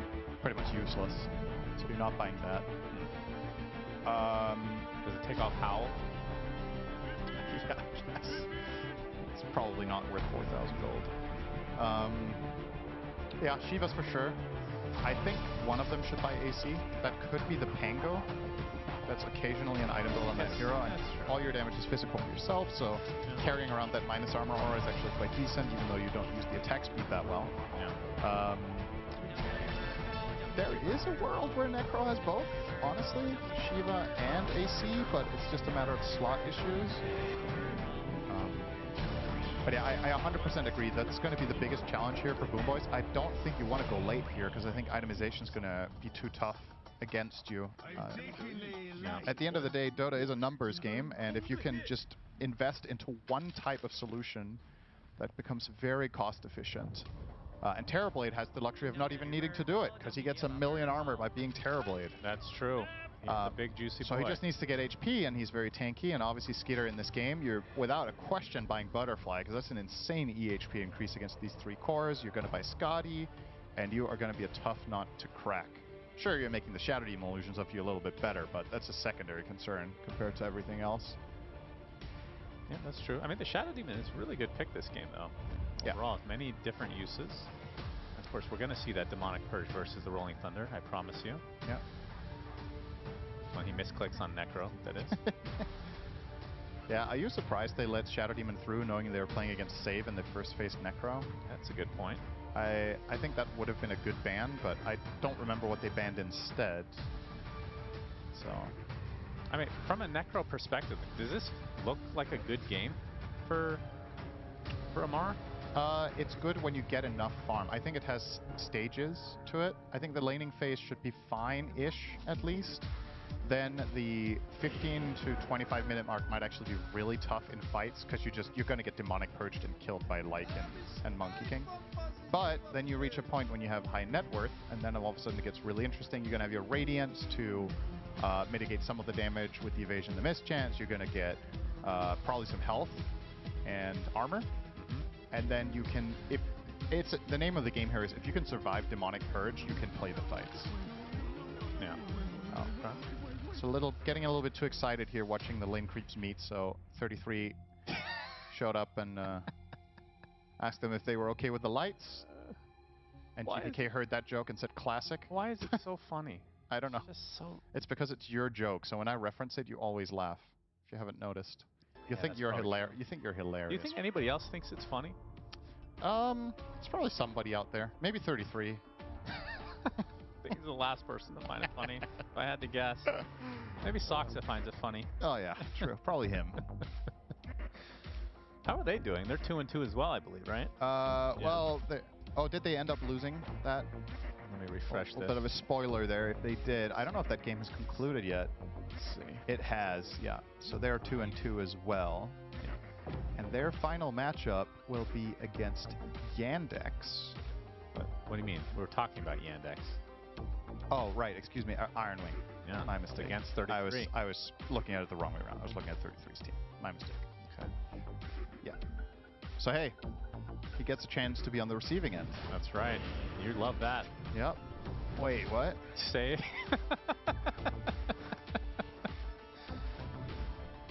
Save on his patented Shadow Demon. We haven't really seen the techies come out from him. That used to be his signature hero from a year or two ago. Isn't that hero just criminally underpicked this tournament? It does feel like it. Whenever we see it picked, it feels like it does have good impact, honestly. Yeah. But yeah, it's. I haven't seen a single. I mean, I'm sure it's been picked. But I don't know if it has. I haven't seen a single draft with it in it from any of the games we cast. And if he's not picking it, then who would? You know? Yeah. He's easily the best techies that I've seen on this variation of techies, that is. Sir Action Slacks was the best on the original version, of course. Yeah, he was also the only one playing it. This used to be the best. I mean, that's not true. A lot of sadists out there. I was going to say masochists, but that's the opposite, in case you're wondering. Sadist is a good word once Necrophos comes on camera, so that was some good timing there. Thank you. Well done. Yeah, this lane is, there's a lot of heroes that can't really lane against Lone Druid. Necrophos has a good shot at it, at least. The main challenge for Lion and Necro in this game is to break equilibrium. What you don't want is for the wave to be up here the entire time, because then Hoodwink and Lone, especially when they hit level 3, can just keep harassing you out. Like so. Yeah, hurts a lot. Last hit there too, which hurts. Yeah. Goes up all of that distance and doesn't get any reward for it. Now the bushwhack onto Cred. He gets rooted. He gets killed. First blood to Kiritich. Now Amar in a lot of trouble. Have to pop that Ghost Shroud. Let's have the... Okay. That means he doesn't have a point in his Heartstop aura, so he's not going to challenge the bear nearly. When do you want to put, like if you had a choice, level 4? Yeah. I think the ideal way to play this lane, if things go better than they have, is to go 2-0-1 and then skill Shroud on level 4. But he had to skill it there or he would have died. Yep. So this is I was gonna say worst case scenario. That's not the case. I mean, it's not like you just had to. Yeah. GPK, Monkey King versus the Pangolier. I'm sure Pango will hate this matchup. It's one of the harder ones, even but so not far, unplayable. And if there's a player in the world that I expect to do the best in a losing mid matchup, it's Mallory. Yep, I think of Sand King every time with him. Just pulling the wave, not even playing in the lane itself. I have Quinn's voice in my head, just being like, I had this monologue about how he hates that you can play mid lane without laning. But he also hates Pangolier, so... Well, he hates a lot of things, I guess. Seem. He also hates himself, He also thinks mid Monkey King is terrible right now, so that's bad news for Boom Boys. Or good news, if you think Quinn's takes are bad. Which plenty of people do. Yeah, somebody will be right. Yeah, that's all. That's such a positive way of thinking about it, Shannon, is that whenever you have a disagreement, somebody is right. That's right. Or well, you could also both be wrong, technically. Those are the worst disagreements. Yeah, but nobody would admit that they're wrong. That's why you need a third party to say you're both stupid. Yeah, but then you don't believe that third party. That's why the teams need a coach. That's the only reason. Yeah. A little bit of a slow start here from both teams, but I mean, I feel like, who would you say is the slowest team in Dota? Extreme Gaming. Oh, that's true. All right, name a team that that we're watching now. Is this Falcons. Oh, good choice. Good choice. Yeah. When you put me on the spot like that, it's not very difficult with these two. I mean, Boom Boys, I would argue, are relatively slow as well. They don't mind dragging the game out a bit. It's something they've improved at a lot, as a matter of fact. Improved in what way?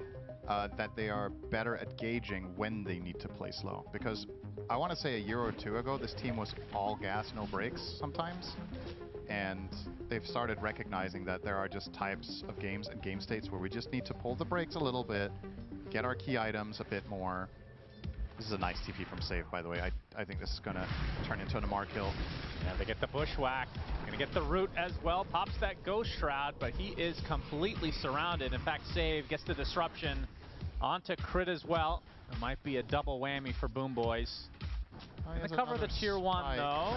It's off the Impale, as we'll call it here, but dies under his tier 1. So that's a double kill for Kataomi. Very good start in that top lane for Boom Boys. Yeah, all their lanes are going well except bottom. Although, I say that, GPK is actually losing to Pango. Huh? Currently on CS. Really? Well, it's close. He has a couple more denies and a couple fewer lasts. I guess it's kind of a wash. Okay. But that's already, if you picked Monkey King specifically to deal with Pango, it's partially for the lane and partially for the inability to Rolling Thunder around in the Wukong's command later in the game. Yeah. At least part 1 hasn't really... Miero very successful. Will be forced out, barely TPs in time. A lot of damage coming out from Malrine, but Snake King doing a good job of pressuring and forcing that TP. Yeah. Now he's going to get cut off, though. GPK hits a faster level 6, so yeah, true. Let's revise that lane statement and say GPK with an advantage. 8 more denies and another half level to boot because of that. Hello, Crit. So why the Lion here, do you think, and not in other games? I'm not sure. I think there is potentially an element of the stakes of this game that comes into play here, where when you're 2-2 in this tournament format, whether you win or lose this series, you're still playing in the elimination round. What matters is if you win, you're going to be playing against a 2-3 team, and if you lose, you're going to be playing a 3-2 team. So depending on how much you value the quality of opposition you can face in the next round versus the value of testing out and running other strategies. Right. You know. Oh boy, Amar in a lot of trouble yet again, but Malrine coming in with the Rolling Thunder. They're going to kill off Kiritich. Great rotation from Malrine. Going to try to get this pesky squirrel as well. Malrine will do a double whammy. And nice juking from Kataomi, but it's only going to do so much. Doing a lot of damage to Crit, who ends up dying to the neutrals. Don't think he's too upset about that. No, he's going to refill his resources for that. Having said that, it's a longer cooldown on his respawn, so this Wisdom Shrine now in peril for Falcons. Yeah. Are they stealing the other one, though? Then it's kind of... It's going to be a trade. If it's a trade, it's whatever. That's okay. Nice for them to get the Pango involved. GPK going for the... I mean, this is the interesting thing. Not that these heroes necessarily go for the exact same items, but you have to make sure you don't go for double Deso or anything like that. Do you think the Deso mid? That's interesting. It is. I think it's obviously the logic is sound of empowering your Lone Druid and your Lycan, but at the same time it also comes at the expense of having fewer stats, not having something like a Diffusal Blade for a slow, and Diffusal actually really messes with Necrophos, just slowing him to a crawl so he can't reset his position. It's an interesting choice here. I don't know how much I love it, because I think the synergy speaks for it so much with your teammates, but I think it's worse for you as mid. Which in turn means he's going to be more reliant on playing with the other two. And the issue that I foresee with that is that there's going to be a lot of farming downtime for Lycan and Lone, so how much bang for your buck are you going to get? Yeah. Snaking. Should be able to walk this one off, I would think. Just wants those Jingu stacks. Uses the Boundless Strike to get Snaking really low. Bushwhack, nice eating of the tree, but GPK still finds the damage. That's a nice angle from Katsuomi coming in from there. Definitely did not expect that on the side of Ye Olde Undying. Okay, so because of 3 physical right-clickers, it does feel like Deso's needed on somebody. It will be the Monkey King like we talked about. It's going to be Maelstrom into Ags or whatever, the usual variation for the Lone Druid. What does Lycan want to get this game? Is it going to be the Helm, I assume? Into what? Yeah, he's going to buy AC Nullifier, right? I would think. Because I need bare minimum 1 Nullifier, maybe 2. And they absolutely need an AC, and he's just the best purchaser of that too. So I think his build is pretty because the Bear sometimes does go, a lot of times goes Nullifier, but because you have Demonic Purge, do you think it's better suited to go something else? I think so. I think it's too much to get a Nullifier. So 1 Nullifier plus Demonic Purge. Yeah, I would think so. If you do want a second Nullifier, I think maybe it should be on the Monkey King instead of the Bear, because I think the Lone Druid needs to be as hard-hitting as possible. Oh, you wouldn't put on Lycan? No, he would be the first one. Okay. If you need a second one, it should be Monkey over in this game, I think. But yeah, I would expect Miero gets 1 and the others don't, and then if they somehow feel like they really need it, they can get an additional 1. Because what I would expect Falcons to do is actually buy Ghost Scepters in spite of being against these problems, because the gank attempt here. There's only so many dispels that they have, and it's still incredible against everything else. Heritage will be run into by Snaking. We'll pop the ult, so very tanky, and that's going to be so enough for awkward. him to just say, okay, we can't kill this guy. Let's both walk away. Well, Skeeter actually comes out as well from the gate. I'm going to push the tower here. 10-minute siege wave coming. Pretty standard stuff. Going to get some help from Crit, looking for Katsuomi. A nice disruption as Crit is found by the Monkey King instead, so GPK gets that kill. Mallory now some help from Snaking, puts down the Tombstone, so they get a support for support. Swashbuckle on to save now. Into the shield crash, save, pops the Fairy Fire, won't survive much longer though. Getting off those Shadow Poisons before he ultimately dies, as Snaking looks to be the second potential trade of support as GPK finishes him off with a Balance Strike, but now enough to get his Wukong's command off. Reaper Strike, not quite enough for the kill, turns into a soldier. Looks like GPK will bite the dust, so great rotation in the end, and Falcons win this fight. Yeah, they don't get the Reaper stack, but he wants to use it there before Monkey King resets position with the changing of the guard. If he somehow gets close to the tower, he might actually be able to get out. So, get him low first and finish the job. And now, well, they have the siege creep here as well. They do, nice. But TP's coming in from save. Nice pressure. A little damage done. And this is, while all this is happening, a completely free Terrorblade game. Skater is just farming as much as he likes. He went through the gate, like you mentioned, but now he's back to farming. I never, this is going to sound like a slight. It is not, because we know how Falcons actually operate. Skeeter top net worth in the game, at any point in the game, is weird to me. There's a few heroes he does this on, including Sven. There's a couple of heroes that they pick Skeeter when his job is to true position 1 the game. Skeeter. TP and Sven are 2 of them. Found by save. We had to say something, didn't we? Bushwhack into the sharpshooter and death to the carry. He's still top net worth though. Your for a little statement bit. is wrong. That's not true. Incorrect. I was so used to saying wrong that I said it immediately, but this time around it was correct. Good work, Cinderin. Tower's gone though. That's why you're paid the big bucks, more than coaches would make, for sure. Exactly it. Down it goes. Heritage. first to grab the tower for the Dire team. However, on the side of Falcons, already taking bot and top towers with Terrorblade. Been very successful. Malrine working on the Diffusal Blade. Yeah, standard. For the mid Pango. Probably, I don't think there's any reason to deviate here from just Diffusal, Ags, Blink. Seems pretty straightforward. If the Demonic Purge is as big of a problem as you make it out to be, Linken's is a potential consideration later because they have nothing to break it with. Oh, that's a good point. Except Acorn Shot, I guess. Well, Disruption as well, but you have to... Yeah, then using Disruption to break Linken's feels really bad. Yeah. So that's already a pretty big accomplishment. Maelstrom completed for Mr. Bear. And what did Amar opt for? He actually ends up going for the Radiance first. I say that as if it's a surprise, but he got off to a bad start, and it looked like he was going to get Boots of Travel first, but then he had 2,200 gold, and he was holding it. Yeah. And with no more pressure applied to him, he can just go for the normal Radiance, which is obviously what you would want on any Necro. This is a pretty good timing, considering yeah, all things considered. The pressure they were under top. He's got a good result out of it. Crit. Not going to survive this. I've been in this situation as Lion 200 times. It feels extremely unfair. Well, if he was a Bane, it would be worse, though. Yeah, that's true. He at least has that spell that he just used, as Kataomi taken out by Malrine, so it's a support for support across the map. Oh, look, the bear is going to snag a Wisdom. Is it the same exact Wisdom trade again with Snaking just over there taking that? Looks like it. Looks like it indeed, as Skeeter ends up getting taken out apparently.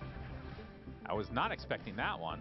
Oh, he killed Save first, so there was an exchanging of blows here. Got killed by the Monkey King and Disruption. Not much to do about it.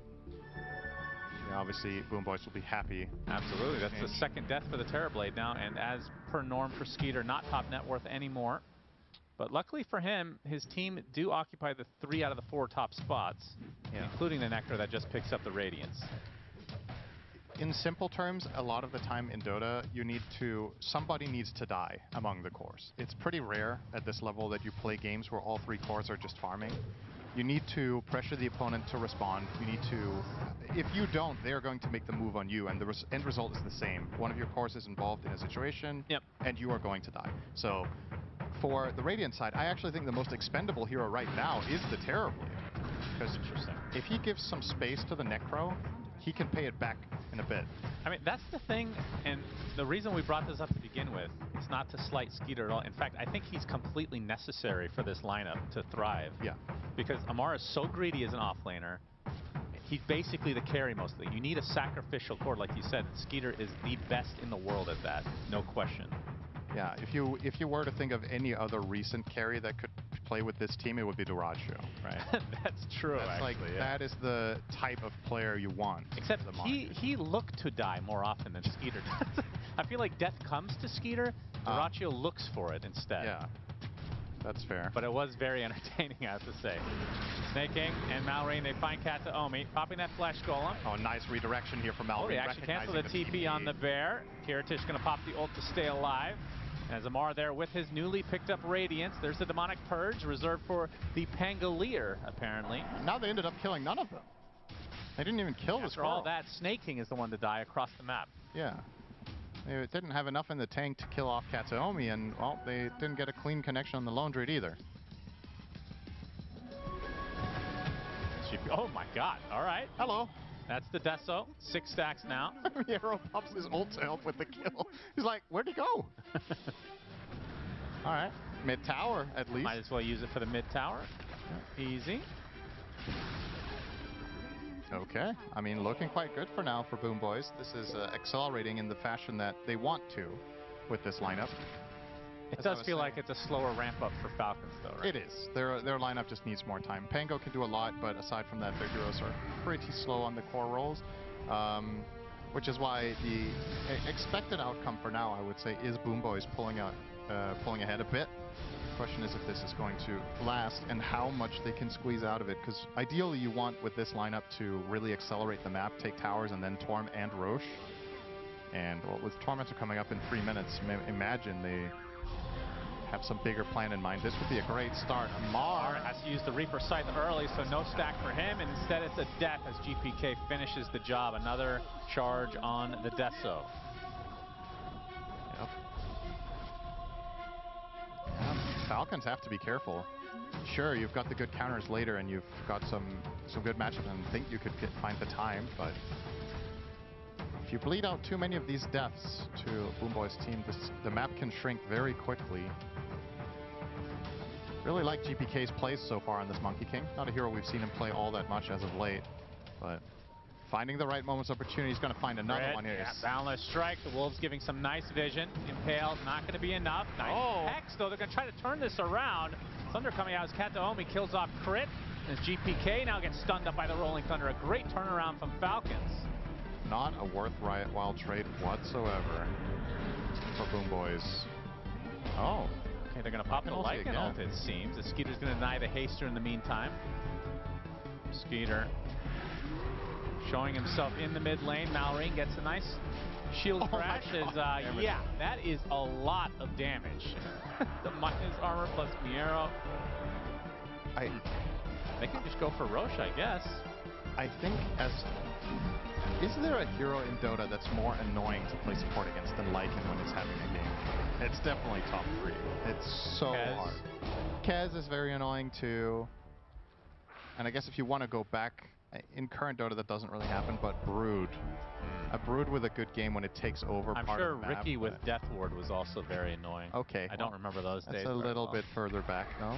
Miero gonna get ganked here. Malrine gonna get help with that Hex from Crit.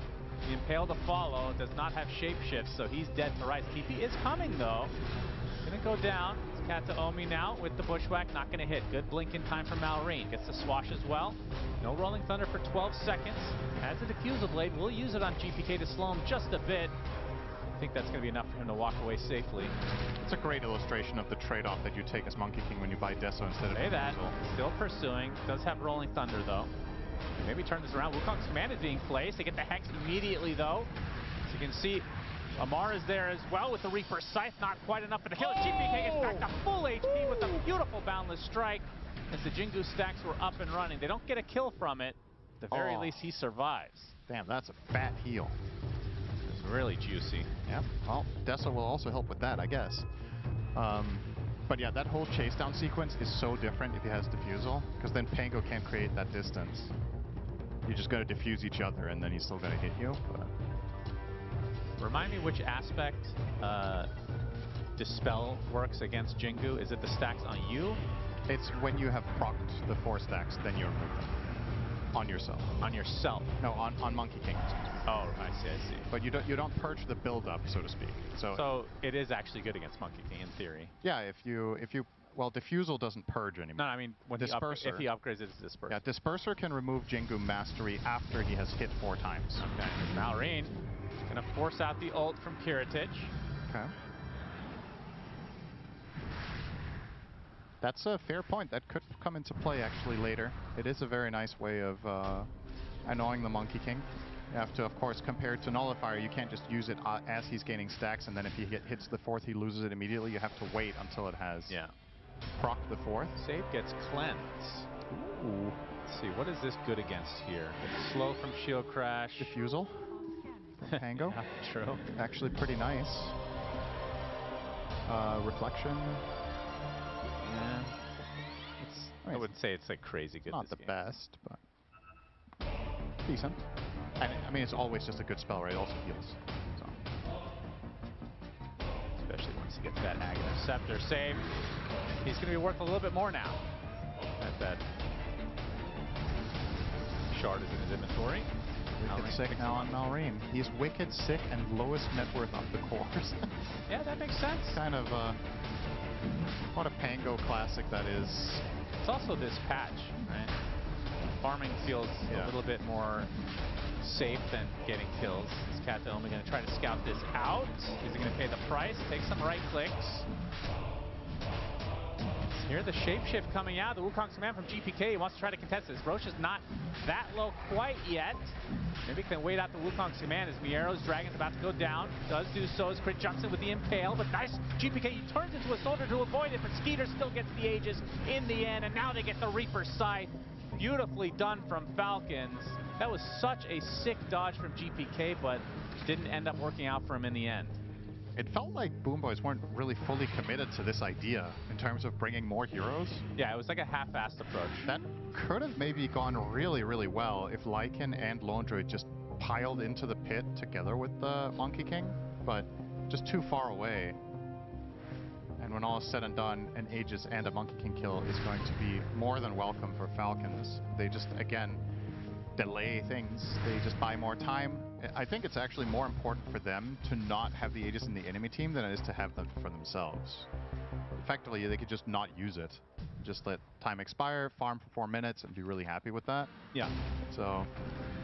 yeah, it does feel like Boom Boys, they want to push a bit more. Yeah, there's more of an incentive for them to play fast than there is for Falcons, which, I mean, if you think about Falcons, that's oftentimes by design. They kind of like to draft to put a clock on the enemy team, because in their eyes it's harder to play aggressive.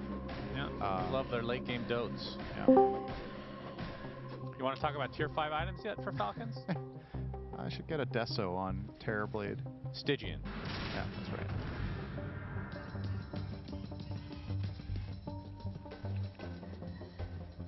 Pesky wolves now for Snake King. Scouting out, yeah. So Skeeter has Manta style to go along with the Dragon Lance, as GPK will find himself a tasty treat in the Undying as Snake King gets decimated. Fortunately, Already going to try to get a trade. And they will get the trade on supports. What happened to the gem? Oh, it was picked up by the Pango? No, he didn't have it yet. Ah. Or rather, Undying bought the gem, but never put it on himself. They just sent it immediately to the Pangolier, so the death was not with collateral damage. Unless you want to count your own Hoodwink. If you're in support of all heroes living, then that's collateral damage. GPK's working on an Echo Saber, which I assume is going to be the Harpoon eventually. Yeah. It does feel a little later than normal. Yeah, that's a consequence of going Deso. It's Crit, going to try to set up a gank on the Burr. Save is there with Demonic Cleanse. Heritage's Bear. Going to Reaper it. Yes, he will. It's a lot of gold, 325. Does that give a stack? That's a good question. How many stacks does he have? I think he has 2. He has 2 right now, so yeah, because he only had 1 for sure. Yeah, he only had 1 successful Reaper, right? Interesting. So you gotta decide the stack. We learned something today, Kinderan. Thank you, Squidward. Did you have to look that up after yesterday? No. You just remember? The name just came to me. Once the brain damage went away from hitting your head on the bus yesterday? That's right. Yeah, I've healed nicely overnight. Got a good night of sleep as well, just like you. That's a good boy. Yeah. Onion would be proud. Crit. Oh, on the Ghost Scepter. Right on top of a dire ward here. So, Boom Boys know exactly what's happening. And will not be caught out as a result. So, still, for all intents and purposes, a very stable game for both teams. I do think Boom Boys not necessarily, I mean, they don't see the scoreboard right now, or they see the scoreboard, they don't see the gold lead. I think they would not be too satisfied with the 1k advantage, but they have a possibility now of making a second aggressive move since Aegis is expiring in a minute, and they just picked up AC, so this is like a second super strong timing for their lineup with all this physical damage. Amar's gonna dare them. They will take this. He's gonna get bushwhacked from the trees, and he gets deleted. Full minute off the map. Alright, what did Amar expect given the map state? I'm genuinely very surprised he even walked up to that tower. He's gonna have time to think about his choices. Yeah, that's a pretty big mistake. That's gonna be the end of the tower anyway. So it just gave them a freebie. And once again, these Necrophos deaths are pretty important. He needs to get to specific key items. You're seeing the problem there. He's paper still. Oh, this is an interesting move, though, from Falcons. Despite not having the Necro, will be smoking, and the Undying, apparently. GPK on the tree. He's going to be fine. Oh, he might find Crit on his way back now. No, not quite. We'll have the Echo Saber now, and the Burr has BKB. You know, you just put a weird thought in my head, which you know me, if I have a thought, I have to express it. Yeah. Careful what you say now, young man. What if the enemies, or what if players could see the net worth? How do you think that would change things? Interesting thought experiment. It would change it by a lot because they would change their strategy on the fly based on knowing for a fact how far ahead or behind they are. And I guess it goes for both teams, so I don't know. Like if you obviously if you did it overnight, it would be drastic change. But I think over time, maybe not that much. How would you do that over time? No, over Show time them a little bit of gold. Over time, you get used to it. Right? Okay. So then teams adapt. Right. Humans adapt over time generally. Well, True. maybe not Americans, but everybody else adapt over time. Most people do. Most. Yeah. Anyway, just, you know. Honestly, it is a bit of an interesting idea to think about for a few seconds and then realize that think about a lot of other things. Yeah, well, that's how the human brain works sometimes, you know? You're going through evolution right now yourself. Very good. You're learning as we speak. Skater, actually going to commit Metamorphosis, GPK on the run, will be cleansed. I would imagine Demonic Cleanse perpetually takes off Scotty when he gets there on Terrorblade, so that's also pretty nice. That's good. Keep it up. Yeah. If they get Shivas, we'll take that off too. Well, the thing is, my suggestion is going to happen. So I meant Shivas on Necro. Yeah, that's probably also going to happen. Okay. Fair enough. Thank you. Yeah. Tier 2 pressure wants now. to disrupt here. He will, and leave. Refusing to elaborate. Just wants those delicious illusions. As Rolling Thunder is going to find a squirrel in the trees. Reaper Sight. So another stack for Amar. Looks to be a free tier 2 as Boom Boys will be separating the map, and we didn't really mention it because it is a lone druid after all, but the Aghanim Scepter obviously now online, so he can just play two heroes at once, and one of the heroes is completely useless, by the way. Oh, it hits jungle. It stands in the jungle and hits creeps and does nothing else. A very polarizing hero currently. Yeah, I would say so. Nice cancellation there from Kiritich from his real hero, the Bear. As a Wukong command plays, oh, the that's Skeeter a much bigger kill. They could go high ground. Wow. This is a massive kill. You could...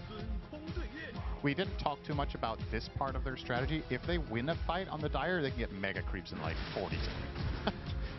It is unreal how fast the Dire lineup pushes the base. Yep, between Lone Druid, Deso on Monkey King, and the Lycan.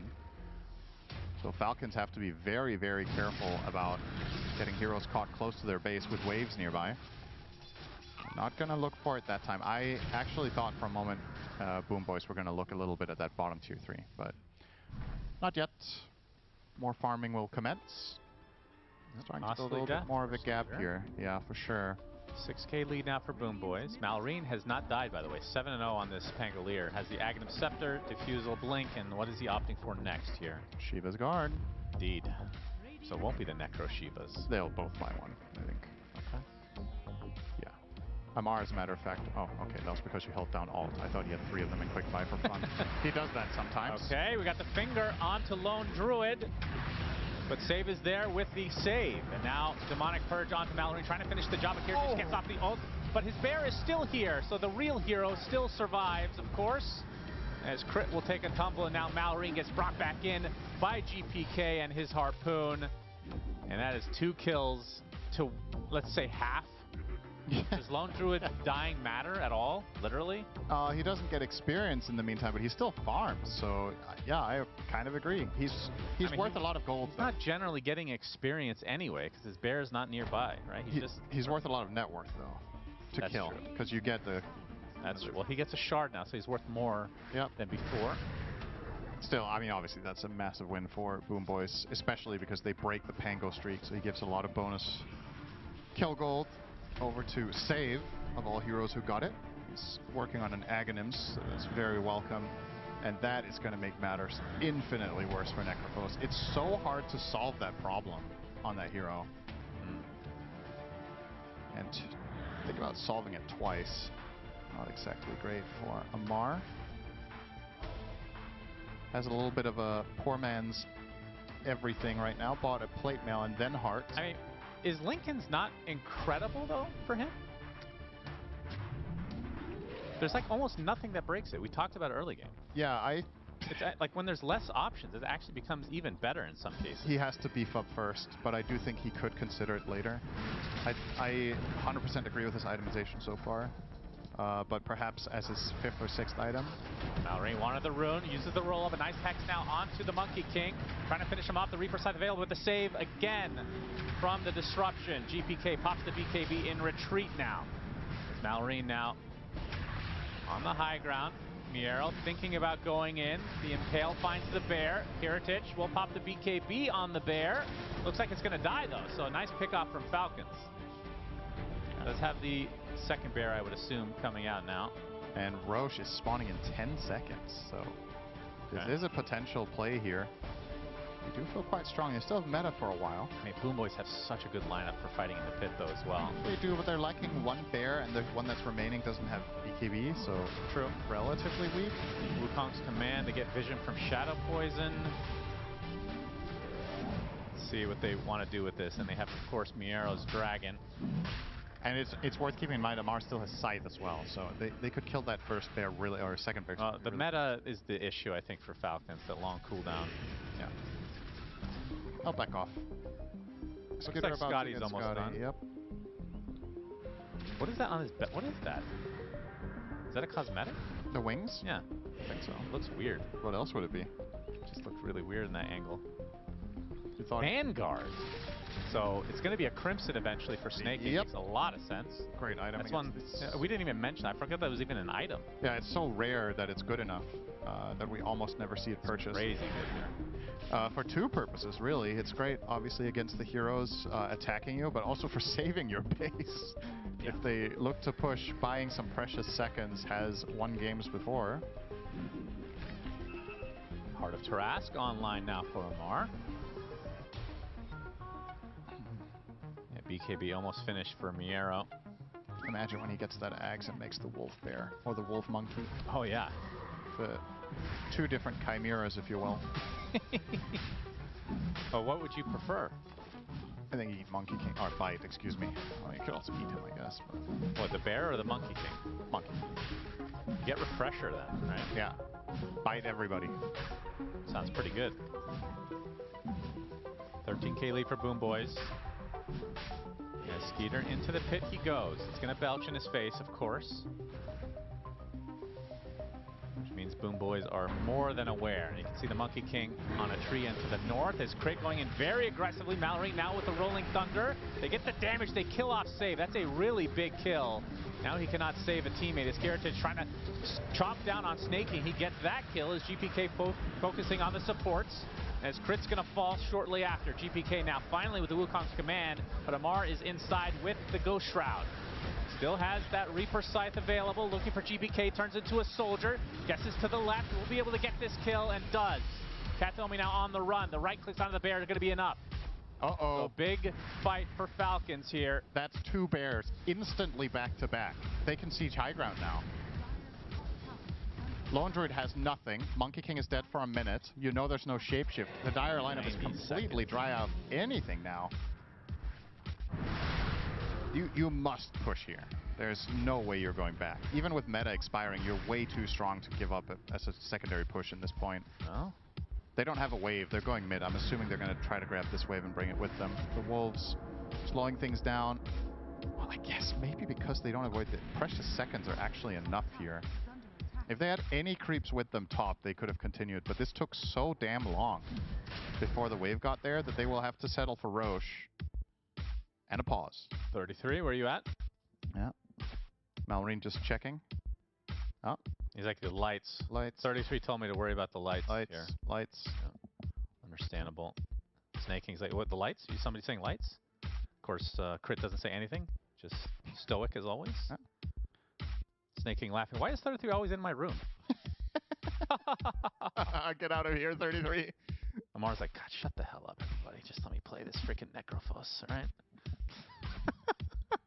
And Crit saying nothing. I think instead of casting the game, just casting players' faces and imagining what they're saying is a great way to broadcast an entire game. Good job, guys. Keep hitting Rose. I'm hitting him. I'm hitting him. Guys, I am going to keep hitting him. Amar just going to look at it. Crit stoic as always, standing off to the side. Guys, I'm covering the entrance. Skeeter's like, still hitting him. Okay, not too much more to communicate at the moment. I have Aegis now. Amar's like, why did you take Aegis, Skeeter? I wanted Aegis. Let's see, Crit saying nothing again. There we go. Thank you. He's just playing lion. He's just doing his own thing. You know, it's a Danish thing. You know all about this. Yeah, Danes love lions. Yeah, apparently. You guys have good zoos? I suppose. This was a pretty big swing, by the way, if you want to go back to the game. Sure. Boom Boys were ahead by 14,000, I think, when it peaked. So half the lead. Yeah, that was down the drain. And again, I think at this point, from my perspective, Falcons got over the toughest hurdle of the game, which was the last 10 minutes, and it looked scary. They almost got broken. If Boom Boys had won one more team fight, we could have looked at 20k plus Elena Rax. But now, this is well within striking distance. Your hero scale incredibly well. You're starting to be able to itemize to solve the problems. Look at Amar actually having another plate mill in his quick buy. Maybe he does go the AC as well, like we talked about. Get Shivas and AC on the Necrophos. Pretty rare, but makes a lot of sense. I was going to say Lotus, but I guess you still get hit by Demonic Burst. So yeah, I don't think it's worth it. All right, the siege will commence with Aegis. Skitter. All right, Kataomi gets the sharpshooter. But the Soul Rip back to basically full HP for Skeeter. This building is close to being a goner. They have the Roche banner as well.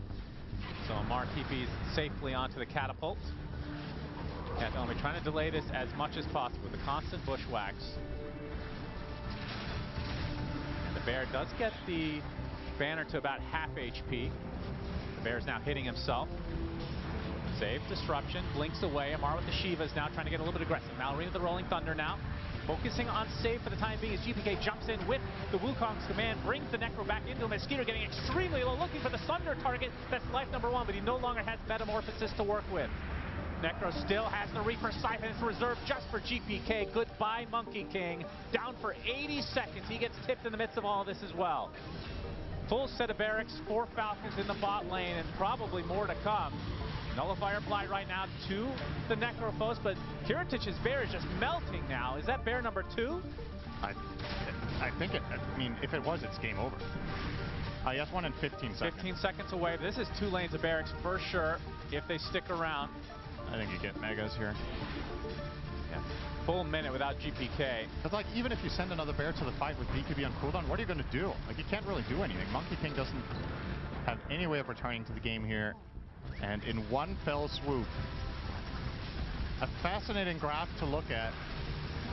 And they're just going to call it GG. What a crazy game, actually. Like, yeah, Falcons are going to take this 60 minutes, all about delay, delay, delay. Boom Boys want to push early. And it was essentially one fight. Yeah. Crazy. I think this entertaining though. This was a really good illustration of some of the weaknesses with 1 damage type lineups like you talked about. It felt like at some point Falcons got all the right items and then they take one fight. Their heroes, Terrorblade is healthy. He has Butterfly, Scotty, and a billion armor. Get closer to me. I'm coming over. Hello. Hey. Hey there. How are you doing? So Terrorblade's super fat.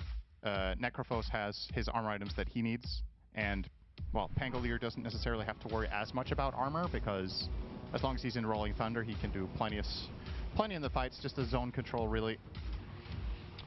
So if you could redo this game for Boom Boys, what would you change? Because I feel like from the support side, Kataomi and Save did an impeccable, Save especially, feels like he was pivotal in basically every single fight. So that means the cores are the problem here, Sinner. Pick a different core. Replace it with something else. Yeah. Is it all just too much physical damage? I mean, if you were to replay the game, is redrafting an option, or am I playing the same 5 heroes? Replace 1 hero. Okay, I think I would probably have gone for a different hero than Monkey King. I think if you are going Lycan and Lone Druid as the duo, I think the mid hero needs to be a playmaker that has magic damage. Queen of Pain. Not her. Okay. I would have liked... I don't remember what exactly the bans were. So they banned Puck last, which I think is what GPK wanted. Yeah. I think Earth Spirit was banned by themselves. I think Ember got banned by Falcons. So you are starting to run out of options. Like maybe this was plan D. Storm, that's a GPK classic. Yeah, it's just, it doesn't look very good with Storm. I think they would have been too slow. Because, lest we forget, GPK did a lot of work this game. It's not like he played well. No, I'm not saying anybody didn't play well. This felt like a strategic loss. Exactly.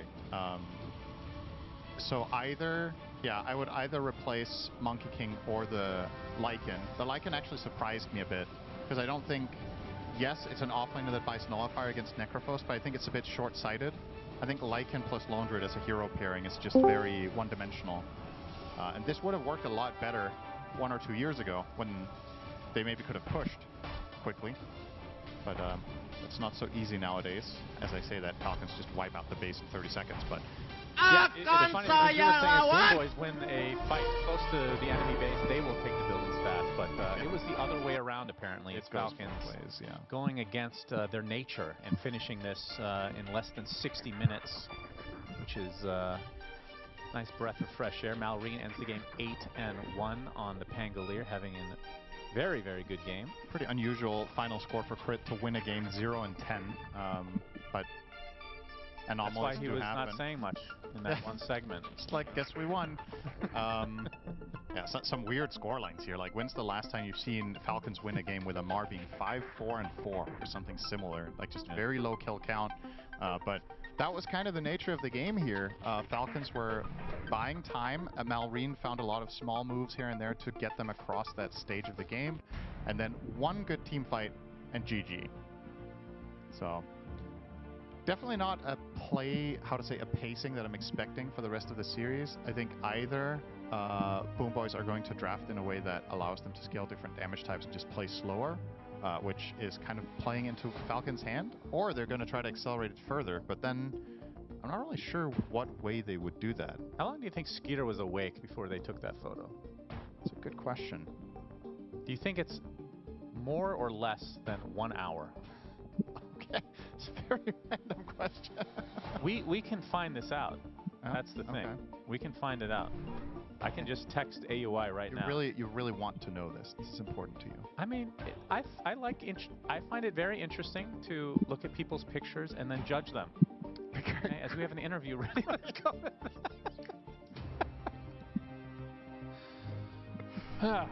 I am here with Crit from Team Falcons. Crit, how are you doing? Reigning champions, returning to TI. You think you guys are in good shape after TI last year? Obviously, the squad is still the same. How is the mood in the camp? Are you guys still hungover from TI, or what's the deal? We won the tournament, I think, right after TI, but it was like a few weeks after, and I think we were still like riding the confidence. Still buzzing. Yeah, we've had some ups and some downs during the season, but I feel like it's been looking better. I think we are getting to a place where we can win tournaments. A lot of teams these days, perhaps, they sort of lack the sort of identity that Falcons has, where I feel like everybody can identify a kind of Dota that you guys play, a hero pool that you guys have that's quite unique.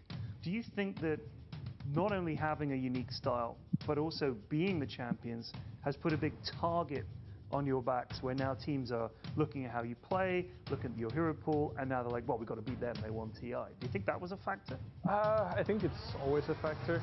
I think that goes for anyone that has like a long period of time where you're winning a lot. Like, people will naturally just look at you more and be like expecting to have to beat you, because it's mostly about that people know that at some point they're going to have to play against Falcons to win the tournament. So it's interesting, because there's a lot of good teams that could go far and could win, and yeah, it's just about whether or not you're able to play through what people counter you with. So what have you focused on ahead of TI? Is there anything you've been working on specifically as a team? Any particular weaknesses you're trying to address? What's been the approach? I think it's been mostly individual stuff. I think we also know that it's probably going to be the last tournament for this roster together, so that also means that we... Why do you say that? We've played with each other for so long now that it's like we all kind of understand, like, we need to, it's time that we switch something up, you know? Really? Yeah.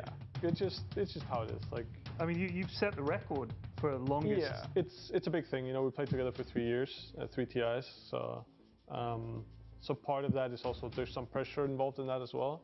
And then when you're losing games because of it, like, the best thing you can do is just being a good teammate and trying to like be available and like try to work through it. Has that been a long time coming? You guys have been talking about changing the roster and shaking it up? I mean, we talk, every team talks about it after TI, you know, so we talk about after TI. And when you make changes, it's because you want to get better, you know, you want to have some upgrade in some role. And for us, like, it's hard with the success we've had to be looking at somebody and be like, oh yeah, if we change this guy, we're gonna get something better, you know. And I think just people on this team need that at this point, you know. So I think, yeah, it's just natural. I think it's good. Well, from a personal perspective, obviously you're still going. How many TIs is this for you now that you've played in? I think this is I played TI 6, so this is my 10th. Does it ever get old playing at TI? Do you ever think, here we go again? Or No, TI is always fun, always exciting. I think for me the bigger struggle is through the year with all the other tournaments. But that's part of the reason why TI is so big, is because you have to earn it. And I think for me, I've always been very happy just participating, and I think you gotta have that respect for the tournament as well to have a chance to even go in the first place. Crit, thank you so much for that interview. It was really interesting, and best of luck in the tournament. Foto kita blur, tak banyak yang kulihat. Foto kita blur.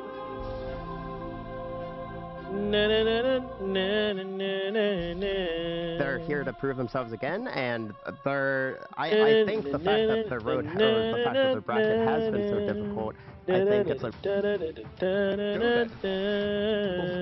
Long range initiation. See how he got vision on him. Was it the ward on the rune? It's happening in this tournament already. It can still have really rough games as well, as we've seen before. We want to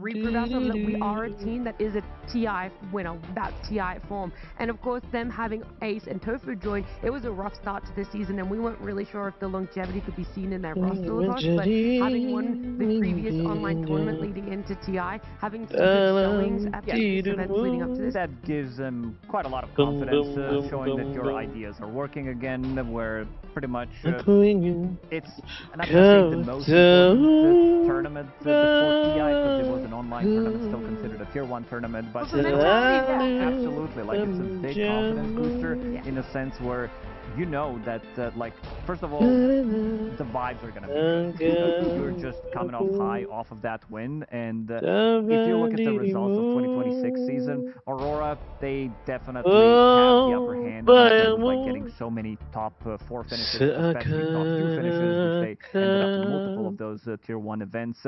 While Liquid, they're always kind of there. I think they missed some tournaments. It's almost never bending for Team Liquid.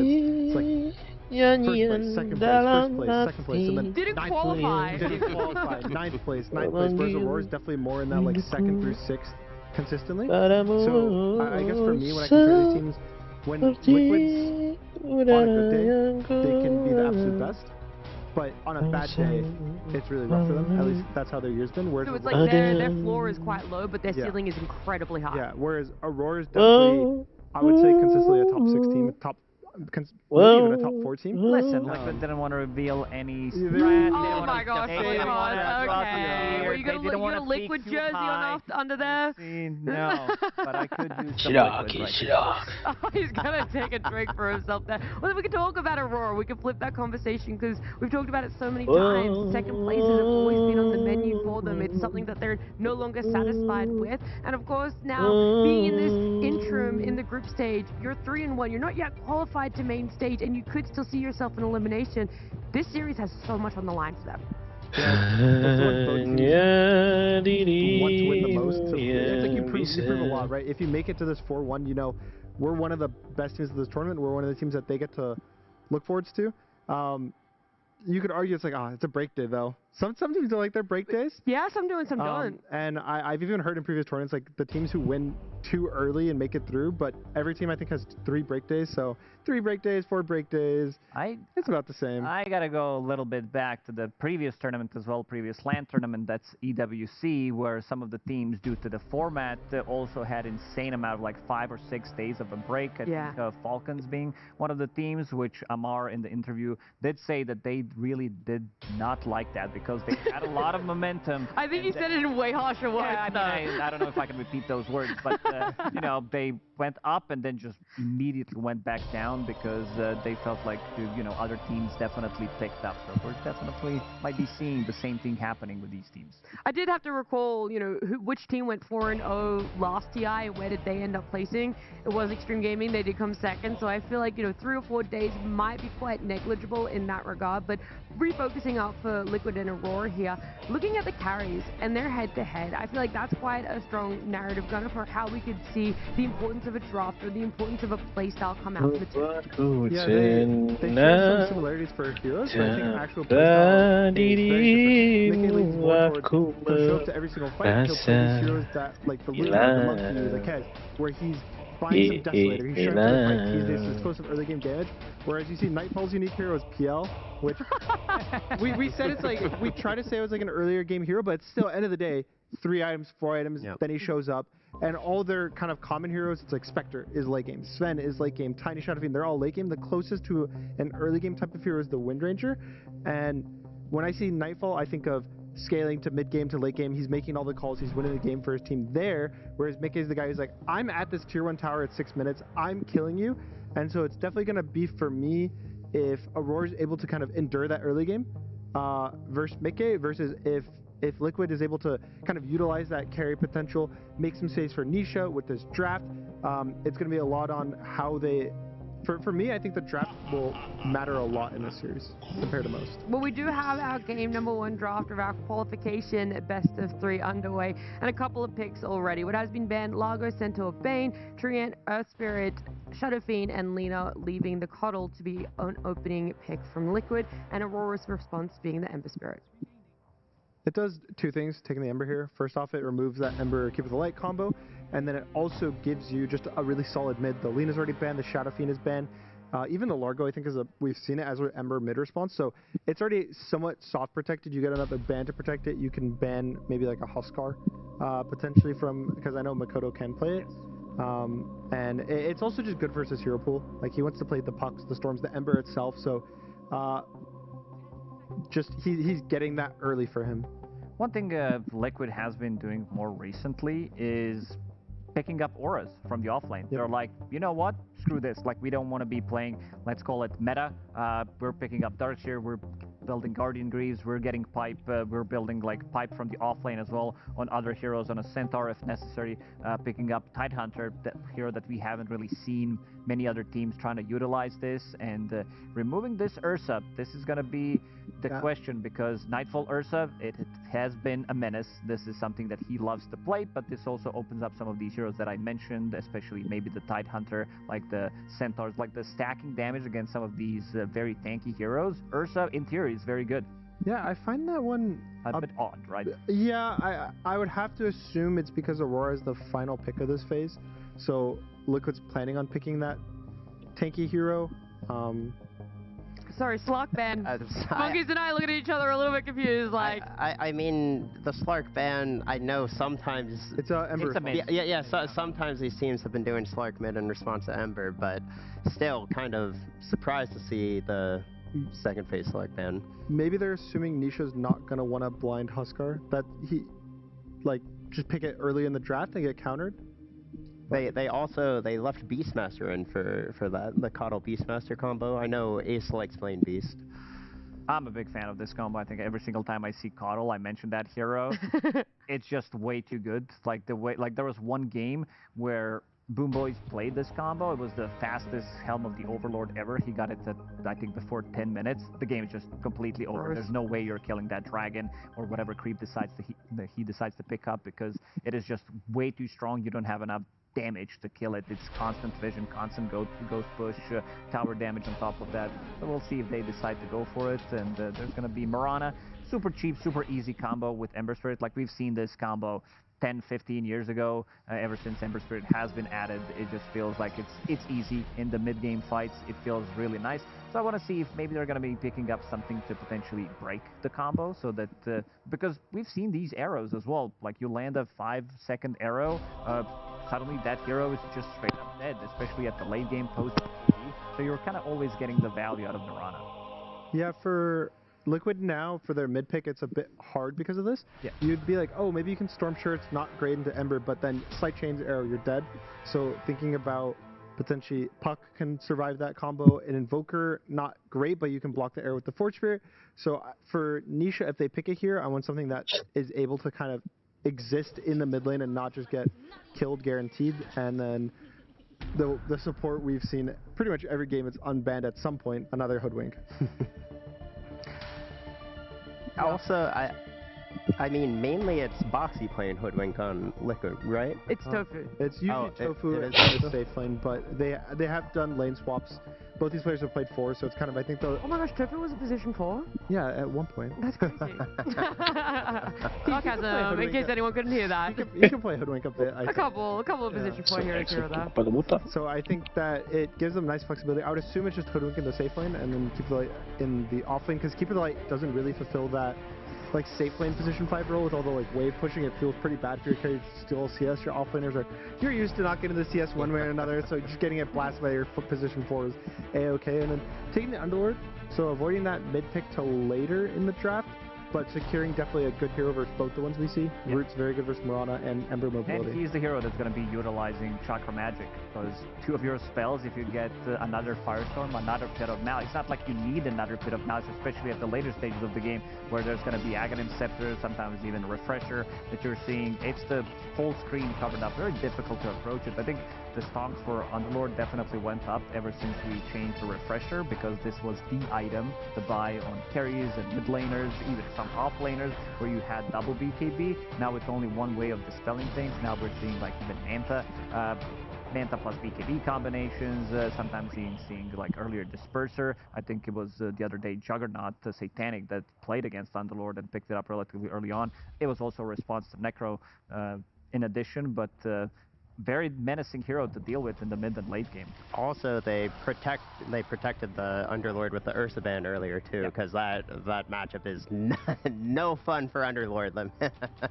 We saw quickly on the screen as well some stats come up. Underlord being the 3rd most picked offlaner at this tournament so far. So it's up there with Darkseer and Centaur. Yeah, I think it just provides a lot of, again, generally for offlaners, you want a neutral lane.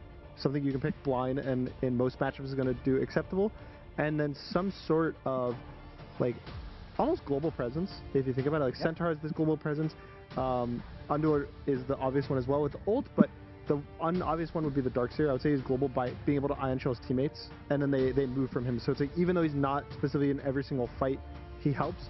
And I think that's kind of why you see them as like the big 3 of this tournament. Rubik's still available if they want to pick it up. There it is. Like, I don't know why it took them so long to pick it up. Usually it is banned.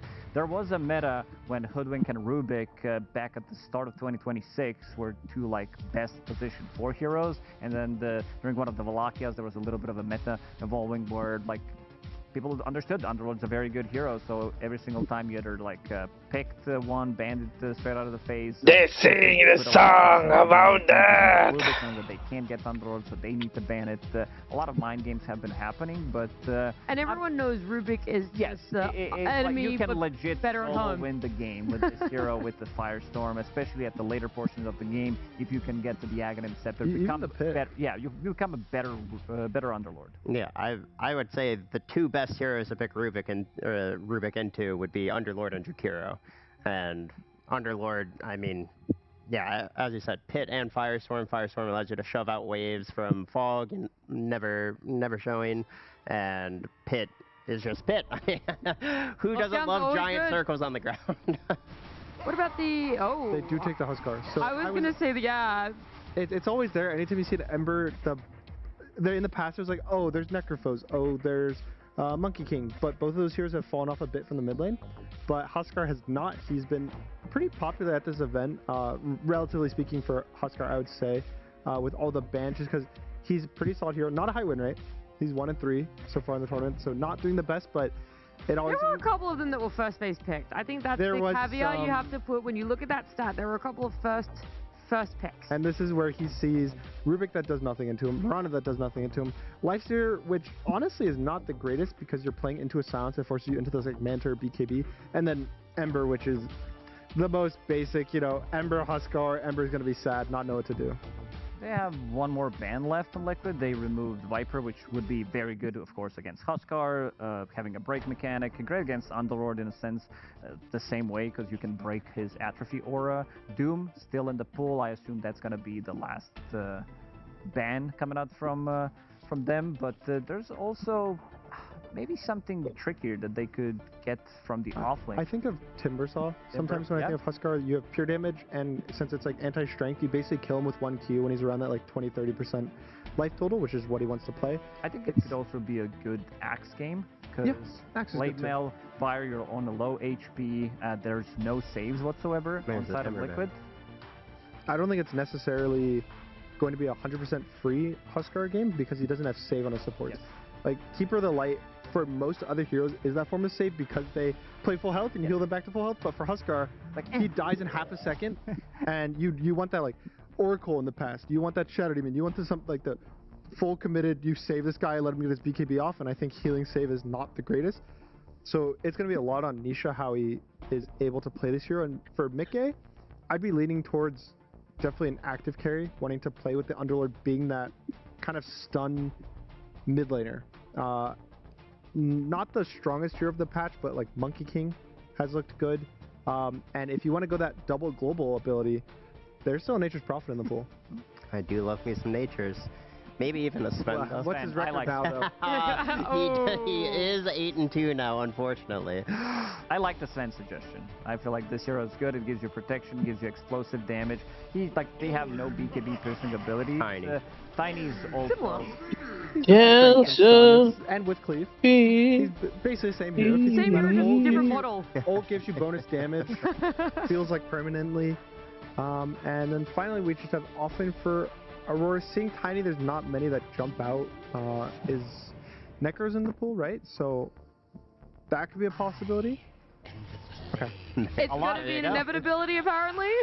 I was surprisingly there versus the Tiny, which I don't know if you'd rather play that versus the Timbersaw, to be honest, if you want the Tiny. I thought that I think Necro's just a stronger hero than Timbersaw. Sure, it's like Timbersaw versus 3 Strength Force feels bad, but Necrophos is a stronger hero and pretty much feels as bad. They have like good amount of magic damage. Tiny is a mixed type of a carry. You have Underlord of Firestorm, which is a percentage-based damage, Hoodwink, break mechanic, maybe like, but most of the heroes are strength, and it is a very good Necro pick, I gotta say. Looking at some of these mid-game or like maybe more early-game engagements, Mikke, he has been known to make these rotations through the twin gates. Like we've seen Tinys rotate, like they don't necessarily need to sit in the lane if they can backstab the enemy carry. I think Lifestealer is that type of a carry that can't really be ganked by Tiny, so probably Mikke is going to be sitting in the lane, and it needs to be Ember Spirit, like, because Necro is going to be sitting in his lane. He's not going to be moving. Same for the Lifestealer, so it's just going to be 2 supports playing around Ember Spirit, and the supports are very good to play with Ember. I've seen the mid game in the Tiny Necro matchup go kind of before a Shiva's timing. Necro has really low armor, and the Tiny can kill him in a burst if he gets that like really fast Silver Edge Blink Dagger timing. So for me, it's kind of, is Liquid going to be able to abuse their early game, like the Tiny, the Huskar, the winning lanes, the running around the stuns, playing as 5. And for Aurora, I like their draft because it's simpler. For me, if they just play a chill game where they don't make too many mistakes, they'll just eventually win the game naturally, whereas Liquid's like, you're on this timer, you have like 1 or 2 mistakes. Sure, if you don't make them, great, you're going to win the game, but a lot of the time at TI, teams do make mistakes. Yeah, and also I think while I do think the Huskar-Ember matchup is very Huskar favored, Embers typically they can do these lane dragging shenanigans. They can try to find ways into the lane by doing that. In addition, the Ember does have this Mirana to, you know, set up the arrows, and I think the Ember has an avenue to find a way into the game with these arrow setups, and hopefully finding kills to, you know, get into the game. So not all is lost for Aurora, even if they don't necessarily have the winning lane matchups for themselves here. But we'll see which team puts themselves in a better advantage to be our second team qualifying to main stage as we head on into game number 1 of this qualification best of 3 with Lyrical and Trent. Lanes. Who needs them, right? We don't do that anymore. We don't play the lane. Grab a creep. Come here. Yeah. Come here. And just lure them in. They follow you around. And I mean, it's kind of what you got to do, though, if it's Huskar versus Ember. Totally. Well, I'm super excited to get into this game because last one, a little bit depressing to see teams leave. This time, we get to see teams move through. It's the excitement, the exultation, the glory of TI. And a Huskar. Hey. Yeah, so it's Ember versus Huskar. That really is going to be the story of this game. I would say it's definitely the first, like, truth that could come into being, right? Like, if the Huskar destroys the Ember, that's kind of just, that's a big part of it. It's just like, oh, our game has now gone from, like, you know, somewhat even to just disaster mode. So But it's Makoto, though. It is Makoto Ember. I mean, he's very good at it. And on the other side, it's Nisha Huskar, in the sense that this is not necessarily, you know, a Nisha thing. Yeah. You know what I mean? Like, obviously, Nisha, one of the best mids in the entire world. No doubt. He's bronze, yeah.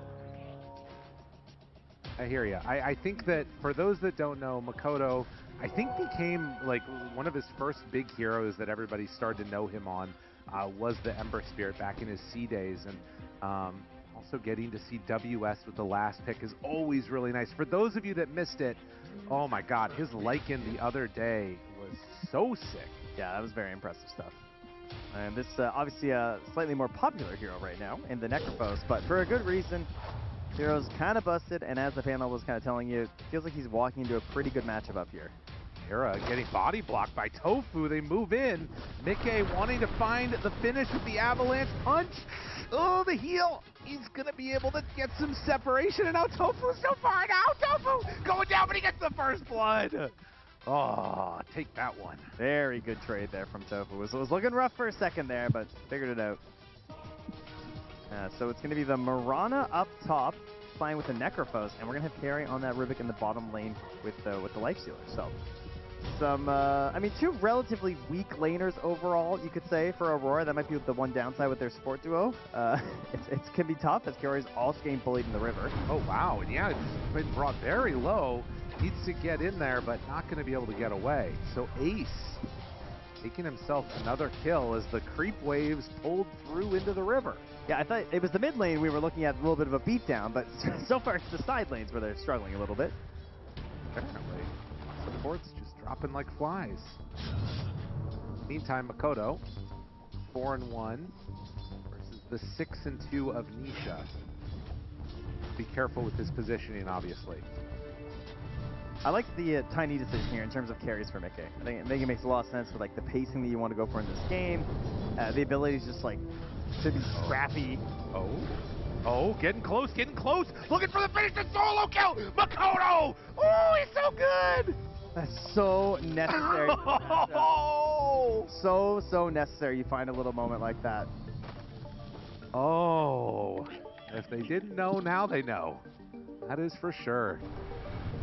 Man, that is fantastic stuff right there. I mean, look, you don't need to be a fan of either team. It's just cool to see somebody that knows their hero so well that they understand the exact moment that they can play forward like that. And, you know, Makoto comes back level 3. He's still holding that skill point. So he hasn't resigned himself to I'm jungling yet, you know? No, he's leaving open the possibility of going for another kill onto the Huskar there. Yeah, if he dives, you know, maybe I get a friend. Something could happen. Wants to keep his options open. Now, one thing we haven't mentioned, of course, the all-powerful Nightfall built in the Nightfall. You know, has the Rage available this game. That's true. So he is the world's greatest player at using debuff immune teleportation. We'll do it again here as Ace, in a little bit of trouble, is going to be brought very low and forced to TP back to his tower. In the meantime, looking back towards mid, Nisha getting somewhat low. Makoto thinking about things. He's doing great. Gets the wave in under the tower, grabs the bottle for the, with the rune. He's full HP and mana right now, but this is where things get rough. You see what Nisha's doing, right? He instantly walked in. Oh, Makoto, are you going to do it again? Nah, he's good. Oh my God. He's fine. He has to do that because the bully's coming. Yeah. You know? 100%. I'm getting too hyped. I gotta chill out a little bit. Hey, it worked last time, man. I don't blame you. Radiant's bottom tower is under attack. Ember thinking about making that move. But yeah, has taken that second point in the shield now also. And that does signal that he's going to be able to jungle if he needs to. Wow. Mira. But look how aggressive they're playing with this big green wave. Yeah. Like, Necrophos just feels like at one with all those units. So he tries to bully and pressure. This forces a TP in here, and that leaves Ace completely alone. He is definitely dead. Trying to get a last hit before he goes down, but Nightfall comes in for the cleanup. I mean, it did secure that wave coming in for Mikke, which is very important for their game, but a little bit of a giveaway there from Ace. He's going to have to be the sacrificial one, it seems like, as Tofu almost gets enough damage there to take down WS, but it will not happen. And as the hits come in, Mira finds the kill. Okay, I mean, again, we're throwing bodies to try and let Mikke see us under the tower right now. Towards mid, Huskar being brought somewhat low by the Ember, as he's diving underneath the tower, has a sleight of fist again. Nisha is he's got wand and fairy fire. I mean, he's still right-clicking underneath the tower. The tower's hitting Makoto. Did he do the math right? I'm sorry. No. I think Nisha was confused on that one. Makoto's laughing, by the way. All right, well, he's in high spirits at least. Okay, this is the problem, you know? You get too hyped up about a kill, and then it ends up going the other direction, as Mikke is going to eventually be killed in that safe lane. The pressure coming from WS is real. Tofu, can you get out of here? Kaori's stuck around, trying to find a kill on Mira. Oh, the 3 down. And Mira lives through it. Swag, TI winner, doing his thing.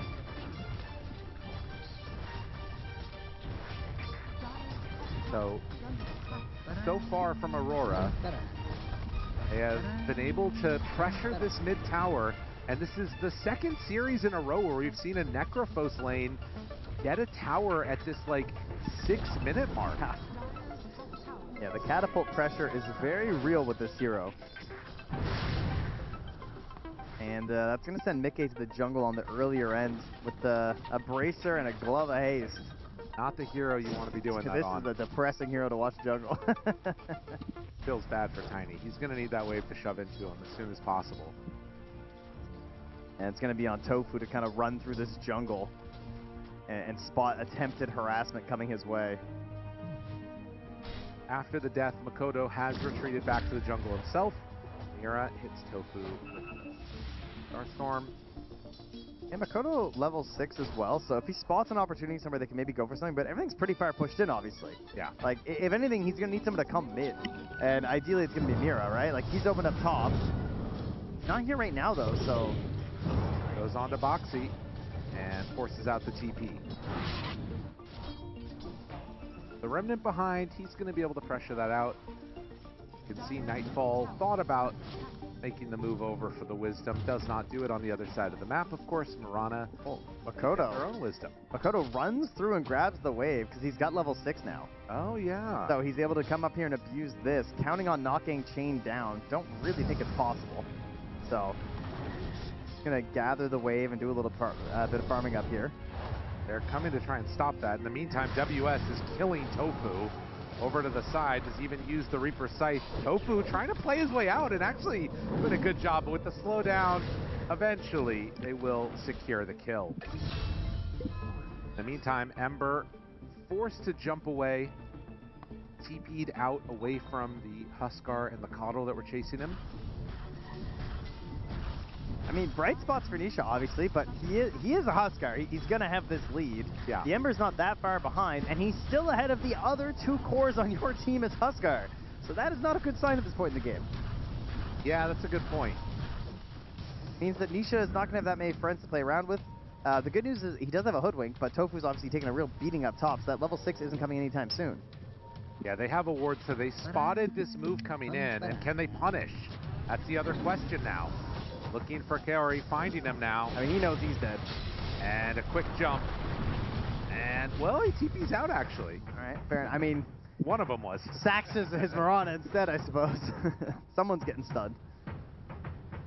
Delta split was successful.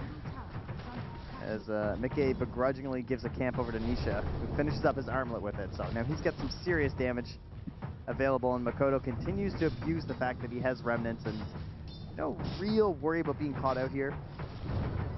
way, no chance for a jump. And Nisha have the armlet being brought out to him now. So you can see Nightfall off to a totally fine start right now. Second highest on the board, only behind his own Necrophos, and it's going to be a solid Radiance timing. The farm will keep on rolling his way. WS, would you believe it? Also building a Radiance. And, I mean, we've gone over this, I'm sure many people have. We don't care about 2 Radiances anymore, guys. It doesn't matter. It's even, like, more fine. At first, it was kind of okay anyway because the map is so big. Yeah. But now that the evasion is also only on you as the Radiance holder, it's even more whatever. Listen, you know? people are still going to be typing LOL 2 Radiances. Okay? And as they should, as is tradition. Yes. I'm not saying to stop doing that. I'm just saying don't let it stop you from buying a second one. Oh, you know what? It never stopped them anyway. What am I talking about? You're right. 2 Radiances every game, 2 Shivas every game. That's what we're going for here, folks. WS gets the whole wave, and Nisha deciding he wants to get a little aggro here. Now, you do have to be careful. There is a Reaper site that is ready to go. And yeah, TP out. So, wisely dodging from that one. On the other side, though, Mira, ooh, he's burning, but the heal in. And WS might need to heal him one more time. Help. Nah, he's fine. He's fine. So no chance for a kill. Liquid failed to connect on that movement. Yeah, Nisha really needing those right now. And look at Makoto, just completely free. I mean, how is it that this tower is the one that's struggling right now? There's a Caudle. There was a Huskar. Why are you losing your mid-tier 1 first? Right? The Radiant tier 1's not even touched. It's barely grazed.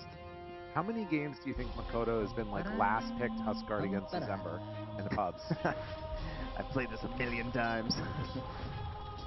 Yeah, I'm sure he's very used to it, that's for sure. I mean, he feels so comfortable. It's like the way he instantly started going once he was 6 as well, recognizing the complete lack of catch and any sort of threat, and also the value that it was going to give compared to doing anything with his teammates. Yeah, was very good. Another move up to the north. Can they catch any of these heroes here? Mira so far has been the sacrificial lamb. They do find him.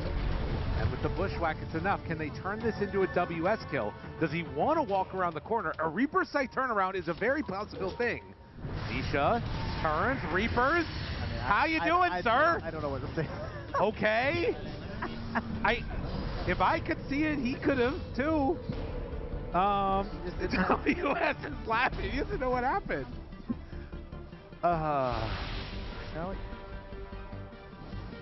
You know, he's gonna make a name for himself, you know? I guess. I don't know. My guy was just rejecting reality and hoping to substitute his own in there, but it did not happen. Wow. Okay, Aurora in a very comfortable position after that.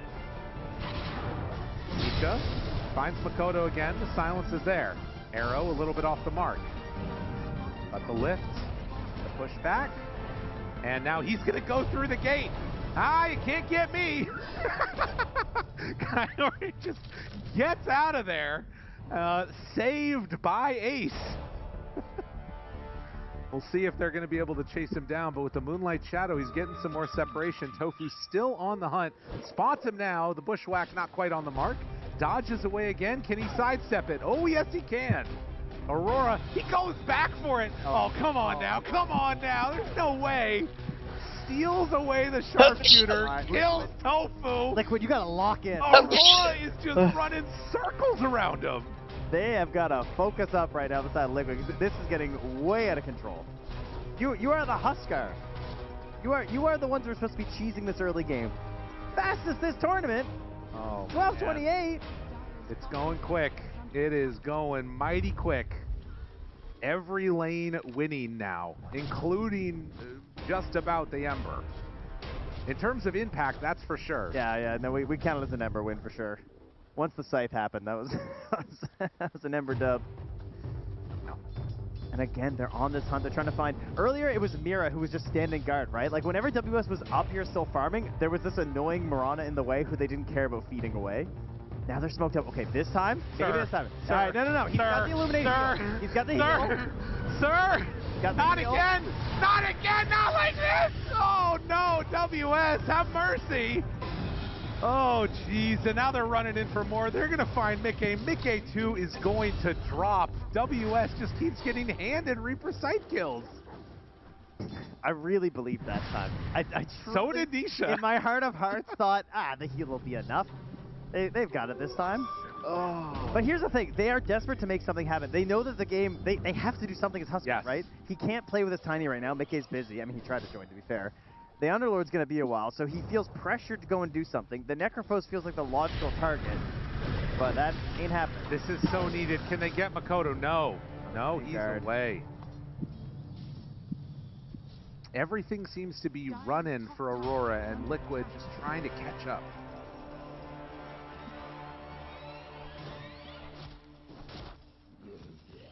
All right. Have to find a plan here if you're Liquid. Going to be Aghanim's first for Ace. That is definitely going to help have an impact for some of these Huskar plays. Mickey, yeah, I mean, it's the Echo Saver into the Blink. That's got to be the timing where they can be like, okay, we have to try something, right? Like, the problem is it's going to be a very tanky Necrophos at that point. He's going to have the Death Seeker as well, which is... I feel like that's where the Necrophos just gets really crazy.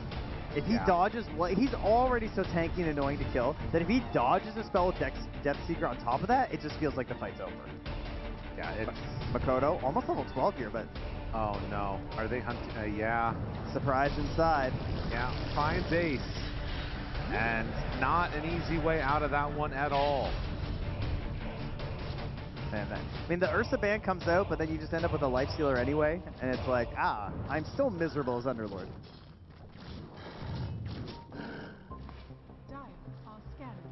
Oxy gonna try and pressure out these lanes. I mean, it really is just got to be in mass dodge territory now. You're not seeing them make moves to try and find kills. They're a full item behind on some of these heroes. And for Aurora, I mean, what do you do to try and, like, cement this lead that they've built up? They've got the Essence Distiller on Mira, right? That is the we're hunting item. They have the Spirit Vessel, obviously, on Makoto. Like, how do you play this game as Nisha right now? Yeah. You have to get a BKB. You have no game right now. Yeah. You need a BKB. You need a Shard. If you plan on existing, right now, he ain't Huskar. No. I'm not sure what hero he's playing as, but it's not Huskar.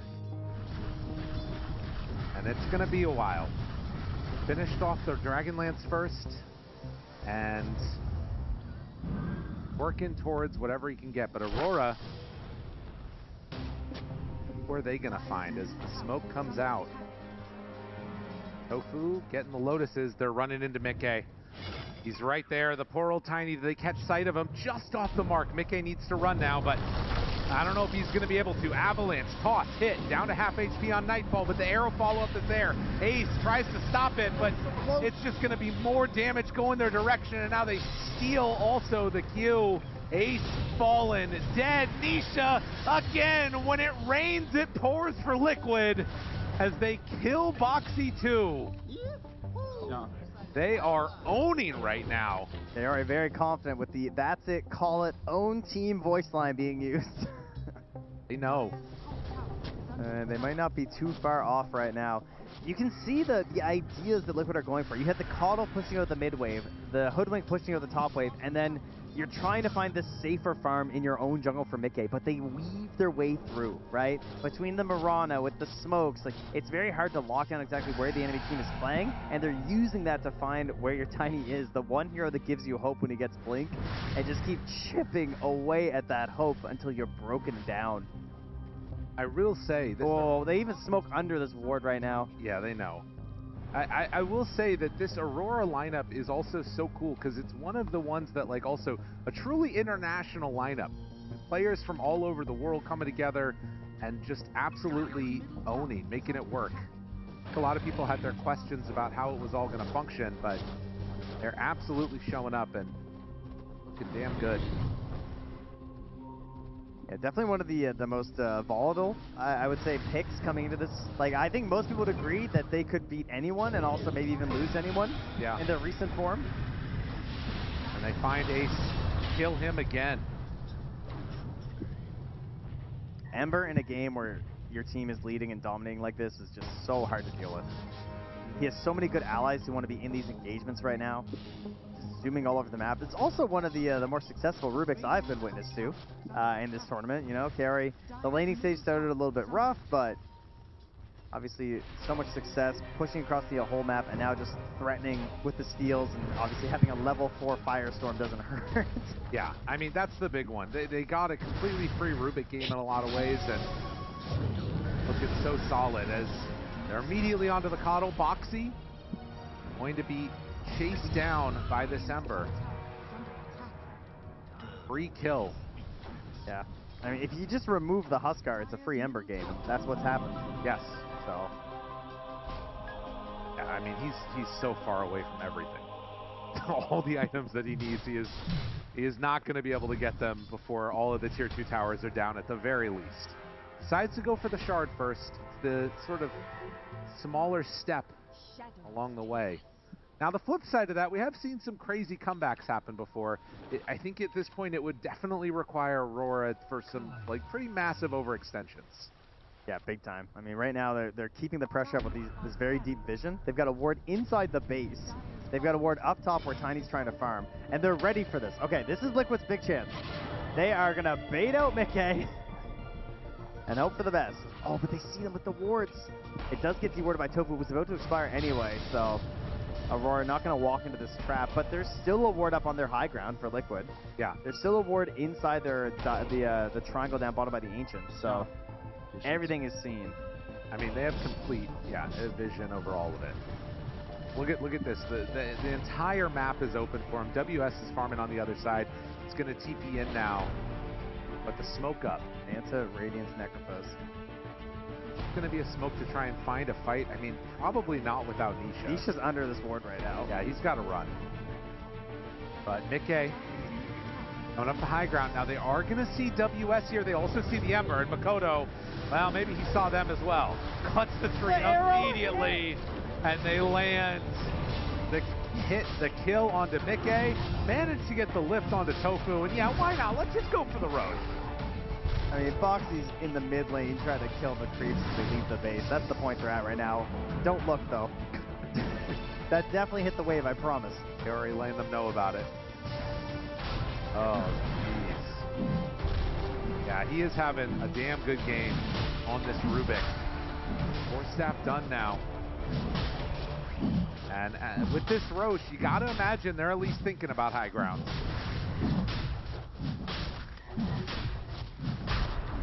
Boxy still just blasting waves as they leave Aurora's base. Yeah. Really desperate plays happening here. I mean, look, you know, he's killing the waves, gets a courier for his trouble. Nice. TP's out, that was the shard. Okay. Can't really ask for much more from your support, I wouldn't say. Honestly. Everywhere they go, they're just getting max farm. Hadouken. I mean, Nightfall looks like he's having fun. Oh, yeah. That creep is a very satisfying running animation. Nisha a little bit less so. It's been a tough game for Liquid here. No doubt about that. The game did not go the way they wanted it to. Ace tries to finish this off.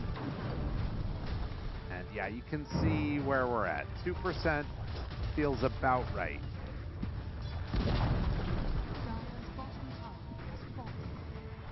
Nightfall, where does he decide to go? They're going into mid, they find him. Another stolen Firestorm. And Nightfall will start to hit the tower. Does not have that AC. Oh my god, he jumps in and gets him! WS is crazy! Oh, okay, no Underlord. Yeah, that's a problem.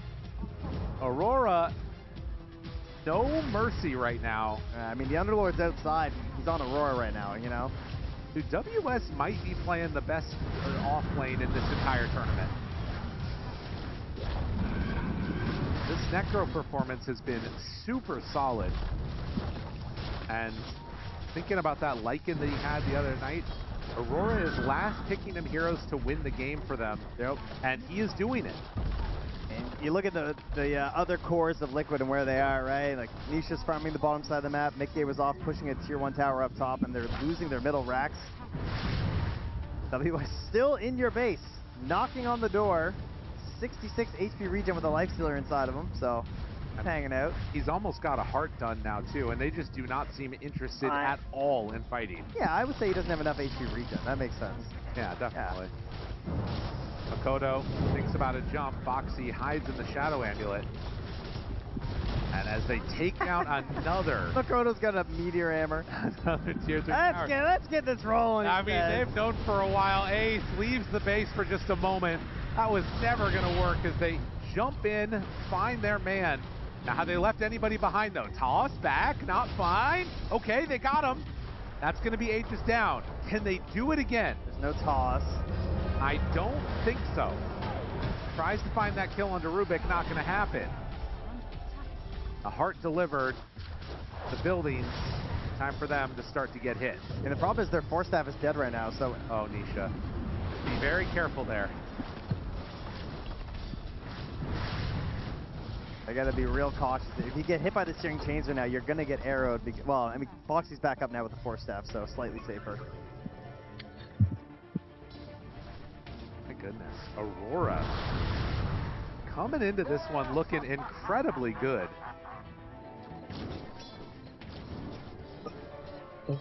Yeah, the devastation of the top lane really cannot be understated here. And obviously just the lifesteal becoming completely free farming down bottom. I mean, there wasn't a particular move that really, I think, put the seal on this game, if we're going to be honest. And it might have been Huskar diving into WS. That was definitely a standout moment. It was bold, lyrical. It was. Now they've got a pipe done. They're going to need a whole lot of that. Nisha, they find Ace again. Ace in trouble. WS right there. They're still saving the Reaper sight, so Nisha can't even feel comfortable right here. They walk in, find themselves another. Big hits, but still everybody surviving. He's chasing. WS on to Nisha, goes to the Ghost Shroud. Gonna chase him down, wants to TP away. Does he have a way out of there? Yes, he does. But it's still looking quite bad. Double kill for Nightfall as 3 are gone. And they're just pushing in all the waves simultaneously, trying to end this game. Yeah, get the hammer up right now. Nisha daring to step down his stairs. Did get a BKB, but had to use it to escape. And now does not have it, so WS can catch sight of him. He's going to be hurt. Nightfall's hitting jungle camp, trying to heal back up so he can rejoin with his AC right now. Yeah. Dire's top tower is under attack. Doing his own thing. You know, you guys want to end the game? I'll just do this thing. Makoto's going to do it slowly. Yeah. He's got his meteor hammer working. Yeah, one step at a time. Dire's top tower is under attack. Aurora 27-7 and ready to fight if they feel so inclined. A Hasterun, a nice little cherry on top there, a delicious sundae for Aurora. You like sundaes, Trent? I think most people do. Tofu, they get him. Maybe there's, okay, no, not a chance. Mickey gets brought down low, the catch onto both the two of them. And Nisha trying to escape from this one also. He doesn't have his BKB for another 7 seconds. He needs 7 more seconds. Not going to happen. GG is called with the Reaper sight to finish it. Aurora. Yeah, big smile. Unstoppable. Yeah, Mira tips WS. He's got a big old smirk on his face. Oh boy, I will say there is some good news for Liquid, is that you get to look at that and be like, you know what? We left in the Necrophos. The Huskar didn't work. We tried some of the other bands. The other bands made sense as well. But I think there was a clear issue that contributed to this loss for Liquid, and it was definitely draft related. Unlikely something so catastrophic happens in the next game. We'll see if they can pull themselves back and find some other solutions, because they're going to need it. Liquid go down 0-1. Aurora moving forward so far. Normally, we don't like to chalk it up to draft issues if there's a little bit of a back and a forth, but in this one specifically, I'm going to say it was a draft issue. KP, ex-coach of Liquid, out-drafting current coach of Liquid and Blitz. That's it. That's all you need to know for game 1, at least. Of course, there is still a lot more on the line there, but that Necro last pick, My goodness, what a last pick. That's always been our question about, is it an impactful last pick? Is it exactly what the team needs? I don't think you have any questions about that one at all. Yeah, that was 3 strength cores, 2 low damage supports. It's like, it's a free day for this guy. It's also one of the heroes that has been almost feeling forced to be picked early because it's so strong, and getting it on that final pick of the draft almost feels illegal. Yeah, and also, I mean, right here is a perfect example. Necro versus Huskar. Huskar loves playing at this low HP, below half HP. Just walks into Necro, gets Reaper Scythe, instantly disappears. It's one of those matchups where Huskar is a hero that wants to snowball, play really aggro, and when you're playing against this Necro hero, you have to have this BKB. Otherwise, this just happens over and over and over. You could see it on camera that they were having way too much fun. Like, WS is like, okay, guys, let's go for it round 2. Let's see if you learned your lesson, because this time around they were even ready to bring more people to this engagement. And one thing I really liked is how confident they were playing against Liquid in this one, because we talked about the bad matchup potentially for Ember Spirit against Huskar. He was diving the tower. Like, he tried to kill him. He glyphed, went under the tower and tried to kill him. He died, but the vibes were still good. Like, I was watching the game like, okay, it is what it is, because they knew that this last pick Necro, he's doing way too good, and they just didn't have enough to handle it. Plus, also, Nightfall, I felt like he didn't really get to play the game, even though he ended the game with 6-0 and 8. He was just, casual. I feel like this hero could have been anything, considering how well-rounded this draft was. I think the outcome would still be the same. Well, you say that, but the Underlord didn't really have much of a game for itself, so surely there's something to be said. Yeah, I think he did his job of winning the safe lane. It was the counter pick. He was also blind in a sense that there's 2 cores that were able to deal with him with the Huskar and the Tiny, but when you're saying a lifesteal, like, do Huskar and Tiny really deal with this hero in the safe lane? In my opinion, not particularly. So Aurora's draft felt really good, and I kind of want to give a shout out to the first phase picks. Like, the first picks overall, you have one team, they're picking Keyword Light, which we've seen mixed results. Like, some games it looks decent and some games it looks pretty bad, and then the other team just picks a core. Like, straight up, they just first pick a core for them. They pick this Ember Spirit, looks really good. And so in my eyes, it's like, we've seen a lot today of these first pick supports by a lot of the teams, and it hasn't really looked that good. I'm feeling we're at that stage in the tournament where there are these very strong cores, heroes like Necrophos, heroes like Ember, and maybe you kind of want to lean towards just taking them early in the draft and leaving the supports a bit later.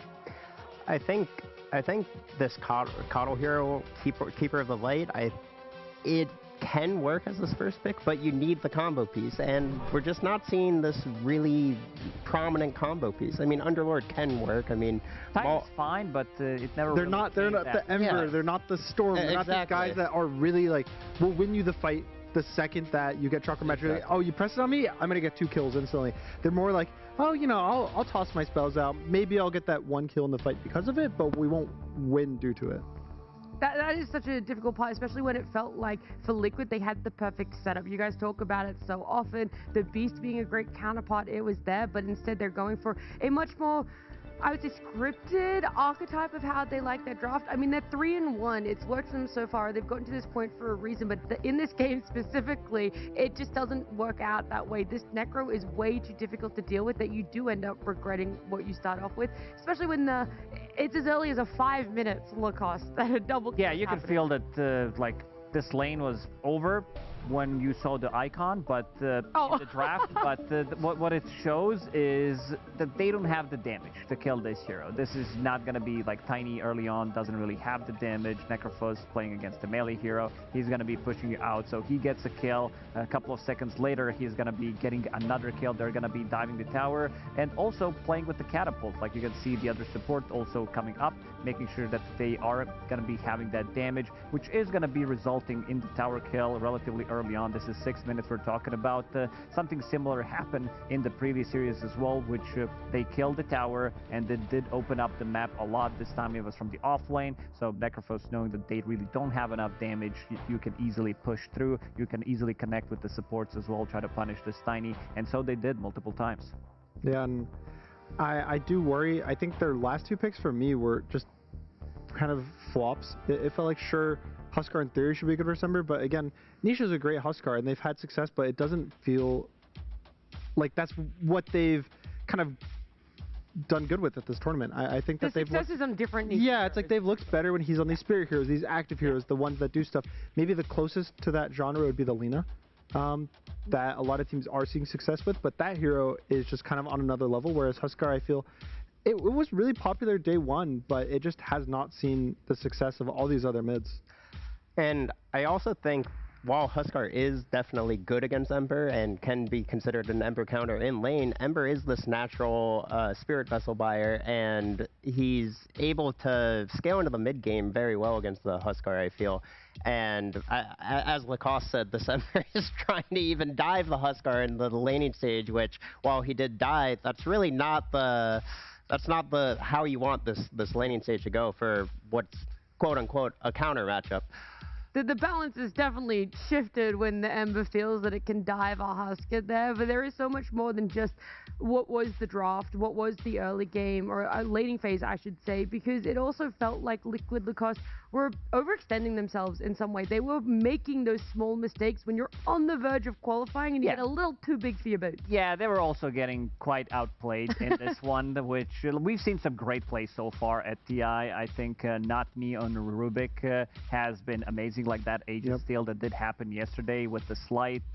This is also a funny sequence that did happen. It's something that usually you don't see. Underlord uses twin gates, and then Rubik's like, oh, thanks for that. I'll just come to the other side of the map. Immediately gets tipped. Mikoto notices that, you know, he's doing a really good job. And then Tofu, he's like, I'm going to try to get a kill. Moonlight Shadow is about to end. And then you see Tofu missing, and then little bit of a sidestep. He tried to go for the vision play, but then misses. And what happens in the end, he steals the sharpshooter, and they still going to be able to throw the blood grenade, gets the sharpshooter on him, slows him down, which does allow Nightfall to get the kill. So like the whole sequence of this event, like you can play any kind of funny music, it's going to be probably 10 times better. But I gotta say, one of the better plays that I've seen in TI. Benny, like in Benny Hill music. Yeah. Dude, that's the mental damage when you come up against the Rubik. When you die by your own spells, you're like, I'm disconnecting my keyboard, I'm logging off, that's it, I'm done for the night, and the game's not even over yet. Yeah, it's been one of the heroes I think that the supports have been able to show the most, like off, like their skill. Like you said, Not Me. He had vision for a second, still sleight of fist, gets an Aegis. Here, he jukes basically two different spells. Dodges the ultimate, dodges the bushwhack, even dodges the acorn shot to some extent. So going through the gates. I like when supports have the ability to show off their skills, because a lot of time we get to be like, wow, this carrier player was so good, he outfarmed everyone, or the mid's playing some spirit, he dodges death, but you shine some light on the supports. They're pretty good too. Well, unfortunately, we're not going to be shining any more light on the supports because our standout player was WS on Necro, had a phenomenal job for himself, but he was also one of the players that sat down with us before TI began and gave us some of his thoughts and feelings. With WS from Aurora, and we're going to be talking about his team coming in to TI. WS, first of all, I mean, what's it been like playing this year in this very international team on Aurora? It's a super good experience. I like the vibes in this team. Like people, like they are from Europe, and you know, like different culture, everything. Brilliant. So, who was the most different to how you expected coming into the team? I think it's Nightfall. Yeah. Yeah. From what I remember, my memories, he's like kind of toxic guy. But after I went to this team, it's like it's kind of different. Like he's actually a good guy, you know, kind person. And in what ways does he kind of show that kindness? If people getting like lose in scrims or losing games, they normally like people getting angry or tilted. But he's like kind of chill guy. Sounds like a super healthy team. I'm jealous. So what's been your biggest highlight of the year so far? Maybe the X Rampage on Blast. I forget which Blast was that, but it's against Liquid, I guess. Feels so good to just slam 5 heroes, get Rampage. Pretty sick, yeah. I mean, it's actually one of your favorite heroes to play at the moment. Yeah. Is there any hero you don't like playing at the moment, but you kind of have to because of the meta? Right now, I would say it's something like Necro Underlord. Is that sort of your playstyle then? More sort of mobility, initiation, and is that how you got like really, really high MMR? Basically, in this meta, I have to adjust to current meta right now, which is like Necro offlane or some Underlords. It's like, it really depends on your team. If your mid lane goes bad and your safe lane goes bad, basically you can just AFK and farm and you cannot do much. So a lot of people want to know, you're really, really high MMR playing offlaner. What is the secret to gaining MMR and climbing the leaderboard as an offlaner? First, have a good communication with your teams. Okay. Second, I don't know, just ask your post for pick a strong laner and you just win the lanes every game. It will make your life a lot easier. Okay, so don't be toxic and have a good pos 4. Yes. I mean, pos 4 is very important. If you get a random guy playing some patch pos 4, definitely you will not win MMR. Brilliant. So what's your personal goal for this international? If the goal for sure is champion, but I would say like top 4 is not a bad result too. So top 4 is fine for me. But the final goal is still you have to win. I don't want to get second place, another second place. There's been a lot of second places for you guys for sure. Why do you think that there's been, is it a problem with grand finals which you think you guys have? I don't know, I think we just get like Night Focus. Like he just have, I think he attend like 9 grand finals and not win a single one, so I think we just get cursed by him. Just a curse, nothing you can do about it. Okay, well, you doing any like superstitious things to try to break it for this TI?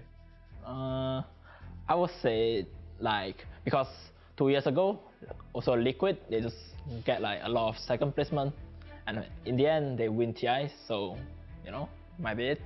Maybe it, yeah. This is the place. I hope so. This has been the place where curses are broken. I wish you really good luck, WS. Thank you so much for coming to talk to me, and good luck at the international. Thank you.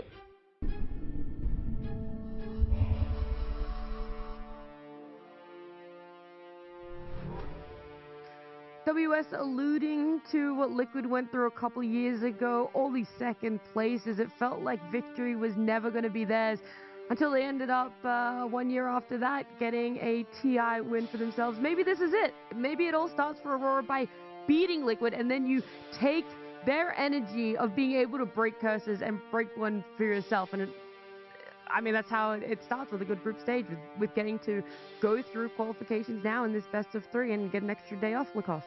Oh, absolutely. I mean, this team, they've been nailing it. A little surprised he said top 4. He said 4-3, not second, first. Yeah. Yeah, okay. Because I feel like this team, definitely with the mentality that they have, something might be like a mental thing, being able to win the tournaments, because they came in so close so many times in this season. But I did put them in my top 4, I believe. I think that this team can do it. 4-1? You put them as your 4-1 too? Yeah, I think this team can definitely even go clean. They did lose one, but I also want to talk about WS, because this is the guy that is, I want to call it, relatively new to the scene. He came into the professional Dota in 2021, which in Dota terms is still relatively young. Yeah, this is when you came in. Well, but because he had, he played for Boom shortly. He played for Talon, Vici Gaming, where he didn't really have the results that he wanted. Got a 1/3 place in a Tier 1 tournament during the Talon time. It was about the Copenhagen TI. Yeah. When I think he made a really big mark 100%. on his, I think it was specifically his Timbersaw was really big. I know even Liquid was potentially looking at him for an option for off lane. A lot of the teams were looking at him at that time. Yes. And since then he hasn't really had the most success until Aurora, which then this year, sure, they haven't won, but again, consistently a top 4, at worst top 6 team in the world, which your second year after making it to this international stage on the scene, it's pretty good to be there consistently. Yeah, for sure. I think I called him multiple times the most improved player of the season. Yep. He was still good. Not even just off-laner. You think out of every role, he's by far the most improved? Yes, because before he didn't really have the results, and then he came into this. He's just the shining star of the team as well. Also, I just want to say, listening to that interview, he makes winning pubs sound so easy. Just good communication, tell your boss for to pick a strong laner, and he'll do the rest from there. He also talked about Necro as well, where it was in that weird realm of you kind of just have to adjust to the meta, and I guess he was so blasé about playing Necro.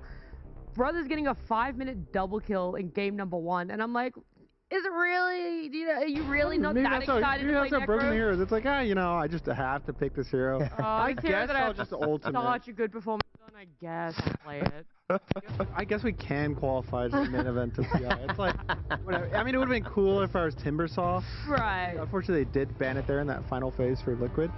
So. Well, he could get it for game number 2, Maybe. though. It's not like it's impossible for him to qualify to main event without Timbersaw, so there is a potential there. But we should also change our conversation to Liquid a little bit here, because this wasn't, again, a Liquid showing that we expected. So often it feels like if they have good early game aggression, they win the game. If they get a playmaker on Nisha, they can win the game. They didn't have any of that for game 1.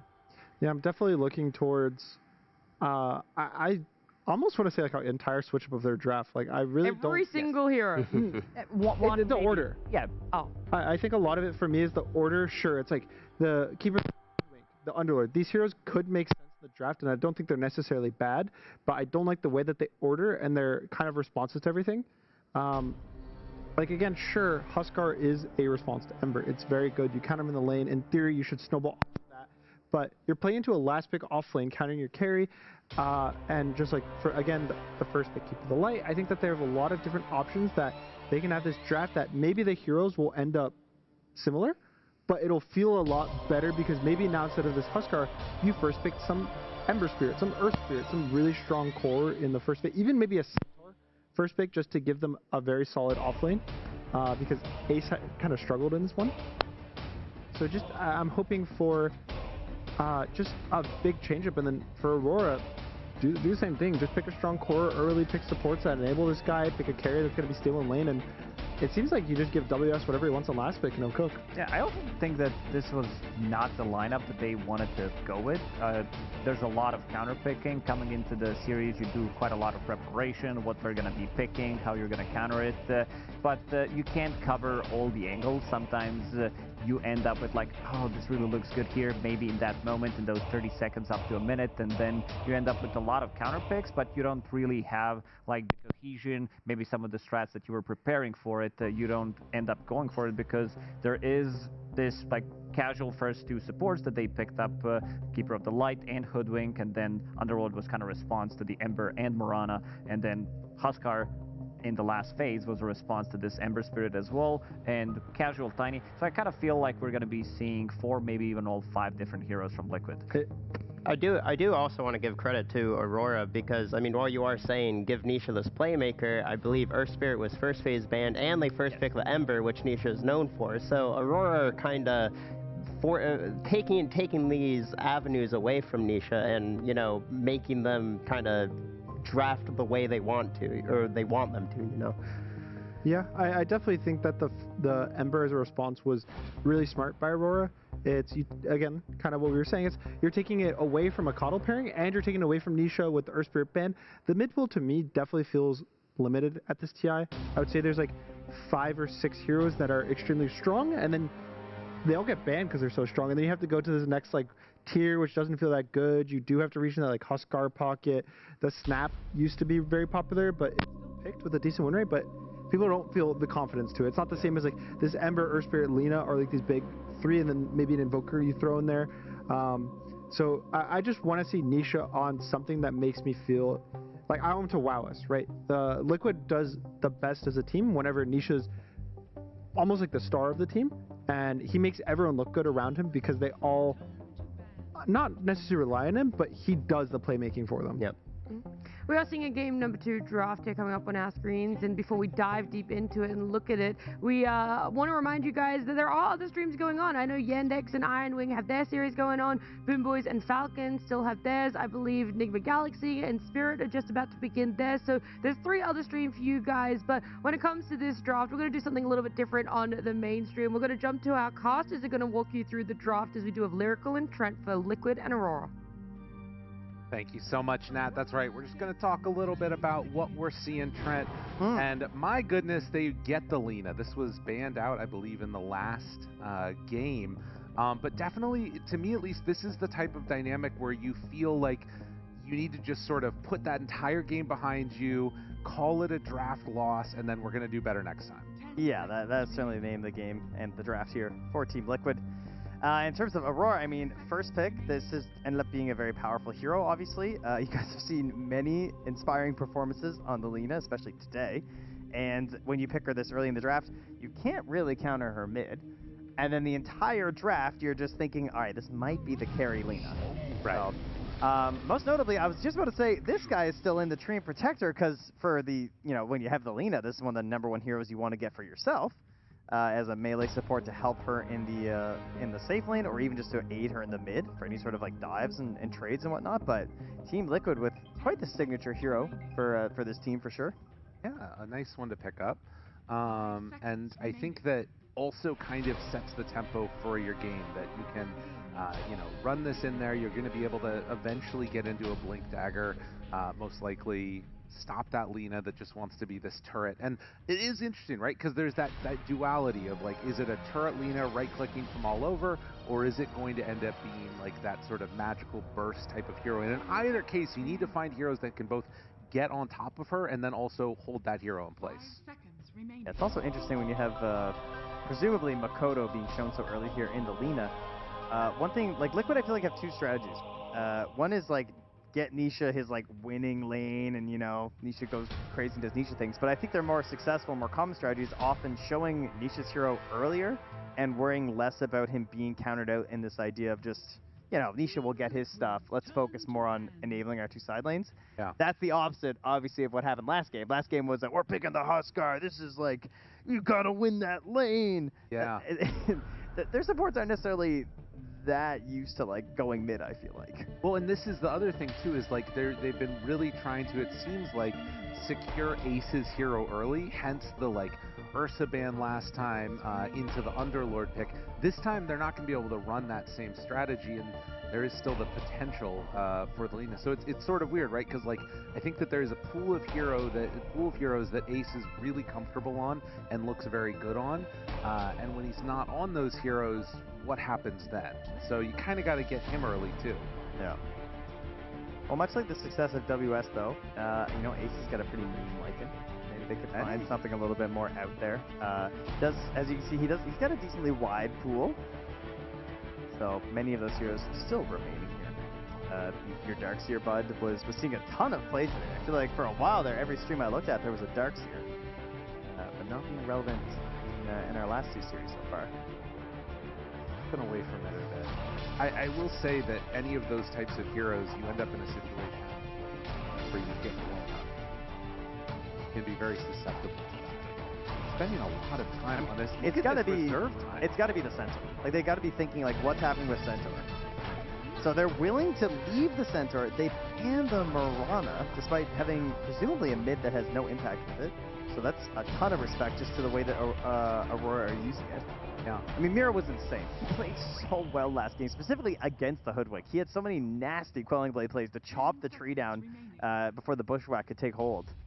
Right, and I guess if you already have the Lina, then you can just take one other setup stun for the arrow, and then either you're going to get arrowed or you're going to have to BKB on whatever the core is from Liquid, otherwise you're going to get exploded. So it does make sense. There aren't many other heroes that have that, like, if you get caught by it, you're probably just dead. That stat maybe coming to play that we just saw there, the 2 and 3 for Tofu and the 1 and 0 for Boxy. Hey. It's looking like you got to pass the controller over to your older sibling on this one, and Boxy might be taking the Hoodwink for a ride.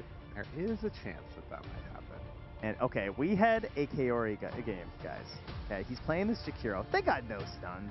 No stuns. They had no way to start a fight. It was impossible. And I was like, Lyrical, man, this game looks really hard for Kaori. Like, what are they going to do? They had Mirana arrow. Yeah, Kaori just ice passed everyone. Yeah, just blind. Just raw. He just caught every important kill the entire game with just a raw ice path. My guy, he was like a shadow in the woods. He was the Hoodwink. Honestly. He was like playing Hoodwink but having ice path. Yeah. It was unbelievable. Another thing that I think has been talked about a bit, but is always also nice, is the dynamic here of KP facing off against Blitz.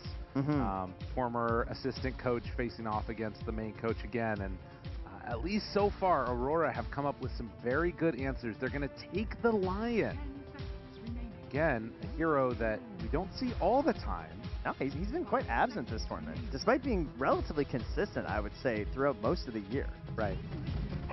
And there it is. So they do get back around and manage to pick the Centaur for themselves. I think that's kind of a miracle, honestly, that you've still managed to get the Centaur at this point. I think they've got to be very happy about that. Sure, they're 0-2 with it, but you guys have all seen Centaur. This hero is absolutely ridiculous right now.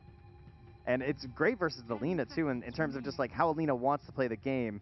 You know that the entire team collapsing on you is going to be a bad time. They're going to combo it up with the Invoker, a timeless duo, Centaur Stomp into Sunstrike, got a little Bushwhack, got Overgrowth. They have a lot of tools to enable the Invoker this game. A tremendous amount of team fight on Team Liquid. On the side of Aurora, they have a decent amount as well. I mean, if they paired together like a last pick Darkseer or something for Aurora, they would be like massively winning the team fight, but right now at least it feels a little bit more bursty, right? Yeah. You got Laguna Blade, you got Finger of Death. They also have just these like walls that go up between just like chucking out like earth spikes, throwing down ice paths. So when the Stampede is coming in, chucking out the avalanche, a lot of these ideas of just like, oh, let's run on top of them aren't really viable. Yeah. A lot of good defensive spells to help slow that down and give more space to their Lina here. And nice. Next up, they got to figure out who their offlaner is going to be. Again, as we saw earlier, the pool pretty much wide open at this point. Like Largo, Underlord, banned out, but I mean, your Dooms still remain. It's being one of the bigger ones, of course. I like the idea of more team fight, as you were mentioning, just like another body, like Doom can do, just to provide more space for the Lina. Because looking at their lineup, no matter where the Lina goes in terms of laning or whatever, she's gonna be the game winner. Right. It does feel to me more like this is now going to be a mid-Lina, the safe lane Tiny. That's tended to be the direction that those two picks have gone. Yeah. And then the flip side to that too, though, is WS I think is the type of player that is willing to reach a little bit outside the box if it's the right pick for it. And we talked about the Lycan, obviously both for Ace, but for WS it could be interesting to be able to pair together with the bite onto the Tiny. It would be a very, that would be a wild combo. It would be a very kind of like quick chase down style, less lockdown. Like I think the Axe kind of style is definitely the safer way to go, which is why Liquid are banning it. Like they can see that just like links together very nicely. But very similarly to like the Team Resilience draft where we're like, oh, this kill looks hard. They're gonna have to be like so quick and so fast. But you see that when that execution comes together, those kind of drafts can work extremely well. And again, just to sort of reiterate the stakes of this game right now that we're going into, Aurora 1 away from being into the International, having a day off before while the rest of the teams are having to play. And if Liquid drop down, there's a lot of dangerous teams in that elimination round that they might not want to face off up against. It's very possible that you could just get knocked out on one bad day of play. Yeah, you want to hit the eject button here, man. Like, let's get me out of this group stage. Absolutely. Like, it is ferocious in there. You look at all the teams, there's killers everywhere. A couple of carry bans there, as you can see, is Liquid. We're talking a lot about Aurora's offlane pick. The response is going to be there from Liquid. They're going to see what this offlane matchup is going to be before they choose what their option will be. And plenty of position 1 heroes also left in the pool right now. I kind of like a monkey. I saw Mickey playing it earlier. I don't know. To me, there's elements of it that, like, if this Lina's just sort of standing there, drop down on top of her, maybe you can hunt a little bit more. I also just think that, in general, I like Mickey Monkey King. It feels like it fits with the way that he plays often. Fast tempo carries are also very good with the Invoker, right? Because, like, Invoker kind of becomes, like, this sort of a carry unit in your lineup, right? Like, you're trying to enable his Sunstrikes and everything, and you want him to become this big growing beast. Yeah. So if you're getting up and involved as your Tiny, as your Monkey King, those are the heroes that can really make the Invoker have a great game. Because that's who you want to base everything around. Like, you've already got all this nice team fight and Sunstrike set up. Like, keep going with that, I think. Remember who the Liquid last pick was? I'll have to check it later, but I'm also seeing that this is going to be Mickey responding to the last pick of Aurora, and he's going to get to counter pick in lane. Considering that Aurora have like consistently given the off lane their last pick, it's interesting to watch. Okay, Dawnbreaker. This hero's been all over the place today. You were kind of a hater earlier. I'm a hater. You're not a Dawnbreaker fan. I'm a Dawnbreaker. I mean, I can see the value. Yeah. When she has her good games, she does look really strong.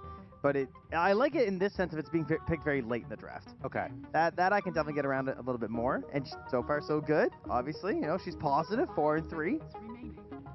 What does it do this game? It doesn't really give them that team fight in terms of like additional control or anything. But you know, if they're trying to set up these Sunstrike kills, if they're diving in deep into your territory, Dawnbreaker's going to be there to help you. That being said, if she gets caught out, like often Dawnbreakers like to play a little bit alone because they're trying to farm up by themselves, and then they react and join in with the Solar Guardians.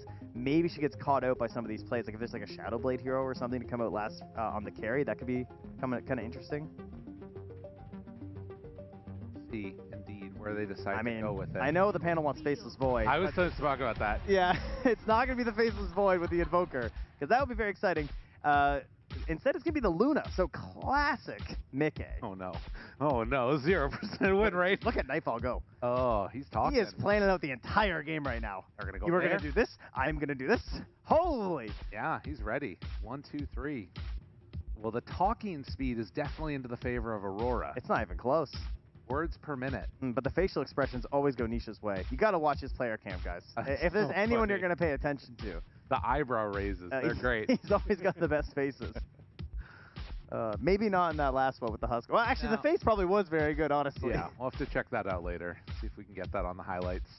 But regardless, it is going to be game number 2, Aurora facing off against Team Liquid in a match that could send them directly into their international.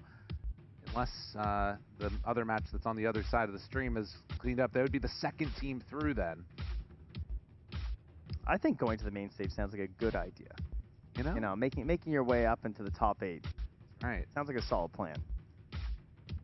Yeah, headset's still off. Who are you favoring? We're not used to this. We're not usually the panel. Well, we are on the other stream. That's true. That's a good point. We actually are used to this. We actually do this really often, Lyrical. I don't know what you're talking about. So who are you favoring, though? I like the idea of the comfort of the Luna, but she's certainly not still one of my favorite heroes. But I think they are a team who understands the hero very well. So if they believe that it's a hero that can give them a chance here, then I can understand the logic to it. Overall, though, with the way Aurora played Game 1, with their lineup looking very cohesive and everything, I do think they're well set up for Game 2. I would give them a slight edge. Okay. I'm kind of the same mind as you. I mean, the only thing that I'll say is I don't feel like the Dawnbreaker gives them a ton. I'm curious to see what they're thinking they're going to get out of it and what this sort of lineup looks like. But to me, at least, I kind of liked all the 4 heroes before the Dawnbreaker, and then I like the Luna more. So cover her up. We just don't look at that one. Yeah, exactly. No one will believe in it. I equally dislike both of the last picks. How's that? That sounds like a panelist thing to say. Yeah. Okay. And who knows who's going to win? You know, anything can happen. Anything is possible. That is definitely true in Dota. We've learned that a lot so far in this tournament. So, I mean, you get aggressive, you get moving, set up for some Solar Guardian plays. I just want to see Dawnbreaker, like, fighting. I don't like the Dawnbreakers who are just, like, off doing their own thing. I like them getting involved with the Solar Guardians early. It is, like, a classic call, which is, like, you know, your team tells you to group up, and then you're like, I got ulti. Yeah, no, I'll be there. Forget that there's a silencer in the game. Oh, no. Well, I'll just keep hitting this neutral camp. I mean, these creeps. What can you do? They're not going to kill themselves. I just assumed that it's like a Spectre player who's out of role tokens. Oh, yeah. That's who I think is picking Dawnbreaker every time. That's a fair point. Now, Aurora heading down here to begin the deforestation process. But look at this. Trent, Liquid, are they prepared? Have they seen into the future? Do they know where Aurora is going? Will they be able to catch any of these heroes? I mean, they're looking. Oh no, there's no trees! Were they gonna plant a tree? Like, do you think they had the plan to use a branch or something? I don't know. It kind of looked like it, and they just didn't quite get the timing right. Whatever the case is, Liquid not quite able to connect there with Boxy. They'll do a late smoke, as has become custom. See if they find anybody. WS. The smoke breaks. Broke on Tofu. Now he steps forward, stun onto 2. Big stun follow-up from WS. Tofu in trouble. Does he manage to get out? No. Makoto draws first blood. All right. I mean, she's a pretty solid level 1 here, I'll tell you that much. You got a full Starbreaker onto somebody, that's a lot of damage. Very nice stuff. See the bounty runes going there into the favor of Aurora with the first blood. A big lead to start the game with, man. No, but it is Tree and Protector. One of the best supports in the game. Waiting for the gold to be there for his Luna to buy the next round of tangos before TPing back. He knows his job. Yeah, very wise. Tofu wraps around, hits now onto Mira, but the stun is still there, and Mickey takes a bit of a beating, as will Mira. And this is part of the draft, one would assume, is having the Lucent theme, right? We're talking about the Dawnbreaker. Nightfall. That is not where he wants to be. Tried to go through, but will not happen. Kaori now hitting onto Boxy. Won't be quite enough damage there. Does he have another stomp for Ace? Yes, he will. Kaori gets hit. Bushwhack, dead. I like the call coming in from Makoto, saying, hey, there's a Sunstrike. Like, he saw Nisha, so that's why he did the reverse there. So at least they don't give the gold to the Invoker. Right? So, got that going for him. But yeah, this pick on the Luna, definitely part of their logic, right? It's like, I want to stun on my carry. I can stop the hammer coming in from the Dawn. But if they just set up with the Earth Spike every time, it might not be that reliable. Be a nice answer to it for sure. And you can see Makoto trying to play the oppressive style that you tend to with that Lina. Harry, you cannot afford to die right now. Bushwhack lands. Ace is going to be forced back for a moment. Nightfall pushing out the wave. They do have access to the small camp. Boxy's going to try and mess with them a little bit here, but it's going to get stacked up, and yeah, that's a little bit dangerous.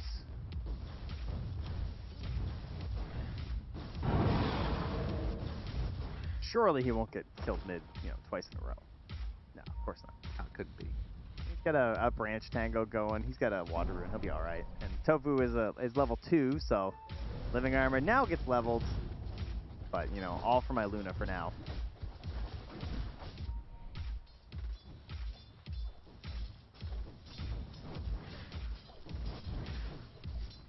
Another game, though, that Liquid are probably going to wind up on the slower pace. Like, the Luna, this is the exact opposite of what I was discussing in terms of, you brought up the Monkey King for Mickey, or like, any hero that can be a little bit active early and help set up for Sunstrikes. Luna is the exact opposite. She is playing her own game. And now we're just putting more pressure on the other 3 heroes of Liquid to try and set up for these kills that are going to accelerate your Invoker into being that game dominator. Right. Yeah, you're trying to, just sort of hit creeps, AFK as much as possible, and getting bodies here. Yeah, it's not great. 9-4 versus 19-6, and Makoto has been taking Nisha to task. I know at least one of those denies was a Forge Spirit as well.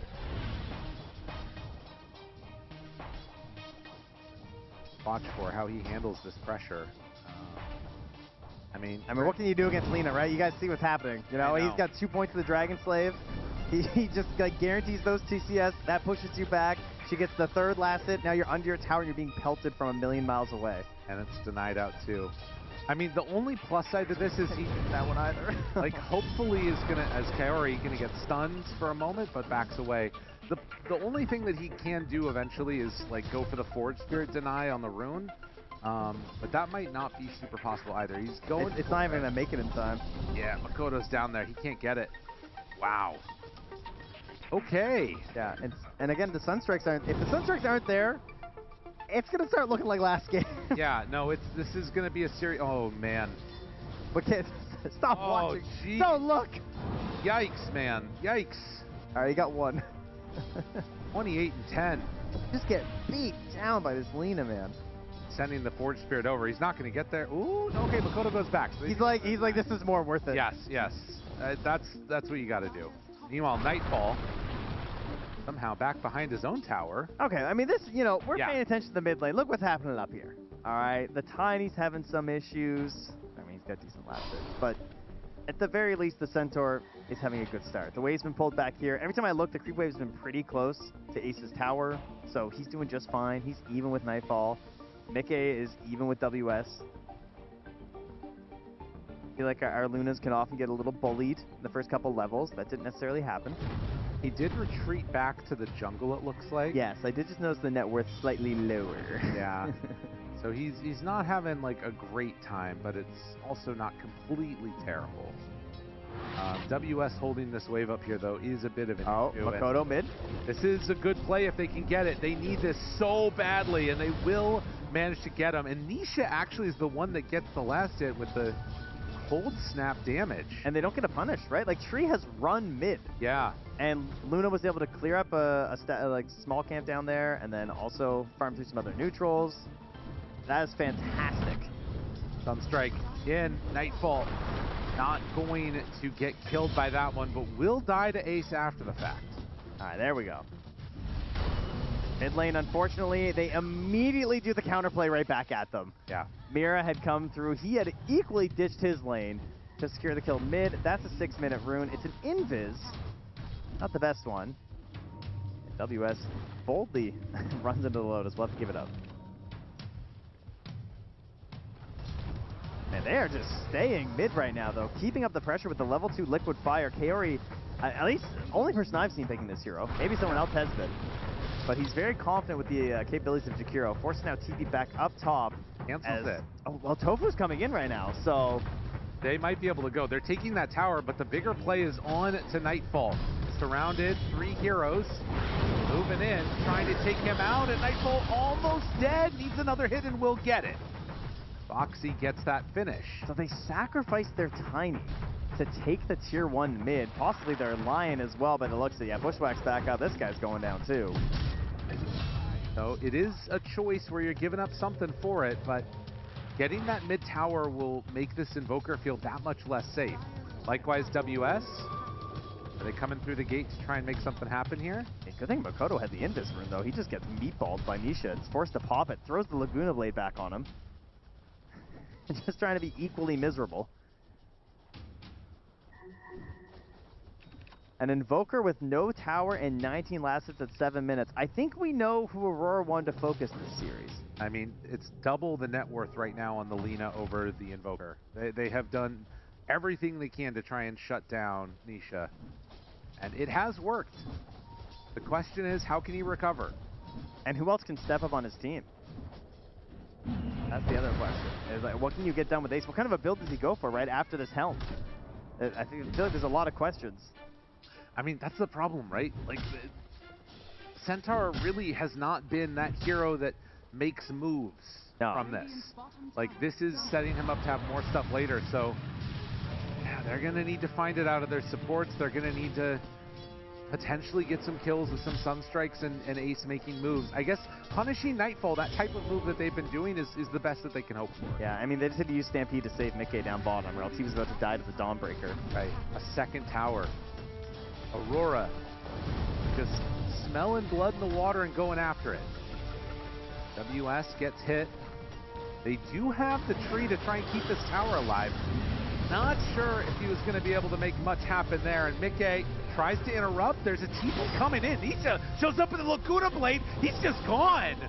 Oh no, this has gone completely south for Nisha. They thought they were going to set up a gank, but everybody is dying. Another ice path. Makoto looking, Foxy just out of range. But Makoto is there with the chase, does not have LSA.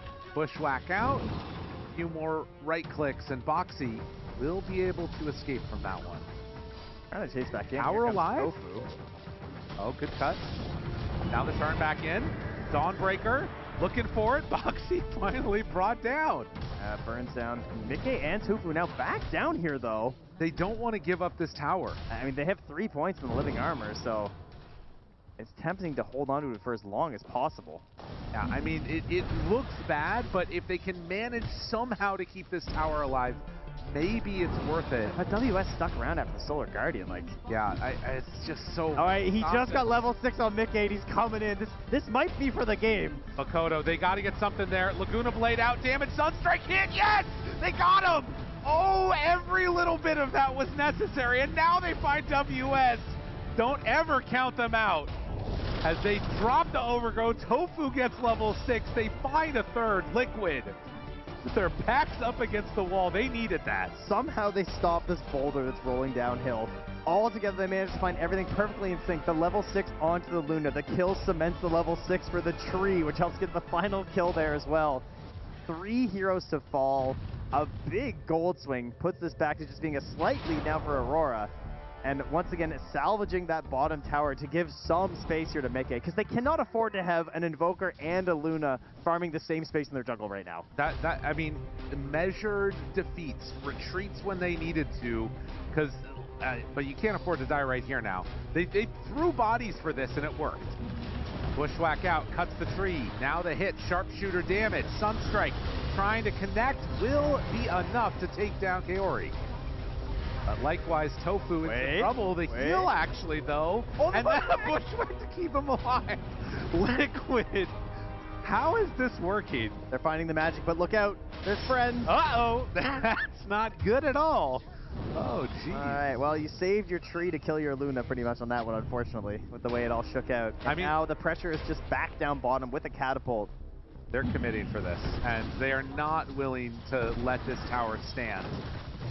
So that finally should be the tower brought down as Nightfall makes the move.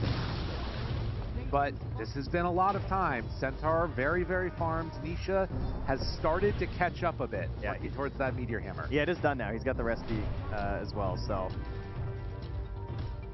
Can finish that up. Ace, you heard the panel talking about this, these team items, the auras, something that a lot of teams aren't opting for.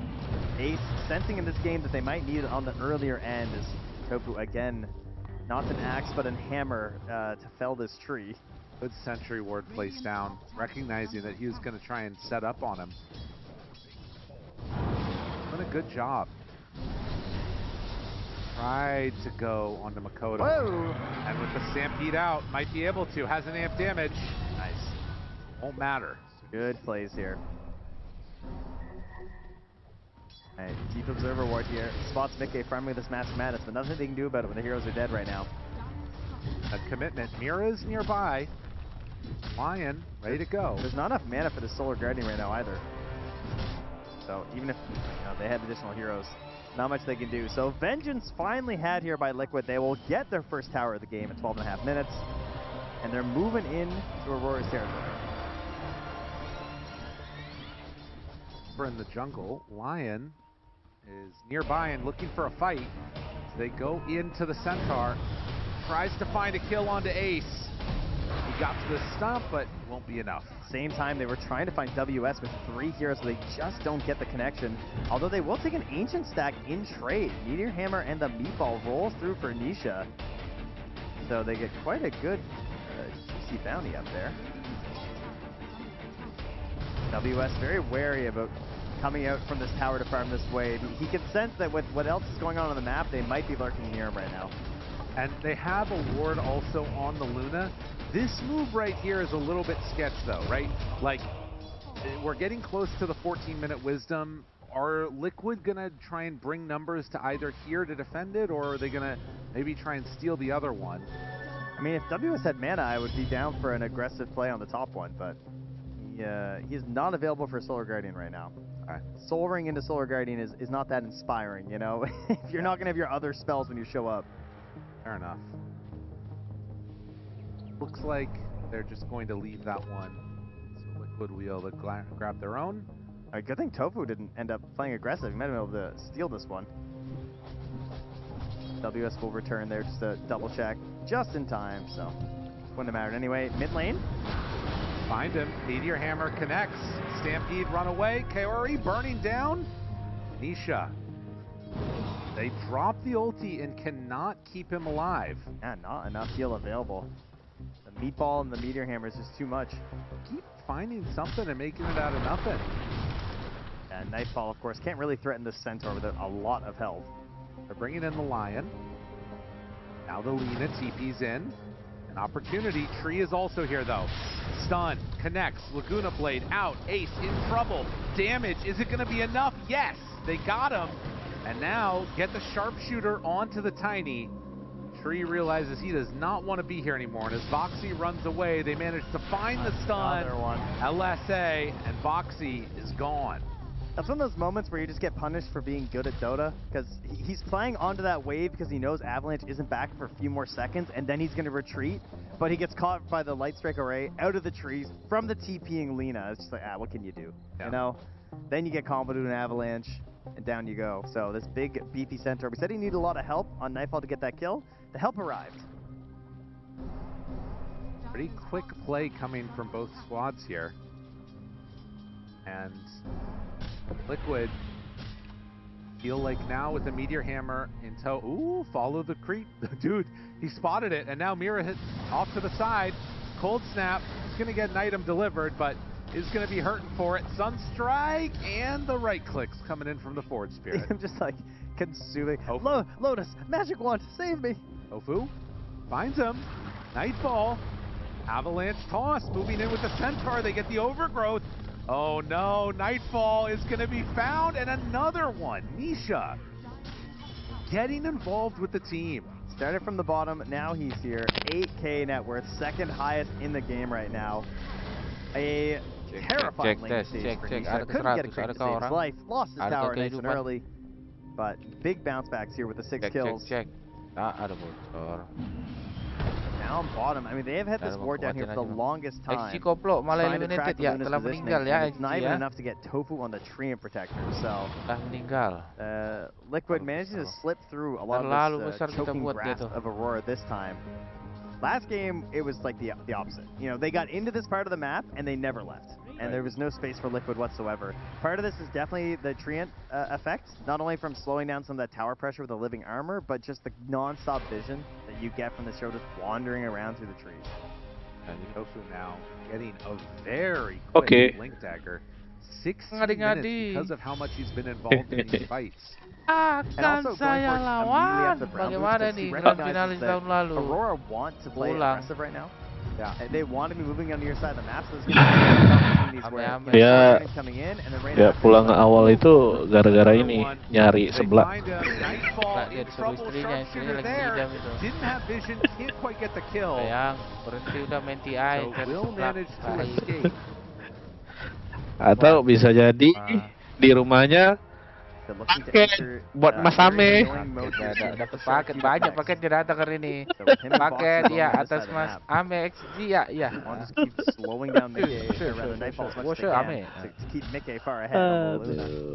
Maaf guys, kita harus pulang awal ini. Paket aku banyak paket itu nanti. You can see like that network change over the last 5 minutes. How much Mickey has just been able to free farm and sort of stay out of the limelight. Ada tuh menjagokan Ame juga. Gimana? Itu menjagokan Ame. And I think so far at least, Liquid very happy with the way that this game has gone. The early part sketchy, but dia 8 atas atau 8 bawah? 7 minutes or so has looked very, very good. Yeah, they 8 atas atau 8 bawah? 8 bawah. 8 bawah dia, mantap benar berarti ya. They got the triple kill. That was massive for them. Miss katanya. Little miss. Wow. What's interesting is how Ace's build has worked out as well, right? Because one thing that we're seeing a lot of these Centaurs struggle with is they go for this heart, and at this point he would be close to getting his heart right Makanya now. ada apanya juga ini, ada jeleknya juga punya communication score lebih dari 7.000. Kalau kepencet kena tip, malah nggak sengaja. Nah, di bawah 7.000 nggak bisa ngetip. We'll have to watch like as that Blink Dagger arrives. Like, could he have had time to get the heart? You would have rather had it. Logikan apa ya? Teknologi. Yeah. Kalau logik. Very interesting. Bagaimana hari ini tuh? Udah jam buka? Mickey. Sama aja. Gonna hit away at this apa? Tower. Pulang kerja tadi jam berapa? Enggak kerja hari ini. A risky observer to go for it. Sabtu nggak masuk. Very likely it ends up being dewarded here, but had they come to defend obviously, sekolah Sabtu libur. An insanely good fight for Liquid. Sabtu sama Minggu ya libur. Oh iya, sedapnya. Like Dagger and Aurora very much just struggling to get things done. I think partially because you know Liquid know that they were looking to find some fights and they were able to kan dodge besok them. masih ya hari terakhir besok ya group stage ya. But a Dragonlance now done. Yang udah fix pulang XG ya, XG sama Hooligan ya. XG sama Hooligan ya. Baru 2 ya. Gotta be pretty scared to show their faces here though, because Nisha can just blow you up if he hits you with that Atos. Tapi aku kira yang Yandex itu bisa jadi ini kan one undefeated team, tapi enggak. Ya terpengaruh media itu, saya pun juga gara-gara si Amar goblok itu. Ya, at the end of the day it will be sure we're gonna be in third place and Vision will be fighting with timnya itu Watson itu. Ya, Vision LCD. Watson ya, mantap ya. Baik. Buat troll itu. Yeah, I think either one pretty good. I'd almost prefer the boomerang with the Udah ya, makanya gue bilang kemarin, Ame, temen cuti aja. Lumayan loh. Lawan tim kelas bawah, kalau nggak lawan hooligan kalah gitu. Wah itu duitnya banyak, Ame. Paket katanya datang langsung. Paketnya dari XG. Dengan demikian berakhirlah kontra Anda. Memang saya mau pensiun katanya. Wah, hilang kan itu kan smart gitu ya. Startnya ngeri banget. He was just sitting for smokes. You know, his tiny was in behind him a little bit, his Lina as well, so did his job. Didn't necessarily want to die, but just trying to create as much space as possible for his core team farming. Amita pernah. Bottom, Tofu has done an excellent job. As they will see Sekarang memang harus ada itu. Gue itu memang harus ada.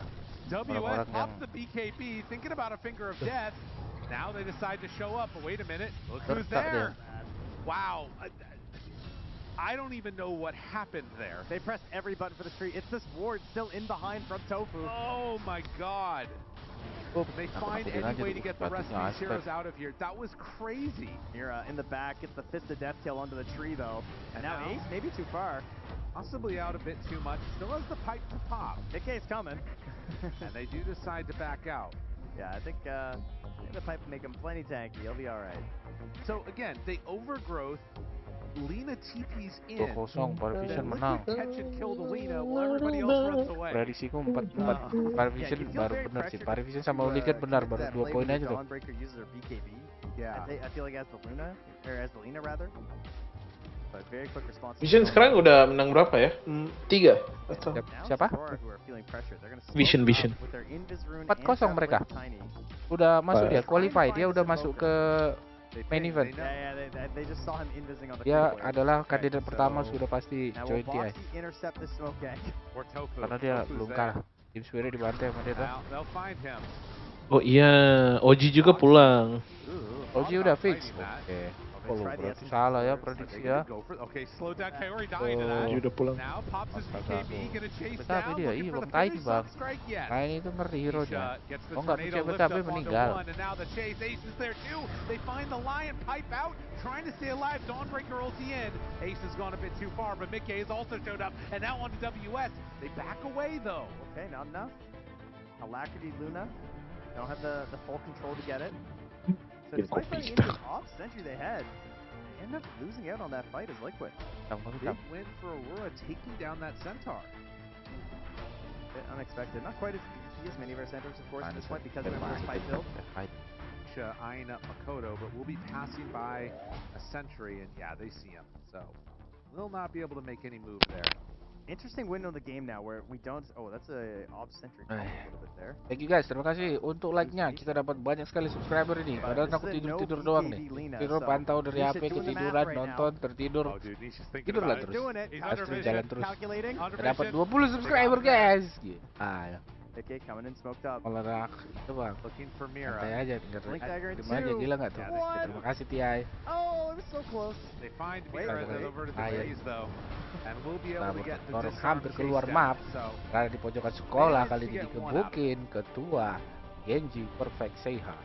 Foxy up ahead still with that smoke, trying to find another hero to grab. Restin. Gonna find WS. Dawnbreaker. Pensi gitu loh Ame.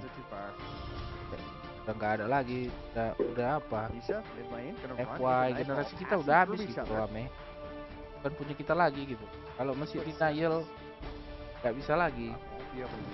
Player tua udah jadi coach semuanya karena masanya itu ada. Setiap orang ada masanya. Nggak jadi streamer. Obviously favoring Liquid. Kok jadi Mobo streamer nih bang? Ame bilang itu saya akan ke Jogja. Saya akan sampaikan akan saya akan ke Jogja. Saya akan hidup sebagai streamer biasa. Akan saya lawan. Jalan. Bapak Ame ya. Aduh. Pak Ame. Tente aja lah, tente. I think it might have been. My goodness, something's happened over on the B stream. Very loud. Mira spots Nisha. Dude, look at this positioning. That's nice. Now they know he's over. I don't end up there on purpose. Wait. Palagi. Di pojokan din yung babang ni Ren. Stampede looking for more. Finding Kaori. Habis bang support niya bang? Alas dong. Godlike. Think about how Nisha's game started in that Wah, late stage. This is what we knew could always end up happening. No surrender button. And a 12, that's crazy. And it's not like they have like the most insane, setup heroes. I guess Hoodwink's pretty good. Yeah, I mean, it's less of a like individual thing. It's the team effort around Invoker is what that stat is. Yes. Like ensuring that they're going to hit that, because that's really all that this hero needs. So into the pit they will go, and Luna very happy whenever she's able to get herself an Aegis. Well, especially with how far away that BKB was looking for a while there. Yeah. Now you can very safely farm into your BKB with this Aegis. Oh, they're going for the insta-kill. Ooh, interesting. Siapa aja yang kita tonton tadi hari ini? Tadi aku nonton apa ya? LGD sama XG ya. Pulangkan ya? Ame dipulangkan Iya, ya? Wah, berapa tahun? Iya. Udah berapa kali gitu kan? Iya. Terus di apa? Di chat itu aku lihat semua manggil itu Dedison. Bring Ame home, Dedison. Ame pun udah jadi bapak juga deh. Pak Mawar sama Pak apa ya, nggak tahu apa namanya. Sunstrike kayak nama anaknya. Nama bapaknya Ame Hujan kan, nama anaknya Sunstrike kan. Andre kalau Kalau cewek mungkin Kata Lisam. Kata Lisam. Itu merek balsem nggak sih? Kata Lisam. Panas geli gak? Pijitnya mantap, aromanya hangat. Sensasinya langsung ke kulit Anda. Dapatkan di toko-toko berdekatan Anda sekarang. Balsemnya bagus itu produk kata Lisam. Balsam.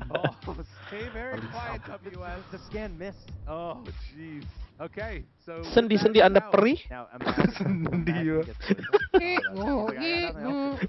doesn't have a TP. Yeah, where else am I going to go? I got 40 seconds. He might get, dude, he's going to get their wisdom. I think so.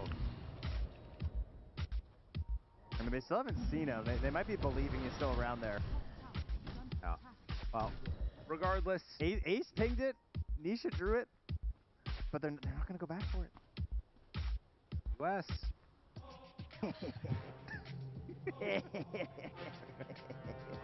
Very happy. Oh, his courier's running through, bro. Don't give away the game, man. There's no fear at all. Zero fear. Alright, there we go. Yeah, micro that courier, please. Don't just let it wander back home. Mereka di mana yang kemarin? Waduh. Homeward Bound, the courier story. That's an old. 12 Agustus ya, besok ya. Liquid. Senin 17 Agustus, pas banget hari Senin dah. Someone is greedy enough to be Mereka ini.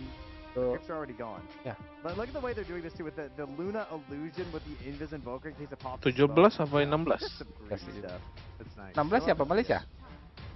Enggak, 31. Siapa ya Malaysia? Apa ya 16 ya? Ada juga 16. They're looking towards mid though. The Nightfall Blink Dagger is a massive change how these fights work, but so is losing your Lina right away. That's Hurricane Pike. Didn't BKB. Oh, pops it now. Does he have a way out? Buar. Tebalnya kau Centa. Tebalnya kau Centa. 3 core mukulin kau Centa. Gak mati-mati. Akhirnya mati. Do they have enough to get any more of these heroes? Nice harpoon. So far, it's 1. I mean, Luna's getting somewhat low. Does obviously still have that Aegis. Per barbel ya, 1000 kilo. 1 ton itu kiri kanan.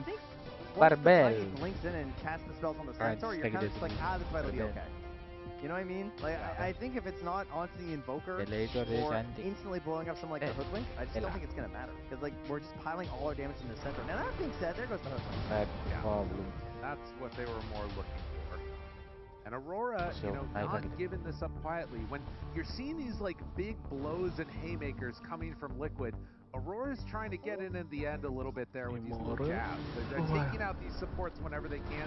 It's keeping the net worth like somewhat even, but it does continue to feel like Liquid are the ones that are just getting a little bit more out of it. Yeah, Aurora have gone for this gem to try and clean up some of these eyes of the forest that have been being dropped around. Mickey has his own Blink Dagger now on that Division Luna. benar, Huligani benar. Wah, Resiliennya salah ya, salah ya. Astaga, Legion lanjut ya. Yang pulang OG sama LG di Astaga, LG sama OG yang pulang. A little dangerous. You know, I do think also this has been a pretty high kill game. 25 to 17 at 30 minutes. There's been a lot of these that have been going late that don't really feel like this. Much more active gameplay. Wait, number. Aurora watching this take form here. They send in Nightfall.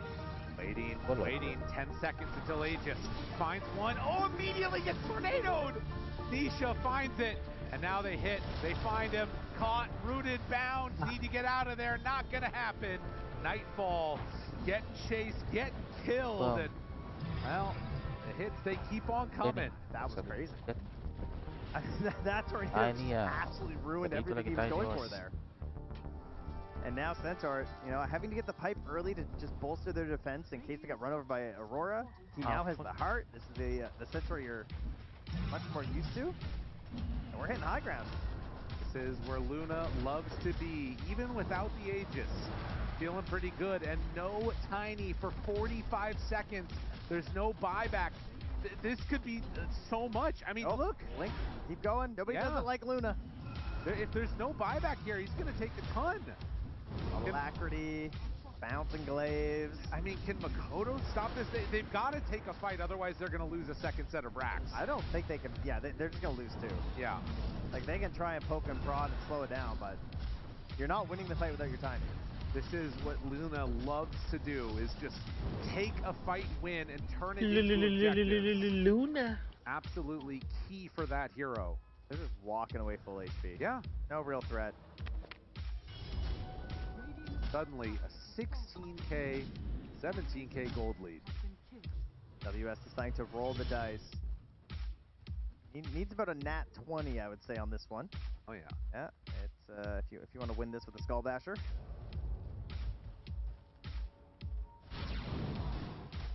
I will say, like, this is what you want to see out of a match that's to qualify for TI. Both teams pushing it to a third game. The first one, giving up, blowout. This one, going the other way. It's not giving up, you know. He's giving up. Pushing it to a third game. You heard it here first. No caster curses on this stream. I promise you that much. I'm sorry, any Liquid fans out there. If it doesn't happen, it wasn't me. Swear. Well, we all just heard it. I don't know what you're talking about. Just going to deny reality for a little bit here. That's fair enough. Makoto starting to move into those higher damage numbers with the right clicks with the Chrysalis.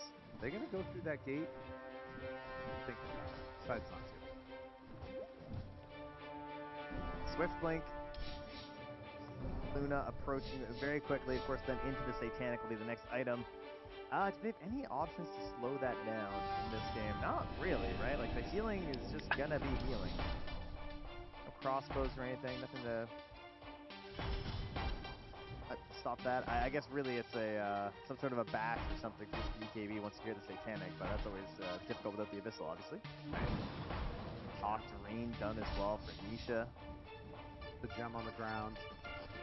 Very, very farmed on all the heroes for Liquid. Still, Aurora have some options. Tossback is always a little bit scary. If they can defend their high ground. Nikkei, not with the team right now. Wants to keep on farming, get towards his items.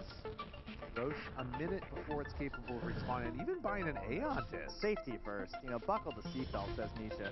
Just making sure it's going to be okay. It's a nice way of doing it. Yeah, I mean, it really is like the one problem that could happen, right? It's like, Nightfall jumps in, our Invoker gets blown up right away. Don't let that happen. The gem isn't on Nightfall anymore. Oh, yeah. And they popped Dust a little late.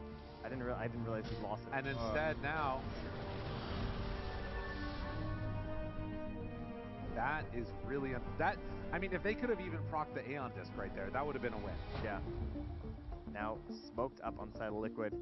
They have some good vision on the bottom side of the map. They see that the Lena's playing down here. They could probably run up, plant the ward, just go for an insta jump. If anyone comes down these mid stairs, they are really dead. WS leaves the... He got stunned the bash! He randomly gets bashed, but Mickey right on top of Makoto. Oh god, you gotta run. It's not gonna happen. Dead. No buyback. And even though Roche is spawning, it doesn't feel like it matters that much as they take out the Lion too. GG is called. Liquid pushes to a game number 3. Yeah, very nice. Slick maneuvers there, coming out instantly smoking towards mid, knowing that someone was going to have to answer that creep wave, and they just jumped. The bash almost ruined things, but confidence there from Mickey in his team and in himself to just jump to the high ground and blow up the Lina right away. She's trying to go for the Daedalus, no buyback. That's game. Smile from Tofu. The smiles are extra large after that game one, I'm sure. Absolutely. Feeling like they take care of business. A little bit of a wipe of the brow, maybe a little bit concerned at points. Never in doubt as we get ready to go into the game 3. But first, we're going to head back to that panel. I thought we were going to get a bigger smile coming out of Mickey, considering that Luna win rate from 0 to 33%. The first win Luna's gotten for herself there, but it is from Mickey, someone who was the first one to pick it at this TI in the group stage, and so he finally gets a win for himself. And we'll finally see what she's able to do, Lucas. Yeah, I mean, Mickey started a bit of a new trend. He picked it against Team Spirit, then Team Spirit picked it. Both of these Lunas lost, but you can definitely feel the strength of the hero, especially when she is paired up with the Invoker, having the Alacrity, the extra bit of a damage, and he played a very, very strong laning phase. They were playing around him and Tofu. Tofu was getting quite a lot from some of these early engagements and also getting levels. See the angle that Luna is approaching, getting the kill. It was an action-packed game, I would kind of expect it considering the heroes that we did have in this one. But Luna, she looked very good, and I think the matchups against certain carries in this meta could be. I think this hero is definitely more pickable considering that we're only seeing her for the 3rd time. She's got a great supporting cast around her as well when you look at those supports, but more importantly, the tree out of those 2 supports, because we saw that swap happen between essentially 2 meta, or if you want to call it broken heroes, monkeys, of a Lina for a Treant. And even though we didn't get to cover the draft, you said to me, I would much rather the Treant in that trade-off. Yeah, I think the hero, it's just a win lane hero, really. It's very strong in lane. Again, it has that global living armor, so it can help other lanes. And also they end up going into that Invoker, which Treant can be that setup for Sunstrike from a support role, which I think is very, very value. Invoker is, a Nisha special, so being able to enable Nisha and allow him to kind of pop off on this hero. I mean, as you can see, 15-2 and 8. He certainly he had a much, much better game this game. 12 of those were from Sunstrike. Oh yeah. Out of those 15 kills, 12 of them was from. Yeah, I mean his lane was not going well early on, but he sunstruck his way into the game, truly. Straight into victory. I mean, speaking of that mid lane matchup, Invoker up against Lina, I don't know how to word this nicely, Gunnar, so I'm going to make you do it. But in Makoto Lina, the way that he played that lane. In the words of Jenkins, it was a shellacking. It was really bad for him. It was almost like tripling the CS and denies for the Lina versus Invoker, and we're kind of watching it's not necessarily supposed to be the strongest Invoker lane, but it's supposed to be a lane you pick in a Lina because you're like, I'll go slightly worse than even. And that was significantly worse than even. That is not how it's supposed to go. Thankfully for him, he was able to get the Sunstrikes. I think there was a stat, was 10 out of 12 in the early game were all hit by him. So he was able to get all the recover gold, but at 5 minutes, I was worried that this would just be kind of GG because he didn't hit the Sunstrikes in the early game, really.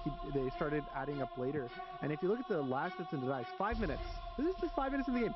35-10 is just crazy, and also just the net worth. Crazy. Over doubling the net worth as well at 5 minutes is not really. That is not how it doesn't happen often, especially against Nisha, but Makoto Lina, this was the guy that played Lina when Lina was not meta. This is his highest win rate hero in professional career, sitting at almost 62% win rate. So that's not really a surprise, so he knows these matchups in and out. Sure. I think the hardest part as well, though, is we see that at 5 minutes, and I think literally at 5:08, both supports rotate mid. And I mean, it's a true testament to what you were saying, Lucas. It's a Makoto special, even when Lena isn't necessarily in the patch. So these two supports being well aware of how you have to help your mid laner, but more importantly, also try and shut down that Makoto Lena. And they end up ganking and they end up killing him there. And then this Lena does falter a little bit. It feels like her transition out of lane and into that early game isn't as strong as we could have seen. Yeah, for me it was the kill on the Luna mid, and then it was like 4 or 5 minutes later when the Luna makes that move bot, and then the tree and the Luna did do that wrap around we saw in the highlights. The Invoker got the Sunstrike kill on the Luna. So I think those 2 deaths on the Luna, the kill on the Invoker was really fixed the early game for Liquid. If they didn't really get those 2 kills, I could definitely have seen this like a bit slower game, but a win for... Yeah, I think one of the things about dominating your lane so hard is it just makes you give so much more gold if you die. And the Lena did die 2-3 times in the early mid game, and even though at 5 minutes Misha was so far behind, I believe at 20, 21 minutes, somewhere around there, he's the highest net worth hero in the game. So, you know, he's certainly turned the entire game around for himself through those Sunstrikes, through Meteor hammering those towers, opening up the map, and just making the game a lot easier for Liquid. Pretty much. I mean, he has a lot of ways to set the Sunstrikes up. We saw the stats on the screen at one point in the game. He did have over 80%. He had 10 out of 12, and I think you said like he always uses 1 Sunstrike on a range creep, so might have been even like 100% Sunstrike ratio in that one, because it does feel like whenever you have this hero, you need something on the sides. And I also want to talk about Ace, his itemization. I'm really glad that we're seeing Centaurs not going for straight up heart. It is kind of the most broken item currently in the patch, because of like, if you want to be tanky enough, that's the item to buy. We saw this item being bought on position 5 on Dyings as well, and I do feel like in this one he opts to go for the pipe. He also goes for the Soul Ring in case he doesn't have mana, in case he's playing against Lions. If his mana gets drained, it is pretty mana intense hero, doesn't have much mana pool to start with, and then goes back to heart afterwards. So I feel like in a lot of these situations, the more experienced players are going to be going for what's needed for the game rather than just going for the meta. We can talk about this Liquid and Aurora game a little bit more, but I want to divert our attention towards what is also happening on our other streams, because whilst we're having our qualification, you know, a 3-1 team best of 3 here happen between these two, there is also some important series happening in a different way. I know everyone wants to look at who's going to go through between Liquid Aurora. The Enigma Galaxy and Spirit series has also started. That one is unbelievably hype for what's going on right now. I don't want to spoil anything as it is still This game is a banger. Alright, that's gotta be It's still going on there in their 3rd game. We Еще посиди, братанчик, животик болит. And Yandex and Iron Why will always just me? conclude their 2nd I think game. you need That a tea one's break. 1-1. Now, this is important Это for a уже number of comeback. reasons. If you're a 3-2 team, you get to pick who you're going up against in the elimination stage. That's the modified version of this Swiss bracket. It isn't done by seeding. So we could have repeat matchups of what happened back in round 1, back in round 2. And you really want to make sure that if you're winning your 2-2 series, you're winning it either 2-0 or the team that you are winning against has better wins as well. There's a lot of different maths and different ways that it can play out there, but you might not think that the 2-2s are important, but they're incredibly important when it comes to potentially qualifying to main stage. Yeah, being Time able to for pick your hydration matchup, there's a lot of be bad, my information we don't brother. know. Go jungle, give me the lane. There's all these scrims that the teams have. You could have some scrim record That's where, wild. sure, there's a team Watch that me, in theory is the best Win in or the world. lose, I don't care. But As for long as some it's not the reason, shot, you I'm just happy. destroy them every single game in scrims, so you're like, we can take them. So a lot of these 3-2 matchups for me are going to be really important to see. Kind of, I always think it's interesting to see like what they pick and who they pick for if they have reasons or not. Now, I feel like I didn't really hype you up enough, Lucas. I didn't really get a reaction out of you. It's gonna be picked live with Slacks. We're gonna have all that's of the why. enemies Okay, that well are now I'm represented. hyped up. When you said Slacks, I'm right. Okay, I'm completely down for it. I think it's a very good idea. You know, it's just brings like another Let's make this the level of longest hype game to it, ever. knowing that maybe there's gonna be some grudges from before, seeing that you know, we can beat this team, like we want a revenge for certain things that did happen. Referee! But definitely, I Game's think dying. that's Bing, very bing, nice bing, vision, Lame I gotta going say. in. And also, Well, as you clearly guys- we got as some you haters said, in here, I so... think we don't have all the info, and some of the matchups as well through like Go, 2026, go. 2025. Och jag så when we talk tror about no certain winning, no matchups, winning. some teams definitely have it easier Free than gracia. others. Kto Something zatrawił? might have changed recently in the scrims, but Помогите! you know, being able to choose and pick who you're going to be playing against is a big advantage. Starry. More importantly, having Slacks awesome. Prince. fly. Yeah, I was gonna say, I think it's cool chill, because in chill, previous years, chill. it's kind of been between two options. We had like the groups of 4 where the 2 winning teams, the winner would pick from the bottom 2 of a different group. Sure. And a lot of the times I think the teams kind of copped out. They'd be like, we'll flip a coin. And we'll just I take don't think the... some. I think every. I think it was single almost every team. single team was like, oh, we Every flip a coin team because did that. mentally you're like, oh, I don't want to pick a team and then lose to it because it's so bad for the mental. But here's like, you got to pick. If you are that first, you have to pick options 1 through 5. So I think it's much cooler because we actually get to see who they think is the bad team, right? That's the point of getting through. ada tulang nih. They can beat. Doesn't This work? necessarily have to be Sure. a bad team. Panglonong Right? You're gaming. throwing harsh words around, right, Correct me Connor? if I'm wrong, Gunner, but I believe that Team Ada tujuh Spirit tulang nih. We got picked down twice right, by and previous then you TI winners, eliminated them. and we did well.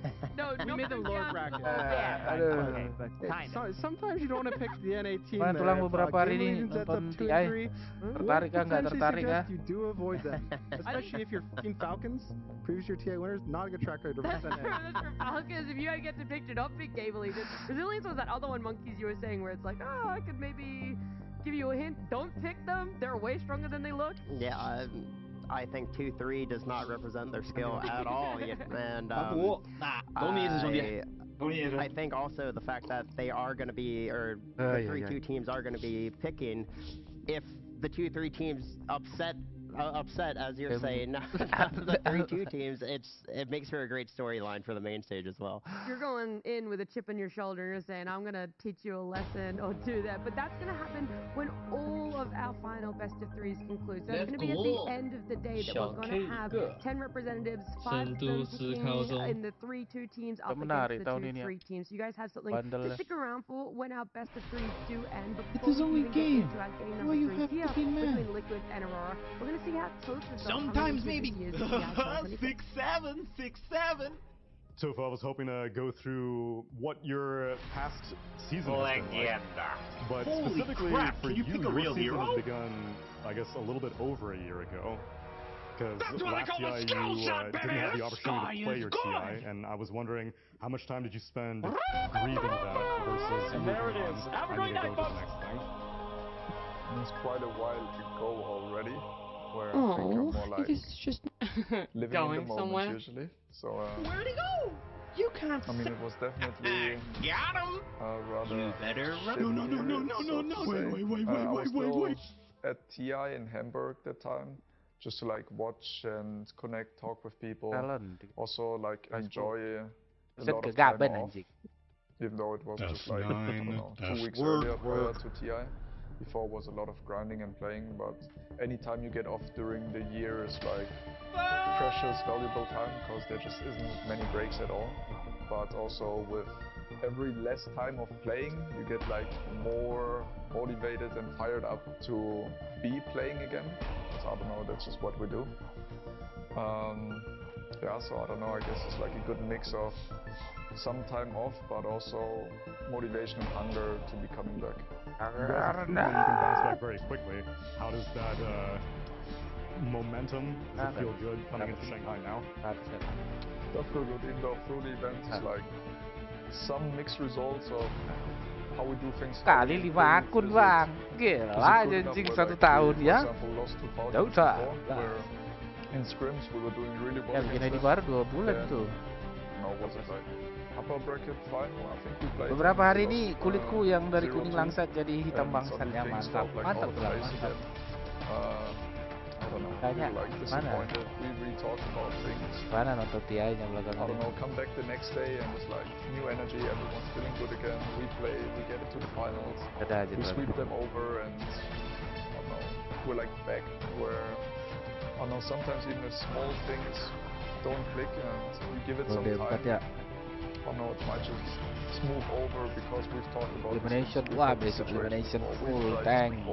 and something didn't work out where I don't know, I think we spent a lot of the season playing, trying, adjusting, getting used to each other, and it just feels good when things like click. I can imagine. Also everyone has won numerous of events, everyone's been at many TIs. Our team is probably also the oldest in terms of age at this event in average. Tolong dimarahin itu ya. Everyone's really experienced. Ame apalagi terkhusus Ame tuh. Yeah, unfortunately we missed out on the last TI, but also the two previous one. We got second place twice already with Ace and me, also losing to Liquid that won against us in the finals. So I think we're good on that front, and everyone just wants to prove themselves. So then my last question would be for this TI specifically, given the competition throughout the entire year. I think the last 2 years have been the most well-rounded, that there's not just one team, such as your team, consistently dominating for every single major, every single event, but it's been quite spread out. Everyone's been getting trophies.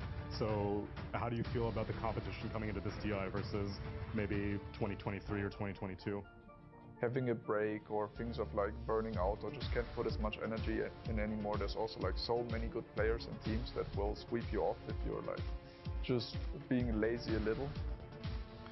And I think right now also there's like many teams that can take it. There's probably like, let's say like 3 teams more favored to like end up in the finals, at least what people think from like predictions or play, but then I don't know, there's still TI magic where whatever happens, team will try to pull out their best, and you can never underestimate any team really that comes in, and whatever teams go into the playoffs, I feel like all have a fair chance of like making a run.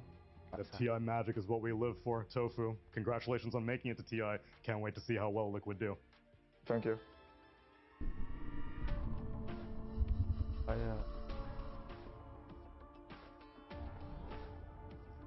Tsunami would be very happy at how well Liquid are doing right now. They could be doing a little bit better if Game 1 has had more of substance for them there, but we're looking at a Game 3 between Liquid and Aurora for qualifying to the main event. You get an extra day off compared to the rest of the teams. You get to just Liquid ini termasuk salah satu franchise sport yang banyak gelarnya juga.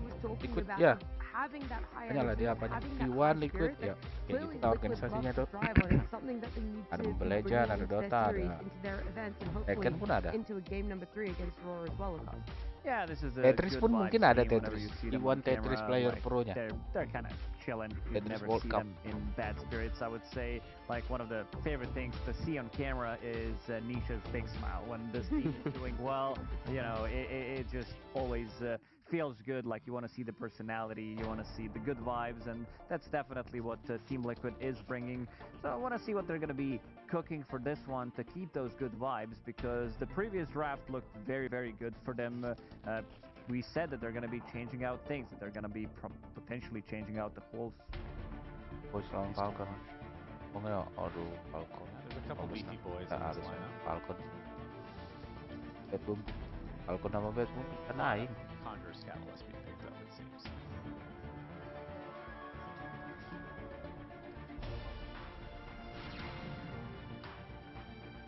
Skater. Index. Nice. Sama tim split. Individual kills on like the Lena, right? With no Bidackle available, the clockwork, get that numbers advantage. If they show themselves, I think they're actually going to snap their hands right off. The Clinks now can possibly lock a target in place, having the Hex for himself. One of these mountains of a hero that you can't really overcome. Aurora are sitting here going, no sunshine. Mobile Legends Liquid Philippines. Well, it's also, it was the yang later masih results. mendominasi. So it's another way to be like, okay, the Lena's really hard to deal with already. Ember is a response banned. Broker's a response banned. Earth Spirit's not a response, but good in the game version, so banned. So now, for me, Liquid again needs to take a mid right here to do this thing where they wait later for the draft for a Huskar, like a super big counter pick. Just take something acceptable. I would go back to Snap. Lena was kind of originated in the meta as a Snap counter, but you get into this awkward spot, the later in the draft you go, it feels like there's not many heroes that you feel comfortable picking for Nisha. Yeah, there was a little bit of a time when, I mean, good amount of time when Snap was popular. Craft was good. We saw Lena's, we saw then Zeus being also another hero that doesn't really interact because both of them are kind of keeping the distance. It could potentially happen. I don't know, like how they're thinking about the hero. There was a Zeus pick the other day when Thompson played. It's Thompson, so anything is playable. But we're talking about some Punks, some Rickies, Dragonites made. I think we just saw him play Troll mid even. Troll mid, yeah. Fully trolling. Ketangkap dia udah nggak punya apa-apa dia. Lari doang dia bisa. I think that a lot of the mids are going to get banned, and they're going to end up being like, okay, Center's in the pool. Let's just take Center out of the face with the trade. Bagus mid sebenarnya, cuman that means you're going to get to some later pick, and sekali dia bikin Satanic main mid doang. See a hero, they're going to say Tinker needs to make. Sure, I can play that. But he's gonna crush. Still give that cheeky Nisha smile that you were talking about, Lacoste. Yeah, for sure.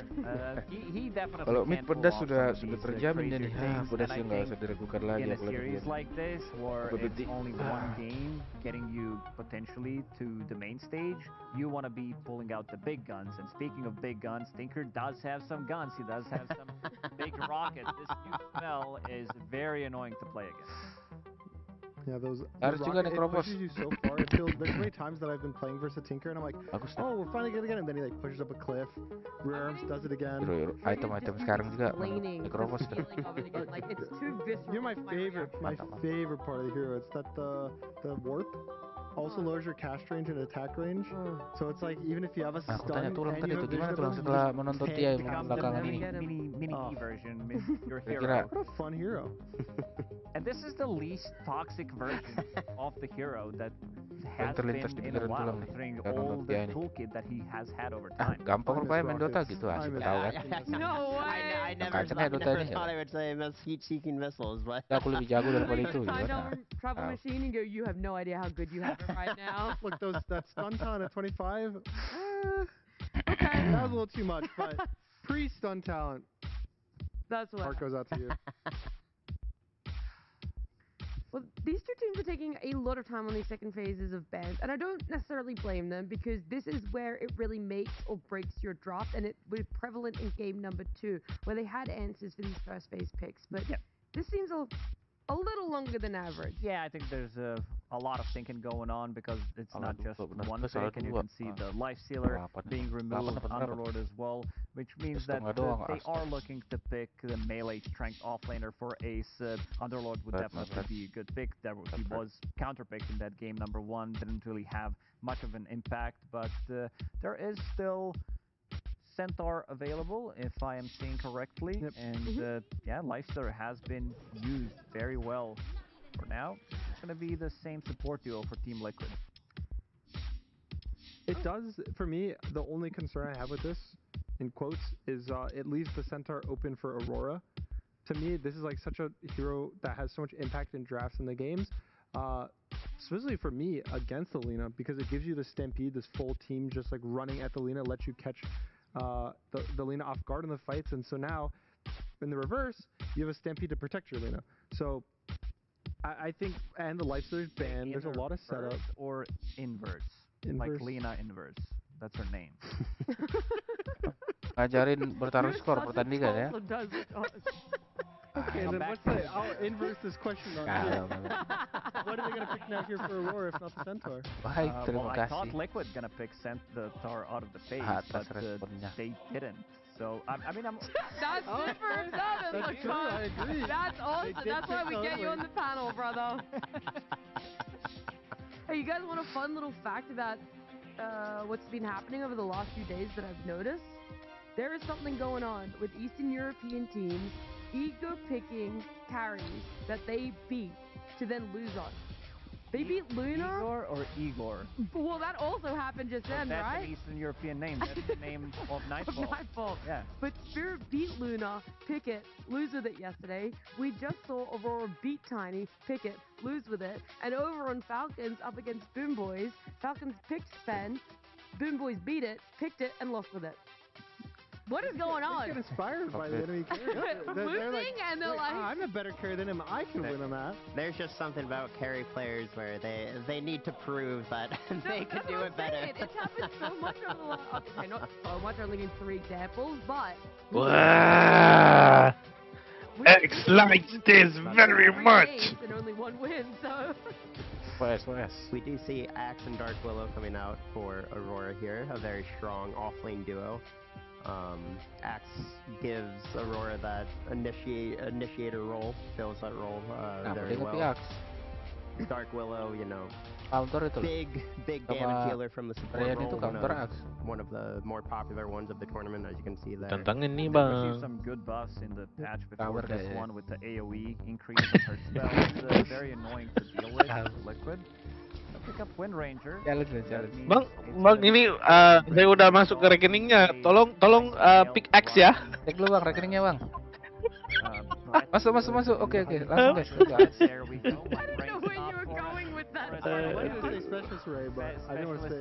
Live stream di live stream. Kita live stream kan ya, kenapa tidak?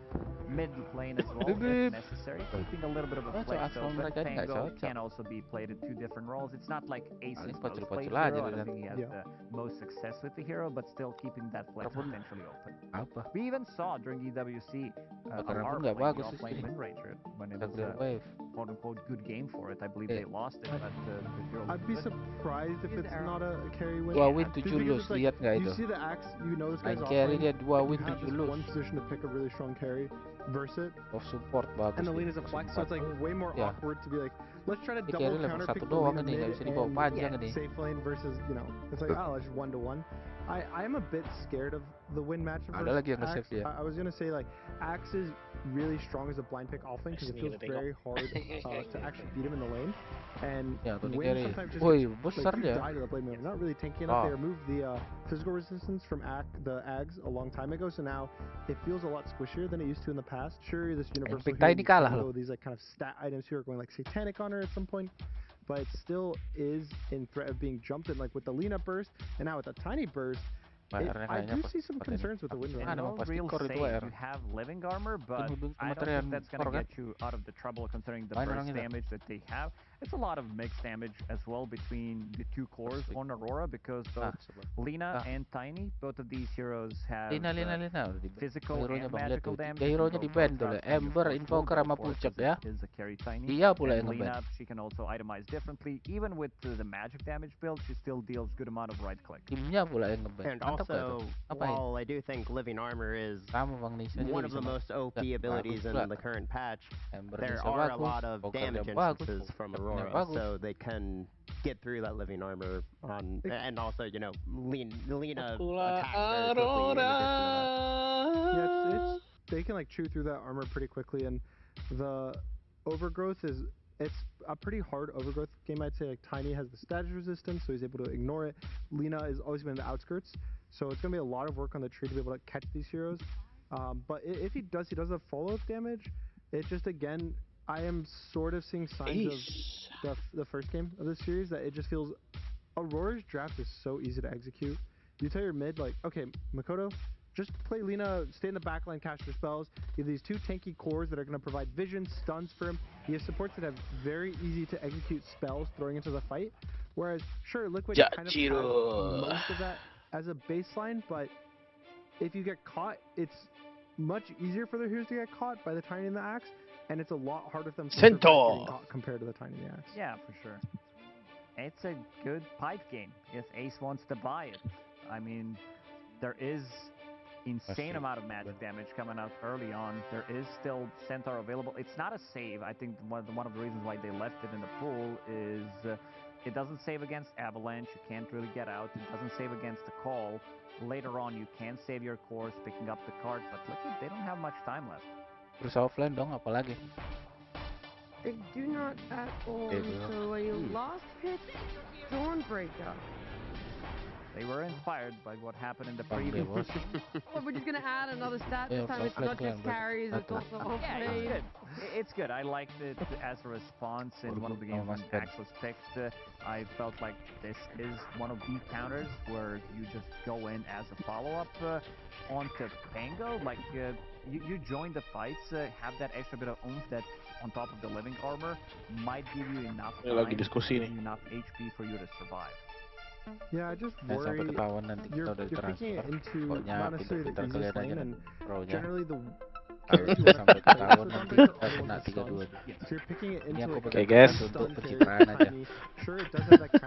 Aku udah ngecek rekening tadi udah masuk 5 miliar. Oke. Jadi ya nanti aku pura-pura maju ke depan, nanti aku bikin Micepad. Nanti sekitar 20 menit gitu aku post headset. Mic. Pintu kayak lampu nyamuk. Aduh. That's why I just have concerns with it. You're also setting things up for Avalanche. Wait, I need to go boker. Nggak ada sih kayaknya, itu nggak diperbolehkan sih.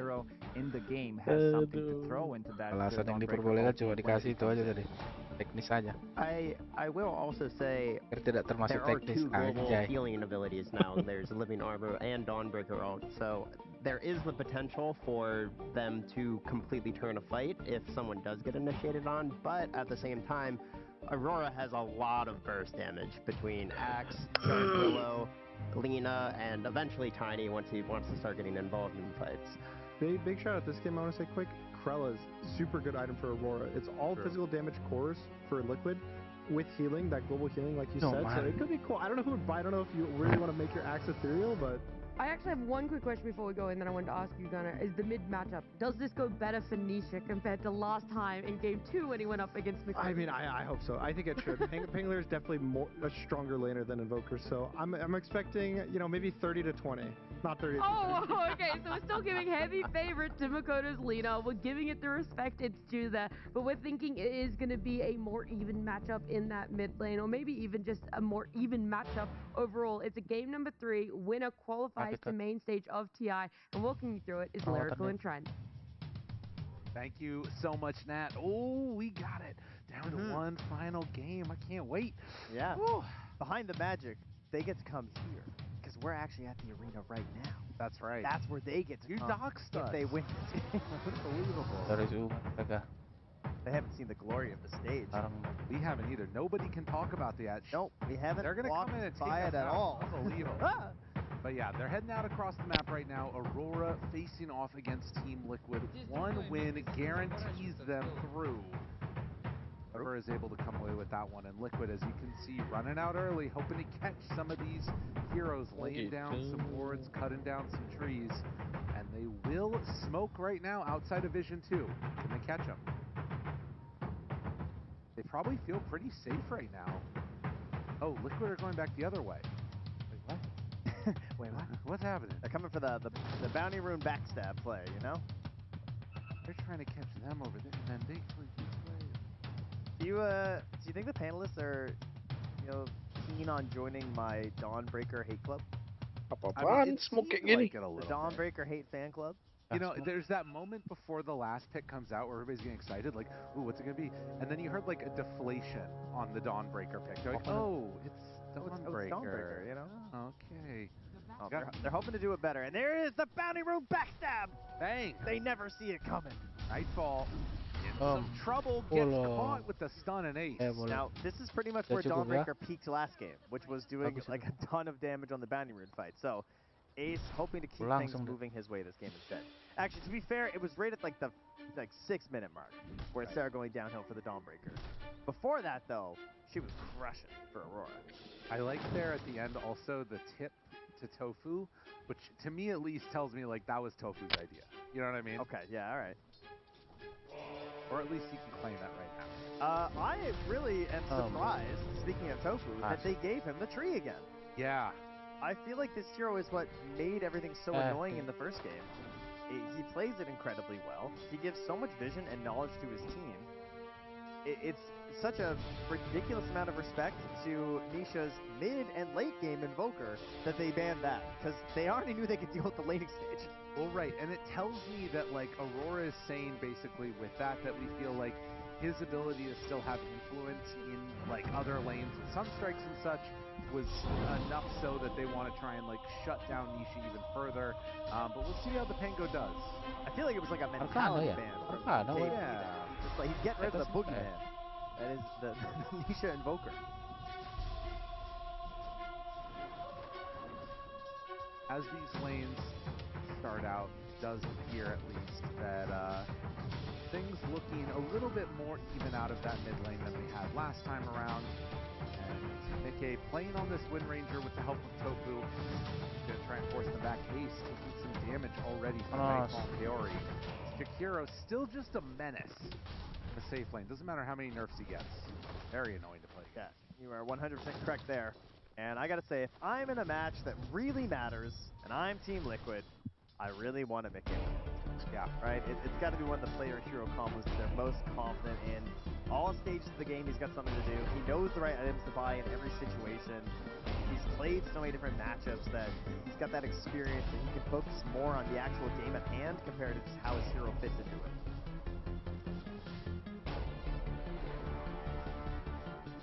Meantime, they do appear to have some good team fight capabilities between them.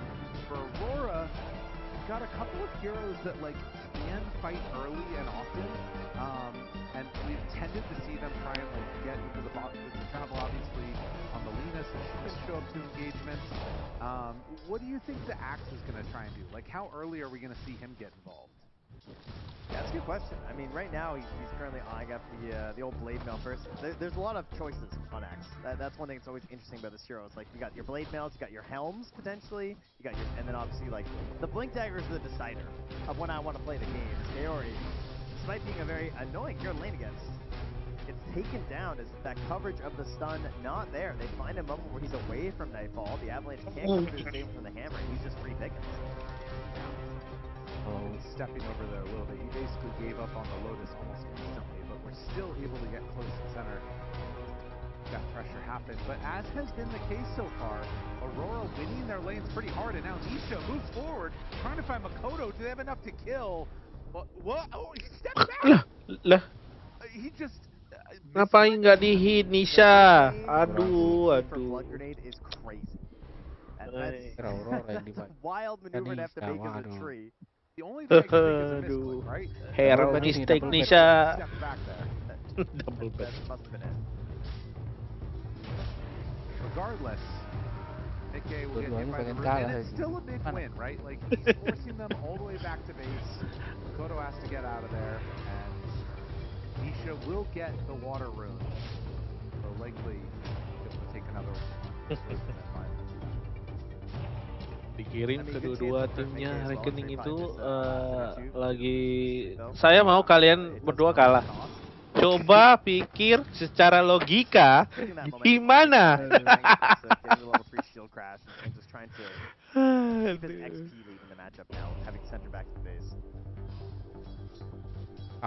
it also shows how quickly things can turn around in that mid lane if you do get a good TP rotation from some supports. A lot of parts of this game fairly similar. Can't get a last hit here either, so shrunk down a little bit. Enaknya main X kalau supportnya kayak gini. Panjang umur. Gak pusing. Likewise down bottom. Nighttime is fight time. Oh yeah.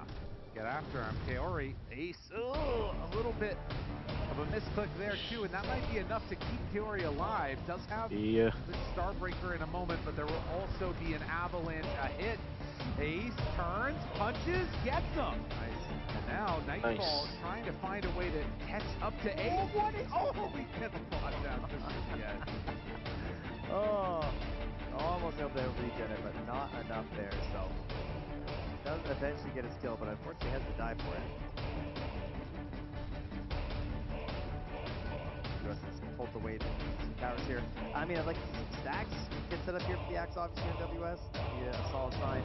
Makoto did a very good job of making moves in the early game last game. I think it's going to be do the same again. Nisha, the level 6 roll. Not an always time skill build. Ooh, with the power shot, needs another hit. Laguna Blade out, but he gets him. Ooh. Nisha brought him down and killed. With a little bit of help from his friends, and another power shot lands. And the neutral creep denied by Boxy. Kind of interesting. Nisha goes in, finishes the job. Kaori's going to move over and gets another one of the shield crash. That barrier keeping him alive. Another power shot. Mickey, he's doing everything. All the things that he can. He's still looking for an angle. Wants it so badly, but Nightfall getting away and gets up to high ground to stay alive. Throws out the tree. Not going to be enough. Barriers too much here. Noto comes through with some burning. Nightfall is here. Everybody coming to the mid lane. Okay. Tofu tries to get out, gets the living. Terjatuh. Oh, enggak. Masih selamat. Enggak, bohong. Panas. Tinggal.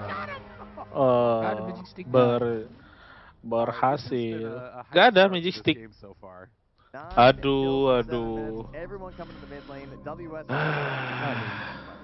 48 last hits now because Herald Mystic, bos. And he is just absorbing everything. Lawan kali langsung.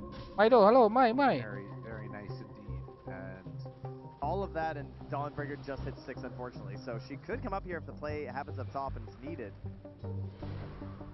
Mira been holding the Shadow Realm a lot in these engagements, realizing that it's got some pretty high potential in these fights. Vice needs to kind of play around the wind run if it does decide to go onto Mickey. They might try a Solar Guardian play here onto Makoto. He's pretty low HP. They just have to get the roll to hit once. Just shows another Laguna Blade used. It does need to get the roll to hit once, though. Yep, that is okay. Oh, there it is. Hey, got him.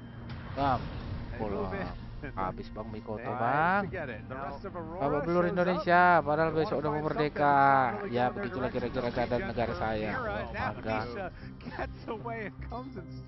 Terima kasih yang sudah nge-like dan video. Mantap pahlawan kita. Kocok. And then he picks up a second kill, gets out. It's the next level play for Nisha. So, a very back and forth game so far. Lena, kan ada libur nih besok kan. Hari Senin kan libur. Dato kan masuk kan? Just in terms of network. Iya.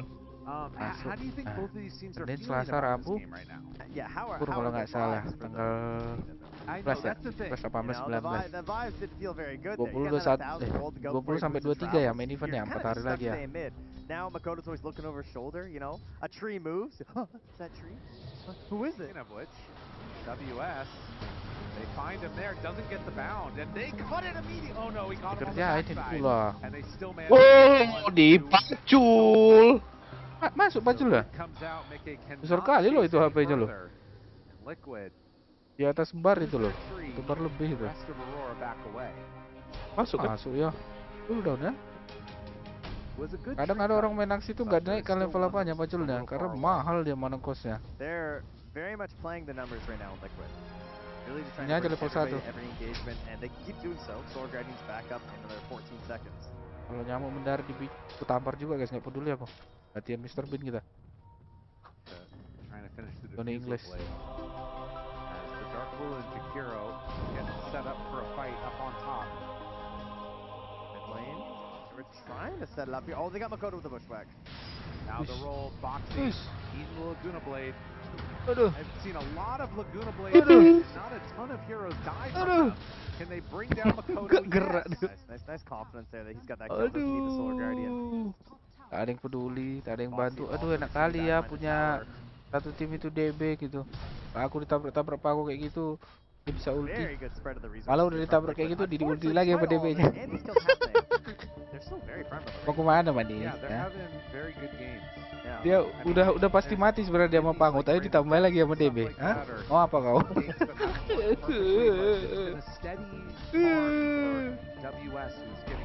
closer to that blade. Nggak dikasih main ya, nggak dibolehin main ya. Gaps we've seen in terms of supports versus cores this early in the game. It's across the whole board. Ya, Like it's been rare to see gila, like 4K, Lalina 4K gitu and the loh, lowest kerupuk. scores and still on the ones. Dikeroyok 2 orang aja, udah nggak sanggup deh. Supports just doing a lot of rotating around. Jangan bang, jangan. Bang, ambil kerupuk aja. Marahin And kan. level wise as well, like Yari's not level 6 yet. Perlu ku panggil DB gue katanya. Santa's backs away, WS. Udah mulai tuh. Not gonna be able to do it. Pengen dumel itu midnya. Ulah sama kalian itu mid itu. Dan kalian dekat-dekat ini, XP ku ini. Ah memang anjing, ngomongin anjing. Diambil coba dia, ya ampun. Tank gitu kan enak. Ganti deh bang, ya udah lah. Aulah main mid katanya. Aduh sakit kali everybody. Mati ya, mati dia aduh sama kayu nih. Lempar lagi dia sama pohon. Nah, pengkhianat. Lempar pohon Natal ya. Boom. Mana Trian sini ya. Nih, pukul kau pakai adekmu nih ya. Lempar adek kau. Jahat kali cak. Kali liquid ini. WR ya. WR bisa sih makan ak sama Tiny. Kan dia harus satanik juga ini. WR mirip-mirip kayak Lina ini. Dia bikin kristalis aja, kalau enggak dia bikin itu loh, Revenant Brooch itu bagus banget itu. Enggak tahu di gengsi dia kayaknya mau bikin Revenant Brooch. Dia bikinnya nanti kristalis. Lanjut ke Daedalus. Aduh, paus, tek. Gosong dia cowok, aduh. Wah, waduh. Ambil stacknya, ya. Kasih ya. Aku transfer ya katanya. Double transfer tadi tuh nggak jadi. Ditinggalkan satu coba, ih. Jahat kali tuh. Setting up with Mickey. Goes for the blade mail.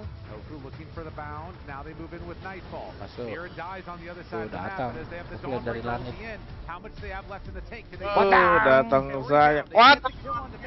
Ace tries to Dilempar. Dipacul. Watang lagi guys. Let's go. Watang. Detik berapa di situ tuh? Apa? Detik berapa di situ sekarang? 13:22. Wah, ketinggalan tuh. Majukan lagi. Ketinggalan 5 detik. Oke. Refresh aja. 13:30. 13:32. Wah, di sini 37 loh. 38, 39, 40. Karena HD kayaknya itu. Malaysia 41, 42. 43, 44, 45, 8, 49, 50. Oke. Tangnya kok delay gitu ya. And then sometimes you get the Aghanims first. They become so dependent on their allies to keep things up. And Tofu, he is level 6 now. So he is a little bit more capable of actually creating good opportunities for his team. He's also going to get the Wisdom Shrine too. Foxy level 7 and 3/4 here. As they're going to smoke up there, making the move. WS ready to blink on Quelling tuh, bagus sih Jakironya beli Quelling. Counter hook. In the mid lane does have an amp damage. And see if Foxy pops the smoke and lives, or if he dies. How good is the guess from WS? Thought about it. Instantly hits him with the Essence Distiller. Very nice. No blink for you. And now, are they going to be able to keep Oke, this X tower itemnya alive? aman, bagus. I mean, they're tree armoring it. There's no way. No, there's no solar guarantee for those 12 seconds. So. Ya biar nggak terlalu kelihatan gitu loh kalau kalah bad. But Ya kan langsung dikeluarkan 3 apanya, apa spiritnya tuh, fire spiritnya. Either, so they'll still linger around. Nah, and you got a lot of farm on your cores in the meantime. So.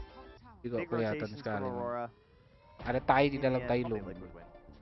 This is a very scary time for Liquid, and I feel like for Aurora, you want to take full advantage, right?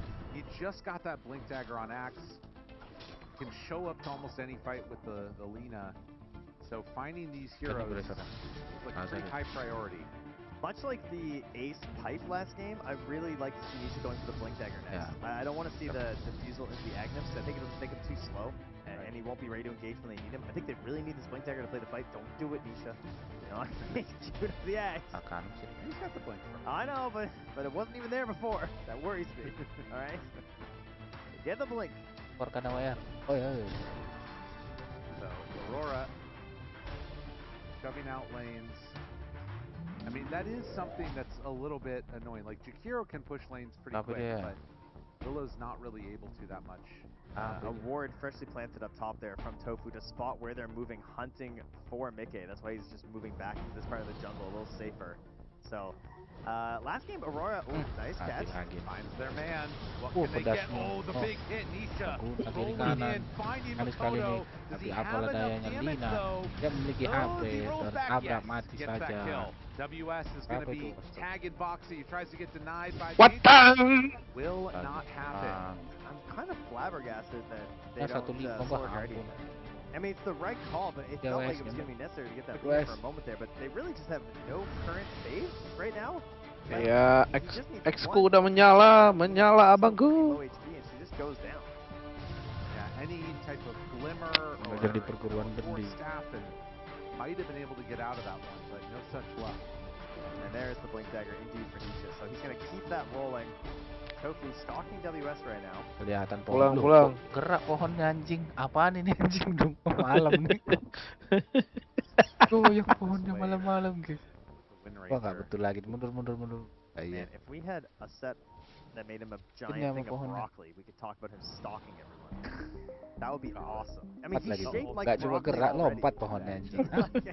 He is just a giant crown of broccoli. WS, they're gonna try and hunt him.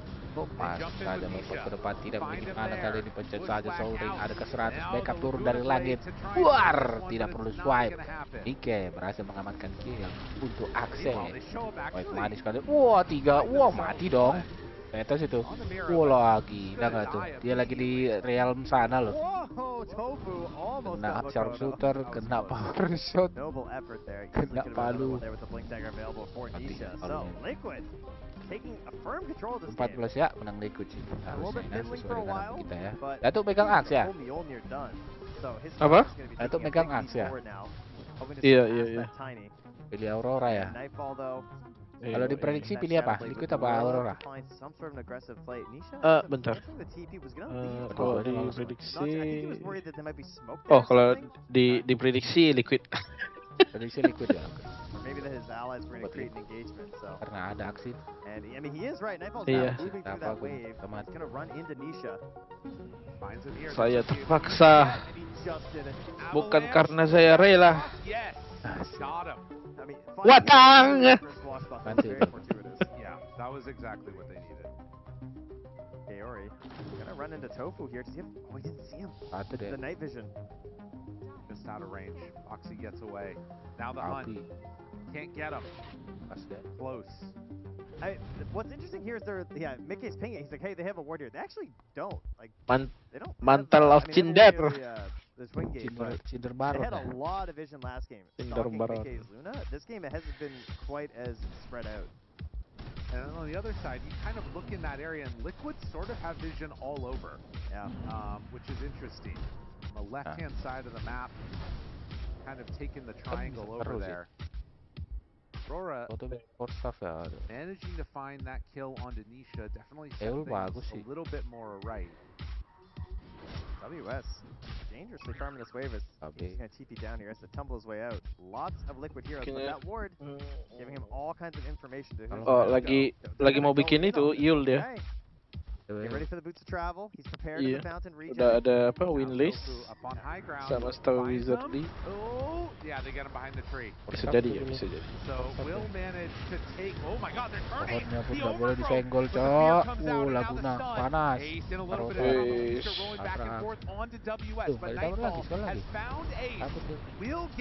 Goex, cat. Oh enggak bang. Carry. Oke. Managed to find a sniper on also take down. Nah, lihat. Makanya perlu itu. Makanya perlu itu. Biar dapat carry-nya. Wah. yeah, my tree's probably gonna die, but Tergantung situasinya. I'll be on top of him with the heal. This is gonna work out. But this is what, when the panel was talking about this idea of all this massive amounts of AoE from Aurora, we've reached that point of the game now. Spells are all at a higher level. You were sekali 2 menit buah terus nih, gimana nih? To deal with the level of spells that your opponents have that are just being flooded into the zone. And if there's already one person caught, like, you know, even if farming aja kencang-kencang the fact of the matter is that they didn't have Mickey nearby to be dealing damage while you were just sort of a sponge of damage for the Dawnbreaker. Yeah, it's one thing if Dawnbreaker's getting hit, then, you know, Mickey is killing somebody. If that's not happening, the fight's gonna be a loss. Yeah. She took 1900 damage in X spells second tertinggi, so udah jatuh ke 3. big chunk. Anjir. Yang yang pertama. Understanding the assignment. Tangan kosong dia wah farmingnya. Dipukul dia kerap itu tangan kosong di bawah game betul kan. Game number 3 exactly what we would have wanted. Ada palunya tangan kosong pun jadi ayo. Sama dia punya. Tangan kiri masuk rumah sakit, tangan kanan kuburan nanti. Does not have to play through the elimination stages that are happening tomorrow. The BKB done for the Ayo guys, smoke. Udah ada pacul nih. Very big power spike in terms of his initiation. 4 staff down as well from here. The fights are about to get real messy. The Yules from Kaori, the 4 staff from here, the BKB from the Axe, 4 staff from the Lina. You gotta be very cautious about your chain stuns on the side of Liquid. Yeah, I don't even know. Like, I guess so many of these fights have started kind of weird. Mantap tuh Eul tuh, counter Aris tuh. Aksi pun langsung BKB. Teriannya Eul ya kan. Kalau Aksi ke counter bagi saja. Kalau dia mau di call, kita yang terbang. Tapi ngelihat X ini nggak terlalu agresif sih. Tahunnya juga nggak dipakai itu. Ya. Kau main gini. Ya. Karena dia respect ya kan, dia kenal sama orang itu. Ditarik nanti kerah bajunya itu. Apa maksudmu tadi anjing? Kapan gedit? Hah? Kau loh bocah kecil katanya. Wah. Lagi Blitz kan serem tuh, Mafia Chinese itu Blitz. Manajernya, coachnya ikutin nih. Oke, panggilan saja. Mantap. Panas. Oke, Laguna. Wah, di ulti dia bang. Di ulti udah berurusan aku lihat meninggal Aksi bang. Tetap ke bawah, aman. Up. Mati dia ya, comeback tuh, diangkat bos. Oh, manis. Mantap di situ. Lagi.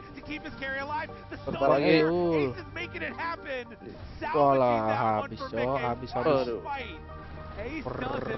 Mati dong Trian, enggak mati cok. Walah nempel bos.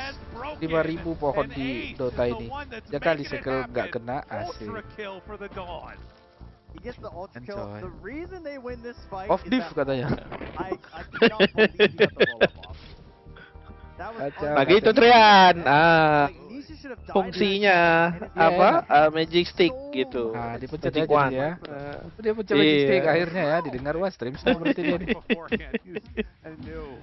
Tuaksnya dikejar loh mau air tuh. Gak peduli dia blade mau kemana kau anjing, sini kau piu. Mandi panah dia. And then all the right clicks from Makoto. There's nothing left in the tank for Ace, who just starts to like clean up as the mop and bucket of this fight. X bikin scepter. It was really good stuff. And right bagus here, I mean, dulu apa scepter dulu? You know, completely isolated. Scepter terus. Targets over to Mira, manages to find that stun. And yeah, of course, needed to be able to make sure that they could get in range and find those kills. Stop. Gitu kan enak mencet magic one-nya, magic stick. Apalah pokoknya kok pencet gitu kan enak, cok. Sedap mata melihat. Baliklah magic stick, katanya dimarah-marahin. Ketahuan nanti kita taruh ini. Oh iya, sorry. Just go back to like, I mean, you know, Solar Guardian's back up. Like, this point the game is on field. Like the fight's get a little more spread out. They're gonna move into the Tormentor here. Siapa tahu loh ada di belakang layar. Ayo fantasi. Adakah yang mati ketika Tormentor? Tidak ada bang. Wah itu udah berharap tuh. Udah berharap tuh. Yang pakai apa? Gelar-gelar itu di atas. Cerulean mati ketika Tormentor. Oh. Kemarin juga ada coba ku setkan yang ke itu mati di Tormentor, tapi terus kulihat masa sih mau mati di Tormentor. Iya, nggak main sama Bob Ewa ini. Kalau Bob Ewa menjaga oke lah dipotongnya. Agnum's getting there for Nisha. The 1,000 gold to farm up and he'll have it. Kayaknya aku mau resign, mau jadi buruh pengupas bawang. Main 700.000 sekilo.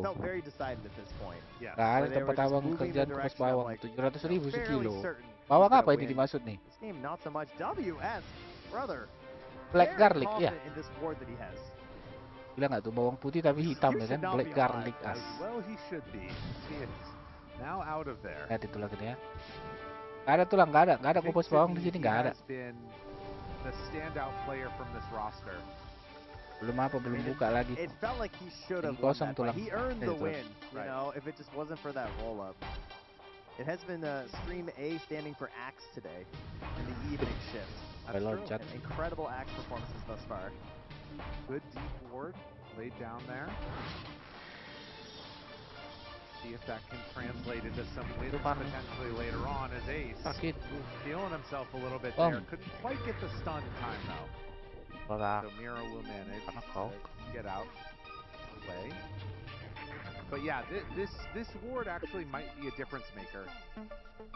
The fact that that's down now and can scout the movements of Axe and the other heroes that pass through this way. Bagus, mantap dia belinya mantap. Tadi sekali lagi dia tuh, biar lepas dari ulti Trean. Dari cycle bisa dia dodge. Orang beli manta untuk dodge Axe kan? Axe yang beli manta. Why not, bitch? Axe like this very much. Manis sekali dari Kaori. Paling tandar masih mengenai beberapa kali, Bung. Berada di pojok selokan. Tidak bisa escape.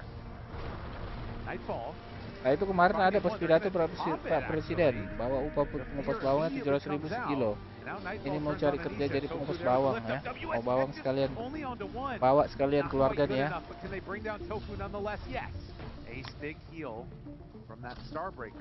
Ya nanti tuh dia meninggal aja tuh lah. Yang pengen keluar negeri nggak apa-apa, keluar negeri aja guys. Nanti tuh dia meninggal balik lagi. Nisha understands the assignment. Didn't see Makoto head through, so he knew he went the other way. Berkali babang tampan, tidak, mantap. Kiri kanan kali di Makoto, tidak mau lagi mati konyol, Bung. Yeah, the vision game has been unreal. Honestly, for both teams, like each team constantly has tons of vision on the other side of the map. Kabel lah bos, itu 100% itu loh. Kau nunggu Win Ranger 6 detik dia apa? Evasion 100%. Oh tak ini loh. 28 minutes. And actually Liquid are going to be the first ones to venture into the road today. Ya. Kasih. So in they will go. 100. Ada di situ. Nisha getting the haste run. Ada di situ. Ada. Nightfall. Tons. Kasih nggak ada loh. Astaga. Foxy know what's going on.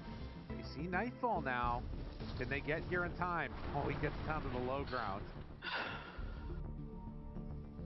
Durasi. Ada loh. Durasi apa? Winrun. Iya. Makoto as well. If this Rolling Thunder ends, they have a chance, but they realize it's way too risky. Yeah. Wah, tabrak. And another kill going the way of Liquid. Talent dia 0 kan?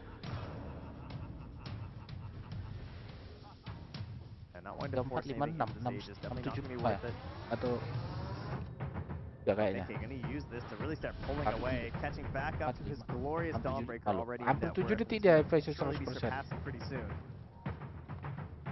As every item starts to stack up on Wind Ranger, it's a little crazier and crazier. Bohong itu. Winrun. Durasi kalau level 1 3 detik. 4, 5, 6. 6,75 berarti ya kalau level 10 ya. Nah, macam mana tadi memukul? Tak mati tuh WR tuh kalau core. Cabut bang TP. Wush, ulti manis kali ini Trean berhasil menggagalkan TP. Oi, terjatuh saja. I mean, you know you're playing a little risky anyway, right? Because reward though. Spots where Makoto just went. They didn't start moving that fast. But yeah, they're moving very aggressively on the map right now because they have this Aegis, and on the same side as Aurora, they're just saying, aku gampang kali ketipu nih. Push and push and push as much as we can. We don't want to let them. Cita aku adalah supaya tidak mudah tertipu. Keeping his courier close just in case the gem becomes an issue. Citai kayak gitu ya kan, tapi hobi tiap hari AC done, Dawnbreaker. Highest net worth hero in the game right now. Ace is making this hero look very good. If Mickey actually goes for Satanic next, this Krellos could just be like the craziest pickup. Rasi 67. Yeah. Like it already was looking pretty wild, but this would really cement it. Sebenarnya berapa tuh? Make all the difference in the world. 28% probability is where we're at right now. As Tofu, again, this apa win run? 25 aja dia cooldownnya. It's just crazy. Setelah win run selesai. Set up for a kill. Tunggu 4 detik dia udah win run lagi. Right on top of Mira, dead. Nisha on a killing spree. He drops a pretty greedy Ob Sentry as he's dying, but it looks like he goes jadikan apa aja MKB. Sayang loh. Boxy passes back over with the gem. Kalau nggak kena.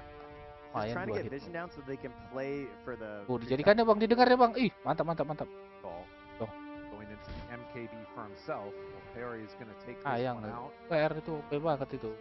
100%, paling tinggi di Dota itu 100%. Kalau PA masih bisa kena awak 10 kali pukul, beberapa kali kena WR nggak bisa bos. Asep panggil. It's a very heavy focus onto Mickey. MKBs for both the Lina and the time he needed. Yeah. Ini aksinya nih yang bikin space nih untuk Nightfall sama Lina. I mean, it's not horrible, but not great. But the flip side to that, berat sekali ya Datuk ya. Terasa ya pegel-pegel ya. Iya terasa. He's trying to make a fight with his Aegis. Apparently. Dia punya Aegis, dia punya Dawnbreaker. Mohon maaf nih. Bapak aku yang punya nih Dota nih katanya. Tadi Pak.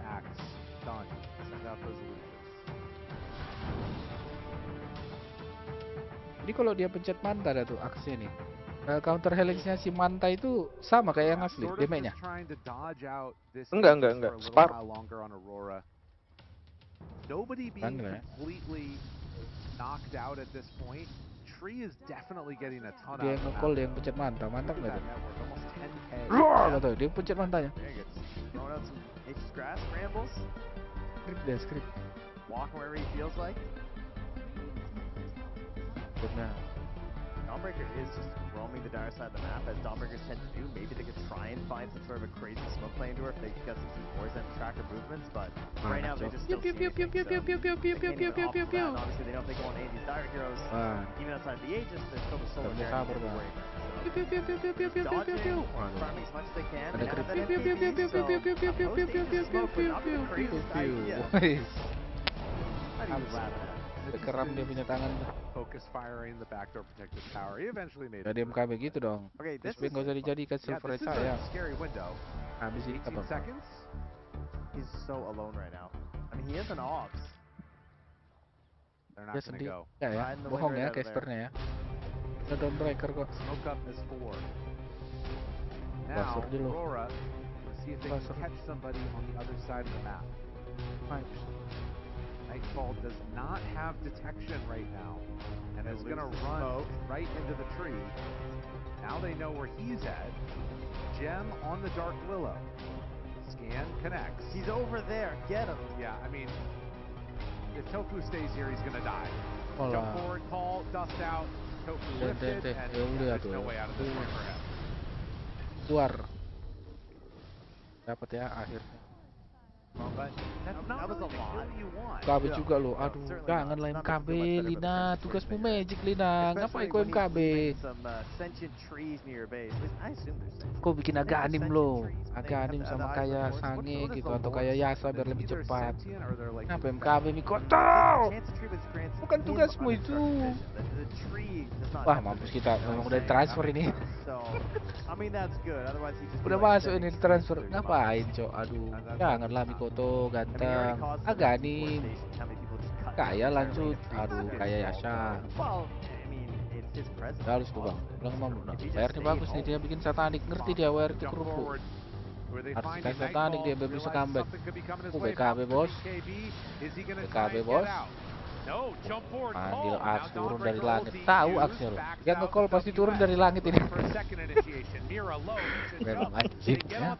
Berusaha aja kali ini ada tiny backup. Laguna tidak memiliki damage. Memencet BKB. Lina tidak melakukan kalkulasi terhadap BKB yang dimiliki oleh Downbreaker. False yang manis backup. Nisha maju ke depan. High straight Are. Tidak berhasil Bung. Selamatkan Bung. Kabur. Gak apa-apa, tinggalkan aja aku. Kabur. Get the next wave down here. Jepret. Dapur ya. They maintain their Tinggalan gem dah at tuh. least as Tinggalan. Mira did not die, but Liquid seemed to be Masih coming up with ketinggalan. 29, 30, 31, 32, 33. Now Yule set the lift up. Can the rest of the squad get Kalau here? nggak aku yang mundur deh nggak apa-apa. Does not look Axe still dead for 30 40, 41, Oke. 42, 43, Biar aku pause. 44, 45, 46, 47, Oke. 48. Trending that way. Oke, beda 1 detik kita sekarang. The blink dagger next on Aku the pause top. Oke. Blink dagger Yay. onto Mickey. Thank you. This row spawns quick, and they Karena go, kau they're just ready to. WR ya, win run ya. Run. Kan bang Gale Force, tapi dia agak aneh dia ikonnya. Apa minjem kayaknya dia, minjem dari Tofu kayak itu. Bre, minjem lu arkanamu. Boleh. Boxy. Aurora still have box up their sleeves, but they're gonna need to be perfect. Mereka habis itu dah. Continue to do a good job Bang, dia farming bang. on their two biggest cores of the tiny and the Axe. You know, you kind of already have one. The Krellos would be nice, but he's got the tools he needs to actually set fights for the squad already. Right. So. Lain kali Mikoto, kenapa kau bikin MKB Mikoto? Bukan tugasmu Mikoto. Kena marah lagi. Soalnya udah masuk ke rekening bang. Kedip dia tadi. Ting. Kedip di kamera. Aduh Mikoto. Ada notifnya bang tadi. M-banking. Lah masuk 50 juta. Dikit bang, 50 juta, 500 juta udah lah. Ya di MKB aja, astaga. Ya Hoodwing bagus sih, Hoodwing bisa, dodge juga, WR juga bisa. Yeah, now the Solar Guiding Trap feels a lot realer. When that pops down, the BKB piercing stun coming down. Nantangin cok. A lot more try and stick it out. Waker dia tuh lihat. Oh, Waker nabung dia, GPM lompat-lompat dia. Game. Sawit memang, pohon sawit Where's beda your memang. confidence? You're gonna end this game. You're bobbling. Nyawit. Roche Roar. Okay, this could be the one. Big. A good spot. I didn't even, or it feels never get in here in time. Foxy, he breaks right there. They timely in this room here again. backing away. Roche is low. It's not low enough that you sneak it as Lick favorite part, or really Aurora. It's still 2 minutes away from it moving to the smokes. They have one more on Mira. Part of the problem is the blink over. Manta on the Axe. Yeah. So if you kill Selena or the Tiny, they have. This is the decision of what they're gonna do. They're backing out and actually can to farm now. The illusion in the pit. Time. It's still, the illusion was still there, just saying not in here. So they're trying never up, I guess, for missiles, right? Up to the north side. I mean, they're how good you have a bait by Aurora. That's good vision around here. Saying, yeah, go on in, see if you do it. But look, Ganti apa tuh? Lodestone, Octarian. Atau Rela. These are taking a lot of time because of bans, and I don't get back into this. This is where it breaks your draft in game number 2. Liquid is picks, but seems a opposite side of the map with an average. Are not going to be making that move over. Feels like Aurora is them to like Mikoto as well. I mean, they now go for a power shot. Yeah, now they're going to go back in. Off laner, they're checking all. With definitely. While Mickey does it, the roar happens. Count. Didn't really have here. I don't think so. They're moving in with the Axe. He's a ways away, sending him the illusion. And real because of the smoke, and I think they just get up now. Now they gets it. 4 kilo for team. Oh, lurking a little nearby. In quotes, They did get the centaur open on Aurora during that. I will say like the axe solutions were going pretty much impacted. Nightfall was where he wanted. You know, The Stiller, he gets full Oh, team. masuk saving that langsung BKB keluar. for now. Oh. Now they move in with the Dawn. Ulah. Trying to get out, he missed. In the reverse, The stun, and then stepped away for a moment. and the If they a lot of setup. good, but the big stun on the big hit. Like Me, but the USF names. Do they have any way to kill me? Oh, that is not what they were hoping for. Okay, then. Avalanche. Go Axe, go! That's enough for the kill, and yes. Hey! Hey! Hey, come on in. Water's fine. Hey, it's now onto Makoto. No, he's gonna fall as dead for 8. That's why we Nightfall. No liquid. They got the. They're pushing. Mikoto sayang kali Mikoto. Kenapa kau melakukan itu Mikoto? Karena frustasi kah Mikoto? Dead. Mau ngajarin Tiny main carry kah Mikoto? They beat Luke. Performance. Nggak dikirim bang tadi. And hit him. Nggak ada carryku. Anjing carryku. Carry lawan datang ke save laneku. Carryku nggak datang. Datang ke midku. Batu anjing. Still Lose with it. And over eyes on the prize. against Boom Boys. Time it. Picked Sven. Tier 4 towers. Picked it and lost it. Buyback. What is going on? Dia main nih. Kayak gitu deh. I'm a better carry than him. There's just something about those three players where they need. Oh, dia beli. Wah, ada yang menang kali kebelet. I use 3 tap clients. He's a lot. 3 is a lot. We take going to die. 3 games. Lick. Piu piu piu piu piu piu piu piu. Ulti dong. We do see Axe and Dark coming out. Tembak biasa aja deh. I'm dead. Off-lane duo. Tadi ya. Axe. Piu piu piu piu piu piu. Congrats. Their role knows how to roll very Kasih cium well. lu, kasih cium. With a pretty, you know, really big damage dealer from the one of the more. Kan senang senyum ya. They've received Kan some senang full senyum. before this one with the AoE happy, some of her spells to deal with, liquid. Pick up Wind Ranger. Pounding with. It's gonna be a core. I tell you. Saw it being played, male rushing. Have to play in elimination. The Hydra's breath. Wait. TP. Ya, no. This one, can we kill Yatoro bottom? I think they're looking at him. Largo's wrapped Nah, around that's the south. So Male, he just TP straight onto the bear. Blockwork's going to come in to help out. Ah, dia bos. But Sumail the sharpshooter. He's going to land and Nick is Prophet's dead. Nick with Galaxy thought they were Pegel tanganku guys. Main X. Aduh. Recek. GG. Wah. Recek. Wah. Tadi. Oke. Kill Udin materian dia kalau ke aware bahkan.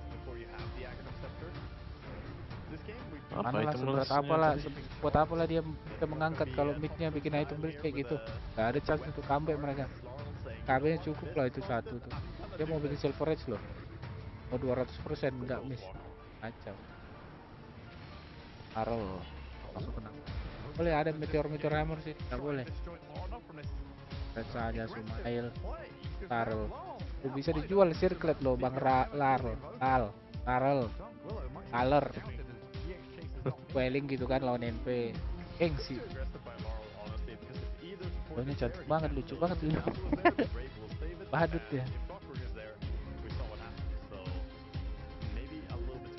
Willow beli Quelling 2, nanti taruh di depannya si Poker 1. Lewat dikit aja kelihatan. Main loh bang. Ya, joget bos, berkodok-kodok. Potong ulam nih. Oh, coba nggak. Yeah, we've got Clockwork as well to help in that regard. Those ground target stuns or spells. Yeah, it's fantastic. Disables on their support for sure. Coming in from Clockwork.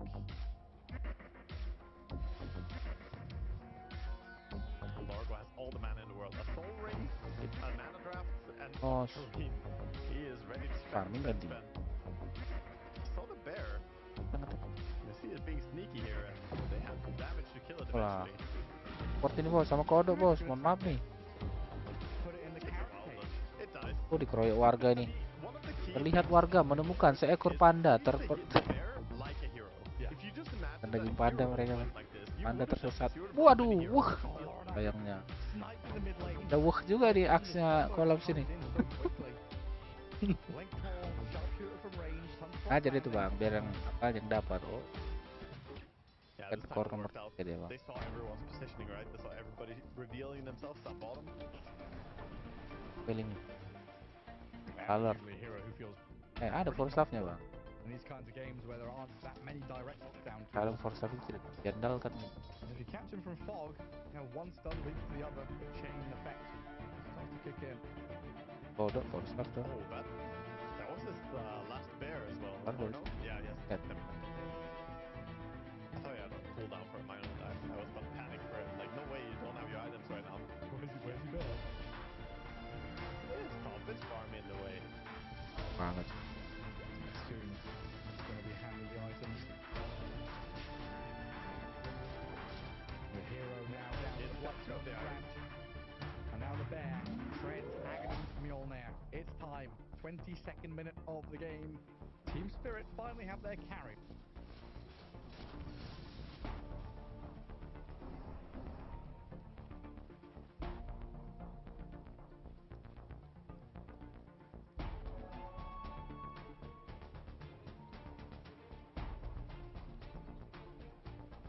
Rela Crow Zero, rela ramai booster, energi booster, resepnya rela banyak. Bahkan embernya aja beli kuelit gitu, kayak potong pohonku.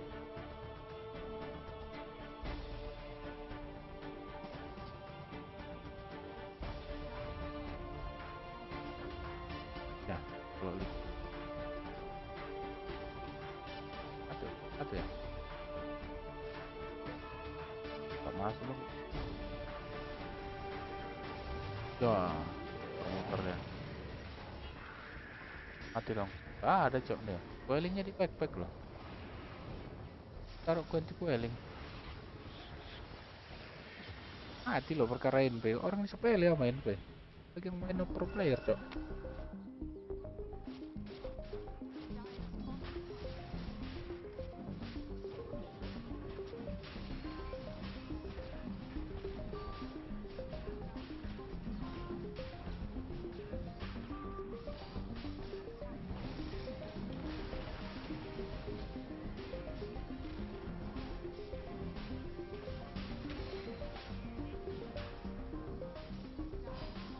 Wah, wah.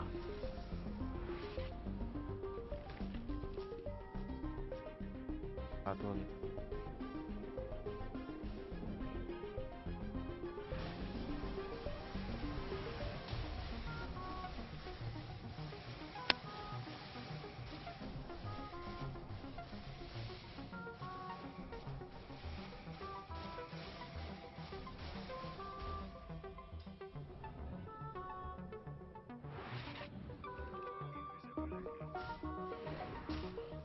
I have V-Mace, it's back. Let's go. Nice. We're back, I think. Lucky for some. We returned. Yes. Don't you worry. Quick little fix and we've come back. Take a Galaxy. Nothing major happened. Just Roche and the Tormentor. Some quick takes here. So we have Aegis in the hands of the Nature Prophets. BKB is completed on him as well. He's working towards his Titanic next. And they're ganking. Like I said, treat this like a hero, and there actually are rotating to gank it. Like, this is seriously an important tip for anyone playing against Lone Rid and feeling like, oh, what can we do? It's too busted. You have to convince your entire team to treat it like a hero. Cast your spells on it, like black hole it. Do everything you spells, can. lads. And the wise words of P-Flax. Absolutely right. He is always right, isn't he? Just cast two damn spells. Well, I think you've got to drill that into people. You know, your health is a currency. You know, you trade your health. It's a resource you got to use. Your mana pool, your spells, your cooldowns. everything. It's there at your disposal, a tool in your box to use it for a moment. I mean, it's years and years of DotA before people started actually committing a lot of their big spells, even for just minor fights, or popping ulti to farm. Sven's using ulti just to go and farm jungle, something that wasn't done long ago. That's that topic. They have a fight brewing a bit. The timing is insane for Dire right now. To have the BKB on Nature's Prophet and on Largo. And the same position where we got muted last time. So maybe if you're lucky enough, we'll get muted again. It doesn't seem like if Spirit Chat is lucky enough, we can do this. Exactly. Oh, Spirit, they don't meet them this time. Enigma Galaxy going to move from that plateau in the top jungle and move back down to that middle lane. Lol, Invis walks straight past them, but it's a hook shot onto Collapse that bypasses the Invoker. Actually, it's not something that quite fun because their coach, the Aurora coach, has transferred us 50 million. So yeah, we agreed to win the game, and we let Aurora go home. Easy money. Jake survived the Ka-ching, ka-ching. his little buddy in though and forced Ka-ching. to fall back Ka-ching. out of Oh, an aggressive position. They suddenly realized they don't have enough left in the tank. They've had to buy back Omar, but no more initiation tools. Yeah, it's really tough actually. They were so far ahead, like I said, with their timings, having the BKBs and everything they need, but this bear is already proving to be a nuisance, even in a 5v5 engagement, or I guess you could say 4v5 if the main bear wasn't there. So Yatoro is over in the jungle. Oh, he got himself a great neutral item. Look at this. Cloak of Flames. That doubles his farm rate on his hero. His main hero is gonna farm now. That's great as well. Yeah, he's good. No items. So this is a serious increase in farm rate for the main hero. So he's got alert because he can see the enemy coming if they gank him, and he can attack these creeps faster in the jungle. Yeah, I mean, it's great. The bear also, of course, gets a copy of the same. It's kind of unfair he gets 2 neutral items like that. 20. I feel like the bear should get the hand-me-down. It should get the tier 1 item. It should give the Mar. next, or the last Mar. item. Mar.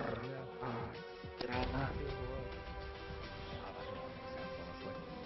Or you get the twos, like, you know, your hero gets the shit you want. Kena lo, apanya lo? Hooknya lo. Nah, ini kedorong dia. Trying to break free here from Stavol and Lorna, but I don't know if he can make it. With all the damage over time and the final crouch Kalau down. dah, Lal has fallen. bagus. Bukan daripada tak punya paling. Full. Ready on Largo, so no way out for him. Arcane Rune gonna be the prize for Lorna. And on the back of that fight, he's very close to getting his own BKB. Apa ini? The triple timing is gonna be ready. Spirit ya. Ada di satu ronde. Mana ini Dota ini? Aduh. That's where she lives. Smil doing the best he can to join these fights and lead his team Let's go to. through the battles. But meanwhile, the bear is just splitting up the map, going up top. That's becoming a major problem. Silver Edge Bear. Gank. They're getting it. Have the dust from Omar. The mana pool on the bear. God, they're clipping it. They're clipping it more. Pushed back by Tania the turun nih Cops kalau. over the cliffs, far Kosong. away. Samel comes around the mountain, and when he comes, the bear dies. What is that? A four-man gang? Balik. 4-man gang and ulti's committed, right? Kalau NP harus beli balik lagi. Just hop in and hex the bear. Hotkey. So It was fine. It was everything. to put everyone in. Yeah. Someone screaming, kill the bear. It's what you have to do. When you play against a team with Lone Red as carry, I think the enemy is probably all in on Lone Red becoming a monster. Now, all this attention on the bear is freeing up Invoker and Axolot, so they should be able to find some moves. Take some heat off them. Now they're going to make a move with the bear. So what is that? Like 3 or 4? Balik dibelinya lo. Bear has been alone.